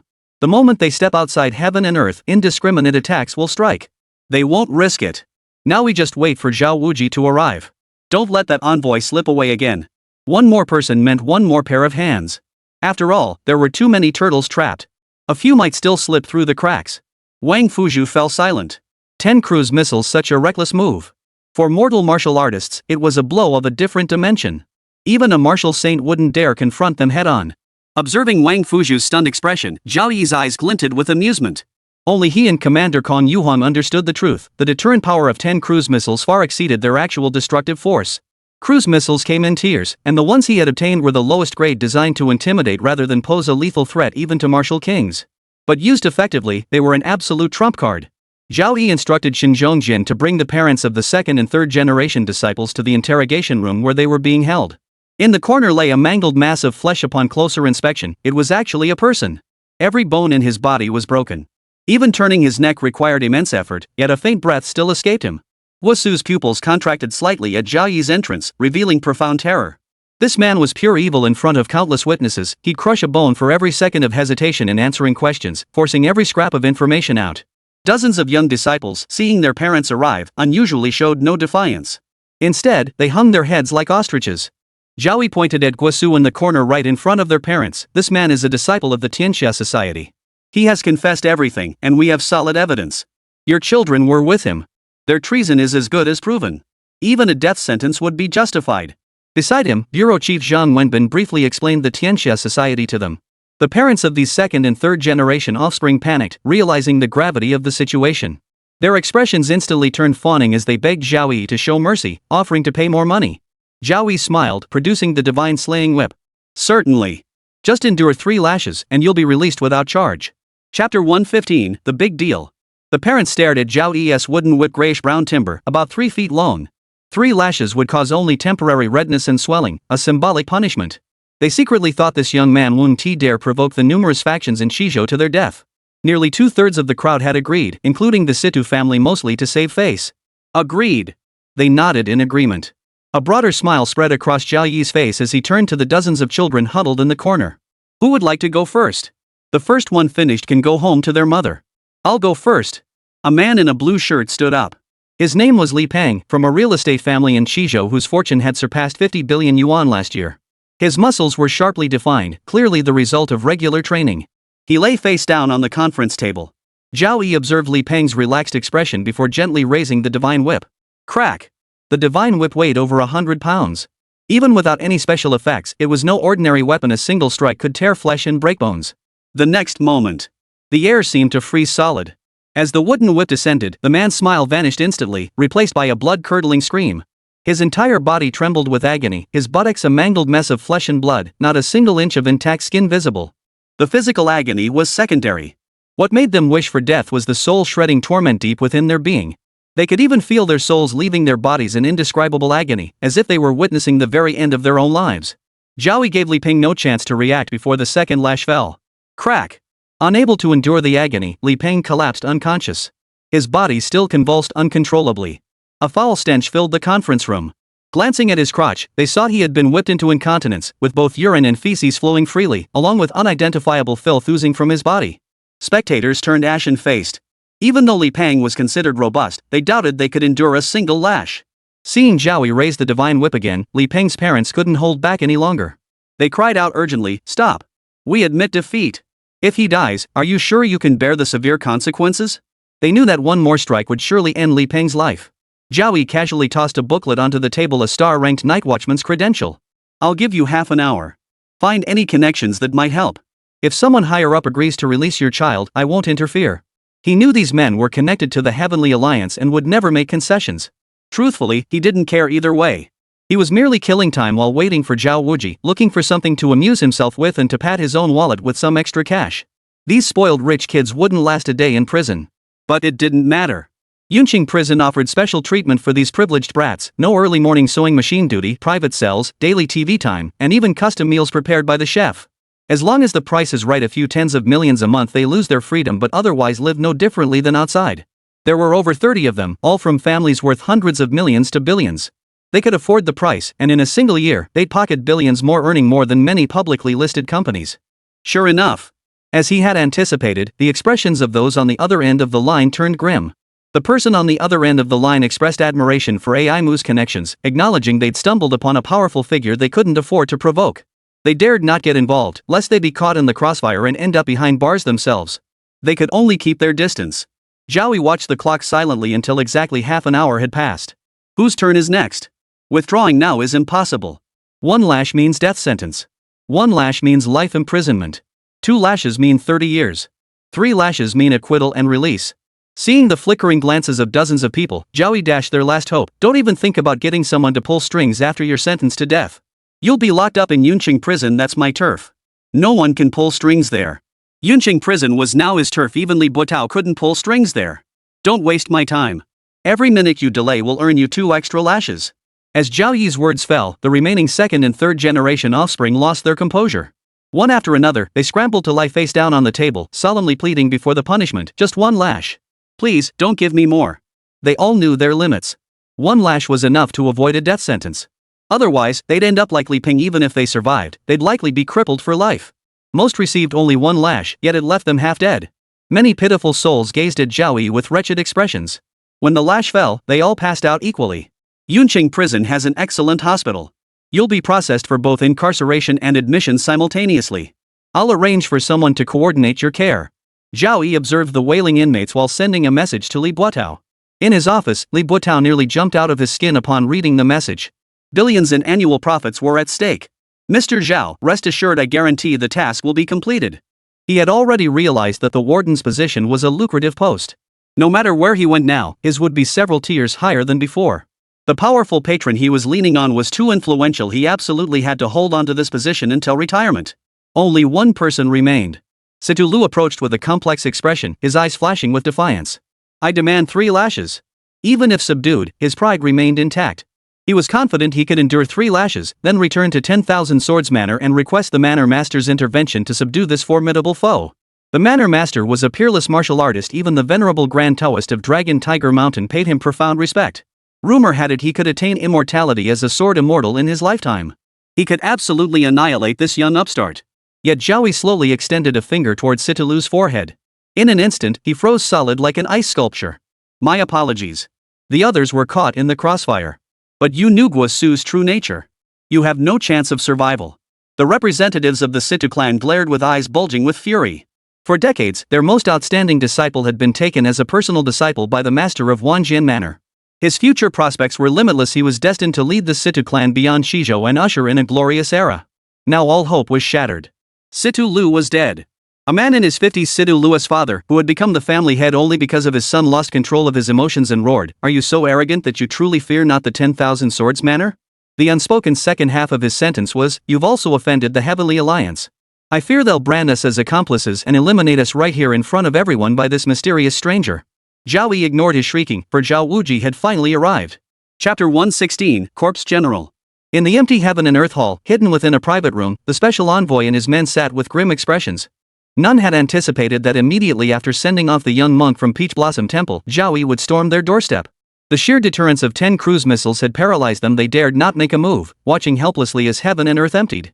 Realizing they'd been spotted long ago, trapped like turtles in a jar. Above all, they felt humiliated. Let's all charge out together. He's just a greenhorn. A middle-aged man cursed under his breath, his eyes flashing with a wild, savage light. As the leader of the Southern Ridge Corpse conjuring lineage, the zombie behind me is a silver armor corpse general. Even at the Martial King realm, he'd be hard to match.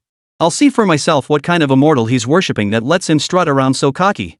He wore a robe long overdue for washing, its hem stained with unidentifiable grime. The foul stench it emitted was jarring even in the incense-filled private room, causing the mature woman beside him, her hair dyed a rose-red hue, to frown repeatedly. Beneath her lashes, a defiant gaze flickered. Her slim suit hugged a pair of full, jade-like peaks that stood proudly against the fabric. Beneath the short skirt, a pair of plump, long legs emerged, clad in flesh-colored sheer stockings. The slightest sway of her waist revealed mature allure.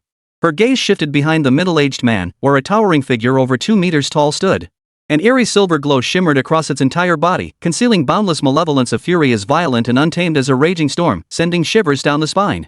Raising corpses was already exceedingly difficult, yet the Silver Armor Corps General was the undisputed overlord among zombies, reigning supreme in the dark realms where none dared challenge its dominance. Such a creature was beyond mortal comprehension. Even a fully realized martial king would face certain defeat against it. What I desire is his marrow. The young woman's voice was sweet and delicate, yet it carried the hoarseness of an ancient crone, as if belonging to a woman in her 80s or 90s. He could match a martial king at 20 years old without suffering divine backlash. He must be extraordinary. His bone marrow might even hatch a god-slaying worm. Rong Yuan, the leader of the corpse conjuring sect, sniffed his own scent, a look of pleasure spreading across his face. He then glanced sideways at the young woman, a sneer curling his lips. This is just me dealing with corpses year-round, my body corroded by yin energy. Unlike you, you're a veritable insect nest, every inch of you explored. Even if you offered yourself freely, I wouldn't dare touch you. The woman's name was Qian Meng, the high priestess of the Southern Ridge divine insect cult. Her lineage cultivated venomous insects within their bodies. Beneath their seemingly peerless beauty lay skin freshly shed from their true, centuries-old forms. 50 years ago, the 100 Insect sect unexpectedly acquired an insect egg, suspected to be from the extinct Godslayer insect. Yet, it still hadn't hatched. The Godslayer insect's power was laid bare in its very name. Godslayer. Qian Meng discovered in an ancient text within this sect that the Godslayer insect was a creature that defied the heavens. Legend held it was not native to Earth, having arrived via meteorite. Its last recorded appearance was during the Ming dynasty. The founding patriarch, the 100 Insects Taoist, had accidentally come into possession of one. He discovered that human bone marrow was required to aid its incubation. This discovery unleashed a wave of bloodshed and carnage across the martial world. Ultimately, it was struck down by the thunder magic of the Grand Celestial Master of the Dragon and Tiger Mountain, the predecessor of the current Grand Celestial Master. 50 years ago, while sorting through the relics, Qian Meng discovered this egg of the god-slaying insect. Despite exhausting every method, she could not hatch it. Once hatched, the Godslayer emerges as a martial king, a power beyond imagination. The Ming dynasty specimen never reached maturity. Had it done so, even the Supreme Celestial Master might not have subdued it. Ning Qian's other 2 paper avatars hastily stepped in to smooth things over, though their actions carried a hint of provocation. These 2 were among the foremost masters of the southern mountains. Unless all 3 paper clones reached perfection and merged to glimpse the realm of Earth masters, they stood no chance against them. If they could persuade the pair to inflict severe damage, the soul-capturing sect would reap the benefits. The envoy watched their actions, his right hand holding a delicate peach blossom, gently caressing it without any intention of intervening. None of them had injected the poison serum, nor were they members of the Shangliu organization. They had gathered here solely because their respective needs aligned. Tap tap tap, tap tap tap. Footsteps echoed outside, followed by Nitega pushing open the door. Though he too was to be taken back to the police station, he'd employed a minor trick, slaughtering several guards to flee back to Tianshan human world. His expression carried a hint of urgency. Boss Sasaki sent me to tell you to find a way to escape quickly. That Zhao fellow is no one to mess with. I've already delivered everything I was supposed to. All these years, I've done plenty of work for him. That money was mine to take. Now I gotta get out of here, or I'll really die in this place. Returning to Heavenly Paradise was primarily to retrieve the hidden gold. Delivering the message was merely a side task. Only those who'd faced Zhao Yi knew just how terrifying he truly was. He sapped even the legendary mercenary from Africa of any will to resist. Well done. The envoy rose from his chair, patting the man's shoulder. Thank you for coming. Now you may die. Before Mutega could react, an ancient, mysterious creature emerged from beneath the envoy's feet. More grotesque than a gorilla, its entire body seemed covered in countless eyes, some deep as oceans, others flickering with eerie light. Each eye appeared to be an independent soul, all fixed intently on Mutega. Though Mutega was blind, he seemed utterly mesmerized. He took the dagger offered by the envoy and slashed it fiercely across his own throat. The motion was swift and decisive, leaving no chance for survival. Put! Blood gushed from Mutega's wound like a fountain. He collapsed to the ground in agony, his body twitching a few times before falling completely still, becoming a cold corpse. After killing Mutega, the creature retreated back to the envoy's feet as if it had never been there. The surrounding figures were stunned by this sudden turn of events. They stared at Mutega's corpse on the ground, then shifted their gaze to the mysterious, eerie creature, their arms covered in goosebumps. They knew the envoy was no ordinary man, but they never imagined he was this formidable. Mutega possessed strength rivaling that of a martial king, yet before this being, he seemed like a child, unable even to mount the simplest struggle. What exactly was that bizarre creature? Qian Meng wondered silently. It resembled the immortal beings of Great Xia, yet it didn't possess a human form and required no sacrifice to summon. It was simply used directly. The envoy smiled faintly, wiping his hands with a towel. My apologies, everyone. This dog was raised for so many years, fed and pampered daily. Yet in the end, it still tried to escape. It simply had no reason to live. Chapter 117, A Shared Secret. I have confirmed intelligence, the cruise missile isn't that powerful. Otherwise, even a star-tier nightwatcher like him wouldn't have been able to obtain it. The envoy kicked Mutaga's head aside with a single blow. If you can kill Zhao Yi today, the Shangli organization will provide whatever you desire. Never underestimate Japan's true depth. Shock rippled across their faces before bursting into laughter. If cruise missiles are mere paper tigers, Zhao Yi's hesitation to strike immediately likely means he's waiting for that useless fool Zhao Wuji. But they'd never dream we several peerless masters could unite. They were well aware of the Nightwatch department and held immense apprehension toward it, which was precisely why they could only nibble away at small counties. Their entry into Chizhou province was conducted in strict secrecy, with few aware of their movements. They wouldn't linger long either. Should a Baishi-level Nightwatcher arrive, every single one present would be doomed. The Nightwatch department enforced its ratings with extreme rigor.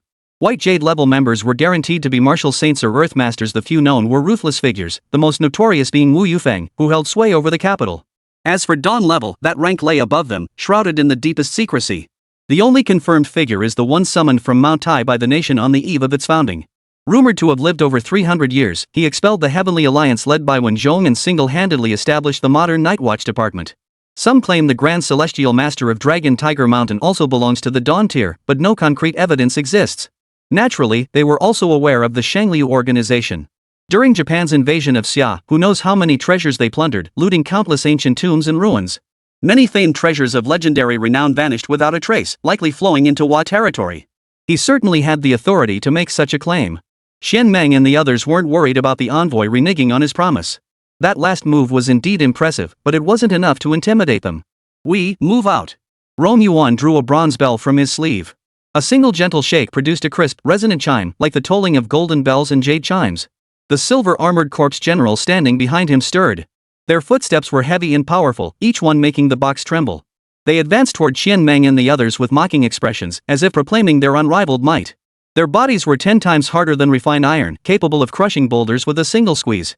Ning Qian's two paper avatars also stirred. Beyond rescuing our second brother and reclaiming the sect's sacred jade purification vase, were far more interested in the immortal being he worships.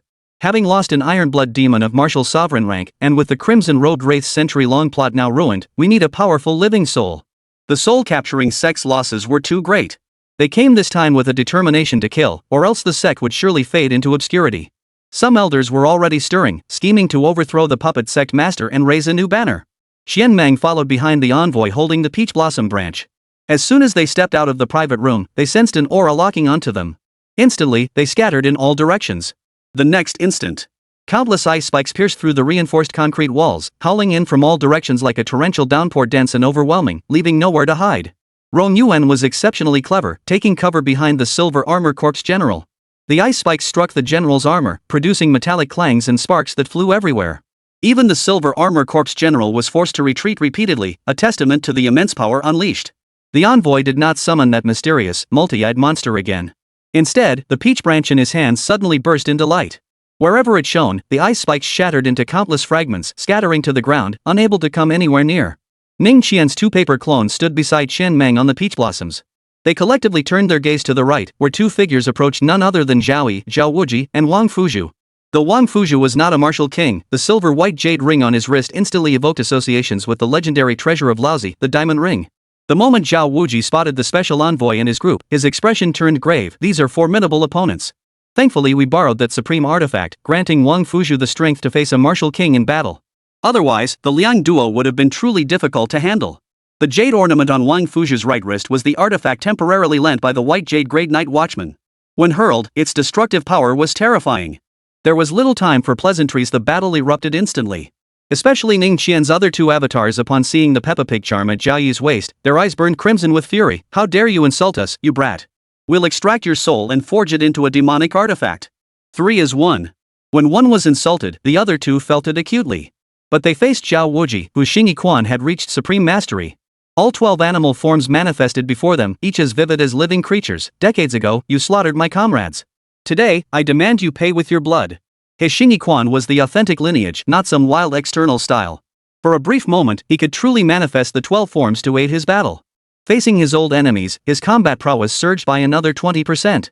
Wang Fuzhu faced Qian Meng of the 100 Insects sect. This alluring mature woman possessed a captivating beauty, yet her lips curved into an eerie smile. Suddenly, she parted her crimson lips, spewing forth a swarm of countless black insects. They resembled hellish demons, emitting a bone-chilling hiss. It was unimaginable that such a tiny body could harbor so many insects.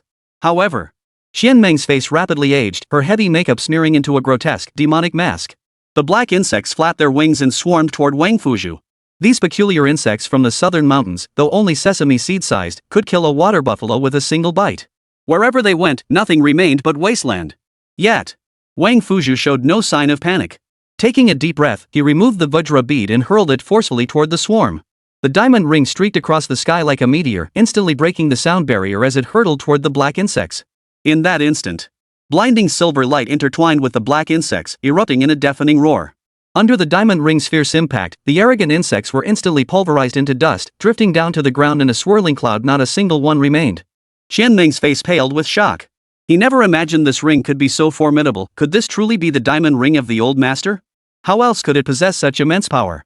Zhao Yi stood alone against the envoy and the silver-armored corpse general. His gaze fell upon the vibrant Peach Blossom branch. Abbot Yunhai of Peach Blossom Temple dares to aid tyranny. Once today's affairs are settled, I shall have them seal the temple for 50 years. The three clashed fiercely.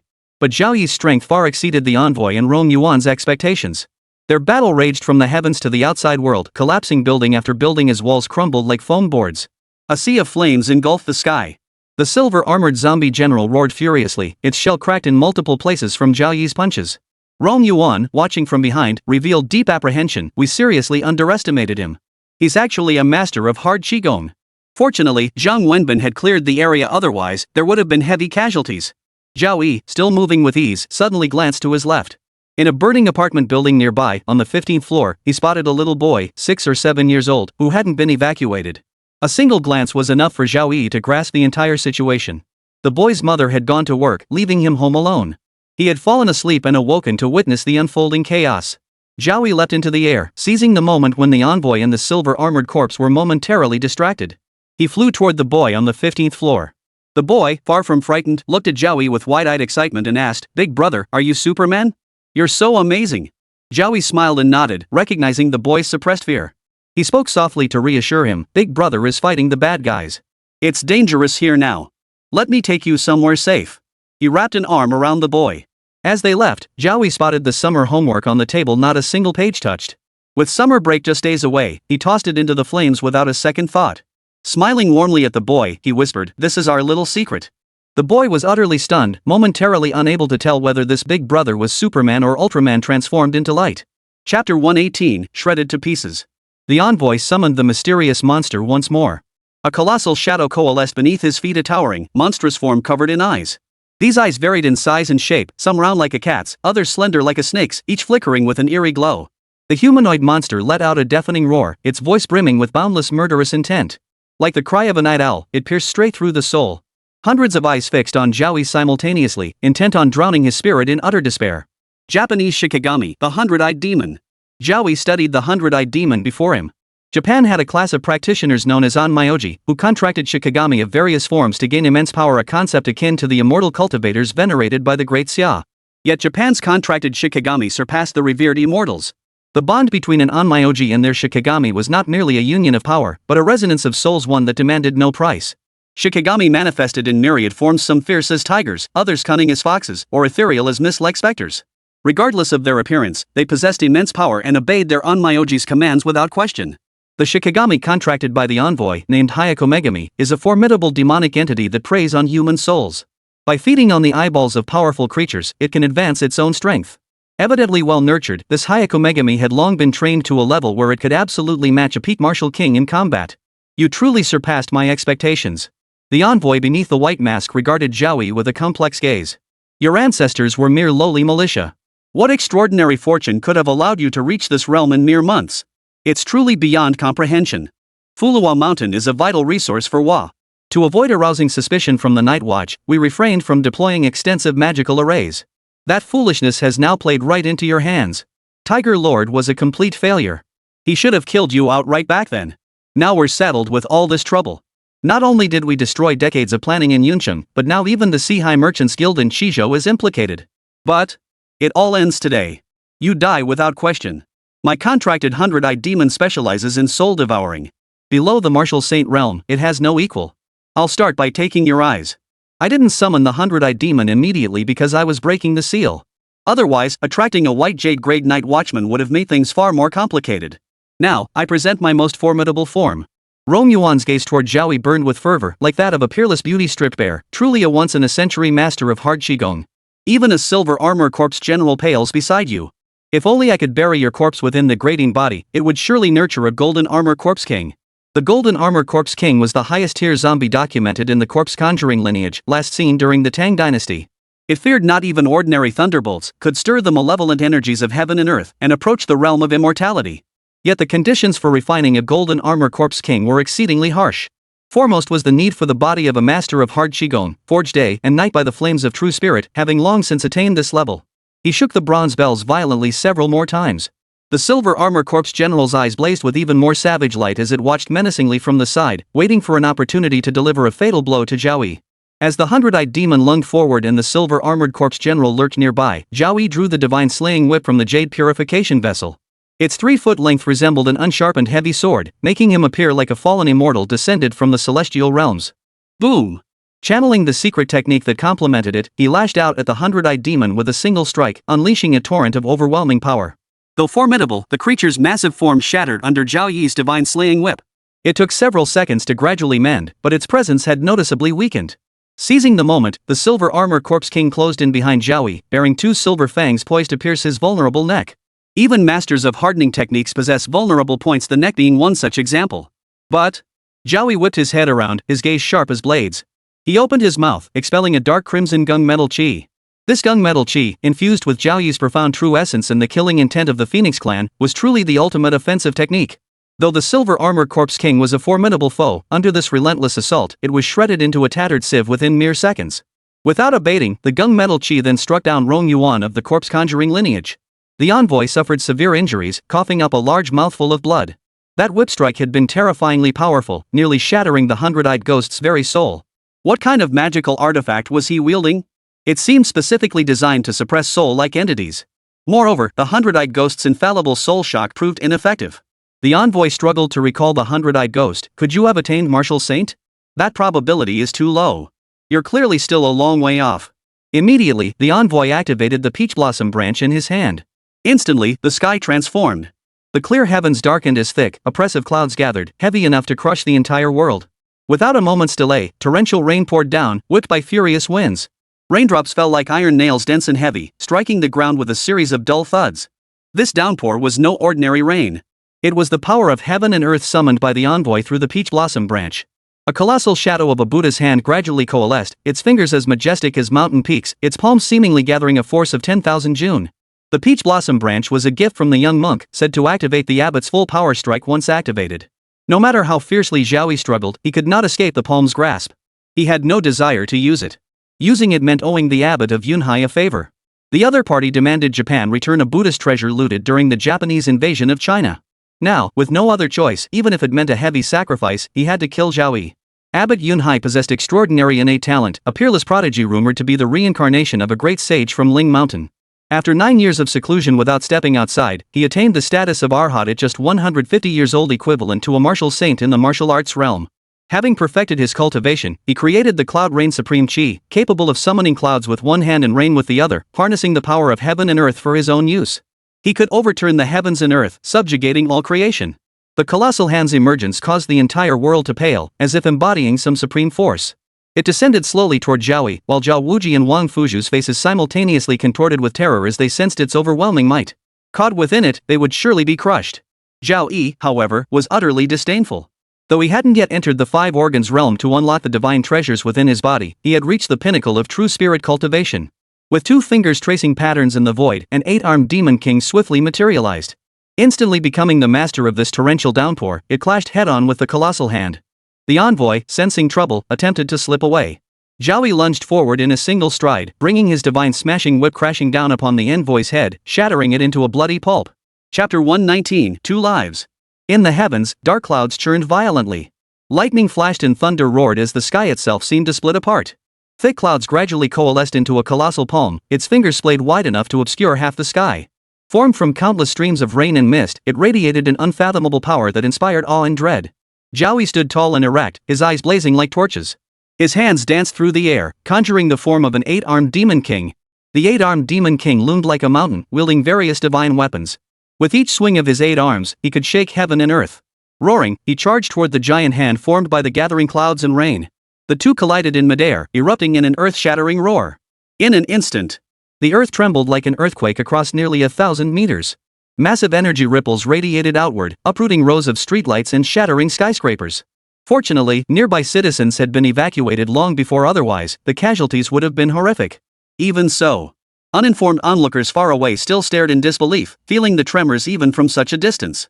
Those nearby stood frozen, combat halted as they scrambled backward, terrified of being caught in the aftermath. The Qian Meng before them bore no resemblance to the mature woman she once was. Her once luminous hair was now sparse and gray, clinging lifelessly to her scalp.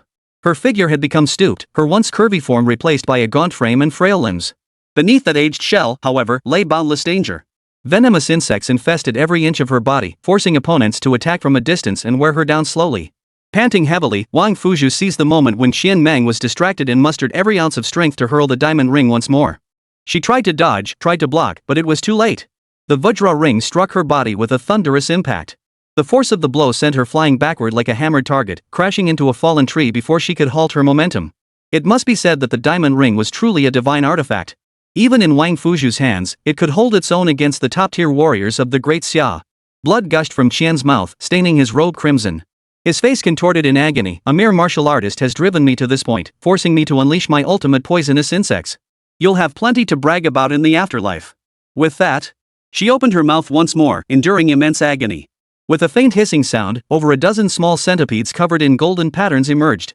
Wings sprouted from their abdomens as they slowly crawled out of her mouth, charging toward Wang Fuzhu, who was recovering his strength. These creatures were known as gold-devouring centipedes, notoriously difficult to raise even biting their own masters. Normally, secret techniques were required to keep them dormant, and each revival demanded vital essence, a tremendous sacrifice. But the situation was too dire now. Having witnessed Zhao Yi's terrifying power, waiting for Abbot Yunhai's strike to fail meant certain deaths for her. She must end this battle swiftly and find a way back to Nanling. Facing the advancing centipedes, Wang Fuzhu hurled the Vajra ring once more only to fail this time. The golden ring struck a small centipede, nearly knocking it away without inflicting substantial damage. It scrambled back to its feet and continued its assault on Wang Fuzhu. It wasn't that the Vajra ring was too weak, but rather that Wang Fuzhu was merely a martial master. He hadn't cultivated the ability to draw qi into his body, where his vital essence and the spiritual energy of heaven and earth would merge to form true qi. Coupled with his immense physical exhaustion, he was struggling to hold his own. Ning Qian's two paper avatars maneuvered against Zhao Wuji while observing the clash between Yun Yu's great true qi and the 8-armed demon king. The clash intensified. The colossal hand formed from the gathering rain and the 8-armed demon collided repeatedly in the air, each impact accompanied by deafening roars like comets crashing to earth. The entire world seemed shaken by their battle, sending tremors through countless souls. They had no time to watch. Zhao Wuji's assault was too fierce, his Xingyi boxing masterful, yet fighting two opponents left him at a disadvantage. Pressed back by the duo, he was retreating step by step, on the verge of collapse. They recognized Zhao Yi's terrifying power. They must eliminate Zhao Wuji swiftly, escape Qi Prefecture, and never return. But their hopes were dashed almost instantly. After a blinding flash, both figures vanished simultaneously. The colossal hand formed from gathering clouds and rain dissolved into nothingness, while the 8-armed demonic entity Zhao Yi had conjured also vanished into thin air. The once chaotic battlefield suddenly became utterly empty. Only the echoing roar of the battle reverberated between heaven and earth, as if narrating this earth-shaking clash. The last recorded clash between martial saints occurred before the founding of the nation. Zhao Yi's hands were now free. His gaze fell upon Qian Meng and Ning Qian's two paper clones, instantly giving them the illusion of being targeted by a primordial beast. Qian Meng and Ning Qian's other two paper clones decisively abandoned their opponents, mustering every ounce of strength to flee Zhao Yi's sight even if it cost them half their lives. They were simply no match for him. The opponent had attained the Arhat fruit level and could even withstand a strike from the abbot of Yunhai. They had no chance whatsoever. Zhao Yi stepped forward, subduing the silver-armored corpse general with a single hand before sealing it within the jade purification vase. He remarked matter-of-factly, it could merge with Yuan Shashang. The golden-armored corpse king is merely a starting point. If it could rival the four great ancestors of zombies, it might one day dominate a corner of the cosmos. His gaze shifted back to Ning Qian's other two paper clones. Finally, all 3 Peppa Pig paper clones are gathered. Ning Qian's 2 paper clones flashed expressions of fury, which swiftly twisted into utter terror. Zhao Yi summoned them across the void, produced the pre-folded Peppa Pig figures, and extracted their souls from the paper forms. Moments later, 3 Peppa Pig dolls now adorned his waist. Not a single one of Ning Qian's duplicates had escaped. His gaze then shifted to the dozen golden-winged centipedes, continuing his nonchalant critique. They can't even be called true poisonous insects. The Great Xia's legacy of venomous creatures has truly been severed. That one god-slaying insect egg, however, was an unexpected delight. At the words god-slaying worm, Qian Meng visibly panicked, but the next second, she turned obsequious. Her fingernails were sharp as she sliced open her chest, extracting a fist-sized, silver-gray giant egg. She presented it to Zhao Yi with both hands. Master, this is yours. I've kept it safe all this time. Now it's finally returned to its rightful owner. Incubating a godslayer requires the 100 insect sex secret technique. You must come with me to retrieve it. She didn't want to relinquish the godslayer insect egg, but she dreaded repeating past mistakes. Handing it over now was her only chance to save her own skin. Zhao Wuji and Wang Fuzhu exchanged complex glances. Naturally, they didn't want to let Qian Meng go, but if Zhao Yi had spoken, there was nothing they could do. Zhao Yi, holding the godslayer insect eggs, let a cold smile curve his lips. You dare lie to me? Do you think you have 2 lives? Chapter 120, Let's have a drink. Zhao Yi spoke slowly, his voice low and icy, each word seeming to be forced through clenched teeth. His gaze was sharper than blades, piercing straight through Qian Meng, laying bare her deepest secrets and fears. Qian Meng's face instantly drained of color, turning as pale as paper. Her eyes filled with terror and despair. She knew her lie had been exposed, and Zhao Yi would never let her off easily. A powerful impulse surged within her. To strike out at the god-slaying insect egg. Even if it meant destroying it, she couldn't let Zhao Yi have it. Everything unfolded exactly as Zhao Yi had anticipated. The instant Qian Meng moved, he opened his mouth and expelled a blast of frigid air, transforming her into an icy statue. Thus, all who sought to kill Zhao Yi were utterly annihilated. Zhao Yi then stored the godslayer insect egg within the jade purification vessel. Using bone marrow is the lowest of the low. I possess the floating pagoda technique, which can rapidly hatch the godslayer worm and even refine my own bloodline. In the future, I may even rival a true dragon. Zhao Yi, now possessing the godslayer worm, was in high spirits. Suddenly, his gaze shifted to a corner. He strode over in 2 steps, reached out, and snatched up a dark shadow none other than the 100-eyed demon bound to the deceased envoy. With its master gone, it had become ownerless and incapable of independent movement. Indeed, a fine soul essence. Perfect nourishment for my divine consciousness. With so many witnesses present, Zhao Yi refrained from refining it publicly. He stored it in the jade purification vessel as well, then turned his attention to the Vajra ring held by Wang Fuzhu. Before Wang Wuji could speak, Zhao Yi summoned it across the air. The Vajra ring was pure snow white, weighing roughly 50 to 60 jin. Even Wang Fuzhu struggled to wield it, needing all his strength just to hurl it at someone. Zhao Yi extended a finger and lightly tapped the Vajra ring. A crisp sound echoed through the air, clearer than the clash of metal. Zhao Yi gently rubbed the Vajra ring, feeling its icy cold surface. It was a rare and extraordinary metal. This artifact seemed to respond to him, emitting a faint glow and forming a subtle connection. It truly is a formidable piece. Like my divine smiting whip, it transcends the realm of ordinary artifacts. That white jade Great Night Watchman must not have known its true purpose, otherwise he would never have lent it out. However, both the Vajra ring and the divine smiting whip, regardless of their originator, were undeniably replicas. How to put it? Even Zhao Wuji beside him was profoundly shaken by this scene.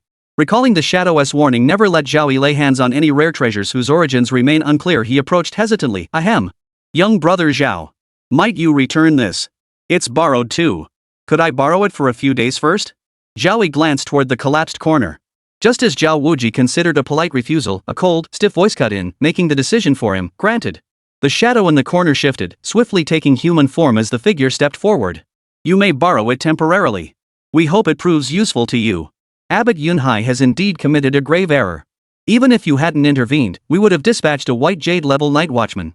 He had arrived long ago, observing the battle from the sidelines until its conclusion before emerging. The shadow knew Zhao Yi would not let this rest, so he assigned the task to him. With the Shangli organization's envoy dealt with, does this mean the calamity upon Yun City has ended? Zhao Wuji and Wang Fuzhu were equally curious, but Zhao Yi, having stowed away the Vajra ring, shook his head at them. Perhaps it's merely the beginning of the calamity. Stronger foes will come. Still, we can catch our breath for now. One more request. Shadow said, you must have learned quite a bit from the envoy about Shangli organization's pawns within Great Xia, right? Zhao Yi's eyes lit up. The shadow was indeed correct. He had uncovered many secrets from the envoy, learning nearly 2/3 of the Shangli organization's hidden pawns within the Great Xia. These pawns could absolutely sever the Shangli organization's vital arteries. His mention of catching his breath also stemmed from the envoy's revelations. The envoy superior was an old man who had cultivated the self-devouring art. He was now at the most critical stage of his cultivation, a process that would take at least 4 or 5 months. This old man was likely the very culprit who had once gazed upon the fate of Yuncheng, causing the suffering of nearly 10 million people.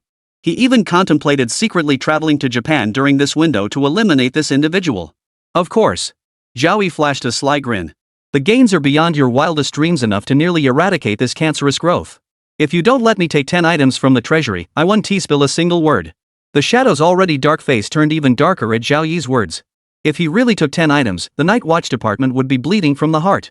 Zhao Yi relished watching the shadow's reaction. Right now, he had more pressing matters to attend to summoning the 2 Rakshasa demons, Oxhead and Horseface, from afar to prevent any meddlesome fools from interfering while he dealt with the Cloud Rain Abbot. Peach Blossom Temple sat on the outskirts of Chizhou, just over 90 kilometers away. He found an empty private room in the deserted Sky and Earth restaurant, intending to rest and replenish his depleted stamina. After all, he was about to face a bodhisattva. Better not be too careless.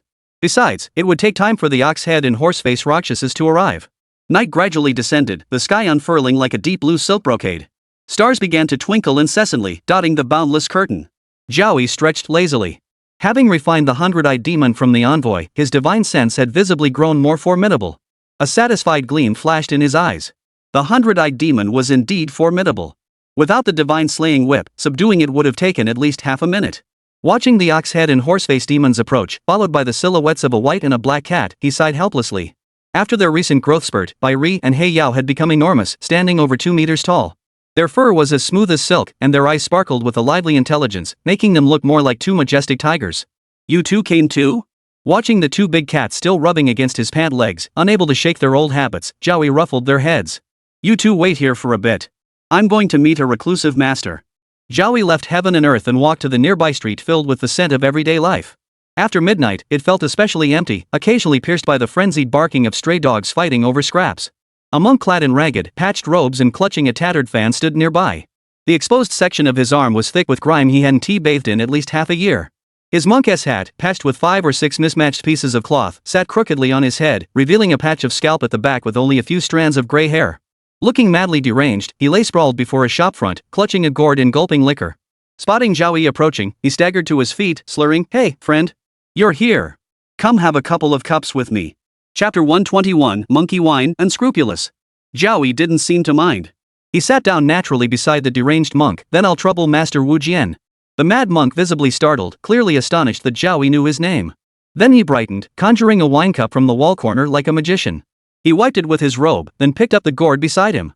Few in this world can even recall a monk's name, probably not more than 1 hand's worth.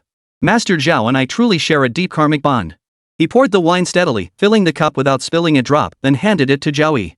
Zhao Yi lifted the cup, sipped lightly, and instantly felt the rich, mellow aroma of the wine spread across his palate. Authentic monkey spirit wine at least 200 years old. A rare treasure in this world.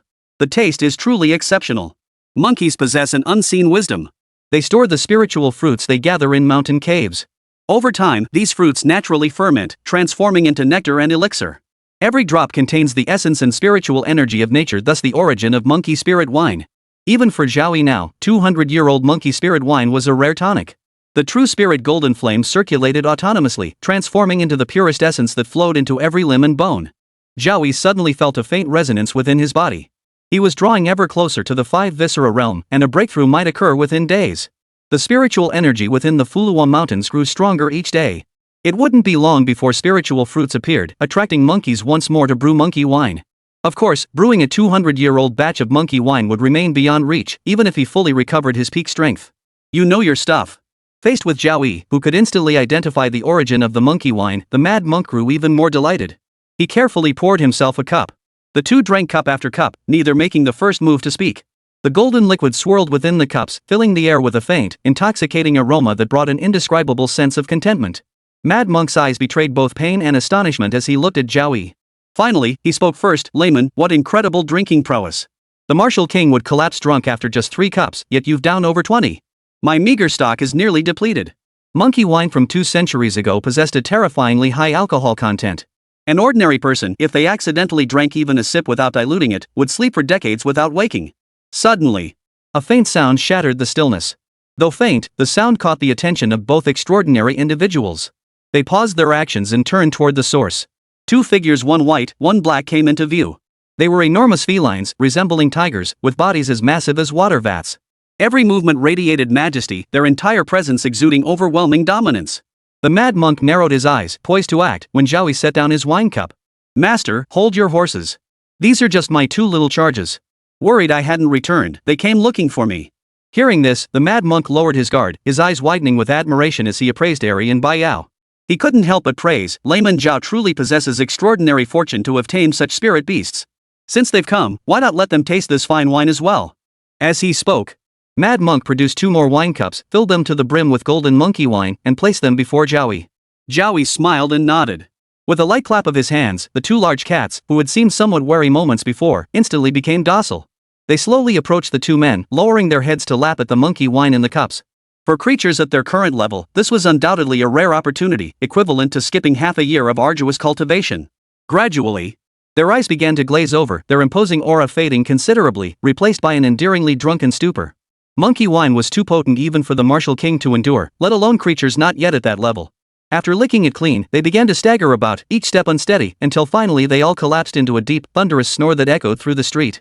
After finishing the 200-year-old monkey wine, the mad monk put away the wine cup. "Zhao, my benefactor, may we speak now? A gift in hand is a debt in the heart." Zhao Yi, having received his favor, nodded. Only then did the mad monk sigh, hesitating with evident conflict. "Abbot Yunhai grew up under my watch. The white-browed old ape was both his mentor and friend. Could I beg you, for the sake of this monk's meager standing, to spare his life?" The mad monk's name was Wu Jian. He had once been a member of Lotus Temple. On the day of his ordination, dark clouds gathered overhead, and the illusory form of a true dragon appeared in the sky. An unprecedented prodigy, he repeatedly shattered cultivation records.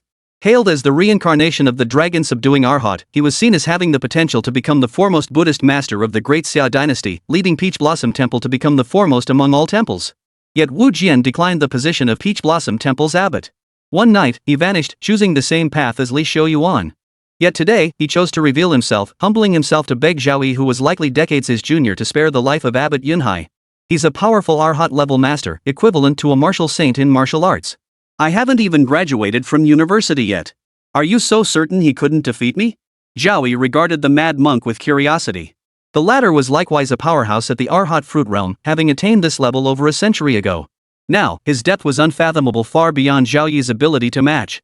"Before meeting you, layman, I held 9 parts confidence in Abbot Yunhai. But after witnessing your prowess, even if Abbot Yunhai possesses heavenly abilities, he will inevitably fall before you, layman Zhao." A rare seriousness flashed in the mad monk's eyes. Master Zhao's lineage does not originate from Great Xia. It resembles that of the long-extinct Qin alchemists, unparalleled throughout history, without precedent or successor. Calling you the foremost master of the past 500 years would be no exaggeration. Hearing the mad monk's flattery, Zhao Yi smiled. "A single flask of wine and some flattering words won't be enough to spare that old fox, Abbot Yunhai." "You?" The mad monk froze, then let out a bitter laugh, spreading his hands helplessly. "I'm just an old beggar, scraping by from one meal to the next. I have no treasured artifacts to spare. The gourd holding the wine is indeed a spatial spirit treasure, but I've used it for over 200 years. I simply can't bear to part with it. Besides, Master Zhao's jade purification base is even higher in grade than mine. The only thing of real worth left is that jar of 200-year-old monkey wine, and you've already drunk it. If not, then Mr. Zhao, take a knife and cut a piece of flesh from this monk's body." His utterly shameless demeanor left one utterly helpless. Zhao Yi, however, showed no anger. Pointing a finger at the mad monk, he declared, "You yourself are the greatest trump card. A late-stage Arhat-level powerhouse stationed in Yun City for a year, that's what I'll accept in exchange for sparing Abbot Yunhai." Hearing this, the mad monk stared at Zhao Yi in utter disbelief.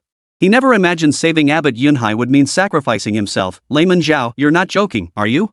Chapter 122, Identity Beyond Measure. Zhao Yi remained unflinching, his voice steady and resolute. "I never joke." The mad monk's face drained of color, then flushed crimson. Eyes wide, he stared intently at Zhao Yi, searching his gaze for any hint of jest. But Zhao Yi's eyes remained utterly calm, devoid of any trace of mockery. He scratched his head in anguish, pulling out clumps of hair before sighing deeply. "I once refused the abbot of Peach Blossom Temple, causing the previous abbot to die in bitter resentment. Saving the current abbot today finally settles this karmic debt." Each person had their own path. He refused to be shackled by worldly constraints. He would walk his own road, pursuing true freedom. Zhao Yi watched the dejected, mad monk, then rose from the ground.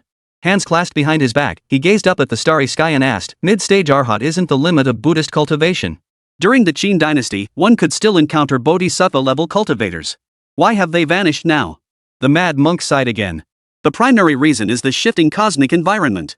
This world no longer suits cultivators. They sought every means to leave the Great Xia, which also meant leaving behind no legacy. The scriptures in Taohua Temple's library are numerous, but all stop short of the Arhat stage. Both this monk and Abbot Yunhai forged our own paths, creating unique cultivation methods that allowed us to attain Arhat status. Yet this was like feeling our way across a river by touching stones. Every step was arduous. Reaching the mid-stage is already the absolute limit. Some sects might possess such knowledge, but it is the very foundation of their existence. They would never reveal even a shred of it. At this point, the mad monk Wu Jian's face softened with a hint of admiration. Layman Zhao, have you heard of Wenzhong from the World Alliance? He's a prodigy even beyond my own abilities. Born with a third eye between his brows, he can master any martial art to perfection in the shortest time imaginable. Ultimately, upon reaching the pinnacle of martial king cultivation, he synthesized the strengths of 100 schools to forge his own killing fist. Slay the heavens, slay the earth, slay men, a name that strikes terror into the hearts of all. With this killing fist, Wenzhong swiftly elevated the Heavenly Alliance to a top-tier power, forging a formidable reputation throughout the Great Xia. Yet, alas, this fist technique proved too overbearing, and he was ultimately expelled. Over 70 years have passed since then.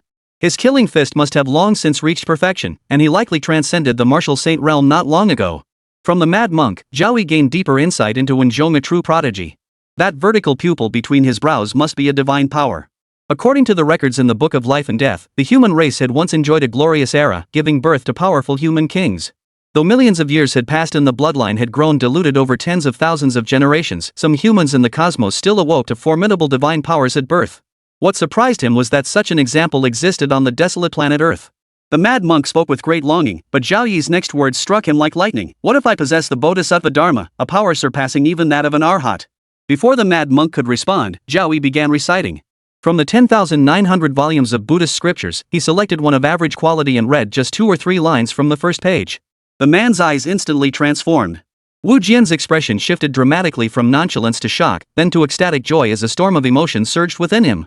The value of the sutra Zhao Yi recited, though only the opening lines, far surpassed any he had ever encountered before. He was certain this was undoubtedly the Bodhisattva Dharma, a path beyond arhatship. It was an immense surprise and treasure. Wu Jian had never imagined that on Earth today, someone could master such profound Buddhist teachings. You? The mad monk Wu Jian licked his lips excitedly, shamelessly leaning against Zhao Yi. Layman Zhao, tell this monk the truth. Where did you get this scripture? Hey! He slapped his thigh in frustration, jiggling the flap there. Why didn't you mention this scripture sooner? That Yunhai brat really crossed the line. There was no need for you to intervene. I'll pay him a visit tomorrow and teach him a proper lesson. Watching the mad monk itching for a fight, Zhao Yi's lips curved into a smile. Abbot Yunhai doesn't need your help. Just go guard Yuncheng for a year and I'll spare his life. And if you do well, this scripture might even be passed on to you. Wu Jian's eyes narrowed instantly. His earlier carefree demeanor vanished completely, replaced by an air of gravity and depth. He fixed his gaze intently on Zhao Yi, as if trying to pierce through his very soul. The air thickened with tension. Aren't you afraid I might restrain you now and force you to reveal the sutra? His voice was low and icy, tinged with menace. As a mid-stage arhat, he possessed his own methods and trump cards. If he truly acted, Zhao Yi might not escape unscathed. Yet Zhao Yi remained utterly unmoved by Wu Jian's threat. He smiled faintly. Go ahead and try. Those who reached the levels of martial saint or arhat were no ordinary figures. Even if Wu Jian imitated the dragon subduing arhat, Zhao Yi knew his true nature. You didn't decline the position of next abbot at Peach Blossom Temple. In your youth, you were a murderous brute who committed many transgressions, relying on your high talent, and were expelled as a disciple. As he spoke, a dark shadow suddenly writhed beneath his feet. Instantly, the 2 Rakshasa demons, Ox Head and Horseface, materialized before them. Their massive forms towered 3 or 4 stories high, their eyes fixed intently on the deranged monk, Wu Jian. Wu Jian sighed, his demeanor growing noticeably desolate. What divine being do you truly serve? Could it be one of the 10 kings of hell? Even if you're not dead, your origins must be immense. How else could you command Nyotu and Mamian? I agree to your terms. Finally, he spoke up, I will go to Yuncheng to guard it for a year. I hope you won't go back on your word. Wu Jian was genuinely intimidated. The moment Zhao Yi recited the sutra, he'd harbored murderous intent to seize the treasure. But upon seeing the ox-headed and horse-faced demons, that wicked thought vanished instantly. Zhao Yi's rise was truly meteoric. While everyone could see he had powerful connections, Wu Jian, who had witnessed it firsthand, felt his heart race with dread. If his suspicions were true, then no faction in the Great Xia Empire could rival the power of this young man before him. Chapter 123, Genius is merely the threshold to my presence. Zhao Yi instructed the mad monk to proceed to Yuncheng first, while he remained in Qizhou to settle matters with the abbot of Yunhai before departing.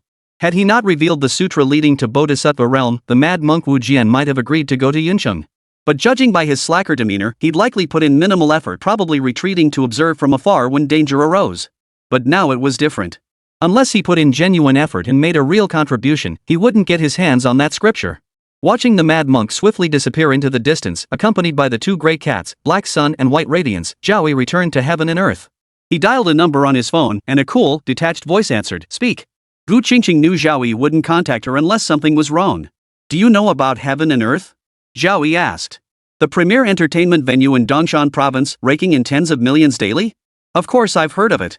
It's as massive as several Dongfang cities combined." A hint of nostalgia tinged Gu Qingqing's voice. "Did you run into trouble at heaven and earth?" "Not exactly." Zhao Yi answered truthfully, "I shut it down. It won't be operating anymore." "I was wondering if you'd be interested in acquiring it at a low price, roughly 1/10 of market value.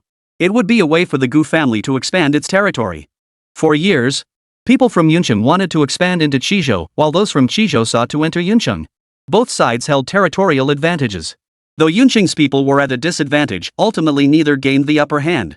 Hearing Zhao Yi's words, Gu Qingqing instantly sat up straight on the other end of the line and cut straight to the chase. "What do you want me to do?" She knew full well that nothing comes for free. Zhao Yi chuckled and slapped the table. "The Gu family head is indeed straightforward. From now on, I'll just be a hands-off owner. After all, you have experience running Dongfang City.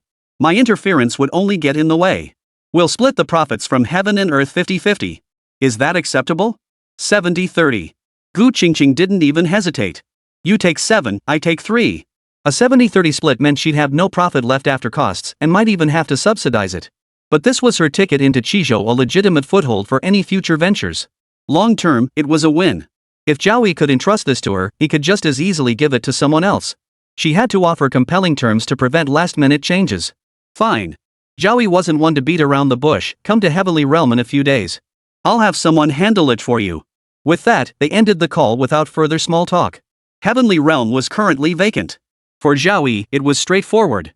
What did it matter if they relied on the Four Seas Merchants Guild? The key figures were all members of the Shangliu organization. They were like grasshoppers in autumn, they wouldn't be able to jump around for much longer. The police station still held a large group of people, along with numerous second and third generation disciples, all now locked up in Yuncheng Prison. As long as Zhao Yi expressed his desire for Heavenly Realm, they would surely comply. Zhao Yi gazed at the two large cats sleeping at his feet, his mind racing. "I bet the entire Peach Blossom Temple is in an uproar right now. I wonder if that abbot Yunhai is feeling a bit uneasy inside. He wouldn't pay a visit just yet. His breakthrough to the Five Organs realm was only days away. He wasn't pressed for time." On the other side of the world, in a boundless primeval forest, a gaunt old man sat cross-legged in silent meditation atop a boulder. His skin was severely shriveled, making him resemble a human-shaped desiccated corpse. Were it not for the faint, infrequent rise and fall of his chest, one might have thought he had long since passed away. This place was a paradise for beasts, where large, fierce, and vicious creatures roamed frequently. Yet within a 10-kilometer radius radiating from the withered old man, not a single creature stirred, not even a fly. The silence felt otherworldly, as if this place belonged to another planet. Suddenly, a buzzing sound pierced the sky, shattering the primeval forest's tranquility. A black helicopter descended slowly, its fuselage emblazoned with the three large characters, Tianxia Association. The rotor's wind scattered leaves in all directions. A man with Asian features stepped out, his looks putting even the most handsome young stars to shame. Standing over 6 feet tall, he commanded attention. Despite having only one arm, his appearance remained impeccably elegant, exuding the refined aura of a gentleman. He walked directly to the emaciated figure seated cross-legged on the rock, then knelt on both knees. Bowing his head respectfully, he reported, "Master, Guasu is dead." When Zhong had strictly warned that once he entered seclusion, he was not to be disturbed unless it was a matter of utmost urgency. The withered man slowly opened his eyes, a strange light flickering within them that made the world seem brighter. He must have been silent for a long time, for several minutes passed before he rasped, "Who killed him?" The Eastern man was prepared, producing a dossier containing Zhao Yi's records over a dozen pages, though mostly covering his life before age 20, with later details concealed by the state. He must have joined the night watch. Otherwise, even with us abroad, thoroughly investigating someone would be straightforward. The gaunt old man, when Zhong, flipped through several pages. He truly was a remarkable genius. Though Guasu was only my outer door disciple, he had begun learning my self-created killing fist. He wasn't afraid to face even a half-step martial king, yet he died by this man's hand. His gaze shifted to the man with an Asian face and a single arm. Wasu ultimately died for the World Alliance. Transfer 10 billion from the accounts to them. In the next quarter's business, allocate an additional 10% to the Gua family. Consider it my compensation to them. Understood. The Eastern man bowed respectfully before adding, what about Zhao Yi? He seems like a prodigy. Might he pose trouble for the World Alliance's future plans? Genius? When Zhong laughed, a laugh that was utterly unrestrained, brimming with wild abandon. Within his diminutive frame lay power capable of shaking heaven and earth. Throughout my life, I've slaughtered more geniuses than I can count. Reaching my threshold is but a speck of dust gazing upon the blue sky. Kneeling before him, the Eastern man felt the killing intent radiating from Wen Zhong solidify into tangible blades. Like steel swords, they sliced through the surrounding trees, even cleaving a 1,000-mile-long gash in the thick, dark clouds overhead. Sunlight, long absent, poured through the gap, draping Wen Zhong in a golden mantle. The Eastern man thought, the sect master has secluded himself in the primordial forest for 30 years, greatly increasing his power. Could he have surpassed the martial saint? Sensing the Eastern man's thoughts, Wen Zhong sighed again. Surpassing the martial sage is no easy feat. Perhaps someone achieved it during the Qin dynasty, but now we're all groping in the dark. I reached perfection 30 years ago, and only now am I beginning to grasp the essence. Isn't the abbot of Peach Blossom Temple, Junhai, intent on killing Zhao Yi? And those maggots in Hua are stirring restlessly too. Let them fight it out first. In the end, the world will reap the benefits. Chapter 124, The Five-Organ Realm. Completely impressed, Zhao Yi, bored in the Heaven and Earth Club, wandered aimlessly through the private rooms, musing, those little Japanese sure know how to play. The private rooms at Heaven and Earth were designed with remarkable attention to detail, clearly a labor of love. The subway pervert scenario, for instance, featured replica automatic doors like those on Japanese trains, complete with seats copied from the originals. The walls were plastered with provocative images, and the cabin even simulated the vibrations of a moving train. At each stop, a female voice announced the station in Japanese. If a customer selected the subway scenario, a woman dressed in a Japanese school uniform would soon appear, looking like a high school student. It was practically identical to a 2-hour movie, leaving Zhao Yi utterly amazed. If the staff from Heaven and Earth weren't still locked up at the police station, Zhao Yi would have seriously considered trying it out to fulfill some childhood fantasies. After exploring the entire facility, Zhao Yi returned to the compartment whereby Ri and He Yao, the two large cats, lay sleeping. He carefully retrieved the precious Godslayer insect egg. Beneath its grayish-brown exterior, a faint golden sheen shimmered. Roughly the size of a fist, this egg was the 100 insect sect's most treasured artifact. Legend claimed it possessed God-slaying power when fully matured. Yet, despite 50 years of the sect's devoted effort and resources, they had never succeeded in hatching it. The 100 insect sect's heritage may not be much to boast about, but they did nurture it for 50 years. Give them another 50, and they might just succeed in hatching it. Zhao Yi stared at the Godslayer egg. This creature, not native to Earth, was indeed formidable. Even without cultivation, it would surpass the mortal transformation realm upon maturity. According to the martial arts traditions of Great Xia, those above the martial saint realm were considered terrestrial immortals truly possessing God-slaying power. The Book of Life and Death contained the Supreme Insect Control Sutra. After reading it several times, Zhao Yi committed it to memory.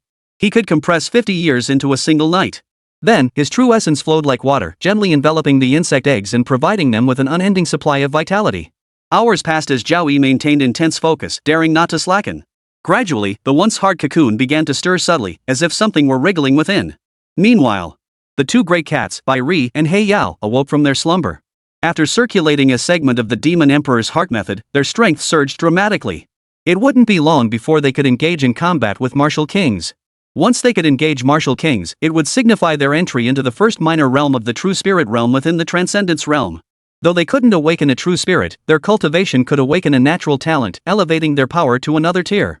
The two great cats examined the Godslayer insect eggs with curiosity, but after a while, boredom overtook them, and they drifted back to sleep. Wang Fuzhu had also visited once. Upon seeing the Godslayer insect eggs, astonishment flashed across his face. Godslayer insect eggs. Mr. Zhao truly possesses immense fortune. My ancestors recorded accounts of the Godslayer worm. It once stirred boundless turmoil in the martial world. I was fortunate enough to witness it from afar, leaving an indelible impression. They repeatedly warned their descendants, if you encounter such a worm, run for your life. I never imagined they would end up in Zhao Yi's hands. It looks like they're about to hatch any moment now. After observing for only a moment, Wang Fuzhu departed. Having gained profound insights from the day's fierce battle, he was now very close to the threshold of the martial king realm. His breakthrough was only a matter of days. As dawn gradually broke, the eastern sky turned pale. A tiny crack finally appeared on the cocoon. A dark golden insect pierced through it, emerging from within. Its form was slender yet radiated an indescribable ferocity. Its eyes betrayed a defiant arrogance, looking down upon anyone it encountered, emanating a thick aura of killing intent. Even the founding patriarch of the 100 Insects sect had failed to fully tame it. It resembled a proud monarch rather than a servant to be commanded. Even when facing foes stronger than itself, it would fight to the last drop of blood rather than bow its proud head. Its extreme combativeness made this species rare in the cosmos, as most were exterminated before long. It reminded Zhao Yi of a native species on Earth. The flat-headed brother. Indifferent to life and death, ready to fight if challenged. The newly hatched God-Slayer worm, confronting Zhao Yi who had incubated it, still displayed its defiant and untamed nature. It seemed to demand Zhao Yi kneel and serve it. Zhao Yi regarded the God-Slayer worm as if it were a cute little thing, then swatted it away with a single palm strike. Fresh from its cocoon, the God-Slayer worm met a thunderous, merciless slap. It felt as if a mountain had crushed it, sending it flying hundreds of meters before it finally came to a halt. 2/3 of its bones were shattered, and it coughed up blood uncontrollably. Shock and fury filled the God-Slayer worm's mind. It had never imagined suffering such a devastating blow upon its very first emergence. A savage glint flashed in its eyes, as if it were ready to tear Zhao Yi to shreds. Crush it! Zhao Yi commanded coldly, signaling by Ri and He Yao to attack. Now that the God-Slayer worm was gravely wounded, it was ripe for the taking. The creature that had eluded even the founding patriarch of the 100 Insects sect now appeared to Zhao Yi as nothing more than a naughty child in need of discipline. What's there to tame? If they disobey, just make them revert to childhood and start over 18 years later. Meow! Meow! At Zhao Yi's command,